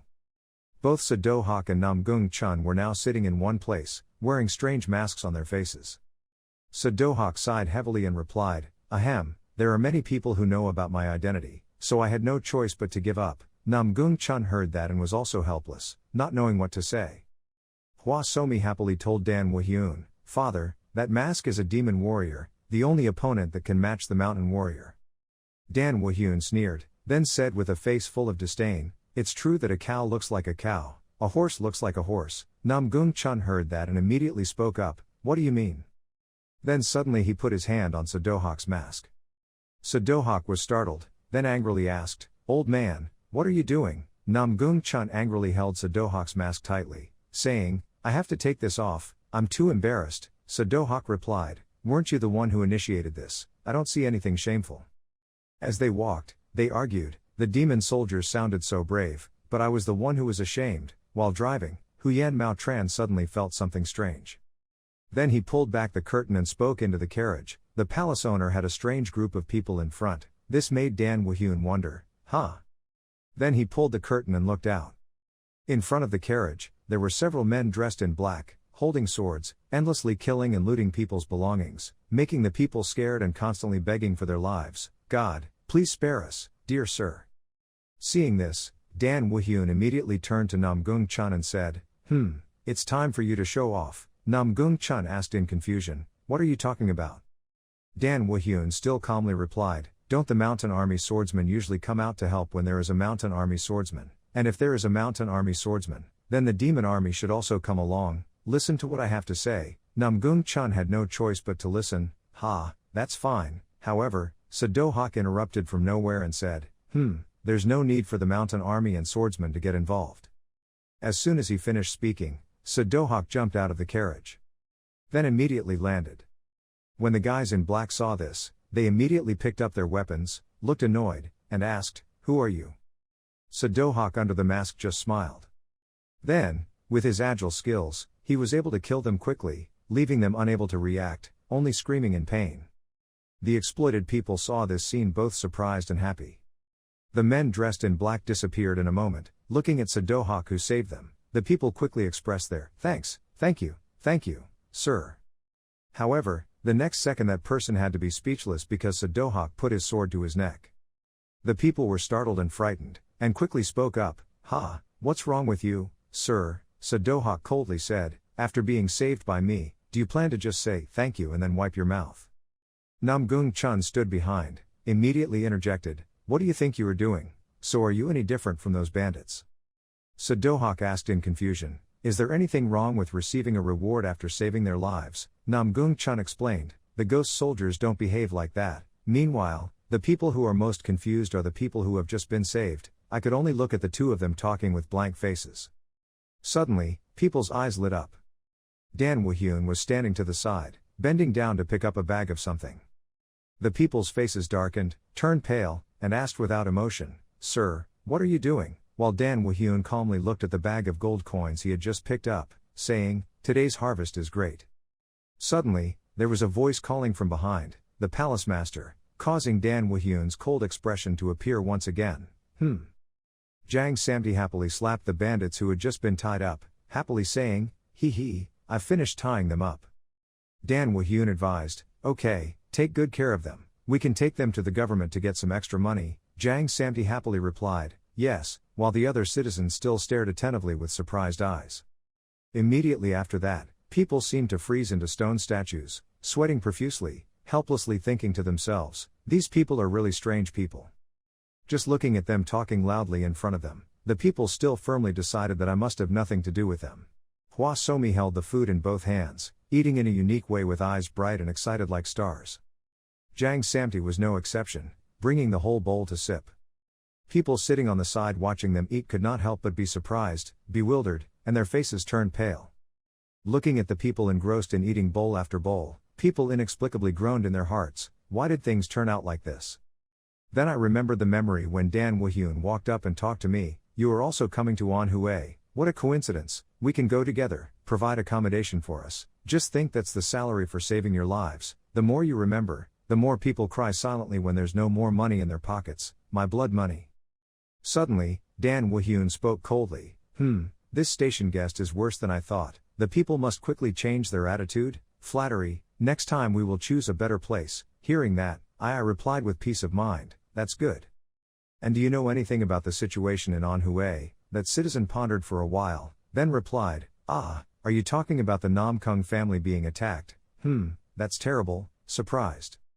But looking at the way the Blood Gang has been operating recently, it's more or less predictable. It was originally because the Namgung family didn't fulfill their responsibilities. Dan Woo-hyun asked, what about the Blood Gang? While the two of them they were talking, Namgung Chun couldn't help but listen attentively. People continued to say, they suddenly appeared recently, so their roots are still very vague, they are so powerful that they can control the entire MANHUA when they just show up. But isn't the Martial Arts Alliance going to deal with them soon? Hearing this, Huyen Mao Tran spoke up to explain, there is still too little information for the alliance to take action, even now, when the future of the Namgung family depends on this. The people immediately replied, yes, but we will reach MANHUA soon, we can confirm everything ourselves. Dan Woo-hyun finished eating, took a towel to wipe his hands, calmly said, there is no need to verify anything, it's none of our business. We went there simply to have fun, sightseeing and eating were more than enough. As he said, he used a towel to wipe his mouth to help Hwa Somi. Then he immediately picked her up in his arms. Looking at the majestic mountain in front of us under the bright moonlight, thoughts kept popping into my head, passing through this mountain to reach MANHUA, I wondered how that place had changed after thousands of years. At night, the trees sway with the wind. Early the next morning, in the capital of MANHUA province, Hefei, Dan Woo-hyun and others stood in front of the capital. The people were happy, as bright as flowers, laughing and talking, so I took the liberty of saying goodbye from here. As soon as the sentence ended, the two of them immediately ran away without hesitation, leaving Dan Woo-hyun and the others behind to watch. Sadohak looked at their backs, his heart filled with wonder, disappointed with him. We had treated him well. However, the next second Dan Woo-hyun said again, don't worry, then we will see him again soon. Sadohak asked confusedly, let's meet again, are you able to peek at Heaven's plan? Dan Woo-hyun calmly replied, it's not Heaven's plan, it's the wind whispering to me. When Sadohak heard that, he was even more confused, he put his hand on his chin and thought, wind. Then he turned to ask Namgung Chun, did he feel the wind? Namgung Chun smiled and replied, ho ho, wind, I have never felt anything like that. Seeing that, Sadohak immediately affirmed, so it's obvious that that bastard is talking nonsense. Hwa Somi suddenly looked at Sadohak and said in defense of her father, it wasn't nonsense, what her father said was all the truth. Sadohak immediately agreed with her, yes, it was true for her. Seeing Sadohak's attitude, Hwa Somi tried to explain even more, no, both Jang uncle and Uncle Kwan also know that father is telling the truth. If father says someone will die then they will definitely die. If father says if a dog is a cat, I will believe it. If you say dog poop is a god, I will eat it right away. Both Namgung Chun and Sadohak seemed dumbfounded under this sentence of the girl, asking again, what about dog poop? Dan Woo-hyun spoke coldly, what do you guys think, do you really want to eat dog poop? Even though Huyen Mao Tram didn't want to, he still sadly replied, if the palace master has an order. However, the sentence hasn't finished yet. Jang Samti stopped him and angrily said, "Are you crazy? Just kidding, let's go find a place to rest, the sun is about to set." Looking at a group of people staring at him, Dan Woo-hyun said coldly, "It seems there is a lot to do, tomorrow morning is something to look forward to. So until tomorrow morning, just let me be in charge of your accommodation." Namgung Chun said as he walked up. "I know a good place worth staying. At night, outside lights are lit for ease of travel." Hwa Somi's eyes suddenly sparkled like stars when she saw something. A luxurious residence with towering buildings appeared right in front of them. Hwa Somi happily asked, "Will we sleep here today?" Inside, the lights sparkle and the lanterns are exquisitely decorated. The tables and chairs are clean, formal, and look very eye-catching. Namgung Chun told everyone as he walked, "This is Anhua Station number 1, I have an acquaintance here." Dan Woo-hyun was holding his daughter, and replied, "So what, you can't even talk to them too?" The bright lights rotated the room. A person came out, happily greeting and welcoming. Namgung Chun stepped forward and asked, "Is there any room left for us to rest?" The waiter immediately wondered, "What kind of room are you looking for?" Namgung Chun gave the waiter money and replied, It would be good if there was a separate apartment." The waiter was full of surprise at the amount of money Namgung Chun just gave him, thinking to himself, "If he gives me 5 taels, and says he wants to stay abroad for a long time, then..." While thinking, the waiter couldn't help but tremble all over. Suddenly Namgung Chun patted the waiter's shoulder. The next second, the waiter said loudly, "I will now take you to Grandma's house." When other people in the restaurant heard that, they couldn't help but be surprised. They looked at Namgung Chun and the group, talking about how much gold they spent in one day outside. How terrible, they were definitely showing off. But isn't that Mask of the Heroes that children like? Ha ha ha, those guys are definitely insane. After taking them to the room, the waiter immediately left, "So I'll take my leave first." Namgung Chun said to Dan Woo-hyun, "You should use this room, the master should use the best room." Hwa Somi clung tightly, looking at the splendid and luxurious room before her eyes, couldn't help but exclaim, "Wow, this station's customers are so great." The girl happily jumped up and down, "I'll show it off to Jinrang as soon as we get back." Namgung Chun looked at her like that, also smiled happily, "I'm glad you like it, this place is the Royal Dragon Guest Station, famous as far as Beijing." Suddenly, he turned his face outside. A voice rang out from outside the door, "Ahem, I'm the owner of this station, I came to say hello." Namgung Chun saw that and replied, "Come in." The door gradually opened, a face with pale lips appeared. "It's my pleasure to welcome you, I will do my best to serve you." However, before the owner could finish speaking, Namgung Chun took off his mask and interrupted, "So this is how we greet each other. The next second, the owner gasped in surprise. Then immediately knelt down on the ground, hastily spoke up, "As expected, the martial arts leader is still alive." Namgung Chun replied, "Don't call me martial arts leader anymore, I have left that position, it's been a while, and remember to keep the fact that I'm still alive a secret." The innkeeper replied, "Yes, don't worry about anything. So the reason you came back, is it because of the problem of the Namgung family, Mr. Sword King?" Namgung Chun asked again, "Yes, do you know anything about that?" The owner hesitantly said, "It's a long story, do you mind hearing the whole story?" Dan Woo-hyun immediately spoke up, "Okay, tell me." Then the shopkeeper started telling the story right after. "I see, the beginning of it all was 2 months ago. From outside you can still hear people talking, is that so?" Namgung Chun stroked his beard and said thoughtfully, "Blood Gang, is there any way to find their base?" At this time, the shop owner and Namgung Chun sat opposite each other, talking to each other, while the others sat at another table. The shop owner answered his question. About that, the poor man really did not know how to ask for forgiveness. Rank. Namgung Chun smiled kindly and replied, "Ho ho, no need to apologize, I shouldn't have asked about that. I've been bothering you for too long, go back and rest." The innkeeper looked at him attentively, then politely replied, "Yes, then I'll take my leave first, you can rest too." Dan Woo-hyun held Hwa Somi, who was sleeping soundly, in his arms, sitting in the back quietly watching the two of them talk. His expression was thoughtful and cold. A while later, Hwa Somi had fallen asleep and suddenly yawned, "Yeah." After that, the girl opened her eyes wide and looked intently at Dan Woo-hyun. When he saw that, he immediately spoke, "You've only slept for a while and you're already awake." As soon as the sentence ended, his eyes suddenly became cold. Then he immediately carried the girl away, telling everyone to rest. I'll take Somi out for a walk. Hwa Somi heard that, her eyes were bright and sparkling, and she let out a cry of excitement. Quan Mao Tram suddenly appeared from behind him and said, I will leave the same day. Jang Samti also quickly ran over and said, Ah, me too. Suddenly, someone's foot stepped heavily on Jang Samti's leg. Jang Samti was suddenly beaten and quickly cried out, tears flowing freely. Sadohak immediately said strictly, Where are you going? Stay there. Jang Samti didn't understand what was going on, so he just let out a sigh, but Sadohak replied, What are you doing? Quietly kneel down. Huyen Mao Tran stood to the side, looking helplessly at this scene. Sadohak corrected Jang Samti, who was kneeling on the ground, Don't pretend to be weak, and Jang Samti cried and spoke up, Sir. Dan Wahyun and Hwa Somi walked steadily on the street. Following them was Huyen Mao Tran, surrounded by bustling shops and businesses. Even though there were so many shops, there was not a single customer, which made the Quan Mao Tran exclaim, It was so quiet. Dan Wahyun also looked around and said, There was no excitement at all. It seemed like the place they had put their trust in for so long had really collapsed. Hwa Somi looked intently at the people on the side of the road with sharp swords, confusingly said, Dad, there are too many people carrying swords.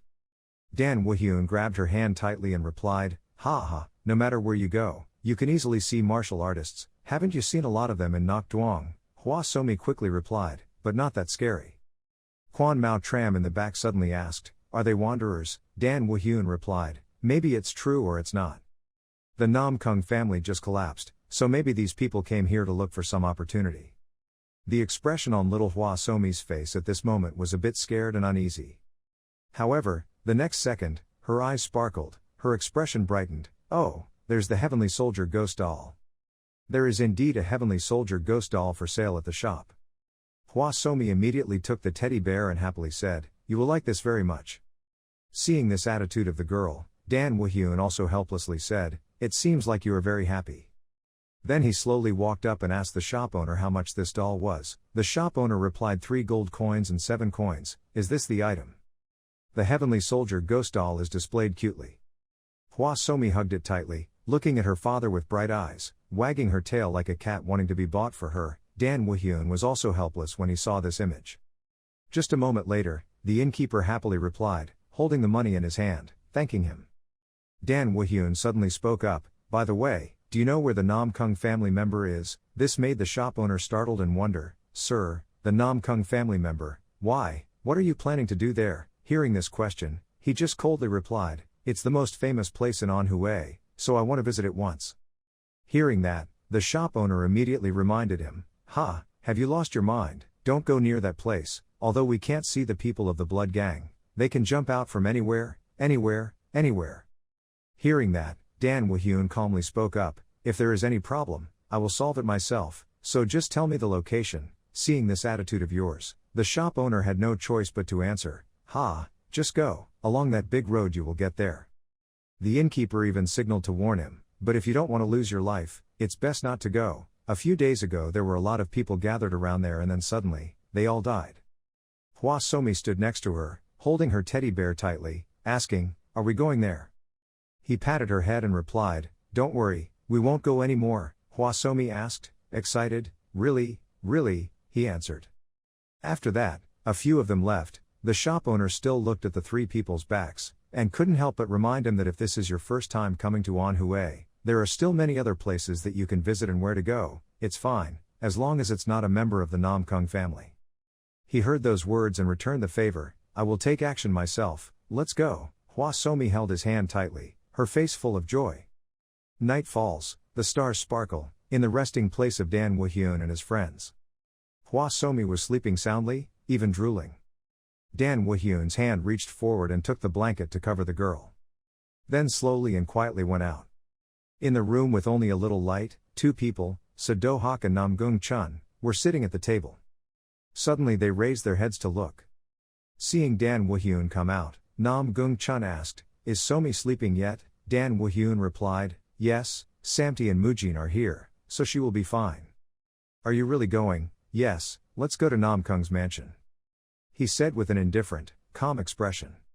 Elsewhere in the jungle, Namgung Sohi, whose clothes were covered in blood, was running away in a hurry. Her whole body was covered in wounds. Namgung Sohi thought to herself, Luckily they didn't pursue her anymore.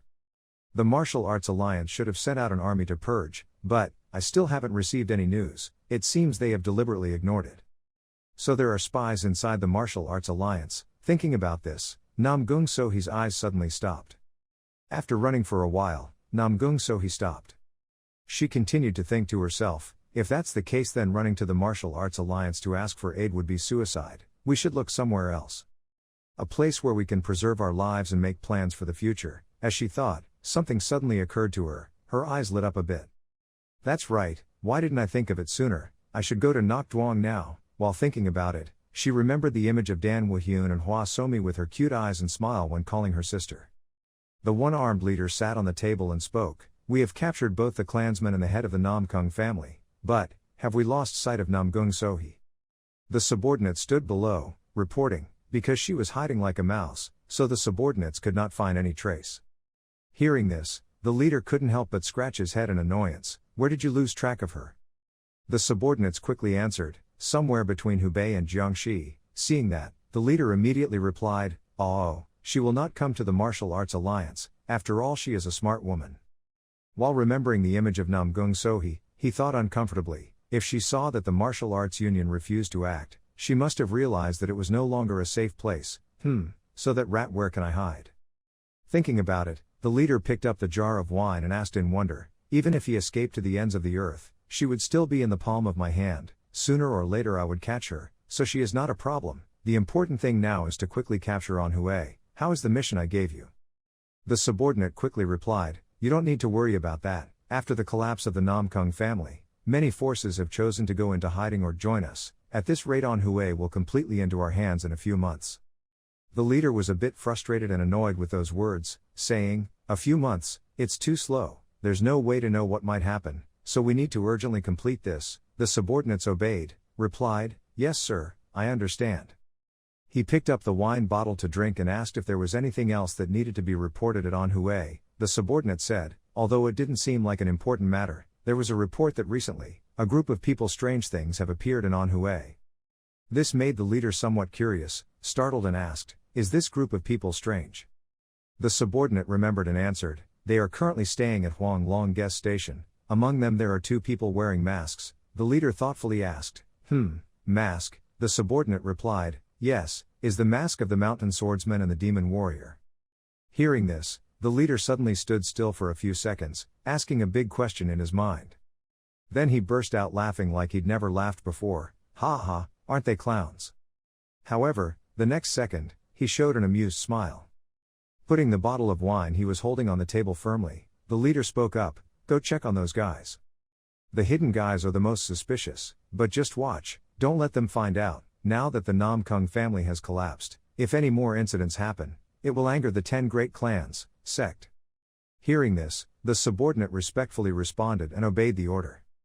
Remembering the people of the Namgung family who were suffering, their bodies were shabby, their clothes torn in prison, the leader couldn't help but be excited. Go and return quickly, it's time to use the Namgung names in prison, to play the hostage game. The subordinate quickly said, yes, sir, I'm leaving.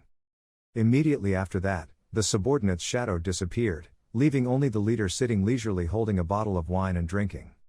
He brought the wine bottle to his mouth and drank to his heart's content. Then he used his hand to wipe away some of the wine scattered outside his mouth, smiling happily and sinisterly. The leader secretly thought, the destruction of the Namgung family was his wish. What awaited those who dared to stand in his way was only death. In another place, the scene is full of ruins and wilderness. The houses are so destroyed that they no longer have any shape.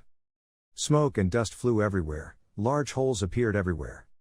Looking at the tragic scene before their eyes, Dan Woo-hyun's group couldn't help but groan. It was horrifying. Dan Woo-hyun also calmly spoke up, it seemed like there were a lot of enemies. Not only did they use explosives, but the attacker's Kong is also a master. Is it Blood Gang, or do you have any other names in mind? Namgung Chun stood next to him and answered, I don't know. As soon as the sentence ended, he immediately thought to himself, this place has become more tragic than I imagined. Suddenly, Namgung Chun's eyes turned elsewhere. He immediately ran to a place where a sign was broken in half. Namgung Chun slowly touched the sign. Then picked it up, looked at it intently, ho ho. Sadohak stood to the side and saw Namgung Chun's action, feeling a bit confused. Then Sadohawk put his hand on his chin, thinking thoughtfully, Meanwhile, Dan Woo-hyun also seemed to see something unusual. He stared intently at the long trail of blood on the ground. Then he came to that bloodstain and spoke as he walked. Fortunately, it seemed that not everyone had lost their lives.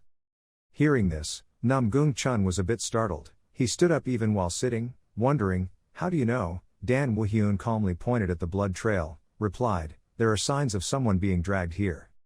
The two of them continued to talk. "Look at the bloodstains here, you're right." Meanwhile, Sadohawk was standing alone in contemplation. The sound of rapid footsteps appeared from nowhere. This caused Sadohawk to suddenly notice it and quickly roll his eyes. Then he spoke up, "It seemed like we had a guest." Even Dan Woo-hyun and Namgung Chun, who were engrossed in talking to each other, stopped and looked towards Sadohawk. Several guys wearing cloaks appeared right on the roof under a cloud of smoke and dust. One of them was masked, one eye was scratched 3 times, the other eye turned purple. He asked annoyed, "Why did you come to this place?" Seeing him, Dan Woo-hyun was not afraid at all, just calmly thought to himself, "Red mask, is that a sign of blood gang?" Suddenly, a shadow of a person stepped forward in front of him, causing him to suddenly look up. None other than Namgung Chun. He was full of enthusiasm, coldly said, "So why don't you explain why you came here?" When those guys heard that, they couldn't help but be startled and surprised, full of discomfort and anger.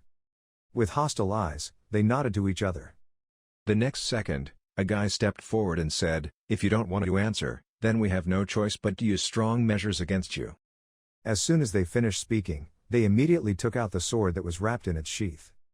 Seeing this action of them, Sadohawk just gently smiled and coughed. Namgung Chun still looked intently. Dan Woo-hyun smiled happily and said, "Let me see an interesting battle." Both Sadohawk and Namgung Chun suddenly changed their faces, eyes full of hostility, spoke up, "This is clearly a one-sided battle, so it will be boring to know." Dan Woo-hyun calmly replied, "Instead of letting the battle go on if it's one-sided, try to make it more interesting. There's no gain in killing them, so remember to keep them alive." Both sides held up their swords, looked intently at each other, ready to fight. The whole space seemed to have stopped. The next second, several guys wearing red cloaks and scarves quickly advanced. Namgung Chun and Sadohawk were no exception, rushing straight towards them. Both sides continued to fight each other. A fierce battle full of anticipation was about to break out. Both sides began to engage in battle, rushing straight towards the other side. Several men in black cloaks prepared to raise their swords to attack with hostile eyes and expressions. Under the layer of fog, their silhouettes gradually blurred, making it difficult to see. This made Sadohawk and Namgung Chun a bit surprised. Their eyes became more alert than ever.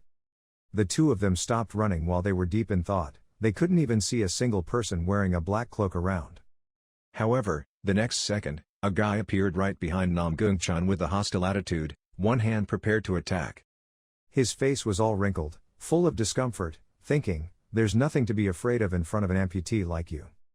As soon as his thoughts ended, he decisively picked up his weapon and slashed straight at Namgung Chun with great strength. A few other guys standing to the side couldn't help but feel proud when they saw this. It ended up being so boring. However, before the sentence was finished, that guy was attacked by a certain aura, gradually lost his strength and fell down. Another guy behind saw that and couldn't help but be surprised and extremely shocked. Just like that, they fell to the ground, exhausted, right in front of Namgung Chun. The hat used to cover his face was thrown away at some point, covered in blood and extremely damaged. The other guy witnessed this scene and couldn't help but be shocked, confused, and uneasy, thinking to himself, "What just happened?" The blood-stained sword shined with a powerful blue power. Namgung Chun held it and coldly spoke, "Although I only have one arm, I still have enough strength to kill you insects. So, you two remember to be careful when entering." As he spoke, Namgung Chun emitted an extremely powerful aura, causing the surrounding dust and smoke to fly away. Sadohawk was not weak at all, kicking away the men wearing black robes easily. Sadohawk's eyes became colder than ever. Sadohawk looked at Namgung Chun, who was engrossed in fighting with immense strength, then silently exclaimed, "Wow, I didn't expect that he was still so strong, even though he had lost an arm, but it was still late, can only compete with me." After attacking all the black-cloaked men, take off their blindfolds and pull their heads up to see. Then asked, "The Shadow Kit is the magic of the Dark Sword Guild, which has disappeared for a long time. Do you have anything to do with that guild?" The other black-clothed guys were all beaten to the ground, only one person the Dohawk is questioning is still alive, however, he is not cooperating at all. Do you think we will confess? Seeing their appearance and attitude, Dohawk was somewhat amused, smirked, and said, "Oh, it seems like you're in a hurry to die." Dohawk was preparing to kill that guy when suddenly a voice rang out to stop him. Wait, causing Dohawk to stop for a moment. Dan Woo-hyun stood behind, folded his arms across his chest, and coldly said, "At least we should keep one guy alive." Namgung Chun replied with a bloodstained sword, "Ho ho, so I can't kill them all?" Dan Woo-hyun replied immediately with a challenging tone, "If you don't want to find your family again, then just try go." Hearing that, Namgung Chun had no choice but to give up. "Ho ho, it seems I have no other choice."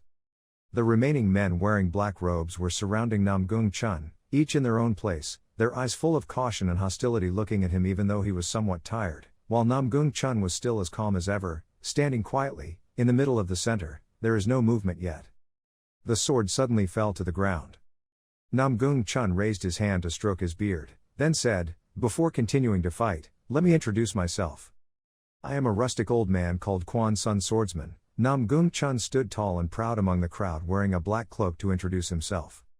However, a few of them did not understand what he meant. They were full of questions. Is he a swordsman? What is he babbling about, this doting old man? Namgung Chun didn't pay any attention to their attitudes and actions, still engrossed in saying to himself, "My old man's sword is a very ferocious thing." A few men in black robes glanced at each other in confusion, then only let out a sigh. Namgung Chun continued to speak. "It seemed that I had no choice but to become violent with him." As soon as his sentence ended, the clothes on the men in black were suddenly torn to pieces, their bodies suddenly he became strong and muscular. The other guys were the same, their strength seemed to have increased, like giants. Looking at them like that, Dohawk was a bit confused. "Ha, what now?" Namgung Chun standing next to him didn't know how to answer, just stood there looking thoughtfully. Those guys took off all their clothes and hats, leaving only a red veil. Their whole bodies became healthy and unusually strong, their muscles bulging and their strength overflowing. Dan Woo-hyun stood aside and watched, just indifferently speaking, some kind of martial arts that strengthens the body. However, it is still not complete. Do you think you can win? Namgung Chun heard his question and immediately answered, "I don't know what body strengthening martial arts is. But you ask too much." As he spoke, he turned back to look at Dan Woo-hyun. Meanwhile, without knowing when, a guy appeared right next to Namgung Chun. With a muscular body and muscles, he was preparing to deliver a powerful blow. The next second, everything around was affected by that source of power. The ground also sank, shattered, and rocks were thrown everywhere. That strong guy continued to fight, causing smoke and dust to fly up. However, he did not know that Namgung Chun was not there, but had already flown above his head. He quickly slashed down a line of power. Just a second later, the strong man was defeated, lying helplessly on the ground, while Namgung Chun landed gently. When the other guys saw that, they couldn't help but get angry, shouted loudly, "Damn it," and rushed in at once. As soon as the sentence ended, a few strong and muscular guys all marched towards Namgung Chun. He quickly moved his steps. Quickly, he quickly defeated each of them without wasting too much effort. One by one they fell. The sword spinning in the air finally returned to his hand. Holding the sword firmly in his hand, after defeating them, he only coldly shouted, "You brats." Several other guys appeared from nowhere and quickly attacked Namgung Chun with strong bodies. Namgung Chun also held his sword firmly, fighting to the end, saying, "Come on."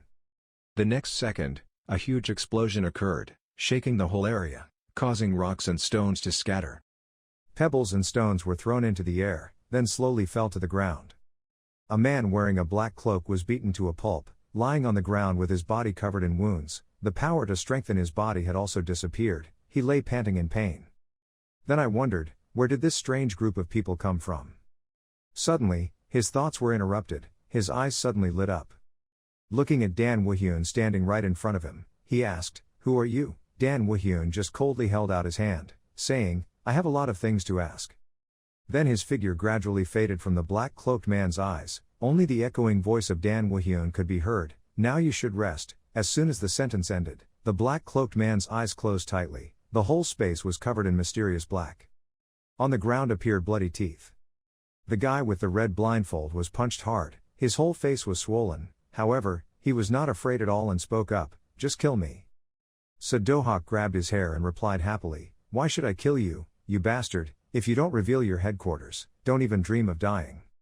Hearing that guy immediately felt uncomfortable and angrily spoke up even though his teeth had been beaten down to only a few. "Do you think I will exploit them?" At this time, the male lead stepped forward and coldly said, "Humph, the heavenly soldiers can only do that. What a disappointment." Sadoha heard his provocation and responded immediately, "If you don't intend to help, then just step aside." Suddenly his eyes became purple and full of power. As he spoke, he squeezed the black masked man's jaw. "Okay, just try to endure it." Sadohak's face suddenly darkened and he laughed with sinister delight. Blood splattered all over his face. "Let's see if you can still keep your mouth shut after losing a few more fingers and toes." In another place, footprints were imprinted on the ground. Firewood is gathered together, it seems to be burned. The three of them were walking on the road. Namgung Chun below asked, "Did that guy reveal this place?" Dan Woo-hyun walked attentively and observed his surroundings. Seeing the scene here, he thought to himself, even though it was just a small mountain, this was still a route that people often traveled, but they dared to use this place as their headquarters. What a group of fearless people. Namgung Chun spoke up from behind, "No matter how you look at this place, it doesn't look like the place they're staying at. Looks like we were tricked by that guy." However, he argued back, "No, we can't see them because of magic." Hearing this, Namgung Chun wondered, "Is it magic? Before, what did you say that body strengthening is now magic?"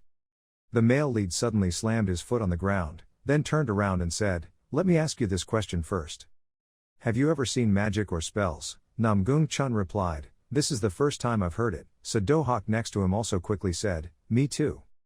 "Aren't spells used to exorcise demons?" Hearing this, Dan Woo-hyun suddenly became silent. Immediately after explaining, illusion is a type of martial art that interferes with the human mind. Along with spell magic, we can create zombies or summon evil spirits, so in the past, people considered them these are dangerous martial arts that need to be eradicated. Sadohak wondered, why erase it? Namgung Chun also spoke up, "So are there any other martial arts besides them?" The male lead crossed his arms across his chest and coldly replied, "There are also people who use qigong." "What is that thing?" Namgung Chun asked. Dan Woo-hyun explained, "It is a martial art that releases internal energy in the body without using any weapons. Many people have tried it but until now no one has mastered this technique." Hearing this, Sadohak was somewhat surprised and shocked. "You really understand these things?" The male lead replied that he was just enjoying it. They continued to talk. "So you mean we didn't even know about it?" Dan Woo-hyun crossed his arms over his chest. "There was a time when this knowledge was just common knowledge. Having said that, let's change the subject, we're wasting too much time chatting." On the way, he leisurely said, "Let's see." The cool breeze kept blowing over them. With a cold face, carefully observing the surrounding with a thick layer of fog, Dan Woo-hyun said, "Somewhere around here." Then the next second he used his strength and took out his sword. The male lead cuts a decisive line in the blinding darkness of the night. It broke the white glass, creating a tremendous amount of pressure. Both Namgung Chun and Sadohak were very surprised. The male lead didn't show any emotion on his face. Looking at the guys wearing black clothes and red scarves below, the male lead spoke up. There were quite a few of them. Namgung Chun stood next to him confused, "Are you a monster?" Sadohak stood next to him without calling, thinking, in this situation, with this kind of skill, it is not an exaggeration to say that he is a martial god. Is this really something that a human being can do? Dense fog.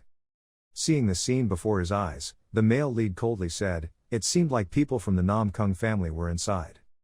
Namgung Chun stood on one side, just silent and pensive. Suddenly there was the sound of someone laughing loudly. It is none other than Sadohak. He is very happy, excitedly holding the sword with great enthusiasm. "So let's deal with this place." In the middle of the vast jungle, loud noises occurred. It startled the masked men. Looking at this scene, they wondered, what happened suddenly? Had the magical barrier been broken? Then immediately run away, talk to each other, quickly check the situation and obey the order. They quickly ran away. Fast speed, passing through layers of fog. While running, they were suddenly startled, as if something had happened. Namgung Chun was standing in front of the leader, and the other black-cloaked men around him had surrounded him. Were they using martial arts to penetrate straight here? Then he immediately spoke to his subordinates. "What are you doing? Quickly arrest these guys." Seeing the shy, reserved attitude of his subordinates, the leader got angry, cursed, and berated a bunch of cowards. However, Namgung Chun suddenly opened his eyes, a huge stream of energy released. This made the leader jump back in surprise. The blue stream of blue energy kept surrounding Namgung Chun. Seeing this power, the leader couldn't help but grit his teeth. The next second, Namgung Chun passed the leader gently. The leader, his face stiffened and his body trembled and trembled. Namgung Chun spoke coldly, "How tired of life are you guys that you want to cause trouble with Namkung's family?" Meanwhile, the leader's face was sweating. Sadohawk didn't know when he was standing in front of the leader, laughing loudly and provocatively, they were really stinky ants. The leader was a bit surprised. Then looked down. His face was full of seriousness. He used his power to release it and said, "I don't know who you are, but you really don't know how to value life at all." Hearing that, Sadohawk immediately released his powerful strength, put one hand on his hip, the other pointed straight at the provocative leader's face. "Ridiculous, you idiots don't even know how to read the situation, ah." Seeing this maximum power, the leader was a bit cautious. Sadohawk still smiled with excitement. Inside the cave there are only rocks and rocks, not a single bit of light. Namgung Chun walked inside. "It seems like people of the Namkung family are inside. What are you planning to do?" Listen. Seeing Dan Woo-hyun's question, Namgung Chun replied, "Of course I will go into that cave myself." And indeed, Namgung Chun entered the cave alone without hesitation. Inside, the cave is dark. Namgung Chun slowly touched the stone wall, the blood stains on it stuck to his hands. Then Namgung Chun thought to himself, "Are the children being detained in this place? For those with injuries, this is the worst place of detention." His sword was now stuck in the ground. He stood in the middle of the cave, thinking to himself, "I originally wanted to stay calm, but the scene before my eyes." However, before he could think, a dark shadow suddenly appeared from behind. That guy intended to use his legs to attack him. However, for some unknown reason, that foot was severed in half. The cry was full of pain. It affected several other big guys wearing red scarves. Those guys gradually appeared with giant, muscular bodies and surrounded Namgung Chun. However, he was not afraid at all, but just pondered, "I don't know what the crazy body technique is, but now they are completely unlike humans anymore." Thinking about it, he immediately picked up his sword. The sword was placed in front of him. Namgung Chun used his strength and whispered something. Several members of the force all jumped up and ran quickly towards him with faces full of hostility. Namgung Chul just stood there and coldly said, "You guys will pay the price." With a cold attitude, he still maintained his actions, saying, "Because of what his best friend had caused." Then the next second, a beam of light penetrated straight to them. Every one of them was knocked out, covered in injuries. Gradually they all collapsed to the ground, while Namgung Chun still stood at attention. He turned back to look at them with eyes full of hatred. "I will not forgive any of you." Elsewhere, the power has affected everything around. Sadohawk was fighting very happily, using his feet to stomp on the faces of the enemies. Not just one, but Sadohawk can kill several people at once. Sadohawk excitedly spoke up, "Body strengthening or something like that, you guys can only have so much." As he spoke, he used the strength on his legs. Then quickly use your strength to jump in the air and use your legs to attack them. Powerful streams of power enveloped the surroundings of Sadohawk, even if one had to use that kind of evil magic. Just one of his palms caused the ground to shatter, creating immense pressure. Sadohawk coldly slashed his sword decisively. With just one move, the enemy was thrown far away, the ground shattered, and the power was not small. The leader stood hiding under a tree, breathing heavily, watching. Then immediately shouted, "Who are you and why are you getting in our way?" As he spoke, he thought uneasily, "He has given us strength, even enough to defeat the Namkung family, so who are these guys that we cannot defeat? Some solution must be found." Dan Woo-yeub just stood quietly to the side and watched. His eyes and face were full of seriousness. The leader noticed him and smiled with delight, thinking, "Yes, if the military force is not enough, we just need to take that guy hostage." Then he immediately commanded his subordinates to capture that guy for me. When his subordinates heard that, they immediately rushed to him and obeyed his orders. The subordinates, everyone in full strength, ran quickly to where Dan Woo-hyun was. The leader laughed loudly and said, "It's your fault for standing in one place like crazy." And just like that, several subordinates quickly pounced on Dan Woo-hyun's place. Sadohawk saw that and just tsk, saying, "Are you serious?" And Dan Woo-yeub felt somewhat amused, raised his mouth, then applied his strength, saying, "You are quite clever." The next second a huge explosion occurred. The leader stood to the side with his mouth open, not believing anything. His face became whiter and whiter as time went on, smoke and dust flying. The bodies of the subordinates were cut into so many pieces that the leader was shocked. What? Then the next second he looked at him with a puzzled face. Impossible, impossible. Dan Woo-hyun is now standing in the middle of a pile of dismembered and bloody corpses. The leader held his hand tightly, thinking, I have the power I always wanted and was about to have everything in my hands, but I didn't expect everything to collapse in the blink of an eye. The more he thought about it, the angrier he became. The fire in his head burned. I couldn't accept this. This made Do-hak somewhat surprised. Dan Woo-hyun still had the same cold, emotionless face.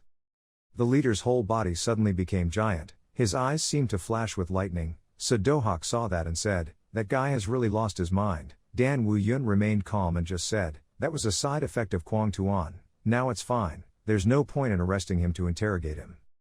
Well, let's end this. As he spoke, his eyes became extremely cold. The next second, the leader approached Dan Woo-hyun. He jumped up, causing his wife's lamp to crack. The male lead still stood in the same place, smoke and dust surrounded him. A giant hand suddenly appeared, intending to attack.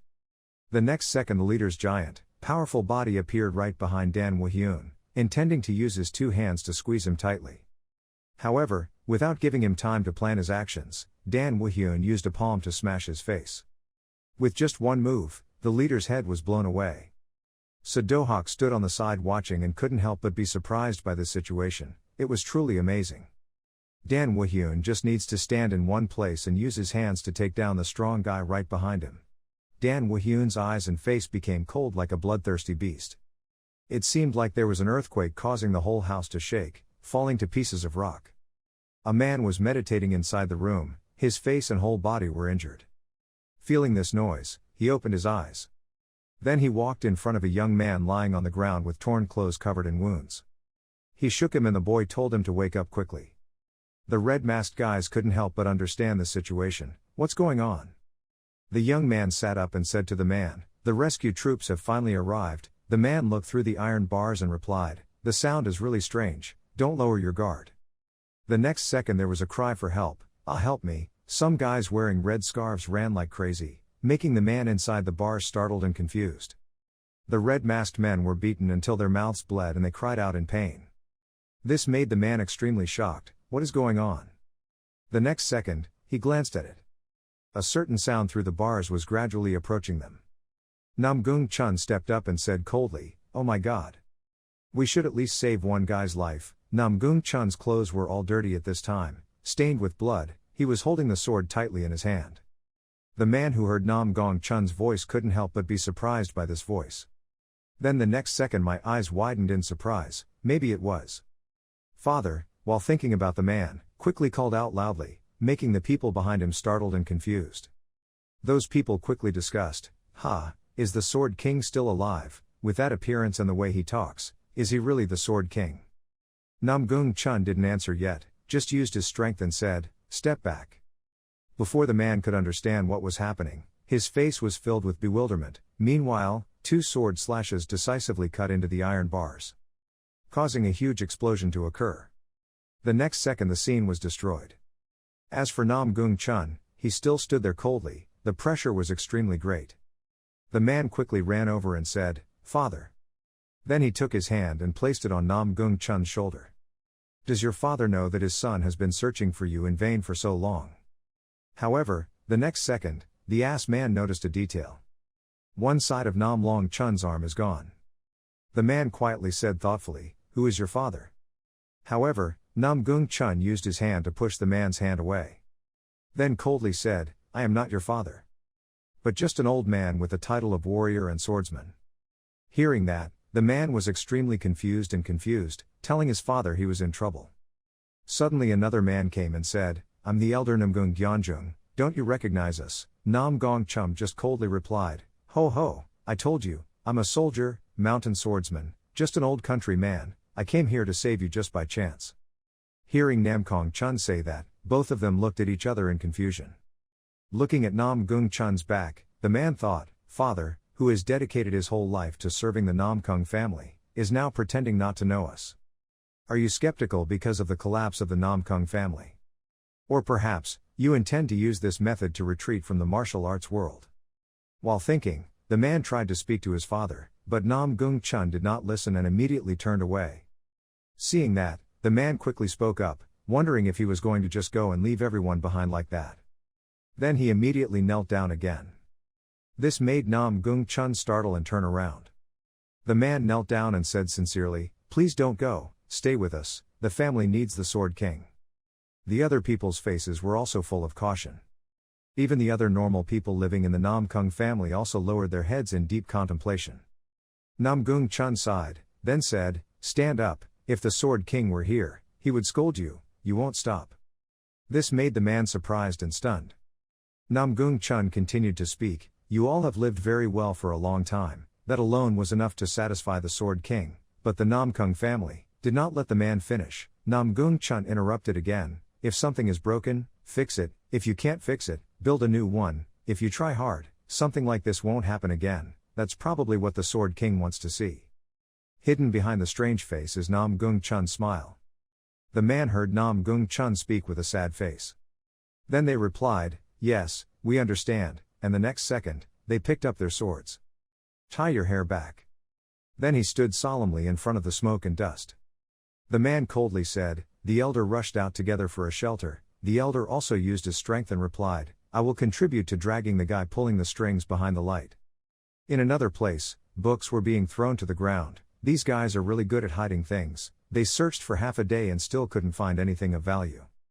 Sadohawk said as he searched, "If you hadn't taken the leader's life, things wouldn't have been so complicated." Dan Woo-hyun heard that and just laughed and said, "If you handled it quickly, how would they get to us?" "Okay."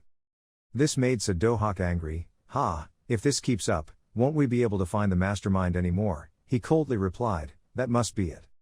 Suddenly, the next second, something noticed him. Namgung Chun slowly walked over, his face full of satisfaction, smiling and saying, "Sorry for making everyone wait so long." Sadohawk came closer and said, "Is the old man's reunion happy?" Namgung Chun just calmly replied, "I'm just going to say goodbye."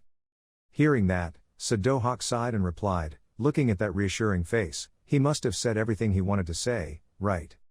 At this point, Dan Woo-hyun interrupted, "So our work here is done." Suddenly, Namgung Chun said, "Lord, excuse me, but, can we go to one more place?" The male lead, wondering, "Where is Hanam?" Milgong Chun quickly answered. While saying Namgung Chun, "I thought of someone else, no matter what, I still need to go to Hanam to meet that guy Moyong Hyokmub." Inside the cave. The place where I came from was beaten to pieces and nothing remained. A person held up an object that had been slashed, thinking, the slash was very neat. Two guys outside, one guy inside, there were 3 intruders in total, and the one thinking that was none other than the leader, the red-haired guy. Unexpectedly, they easily defeated their subordinates, used such powerful body techniques, and even saved the prisoners of the Namgung family. Their strength can be compared to 10 great masters. No, there is in fact, the intruder was the Sword King. Just thinking of this, his eyes suddenly turned red. So the Sword King is still alive all this time, and is there even someone helping him? Thinking of this, the redhead grabbed his arm tightly, causing the object to break. Then he slowly stood up and walked away. With just a flick, the power is clearly evident. The next second, some slimy substance rose from the ground, forming a human shape. The redhead ordered the 2 people he just created, the suspicious people who broke into this place, to go find them and bring them back here to me. The next second, there was a huge explosion behind the redhead. He smiled happily with bloodshot eyes. "I will definitely give you an unexpected death." There was a hand reaching out with a voice saying, "Xiao 2 more plates of dumplings." "Us too, we have 3 plates." In a low restaurant, the waiters and diners are busy, the atmosphere is full of excitement. The shop owner stood inside, looking out, thinking, today many people ordered real dumplings. Suddenly a voice rang out, "Oh my god, you eat really well, just looking at it makes me feel hungry." This sentence made the shop owner couldn't help but turn to look. A small hand is holding the dumplings tightly. None other than Somi. She was eating delicious dumplings with sparkling eyes. Seeing this image of the shop owner, she laughed loudly and said, "So the cause was this girl." Hearing that, Somi looked up while eating.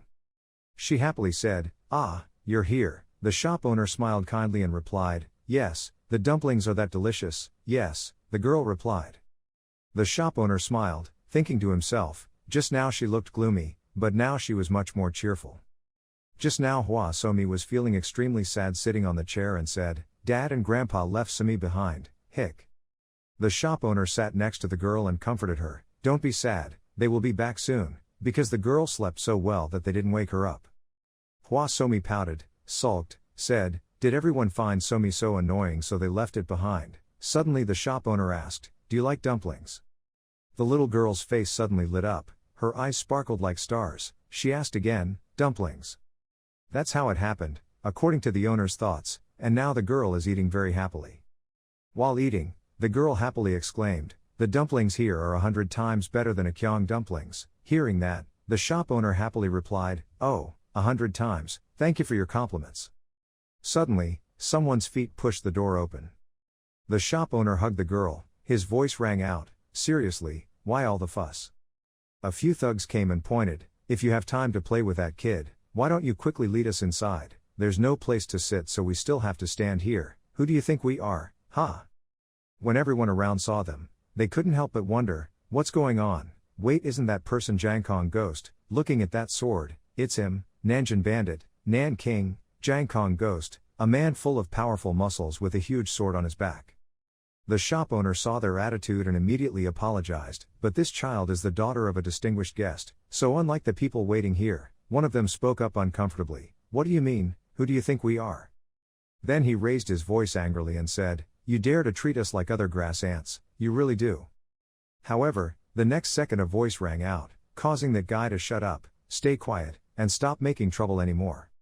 It was none other than Ma Jiang Kang. He looked with cold eyes, his face dark. The guy who had just argued immediately shut up and apologized to his subordinates. Hua Somi raised her face and looked innocently. A small girl is standing opposite a powerful Ma Jiang Kang. He held out his hand. The shop owner saw this and immediately intervened, wait a minute. However, unlike what the shop owner thought, Ma Jiang Kang was rubbing her face with his hand. Then he said, what do you have on your face? Little Hua Somi happily replied, ah, that's true, thank you sir. This action made the shop owner suddenly think to himself, perhaps Ma Jiang Kang is noble and noble but likes children. Ma Jiang Kang introduced, I'm Ma Jiang Kang, the dumplings are delicious. Hua Somi happily raised her hands to show off, ah, and you're Somi, Dan Somi, the dumplings here are really delicious. Ma Jiang Kang's face suddenly became affectionate and replied, ahem I see, this makes Hua Somi not call confusing. Then the next second he raised his hand. This made the shop owner a bit surprised. At this time, all three male leads had returned. Namgung Chun spoke up, what's going on with this unusual atmosphere? Hua Somi happily ran to call, Father. The shop owner also slowly approached them and replied, it's nothing, but what's more important is whether what you want to do has been done yet. Namgung Chun replied, ha ha, it's all thanks to you, someone will bring to this guest station some things that are bothering you. The shop owner heard that and immediately bowed his head and replied, yes, just leave this job to me. Meanwhile, Hua Somi hugged her father tightly. And Ma Jiang Kang was standing to the side staring at them. The subordinate asked, I wonder who these people are. Ma Jiang Kang coldly replied, who knows, I have never met them before. Then he quietly watched their backs leave. In another place, Dan Wuhyun held a cup of hot water in his hand and spoke, Ma Jiang Kang, is that the one carrying the giant sword? Huyen Mao Tran replied, yes, he is definitely King Nong. Hearing this, he couldn't help but answer with interest, Nong Vuong, that's an interesting name, they are the ones who followed in the footsteps of the Black Annis. Huyen Mao Tran replied, I don't think so, I heard that in Nangan he is also considered a chivalrous type of person, but it is very suspicious that such a person would come here. Hearing that, the male lead immediately spoke up, as long as it doesn't interfere with our work, it's okay, besides, I've already done what needed to be done, let's prepare to leave. Yes, Huyen Mao Tram obeys orders. Night falls, the moonlight shines brightly, the wind blows, shaking the leaves in the air. The male protagonist looked blankly into the distance, thinking, evil magic has long been lost since the families that practiced evil magic were purged. And not many people know of its existence, so it must have disappeared, but why has it appeared again now? Who created it again? Even though it is still alive, I'm worried about a lot of things, but now I feel a bit interesting. The connection that seemed to have been severed between us and the martial arts has become stronger once again. Okay, let's go to Hanam. he thought while looking intently at the sky with the bright moonlight.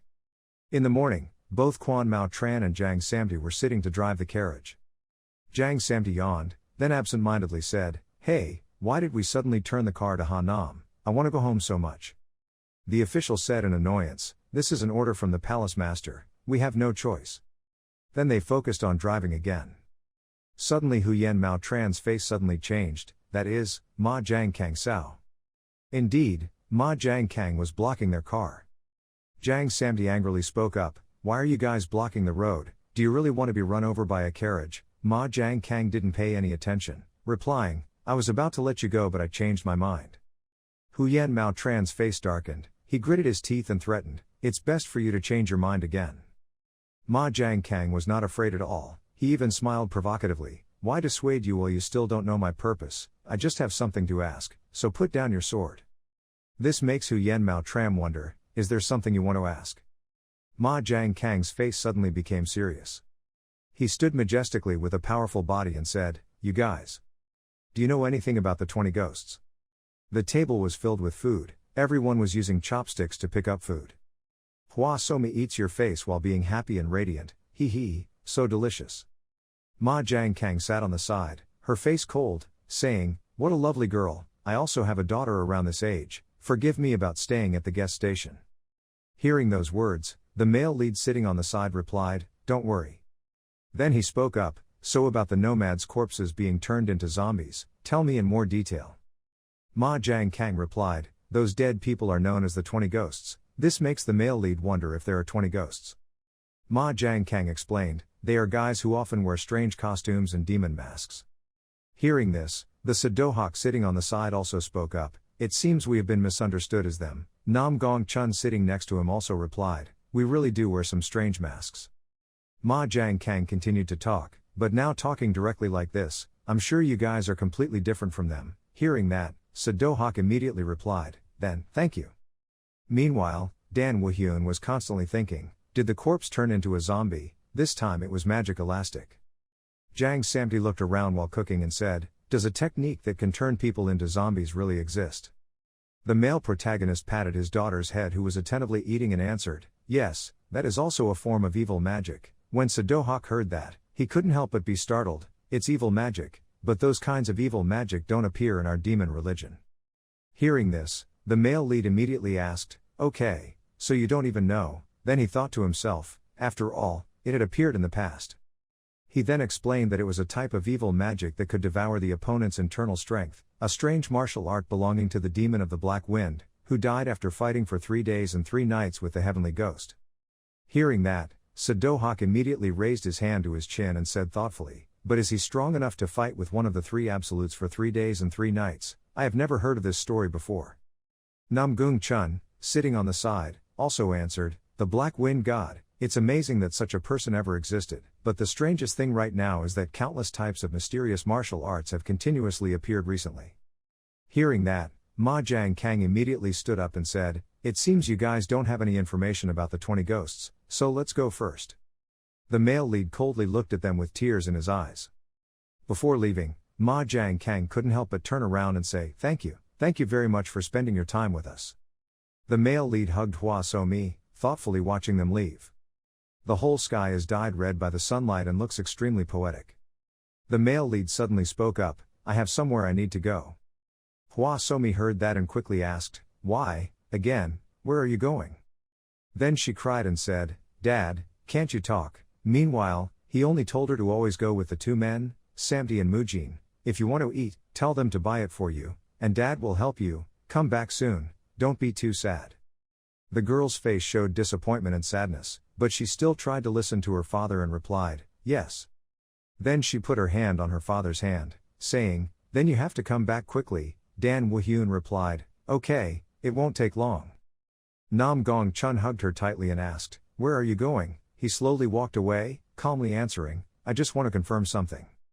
Namgung Chun wondered, "What is that?" Meanwhile, Hua Somi smiled happily and told her father, "Dad, have a safe trip." Pebbles and stones flew blindly. Ma Jiang Kang is now running away quickly. His face seemed to be injured, full of panic. "Damn, I couldn't find any red eyes for a long time, so now they gathered to chase after me." just thinking about the mysterious black figures, just chased Ghost Jiang Kang. Those guys kept focusing on attacking Ma Jiang Kang, causing him to quickly dodge the attack. All the subordinates I brought with me have become zombies. They really came from the 12 ghosts with martial arts. We don't have any means to defeat them. While I was thinking, suddenly a guy came closer and reached out his hands to grab me. Ma Jiang Kang was punched through by that guy, full of pain. Ma Jiang Kang frowned and shouted. Then the next second he fell to the ground. Those guys quickly approached. Ma Jiang Kang turned around to look at them in discomfort and asked, "What exactly are you guys?" Suddenly, a ray of light flashed through the 12 ghosts. The mask they were wearing suddenly fell off, which made Ma Jiang Kang surprised. A voice suddenly rang out, "Feeling like when I beheaded that guy, they weren't human. I secretly thought about how powerful they would be, but in the end they were just walking corpses." Ma Jiang Kang panted, looking intently at the person in front of him. "You." It was none other than Dan Woo-hyun. He was standing tall under the dust and smoke, holding a sword covered in blood and speaking, "If you can't move, just lie still, I'll take care of them." Then he looked intently at the remaining guys standing in front of him, "A corpse that knew how to use magic village. We don't know who is behind it, but it's quite powerful." Ma Jiang Kang quickly interrupted, "A corpse using village magic, what do you mean?" Suddenly, red-black ribbons pierced the male lead's body in a surprising way. Blood gradually flowed out. None other than those two real ghosts did it. Not just one but many guys are surrounding Dan Woo-hyun.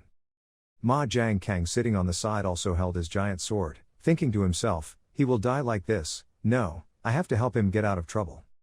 However, the next second, the male lead stepped on the ground with one foot. And then another step was stepped down strongly by him. Not bad.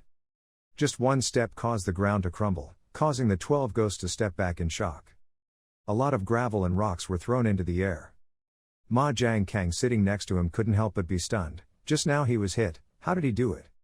Meanwhile, Dan Woo-hyun used his strength, crouched down to prepare to attack. Stones were released, attacking the 12 demons. With just a few rocks, he was able to quickly take care of those guys. Another person wearing a red robe, holding a staff in his hand, stood high on a tree branch under the bright moonlight, looking intently below. As for Dan Woo-hyun, he still focused on attacking the 12 demons. The guy in the red cloak couldn't help but think in surprise, "Who exactly is that guy? How could he defeat 20 ghosts so easily? I have to hurry back and report this." However, it seemed that the male protagonist had noticed his appearance, raised his face and smiled with excitement. "Where are you running in such a hurry?" The next second, he appeared right behind the red-cloaked man.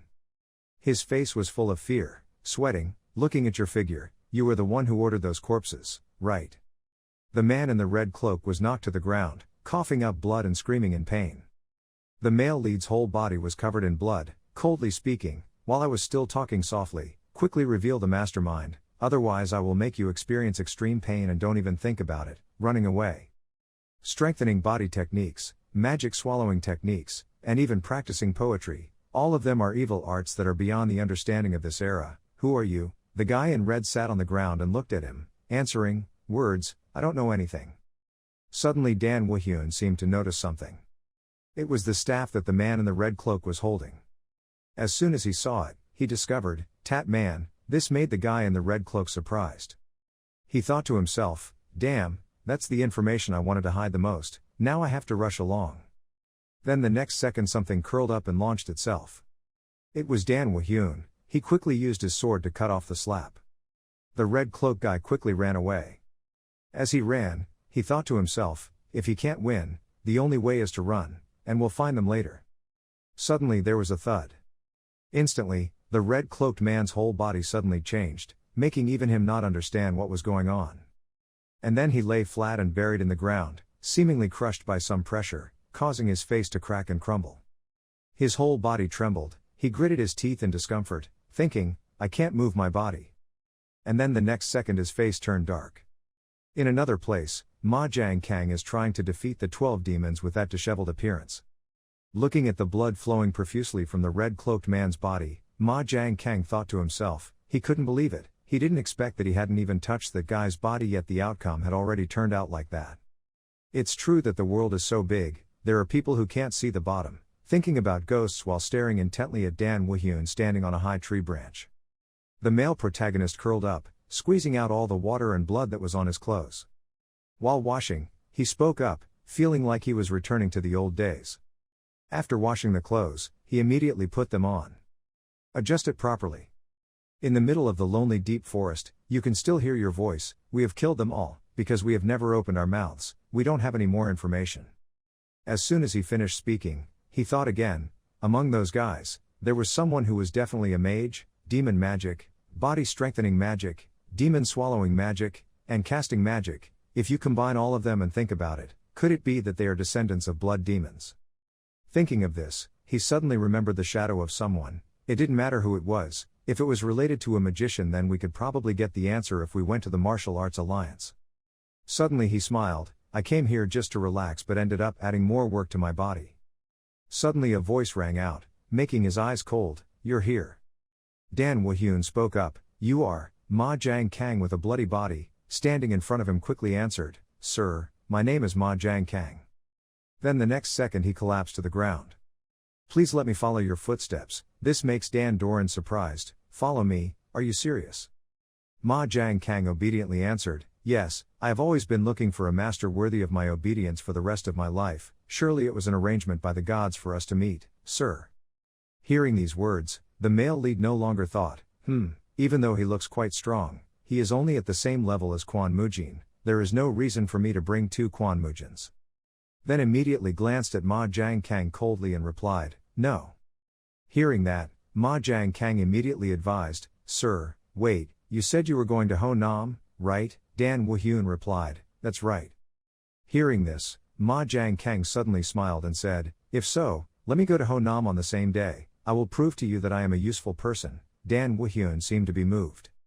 He wondered, Then he immediately replied, Okay, just go to Hanam. Once we get there, if I find you are not effective, then you have to go away. Hearing this, Ma Jang Kang suddenly became happy. Again, his bright eyes replied, Yes. As soon as he finished speaking, the male lead immediately thought, If he follows me around like Quan Mujin, it will be very troublesome, so just leave. While he was walking slowly, Ma Jang Kang immediately chased after him. 1 word and 4 difficult pursuits. I will keep my word, Dan Woo-hyun calmly replied as he walked, showing me the fastest way. Go to the South Lake. Ma Jang Kang immediately said, It's this way, sir. After this mountain range we can go straight to Nam Lake. I understand, the male lead coldly replied. The next morning, on the tree branches, young birds chirped and played. Namgung Chun spoke up, Why did the palace master leave?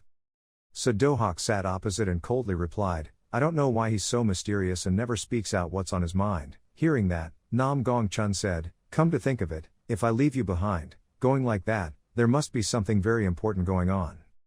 And then the two of them started grumbling uncomfortably to each other again. He's stupid, he's obviously going alone because he's afraid Somi is in danger. Do you understand what I'm saying? That's exactly what I mean. It's me, it's because I encountered something dangerous. What do you mean I'm ignorant? I didn't say that. It's good for you to realize it yourself.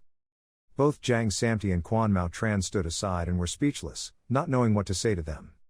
Suddenly Do-hak became unusually serious. He always talks like this. This is the reason why the righteous people live for nothing. Samti, do you agree? Jang Samti is on the side doing nothing was shot. His face was full of bewilderment.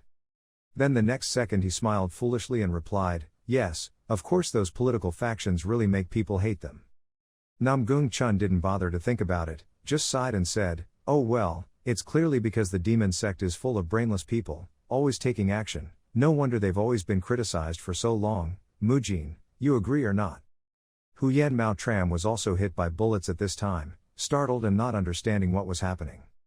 Then the next second I had to force a smile and agree, of course everyone knows that the demon sect is full of idiots, ha ha. Do-hak heard that and immediately pointed, Aren't you also from an unjust sect? You should be on the demon sect side, how dare you turn away? When Huyen Mao Tram heard that, he couldn't help but be startled. What does a political sect have to do with a demonic sect? Hearing that, Do-hak still raised his hand and pointed, answering, What are you saying? This is the reason why the unjust sect is full of troublesome people. Be nice to them, and one day they will stab you in the back. Hearing that, Namgung Chun standing next to him also nodded in agreement. That was true. Then the two of them sneered and talked to each other. The reason the unjust sect still exists is thanks to the demon sect, thanks to the righteous sect as well. Only Huyen Mao Tran stood on the side listening to them talk, whole body trembling. Ho, It's been a while since we had the same opinion, ho ho ho ho, agreed. Meanwhile, Hua Somi was running from nowhere. Huyen Mao Tram was angry when he heard those words from them. He couldn't help but grit his teeth. These dirty old men. Hua Somi appeared from behind and quickly spoke up, telling everyone not to argue. The same goes for both of you, if not, I'll tell you. Hearing that, both Namgung Chun and Sadohak were startled and quickly drank, complied, okay, sorry Somi. Hua Somi also turned to look at Quan Mao Tran, advised him to stop, and urged Quan to stop. The next second, the singing girl smiled happily and told everyone, okay, let's prepare dinner together. Huyen Mao Tran quickly replied, okay. The sky gradually changed color, sunlight spread, dyeing the whole space. A luxurious, wealthy house was closing its doors. There was a voice echoing from outside, was there anyone? A pair of legs were seriously injured, walking forward and saying why. It was none other than Namgung Sohyam, her body covered in wounds, her clothes torn, holding her hair, scratching her head, screaming, why was she gone at such a time? The sky had darkened.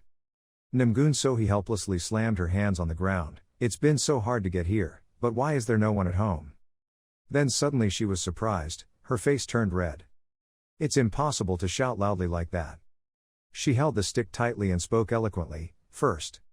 I need to fill my stomach first, Namgung Sohi said as he stood up straight, carrying the fishing rod on his back. At a classically decorated restaurant, a voice echoed, he was really late. Namgung Chul sitting across the dining table from Sadohak, he spoke up, could it be that he's lost his way? Sadohak replied, it's impossible for someone who has the strength to fly straight here, how could he get lost? Meanwhile, the two people at the next table were chatting with each other. I heard that the master swordsman was now in trouble. When Sadohak heard that, he couldn't help but wonder, what exactly is that swordsman doing? So, now his reputation is even worse than mine. Namgung Chun calmly replied, who knows, but rumors are still just rumors anyway. As soon as he finished speaking, he immediately thought to himself, while the rumors were still spreading like that, what exactly is the Morong family doing? I can't believe that he used the power of the martial arts alliance just to serve him, for his family. Then suddenly Namgung Chul raised his head to notice, it was none other than the voice of Hua Somi, I'm home. The girl was holding the door above Jang Samtae's head with a gourd in her hand, eyes full of joy, sir. As soon as Namgung Chul saw her, he quickly picked her up, smiled gently, ho ho, you're home. Then he immediately asked Huyen Mao Chan standing in front of him, how was the situation outside? Huyen Mao Chan quickly replied, nothing special, still quiet as usual, didn't look like anyone was watching, I'm plotting something, I understand. What is he going to do now? While they were talking, there were footsteps approaching. First we have to wait for the palace master Dan to return before deciding, Namgung Chun replied. Huyen Mao Chan saw that it was right and said it was also right. Suddenly there was a loud call that made Huyen Mao Chan wonder, Quan Mujin. The next second the door was kicked open, bastard. Some guy came in from nowhere, holding a sword and speaking loudly, he didn't expect to see you here, it's enough for you. Sadohak was confused when he saw these guys and asked, who are these guys? Huyen Mao Chan looked at them and replied, well, there are quite a few people who have a grudge against me. Namgung Chun stood aside and heard that, know how to laugh and shout. Hua Somi hugged him tightly and said, where are you going, Quan uncle? Namgung Chun hugged her tightly, advising her not to worry that nothing was wrong with him. However, Hua Somi still refused to believe it and replied, but, it looks very dangerous, Uncle Quan. Namgung Chun spoke up, let's go out and play. However, Hua Somi did not listen to him and jumped out of Namgung Chul's arms, startling him. Those thugs are upset, get out quickly, plus, today we will settle everything. However, before she could finish speaking, Hua Somi stood in front of Huyen Mao Chan, not to harm Uncle Quan. This made the other guy confused. What, kid, do you know what you're saying? Protect anyone. Hua Somi spoke loudly, knowing it or not, it doesn't matter, Uncle Quan is Uncle Quan. This made the other guy uncomfortable, angry, and immediately grabbed a sword, brat. He said, if you don't want to die, then leave immediately. As soon as he finished speaking, a light suddenly flashed. The next second, he was beaten and the dust flew far away. You dare to raise your voice to my daughter? Those words were spoken by none other than Dan Wahyun. Both Mao Chan and Hua Somi appeared surprised and bewildered at this situation. Father. At this moment, Dan Wahyun's face suddenly turned dark, his feet were dusted because he had just attacked that thug. The people around stood and looked attentively. They were talking excitedly. Kwon Mujin was walking around in broad daylight like that, but the Martial Arts Alliance wasn't going to do anything if he didn't openly confront him. Then from the Martial Arts Alliance's point of view, they wouldn't bother. What's the point of paying attention to a martial arts master from an unjust sect? But isn't he dead? I also heard that. There are rumors that he once appeared in Hanam, but I didn't expect that he was actually still alive. Dan Woo-hyun looked at the current situation and spoke coldly. Quite a few people had gathered here. Hearing that, Huyen Mao Chan immediately replied that it was my fault. However, he did not blame anything, saying, "It's okay, see, life needs to be a little exciting to be interesting." Then he turned and said to Namgung Chul, "Forget it, what are you going to do now? Everyone has come to Ho Nam according to your wishes." Namgung Chun quickly replied, "I want to verify the truth of rumors, but from what I've heard, it probably won't be that simple." While the two of them were talking, Hua Shirt was still happily playing with his doll. There's no smoke without fire, even though I didn't see it with my own eyes, I was sure of it after hearing so much. Okay, so, we need to enter the Martial Arts League. As soon as he said that, Namgung Chun immediately clenched his hands. Dan Woo-hyun asked, "Is that possible?" Namgung Chun quickly replied, "There is a passage inside the Alliance Pavilion that only martial artists of all generations know." Hearing that, he immediately replied, "Understood, but if he wanted to go there, he had to deal with the people outside first." Ma Jiang Kang suddenly appeared from nowhere. "Just let me help," Quan Chan interrupted, "or I won't." Meanwhile, Dan Woo-hyun's expression was a bit pensive. Then he remembered the image of three people, Jang Samti, Huyen Mao Tram, and Ma Jiang Kang. This guy is dumber than I thought, this guy is a bit more useful, and this guy is useless but quite trustworthy. Then he immediately spoke, "Everyone went out together, to see if you were any better." As soon as the sentence ended, the figures quickly passed by, obeying the palace master's orders, not wasting much of his time. "Where are you?" Immediately, several of their figures quickly left. However, only Jang Samti stood still there, causing Dan Woo-hyun to immediately speak up and look. This made Jang Samti unable to understand. "Oh, me too." Sadohak stood to the side feeling upset and spoke up, "You've learned something from me, give it your best shot. If I come out I'll die." Hear what Jang Samti said those words, Sadohak encouraged, "Martial arts masters must always live and die by the sword, why are you afraid of death?" Meanwhile, Mao Tran and Ma Jiang Kang were eloquent outside. Jang Samti happily scratched his head and replied, "Ha, but my mission is just to be a chef for the government." The next second his whole body was beaten until his breasts were all swollen. And in the end, all three of them still had to fight the guys outside. And the three of Dan Woo-hyun stood upstairs to witness. Namgung Chul stood to the side and said, "There was the king of Ghost Jang Kang standing right there, so not many people dared to take the risk. Those people have indeed gradually lost their will. Look, those who were once romantics have all left." He saw that number and replied, "I understand, but what about the rest?" Hua Somi, who was playing with dolls, suddenly noticed them. Her eyes lit up. And then she ran out, looked with curious eyes, looked. Meanwhile, Dan Woo-hyun spoke again, "So we have to see how powerful the remaining people are." At this time, all three people, Jang Samti, Huyen Mao Tran, and Ma Jiang Kang, all showed serious faces. One person suddenly spoke up, "How dare you guys cause chaos here?" This made the mother-in-law surprised. A certain man looked at them with eyes full of annoyance. A bald man who looked like a monk approached them and said, "Have you forgotten that this is the territory of the Martial Arts League?" That man was indeed a monk with black drums on his head. A citizen suddenly spoke up. On the other side was a martial arts master from an unjust sect. "There are many people here who have enemies with him, so I will speak on behalf of everyone." However, the other monk quickly interrupted, saying, "If you intend to put a bib on him just for personal fame and profit, then I will urge you to stop it. Anyone here who has a grudge against this person, just come out here, I will help you clarify black and white." Hearing that, all the people around also fell silent, not daring to say anything. One of them was extremely upset, grinding his teeth. The others quickly left immediately. Huyen Mao Tran turned to talk to the monk, "Thank you for your help, otherwise the matter would have gotten bigger." The monk bowed his head politely.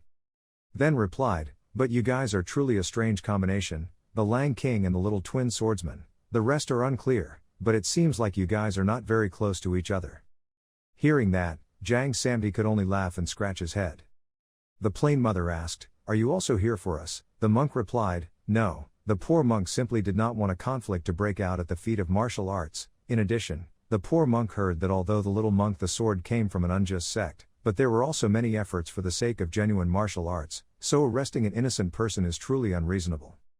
Then the other monk turned sharply to the side, looked, continued, looks like there's nothing more to do here.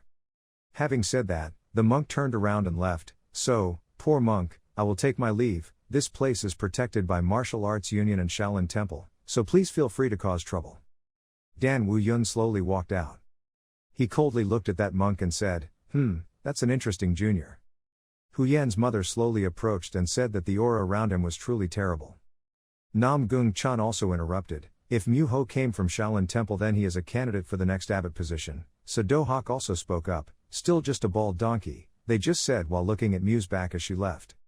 In another place full of peace. Ma Jiang-kang is cleaning his sword, Hu-yan Mao-chan is no exception. Inside the magnificent, modern room, Ma Jiang-kang glanced at the book more and more thinking to himself. I didn't expect that he was the little swordsman, I heard that he used to be the leader of a nefarious sect, what is he doing here? While thinking about Ma Jiang-kang, I also remembered both Namgung Chun and So-do-hak. It was just like what that Mu-ho said, this group of people are really very evil, and more importantly, it seems that this group does not exist at all, the concept of genuine paganism is nothing, and those two old men give us a strange feeling of oppression. Just thinking about Ma Jiang-kang, he immediately asked Jiang Samtem, I asked, who are those two old men? Jiang Samti answered while eating an apple, if he knew, he would be ecstatic, leave but hey, you really are to join us. Ma Jiang-kang happily replied, his face as bright as a flower, I will serve him until death, this sword of mine will conquer all his enemies. Hu-yan Mao-tram, sitting next to him, then asked, Ma Jiang-kang, aren't you still busy managing those old people, why do you want to join us? Ma Jiang-kang quickly answered, you don't need to worry about my business. Jiang Samti ate an apple while watching them confront each other, thinking, what's going on, are they fighting for the position of first guard?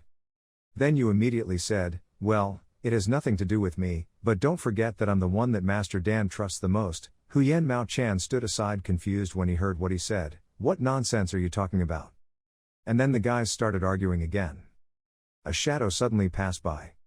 It's none other than Dan Wu-hyun, he's holding Hua Somi sleeping soundly in his arms. Hunan is quieter than we thought, no that's very strange. Hearing these words from Namgung Chun, So-do-hak couldn't help but be confused, how did he know? Namgung Chun continued to answer, isn't it because it was too quiet, the 10 great sects only saw a few members, so since we haven't even met anyone from the 8 great families, I think I'll have to enter the Martial Arts League to check it out. Hearing that, So-do-hak couldn't help but shout in surprise, are you serious, do you really want to enter the Martial Arts League? Then, the next second, So-do-hak puffed out his chest and smiled happily and excitedly, his face was as bright as a flower. Namgung Chun wondered, so he wasn't planning on leaving. So-do-hak sighed and replied, of course I have to go, why do you think I'm standing this far away for? Namgung Chul thoughtfully replied, to protect Somi while staying at the boarding house. No, So-do-hak immediately denied.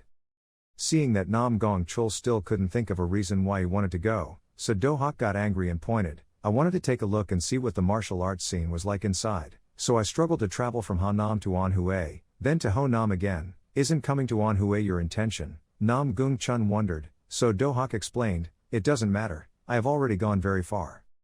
Besides, if the rumors about Moyong Hyukmun are true, then I want to see how you handle him. Under that frustrated attitude of So-do-hak, Namgung Chul just sighed, phew, stubborn as you are then there's no way, anyway, it's hard for you to sit still. Hearing that, So-do-hak laughed loudly, patting Namgung Chul on the shoulder, ha, good, how can you go anywhere without me? While Somi was still sleeping soundly, they were still engrossed in talking, and even though we talked so loudly, Somi still slept well, it's still early. Namgung Chun spoke up, it seems like she's very tired, isn't that right? Dan Wu-hyun heard Namgung Chun's words and immediately shook his head. Then they said to each other, she was sleeping because I was acupuncture point, why did you do that? Dan Wu-hyun slowly put the lipstick on the bed, covered the girl with a blanket, and replied, because tonight will probably be very noisy. This makes Namgung Chun confused. Then the next second he came running outside, this sound, what happened outside? There is indeed a huge commotion outside, with blows and collisions causing everything around to be greatly affected. Namgung Chun and So-do-hak looked thoughtfully, wasn't that direction, the direction of martial arts? One person held a sword firmly in his hand. Then that man quickly ran straight outside and asked loudly, "What was this commotion?" "I'm asking you, what's going on?" A young man also ran out next to the man, hesitantly answering, "Father, this thing, it seems like the 10 great sects are trying to take over the martial arts alliance." Hearing that, the man couldn't help but feel uncomfortable, his face thoughtful. What? How dare those ants? Just thought, the two of them were filled with fighting spirit, their faces were cold, they spoke up, "Anyone who dares to oppose me must die, no exceptions will be made." The buzzing voices kept echoing, "Where is that bastard He-Yong? About that, I've looked everywhere, but he's nowhere to be found." The man heard this and said in annoyance, "I really can't trust anyone." Master Vo Lam suddenly heard a call that made him startled. Those guys had bloody faces and shouted in a loud voice, "Abdicate immediately, the Martial Arts League no longer has a leader immersed in debauchery and glory." Hearing that, the Martial Forest Alliance master immediately sat down in front of them and replied, annoyed, "You stinking ants, haven't you shed a tear yet when you see the coffin?" The Martial Master Min Min's face suddenly appeared full of blue veins, his expression was cold, he said, "Fine, let's try forcing me to abdicate." And a battle broke out, the entire Martial Arts Alliance was beaten to pieces. Bodies were piled up on the ground, covered in blood. Two swords are facing each other. Someone is killing extremely fiercely. At this time, Sadohak was also present. The three of them quickly witnessed the scene before their eyes with repeated cries and voices, and died. Dan Woo-hyun crossed his arms in front of him, calmly asked, Is that guy Moyong Hyokmun?" Meanwhile Namgung Chun still didn't answer, just squeezed his hand tightly. Under the mask is Namgung Chun's face full of discomfort and frustration. How is that possible? A girl was holding a dead body covered in blood and crying pitifully, "Father, please open your eyes, you can't leave like that." Seeing this scene, Namgung Chun couldn't help but wonder, surprised, how could martial arts become like this? Martial Master Min Min quickly approached the girl, decisively stopped the sword and intended to attack. "If you are so heartbroken, then you should go with him too." However, the next second there was a slash straight down the face of the master martial artist. Luckily, someone else quickly came forward to help. However, Nam Gong Chul knocked that guy's sword away and slashed him, causing blood to splatter. Master Vo Lam is confused. "That guy, who are you? Dare to point your sword at me? Do you know who I am?" Nam Gung Chun replied coldly, "I am a military swordsman." Hearing this, the Martial Arts Alliance leader was a bit startled. "Wait, this voice. It's impossible for us not to recognize this person who always walks our path, this aura and spirit." While thinking about Vo Lam Min Master, he remembered the image of Nam Gong Chul. It could only be Nam Gung Chun, there could be no mistake. Then the master of the Martial Arts League gritted his teeth in annoyance and angrily spoke up, "It's very difficult for you to escape a lifetime of being in a hurry to find another one. If you want it, then I'll satisfy you." Sadohak stood aside, asking with concern, "Can the old man do it?" Nam Gong Chun still stood still, just coldly replied, "This is a matter that I have to put an end to myself, so I hope no one gets involved." Then he held the sword in front of him, saying, "Who would have thought that the master of martial arts, leading the righteous path, would degenerate to this extent? In the name of a warrior and a swordsman, I cannot ignore it." Hearing that, the current martial arts leader couldn't help but laugh provocatively. "How childish are you wearing that mask to entertain me?" The son of the martial arts leader quickly spoke up with an uneasy look on his face. His father was careful. However, before he could finish his sentence, he was beaten and his face was raised to the sky. The next second, he was lying flat on the ground, motionless. That attack was none other than Dan Woo-hyun's. He coldly threw small pieces of ice in his hand, saying, "Such an interesting battle, you shouldn't stick your beak in." Martial Arts Alliance is now completely destroyed, filled with smoke and dust.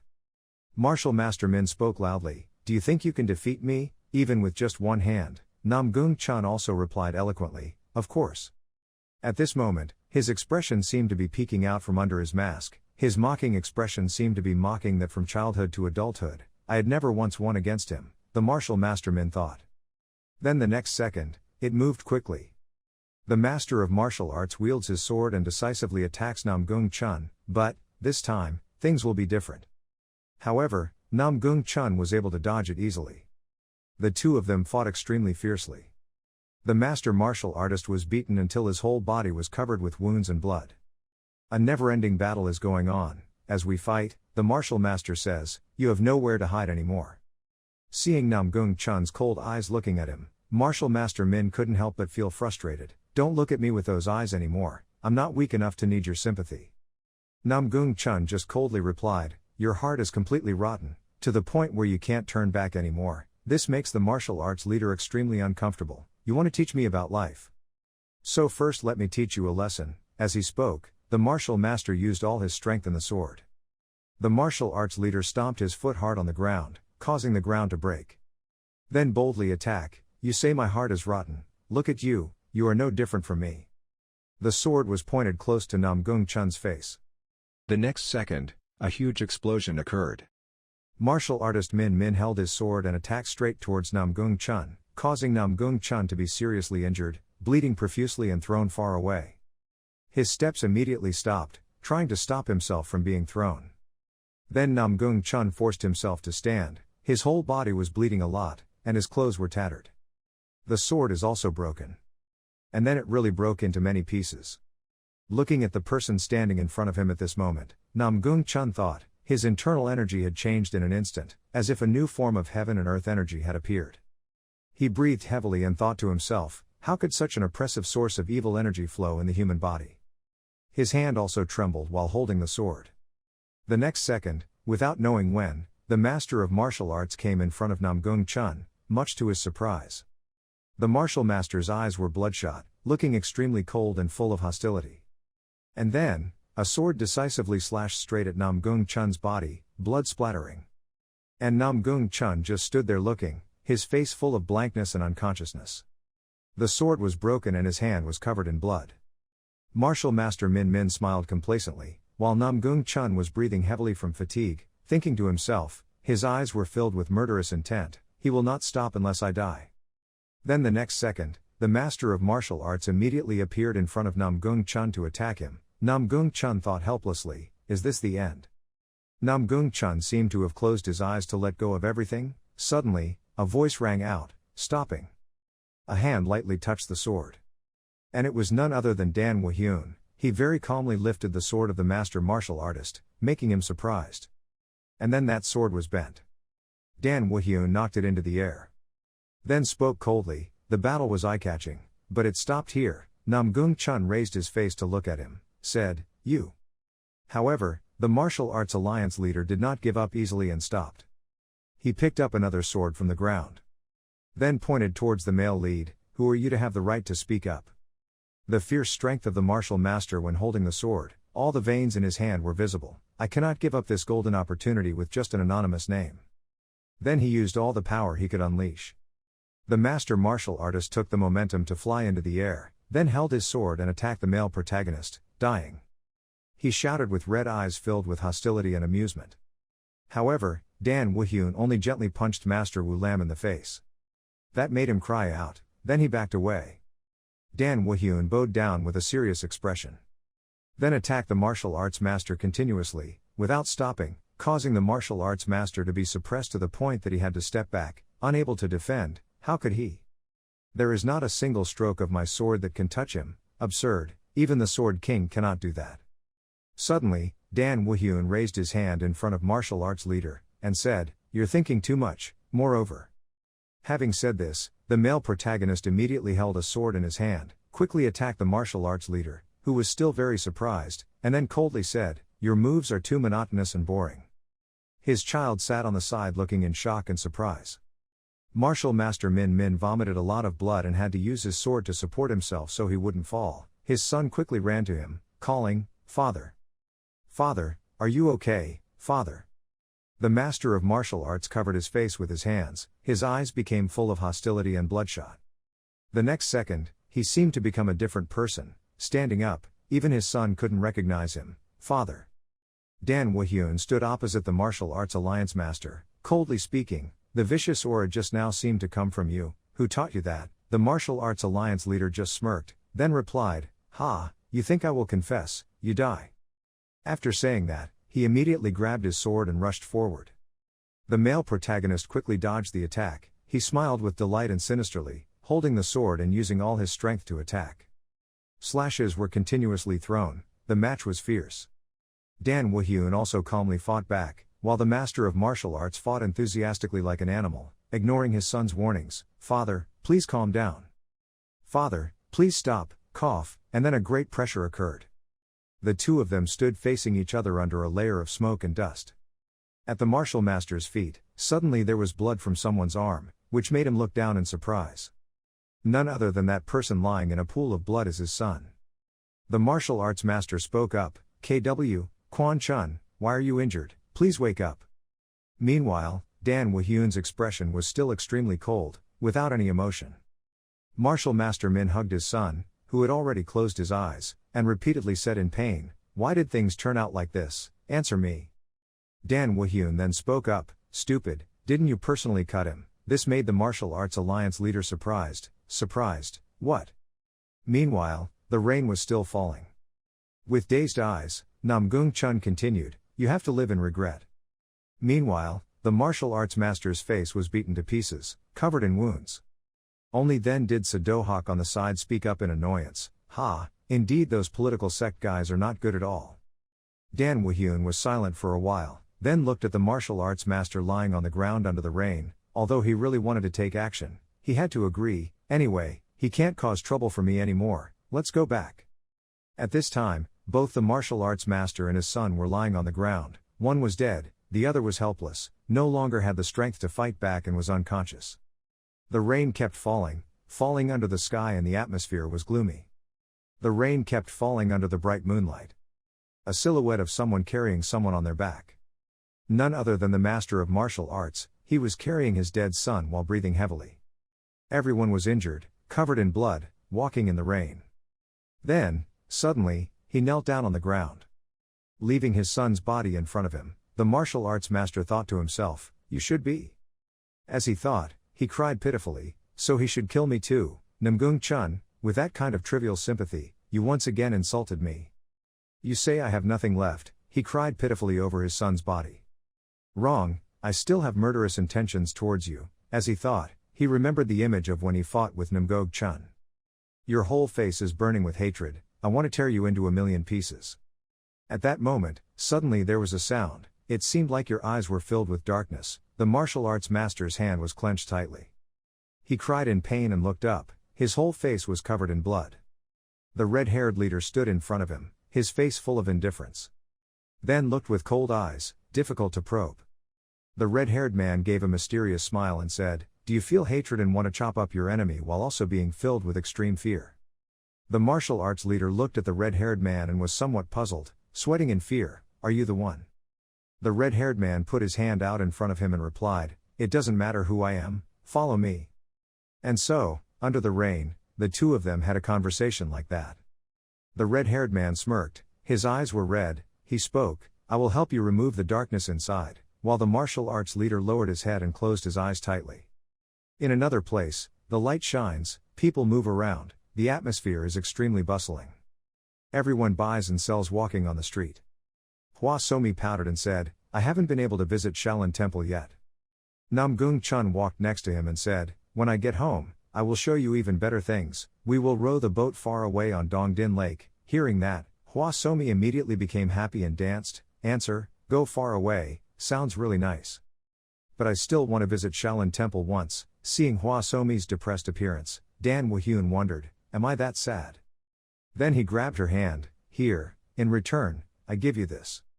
A small pyramid was neatly placed in her hand. Hua Somi looked at that sparkling thing and couldn't help but wow with excitement. Then she spoke up, look, it's Shaolin Temple. Sadohawk looked at this action of Hua Somi, couldn't help but stand frozen in place, helpless. However, he still tried to respond to the girl, smiling happily and asking, where did you buy this? I also want one. Dan Woo-hyun coldly replied, I made it myself. Hearing this, Sadohawk seemed unbelievable, had to ask again, what? Dan Woo-hyun patiently answered, I did it myself. Sadohawk still couldn't believe it, asked again, this. Then immediately begged, please give me one, but he immediately refused, no. This made Sadohawk extremely wondering, why? He immediately replied, it's very troublesome. Sadohawk can only show a sad and depressed face right now. Then he immediately said, after all the things we've been through together, can you refuse? Suddenly, Jang Samti is behind doing a trick for Sadohawk, I have this way. Sadohawk was a bit confused and asked, does it really work? Then he put his hand in his pocket and clicked. Sadohawk slowly walked towards Dan Wahyun. Sadohawk said, "Sell it to me, I'll give you 10 silver coins." As soon as he finished speaking, Dan Wahyun agreed immediately, "Okay, I'll make one for you later." Seeing that the deal has come to an ended so quickly, even Sadohawk was hard to believe. Was it that easy? And then money is exchanged back and forth between the two people. Sadohawk spoke up, "Oh my god, it's not good for a martial arts master to be obsessed with money." Dan Wahyun heard that and just coldly replied, "If you don't have money, how can you raise your children?" "Oh yeah, gay Sadohawk." Meanwhile, Hwa Somi was looking at the food until her eyes glowed, salivating. "Here you go." "Oh thank you." Jang Samdi asked now, but thinking about it, what he said needed to be done. Had it been done yet? These two people didn't follow last night because they had to protect Somi, so they probably didn't know anything. Namgung Chun turned back to answer, "Not sure, nothing happened." Hearing that, Jang Samdi couldn't help but wonder, yesterday I felt so chaotic. He even went with the palace master. There was no way that nothing would happen, seeing as he was hiding it like that. It must have been a big deal. Could it be that he killed Martial Arts Alliance? Before he could finish speaking, Namgung Chun clenched his hand, his veins popping out, and interrupted, making Jang Samti shut up immediately. "You seem to have an itchy mouth today." Jang Samti quickly replied, "Obviously nothing happened yesterday, ha." After that, he wiped the sweat from his face, thinking to himself, "There's no such thing as a monkey, they've definitely destroyed Martial Arts Alliance." Dan Wahyun is still calmly letting Hwa Somi feed him gourds. Oh god, how are they going to deal with the consequences now? Times like these, we need Jang Samti to take charge. As he thought, he put on a satisfied face. "Without me, I don't know what this palace would be like." Huyen Mao Tram, standing next to him, couldn't help but feel confused and helpless. "Then I thought to myself, yesterday even though I was standing far away, I still saw the Martial Arts Alliance burning into ashes. I'm afraid that soon, the Martial Arts Alliance will fall into a great chaos." It's still pouring rain right now. Inside the house is decorated elegantly and beautifully. One person held a glass of water and placed it on the table, making a clink sound. None other than the Duong family of Sichuan. The Tang family of Sichuan said as he put his hand on his chin. He didn't expect that the Mo Dung family would just collapse like that. Everything is over. It was inevitable, wasn't it, because this time the sword philosophy had gone too far. The Hebei Peng family spoke up. At the same time, the royal family also interrupted. Even so, the Ju Po gang attacked the martial arts. The owner is clearly not correct. The Yen Jia Sen Chao sitting on the side suddenly said, "But now both the Sword King and the Sword Philosopher are missing. The Martial Arts Alliance is more shaky than ever." Sitting next to it is the Guangdong Tan family. The Peng family. Ha Bok continued to ask, "How has Juga's family been lately?" "Looks like he's still looking for the king. I've already sent someone a message, but it seems he doesn't intend to come and negotiate with us. It's hard for him to accept being on our side." The bearded man smiled gently and said, "By the way, it seems we have to call ourselves the 5 great families, instead of the 8 great families. Now the martial arts have fallen into chaos, therefore, we are gathered here to stabilize things." The Duong family of Si Shuyan spoke up, "About the 9 gangs, they dare to look down on us, even trying to bring down sword philosophy. I think everyone here agrees that we can't leave them alone anymore." "Okay, assuming everyone is on the same page, today, I'm here to announce that we will abandon a martial arts union that is no longer active, and use the name of the Heavenly Knife Association to form a new alliance," the Sichuan Tang family eloquently announced while smoking a cigarette in the middle of a group of people from the 5 great families.